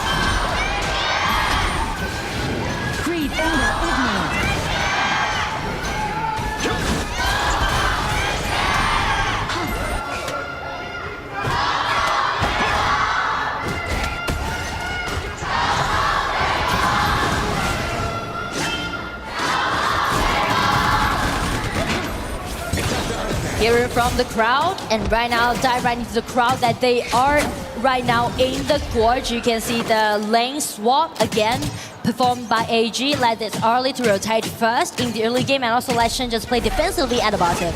It's still really good stuff, right? You want to make sure that Yino doesn't get a hard lane. Funnel as much gold as possible so that this early can scale into those late game item power spikes. Exactly. And since these junglers are actually picking the same pay pick, so the efficiency about how they're gonna farm up matters a lot. And this is Juhao's first pay pick in the entirety of this BO7 here, so they have been banning it. They want to remove this potential pick from this player. Ron looking for a play, but Silence respects it. Both jungles will be appearing on this top side. They're doing the vision game so far. And Lapu, because Lapu didn't really rely on his level 4, so he's gaining the vision control for his teammates. Yeah, both teams are just scaling into those big timers on that level 4. When the ultimate comes online, I'm looking at Sheng and also Liu Lang. These two players will be the key playmakers to find potentially that big play towards the backline. So actually the ulti that they have will be really, really deciding. That's correct here. So if we were to look at a composition, right, I would say it's boiling down to who gets the perfect initiation. Is it Shuai, Sheng, or Ran? It's going to be Silence, Liu Lang, or LFF. These three players will be the pivotal 2-3 members to set up those game-winning fights. I mean, speak of the initiation, it do matters a lot to both teams, but their power type is kind of different because of their farm lane pickers. Shuai comes in with the upright outburst, catches on towards 2. Moon's Mirage saves Liu Lang in towards that 1v1 zone, but Silence, he is looking for the play, he's looking for the re-engage, sets him on towards the wall. That's a beautiful disengage for the side. Zoe gets the first blood, Sheng flashes away, gets taken down by Liu Lang, and Liu Lang has nowhere to run, but Zoe gets taken down in towards the backline. It's gonna be potentially the 2-for-2. Liu Lang still running over. He wants to run. Can he run though? He makes it out! He escaped away from that kind of circling. So after it's gonna be a 1-2 trade. Wow, that was a play that has been initiated by Shuai, but Liu Lang single-handedly turns it around, and Silence was so patient on his mobility spells. But as you can see, right, it all happened in 1 second. It just break out, and everyone just pulling all those skill set that they had and try to make that last-ditch effort. If we get the replay here, we can actually see what exactly happened, because Sheng was waiting for Silence to do his flash before he went for the combo. But that was amazing stuff coming from both teams. And also, that's something I really want to mention about is that Mai has the pressure to get first hand upon KSG's members. Now, 4th minute mark. Tyrant has been spawned. LFF gets engaged on. He does charge away towards safety here. This first Tyrant of our ultimate battle goes over to the side of KSG with 1,000 gold lead. Well, they are actually securing their bottom lane, and since they got the first Tyrant, everything just went very optimistic so far on the side of KSG. Yeah, it's not the best moment to be looking for here. You need AG to find those equilibrium moments here. They're looking for an engagement towards you, but they don't find it. At the very least, towards the bot side, Shuai finds a bit of a vision control to give Yino more space to farm. Exactly, and actually Arlie already carrying the red buff can be quite explosive, dealing out all those damage at the bottom. Yeah, we need Yino to find 10th minute mark. Once he is 10th minute mark, 3 items, that's where he has more advantage over you. But right now, with this slow and steady tempo coming in from both teams, we'll have to see what comes next. It's gonna be some skirmishes happening right now on the top side. It's gonna be the flash coming out from Silence, get control, get the punch upon Zoe. Zoe turning into a tigress mode and trying to get out. It's gonna be Shen flashing in and save Zoe from such a extreme situation. Such tanky hellfires coming in from both teams as of right now. They are going neck and neck at it. We were thinking that Zoe might be falling, but he was able to find a really nice angle to jump away towards safety. Turn it into a Tigress mode, but still, again, it's gonna be another ambush. You already rotating to the top, and right now it's gonna be Liu Lang breaking out his ulti, trying to drag Arlie in. It might be a possible solo kill. That's disaster for Sada AGAL and Liu Lang. He finds another signature play on the Haya. And right now, it just opened a window for them to get invasion into the red buff side. Zhuhao is already on his way. They're waiting for this red buff to spawn. They definitely need to secure the red buff away from Arlie, try to shred him down. Oh, they're giving props towards Ron. Ron is here, so they have to give the respect towards Ron. Make sure they back away so that Silence can actually pick up the farm on towards cross map. But so far, we can see Liu Lang, the captain of KSG, is definitely under the spotlight. Yeah, Liu Lang, 2-0-0. Just now we topped the top side. He was gonna fall, but he made it happen here. No flash on towards Silence. Gets set on towards the wall. They do find a play, but a nice disengage coming in from LFF. Silence gets taken down by the side of Yino. More damage galore on towards Liu Lang. Liu Lang also gets taken down. And AGAL, you can never count them out. I mean, AG just punched back so fearlessly, right? And getting into the other above side. I mean, like AG, you could never underestimate it, even though they fall behind. Ron and Swai, take a look at this replay here, capitalizing the fact that Silence had no flash, capturing him for the play in towards the line. We see Shenron going in for the backline, doesn't find on towards the key member here, but they do take that tier 1 tower, and this is a good win for AGAL. I mean, this tier 1 tower fell such an early stage for KSG, which means they were suffered from now. Backflashing into Silence, but nice reaction time from Yino. He made it look easy on that play. I mean, like, Ino is pretty much like in his zone right now. Yeah, he's locked in for sure right now, and he made it look easy to dodge that play. Now, we go into the mid game. Both teams will need a hero. Is it gonna be LFF? Is it gonna be Stripe? Or the side of Silence and Ron? I feel in this certain stage, it's gonna be Haya and also Arlie being on the spotlight, because AG, they need to use Arlie's power pike, right? To deal enough damage upon KSG, and then they can push it forward. It's about the 2 captains, right? Yeah, 2 captains. 2 captains, the storyline just fits here. Okay, mid game. Both teams are stacking on towards that mid lane here. KSG needs to be careful. There's no tower behind them. So if there's a cheeky flank from Ron, that could be disastrous. I mean, the goal difference is quite even. Actually, it's quite tight. And so does those kills right now. And it's going to be the ambush from Zhuhao. Try to guarantee the red buff side, because it's going to be AG's next target. AG wants to fight here. 3 seconds to spawn. AG wants to fight here. They started off this Crimson Golem here. Strive passes forward here. Ron doesn't find anything though. Liu Lang finds or Sheng. Sheng gets pulled into the Moonscape Mirage. That's going to be a 1v1 between Liu Lang and also Sheng. Who wins it? Sheng has to use the Splendor here, but he gets taken down. Alright, Albert attacks towards the backline here. Liu Lang is the first one to fall from the side of KSG. Meanwhile, this is happening. Ron goes dangerously low. LFF flashes towards safety here. Yino goes dangerously low. He gets taken down. Oh, he gets out, and so he pays for his mistake. That's 4 down. Triple kill for the Tiger, and he wants more, but Stry escapes, but the damage has been done by KSG. I mean, a 2-4 trade. Everything was triggered by Liu Lang's ulti with that flash. That's what Captain need to do, and it come up with Zhuhao's burst out damage. Just check the replay, right?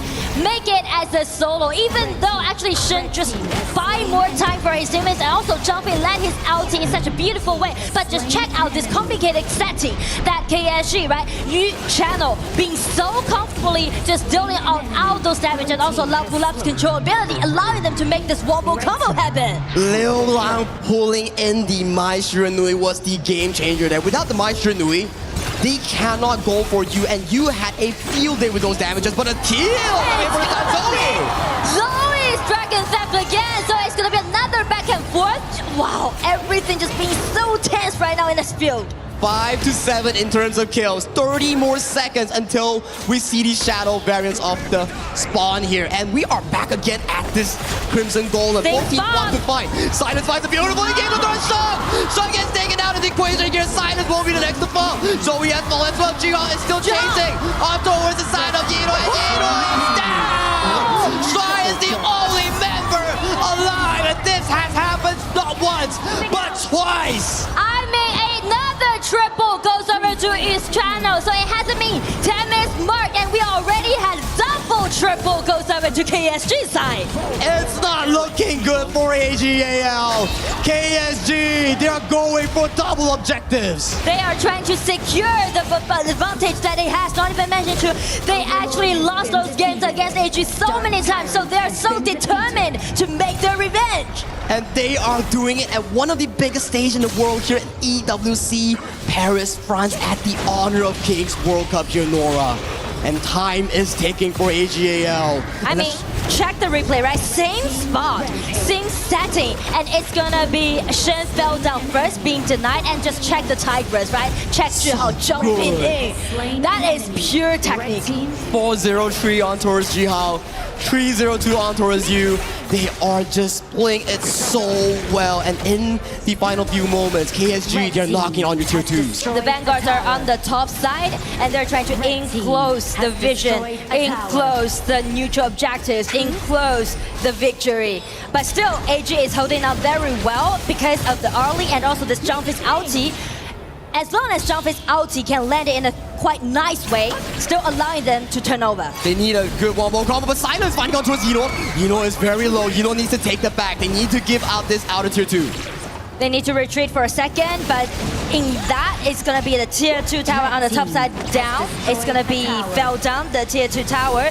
And it's gonna be Jumpy trying to protecting his teammates. Lapulap's ulti breaking out.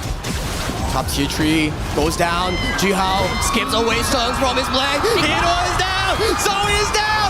Overlords are marching towards that top side. Zoe is getting pushed. Run finds it through, but it is too little, too late. KSG are your KWC champions here at Paris, France. Congratulations to KSG, Kaisho Gaming.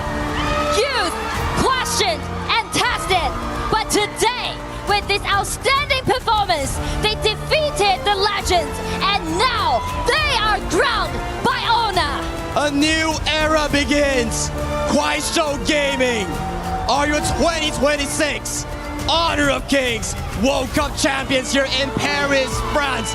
They do it with style, and they are your champions. And let's pass it over to Sky for the winners.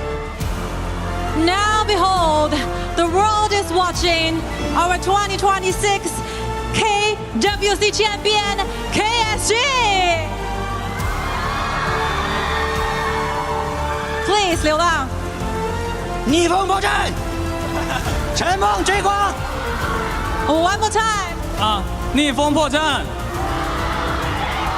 And gentlemen, please take a step towards where you crush the keys. This will be the moment where you crush AGAL's key and be claimed as the champion for the KWC 2026.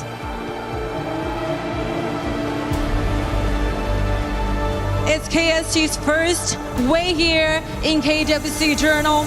They've managed to walk away with the ultimate prize.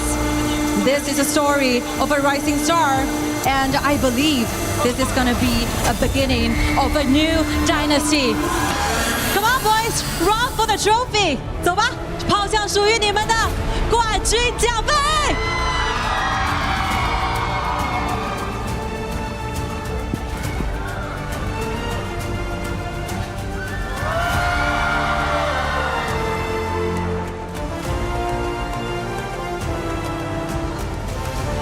Trophy up and high, and this will be the moment where you cement all your glory and write down your own history and dynasty here in Paris in KWC.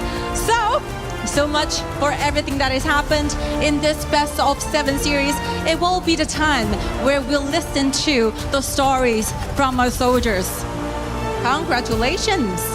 恭喜你就好，从你开始没有关系。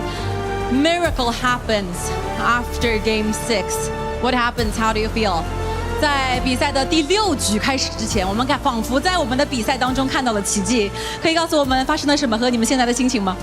我觉得，因为当时陷入绝境了吧，我觉得要该站出来了。I think that is a dead end spot, and that will be the time where I stand up and shine. This is your first time here on the international and global stage. What do you want to say to all the fans from all over the world becoming the new world champion? 这是句号和 KSG 第一次在世界性的比赛舞台上获得冠军。现在有什么想要和我们分享的话吗？我有挺多想说的吧，因为 OK。因为在国内可能我们经历了一段非常长时间的低谷吧，当时可能说对整个队伍我们都有点丧失信心了。但我觉得这个冠军对我们来说真的很重要，我们非常棒，然后我们有最好的赛运组和最好的运营团队，谢谢大家。I have so much inside of me I want to say, because back in the time when we were in China in KPL, we are facing so many obstacles and ups and downs. We kind of lose our confidence and faith in us. And I believe this title will be one motivation for us to fight harder. And I believe we got the best teams, best players, best coaches. Thank you so much for having us here in Paris. Thank you so much for 句号，谢谢你。Next up, silence. It's time to not be silent at all. Thank you， 谢谢。无言，虽然你的名字叫做 Silence， 我希望这个时刻你不再无言了哈。有什么话想和我们说吗？我来。我觉得没什么说的吧，不如好好看着，最后是谁站在这里？There's nothing much to say. How about you just look at who's standing here? Be the winner of this series. Thank you so much, Silence. Thank you for that. Oh, 流浪. Very good to see you here, being the champion here in KWC. You are the foundation. You are the core player and captain, of course, leading the entire KSG. What do you have in mind? 其实，在这样子时刻站在流浪身边，让我觉得非常非常的有感触。你作为目前非常年轻的这个战队的队长，我也是看着你一步一步长大的。现在来到了我们 KWC 的舞台，成为了全新的世界冠军。有什么想和我们分享的吗？确实在国内打的状态不好吧，我觉得现在这里我们大家都调整的非常快吧，相信团队的力量吧。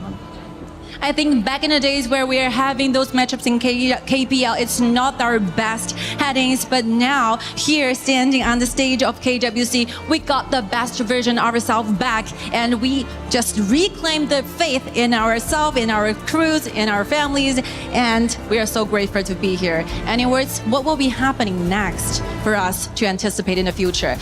我相信这里只是你们中间的一站，未来的2026年，我们还可以在 KSG 身上看到全新的期待吗？这也是我们的第2个冠军嘛，希望我们再拿第3个、第4个吧。This will be our second title for the year of 2026, and I truly wish for the 3rd and the 4th in the upcoming tournament. Thank you so much, 流浪. Thank you. 小雨 Hi. Hello. What do you want to say to the audiences all over the world, since this will be your first KWC champion? 想说什么呢？在这个荣耀的时刻。真的要说吗？当然要说啦。都给我低调点。Keep it low key, everyone. What else do you have in mind? 除了这句经典名言，还有什么想跟我们分享的吗？虽然下棋赛一直在输吧，输的我心态要炸了，因为打的自己打的不太好嘛。但是呢，我现在已经调整过来了，我现在感觉我是无敌的。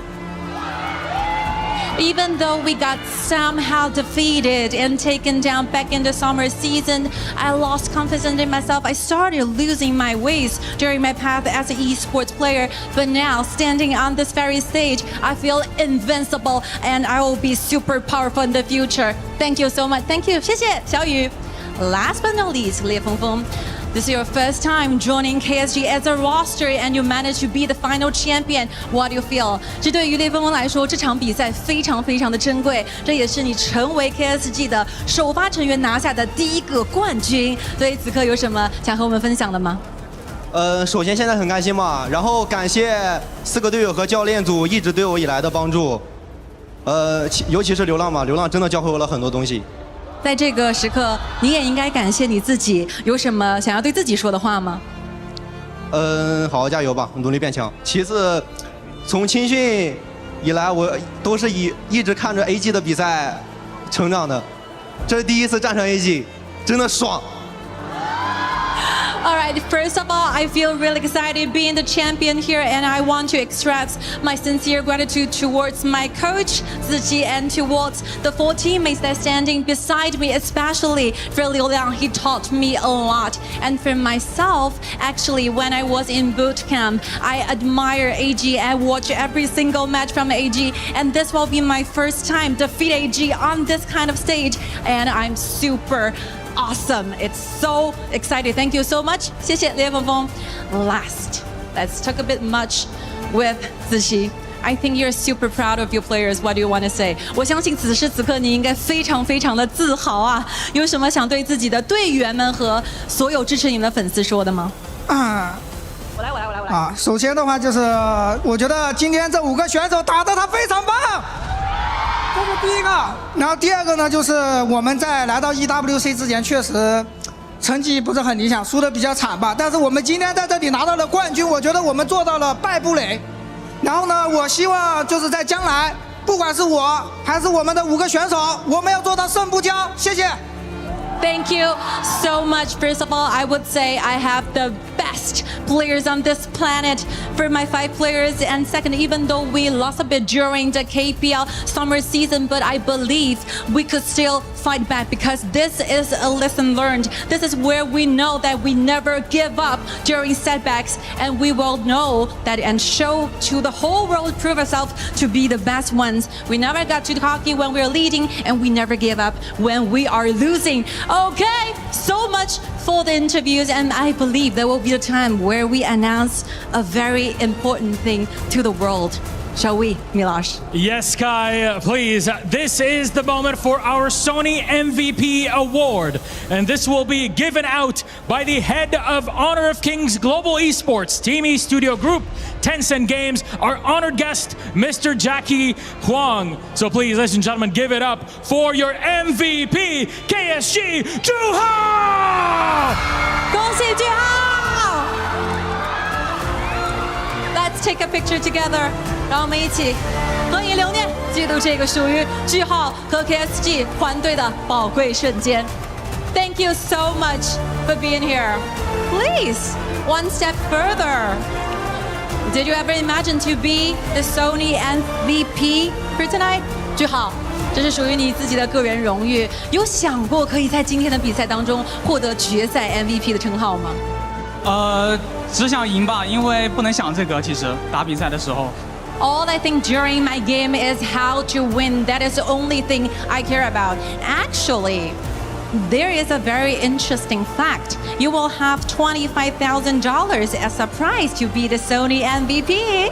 This is very special. How do you want to spend this money and prize money on? 句号，告诉你一个特别有趣的事情哈。获得我们今晚的 MVP 呢，你会获得$25,000的个人奖金哦。那你会想怎么样去消费一下这样子的个人荣誉和奖金呢？有什么 plan 吗？有什么计划？首先给粉丝吧，先豪一波。哦，还有其他可以说吗？当然。夏季赛可能不能跟队友征战了吧，因为要去打别的比赛。然后我相信年总冠军是属于我们快手的。So first of all, if I have the chance with my prize money, I want to share all the benefits and special gifts for the fans, of course. And very last but not least, I'm not gonna be all the time out there in the summer season, and I believe that my teammate will do the same great job as I was here, and hopefully we can get the final champion in the annual KPL tournament. Thank you so much. Thank you so much, KSG. Ladies and gentlemen, one more time, your champions of KWC and EWC 26, Kuaishao Gaming! Gentlemen of Kuaishao, you may head to the totem and seal your keys frame in EWC and Esports history. Well, they say it takes a Titan to slay a Titan. And KSG have proven it. On the biggest stage in the world, in France, they cement their legacy as the top dogs in Honor of Kings. But it is just one moment, that Game 7, that gave them the opportunity to do the unthinkable. The crowd dispersed Another way to say it might be silenced. As KSG said, there's no need for words. Just look with your eyes. That trophy, that MVP, it tells the entire tale as they cement their legacy.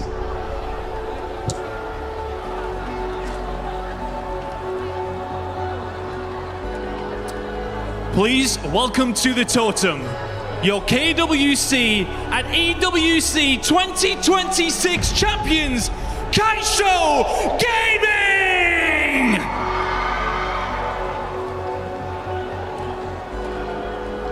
A massive victory for KSG against AJL, against all odds. They managed to get it done. A fantastic showing. Congratulations, guys. What a performance. In a map 7, they take the KWC. Please, guys, take to the stage, put your frame in the totem, and write your chapter in the Esports World Cup history.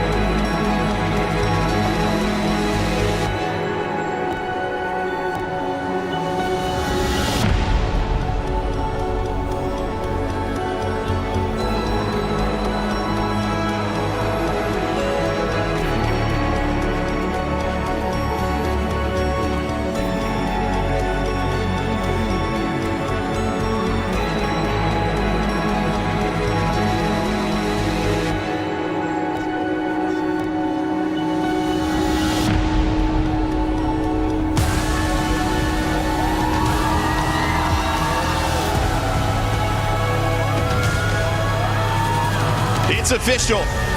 The Titans of HOK, Isaac. It has been such a lovely 10 days here in France. We loved it last year in Riyadh. We're loving it right now here in Europe. It is the moment of the young players. It is not about the past. It's all about the present. KSG Gaming showing us exactly how this game is supposed to be played. All that hard work, the dedication to your craft, the time away from your family, all to have this one moment, to be able to go up against kings, to take them down, and to become the true champion. And from KSG, this entire year has been a bit of a dream. Spring champions, and now in France, world champions. Their legacy has been built here in 2026. But in many ways, LFF, you, Liu Long on the mid, Ju Hao, Silence, and even the coach, Zishi, have just begun to build the architecture of what could be a long-standing, a beautiful memory here that lasts a lifetime. This is just the beginning. And where will they take us? That's for time to tell. But we know one thing's for certain. They came and they conquered. France is theirs, and so is the trophy. Your champions of KWC 2026, KSG Gaming. And in this world where things are so often malleable, this concrete moment of defiance, of rising to the occasion, of showing your best when your best was only what could have gotten the job done, they will have this to remember for the rest of their lives. And from all of us here, from all of the crew, the production, the talent, these dear friends, these hardworking people who put the show on, we thank you. We appreciate you. And we invite you to never give up, to never stop gaming, and to remember that dreams are possible when you believe. We leave you with the STC recap and say good night from Paris. We'll see you next season.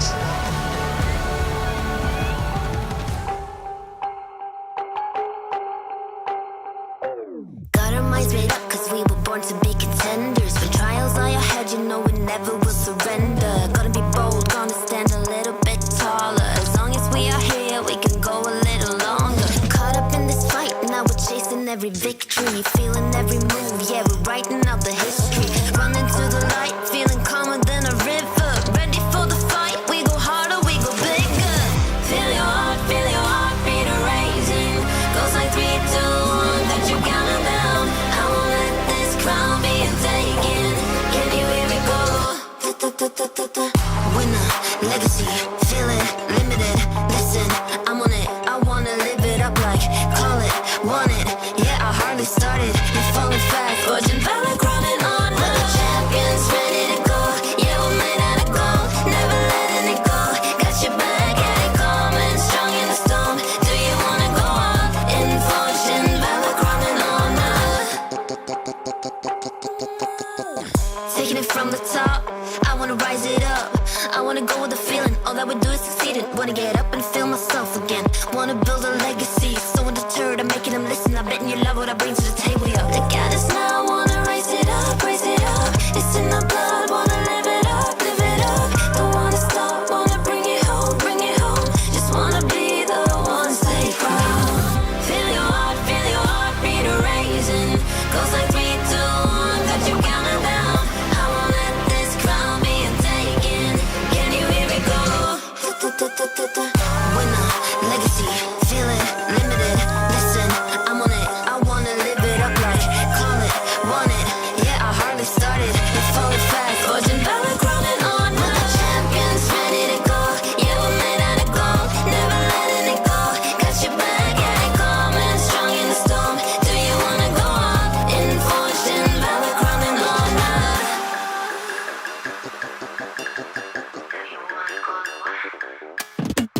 Winner, legacy, feel it, limited. Listen, I'm on it, I wanna live it up like, call it, want it. Yeah, I hardly started, you're falling fast. Fortune, Valor, crowning on. We're the champions, ready to go. Yeah, we're made out of gold, never letting it go. Got your back, yeah, it coming, strong in the storm. Do you wanna go up in fortune? Valor, crowning on us. Crowning on us.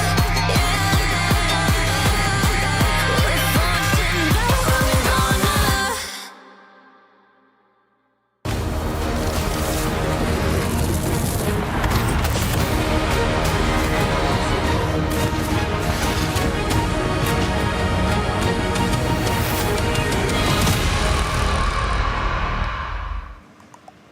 Hello and welcome to the EWC Spotlight, where we're about to break down everything that you have seen so far. I'm Avalie, and joining me today, I've got Glitter and Soggy with me in this beautiful studio. I think they kicked us off the totem area, Glitter. They said that we are not worthy to be up there. You know, I'm not that surprised. We have to earn our way back into the championship area. We just haven't won yet. No, not yet, not yet. But Soggy, how are your vocal cords, brother? Because everyone was screaming over at the Lenovo Legion Gauntlet stage. I mean, I was casting just now. I was doing play-by-play, and I think I ripped a vocal cord or something. All right, well, honestly, let's jump straight into Honor of Kings and Arena of Valor, because a full 7-game series, a new champion. My God, what was it like? It was lit on the desk itself, and the crowd was just going at it crazy. It was at, like, what, 3-2, AGL defending champions about to win, and all of a sudden, poof, KSG coming in, whooping 2 back-to-back games, and they are the champions, new one in 2026. Yeah, and we actually have the full bracket as to how we got here, but walk us through how we went from day 1 all the way to the end of these finals. Now, let's just focus on AGAL and also Clash of Gaming. They've been dumpstering the entire tournament, just 4-0, 4-0s all the way. Yeah, MKL teams, they came in clutch. They closed out the 3rd place of the match with 3rd and 4th, but for AGAL and Clash of Gaming, coming from KPL, coming from defending Titans, man, they've been clean at it, not dropping a single series win up until the final moment. I know, I can't believe that. There were so many 4-0, 4-1, 4-0, 4-1. I mean, do you think that the pressure was on as soon as they stepped onto the stage, finally having a little bit of pushback for each of these squads? Definitely has to, right? Like, imagine you're just like minding your own business, doing like 4-0s every single day. They're like, oh, coming to the final day, like, wait, the difficulty just went from easy to extremely hard. They're not just gonna let me win? Of course I'm not not. used to this. Who would you say was the superstar, the standout? Oh, I gotta give it to Juhao, man. Like, Juhao, KSG, the jungler. He's the FMVP just now, and his final game in Game 7, we have this thing called blind draft, right? Like, in Game 7, there's no more like pick and bans. You just go directly into blind draft, which is called Ultimate Battle. And he was doing extremely good in that final game. Man, you love to see it. You love hearing that there's a new champion because, I mean, Glitter, we'll get to it a little bit later as to what those champion points mean at the end of the day. But let's go ahead and move over to the Alliance Vault because we have Tekken. We started with top 8, and I think we are now at some top 4. We are, and we got to talk about how we got there too, Avali, because an upset, I think, is what you would call it, because our 2-time defending champion Ulsan was taken out by Lohai. I see your face. You're shocked. Like it's the same storyline, right? We have Yino coming in for AGL. He's the title defender from 2024, 2025, and he was about to do a three-peat just to lose at the final game. That's heart-wrenching. Absolutely heartbreaking. It's rough. But I mean, listen, everyone has been following one certain player as we get into Tekken, and that's Arslan Ash. Well, Arslan did it big as well, okay? Not only solidified that top 4, but took out Falcons along the way, which means Falcons are no longer in the running in Tekken 8. And I think, you know, that was a place that they still did get those club championship points on the board like you're talking about, but not as much as they would have liked. Huge for Twisted Minds. Now, as we look over to the STC Arena stage, the big stage where everyone is kind of gathering around, we do have some Call of Duty Black Ops 7. What have we seen so far? Now, we've also kind of moved into the championship bracket side of things for Call of Duty. First match out of the gate, Heretics take G2 out of the running, and it went the full 7. 4-3 was the final scoreline, so it wasn't exactly an easy battle. Metal Z, with 146 kills, had to write this down. 1.16 KD, absolutely insane performance. And we do have the bracket that we can also take a peek at just to see where everyone currently is in the standings. Here's our Group A. Again, we saw some of the opening matches. We have the decider matches here. And then as we can see, I mean, FaZe Clan taking that win there, advancing on. And I mean, look at those.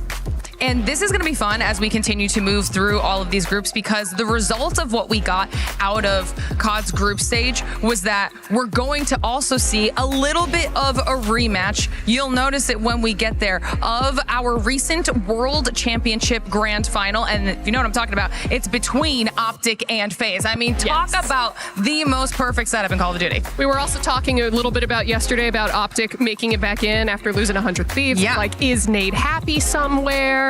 Is what's happening in the Optic offices? Either way, some exciting Call of Duty Black Ops 7 ahead. But Glitter, we got to go to your stage. This is your expertise over at the Qiddiya City Grid with some PUBG Mobile. We had some Group B. We sure did. And it was a very exciting, literal record-breaking Group B. Okay, we talked about it. Vitality was a big team coming into today, 6 matches on the board, and they managed to get 108 points. Now, just for context, that's in one day. Yes, or out of Group A, 4 Thrives across 2 series of matches got 107 points. Vitality did that in just half of that amount of time. So it was a dominating performance, to say the least. We had Nongshim Remforce there in second place, and they only had 60 points. So a 48-point gap was just crazy. I wanted for a second to make Soggy do quick math. I'm like, okay, if Vitality has those points and then AGAL gets half of those, then how many points does Falcons need in order to keep in first?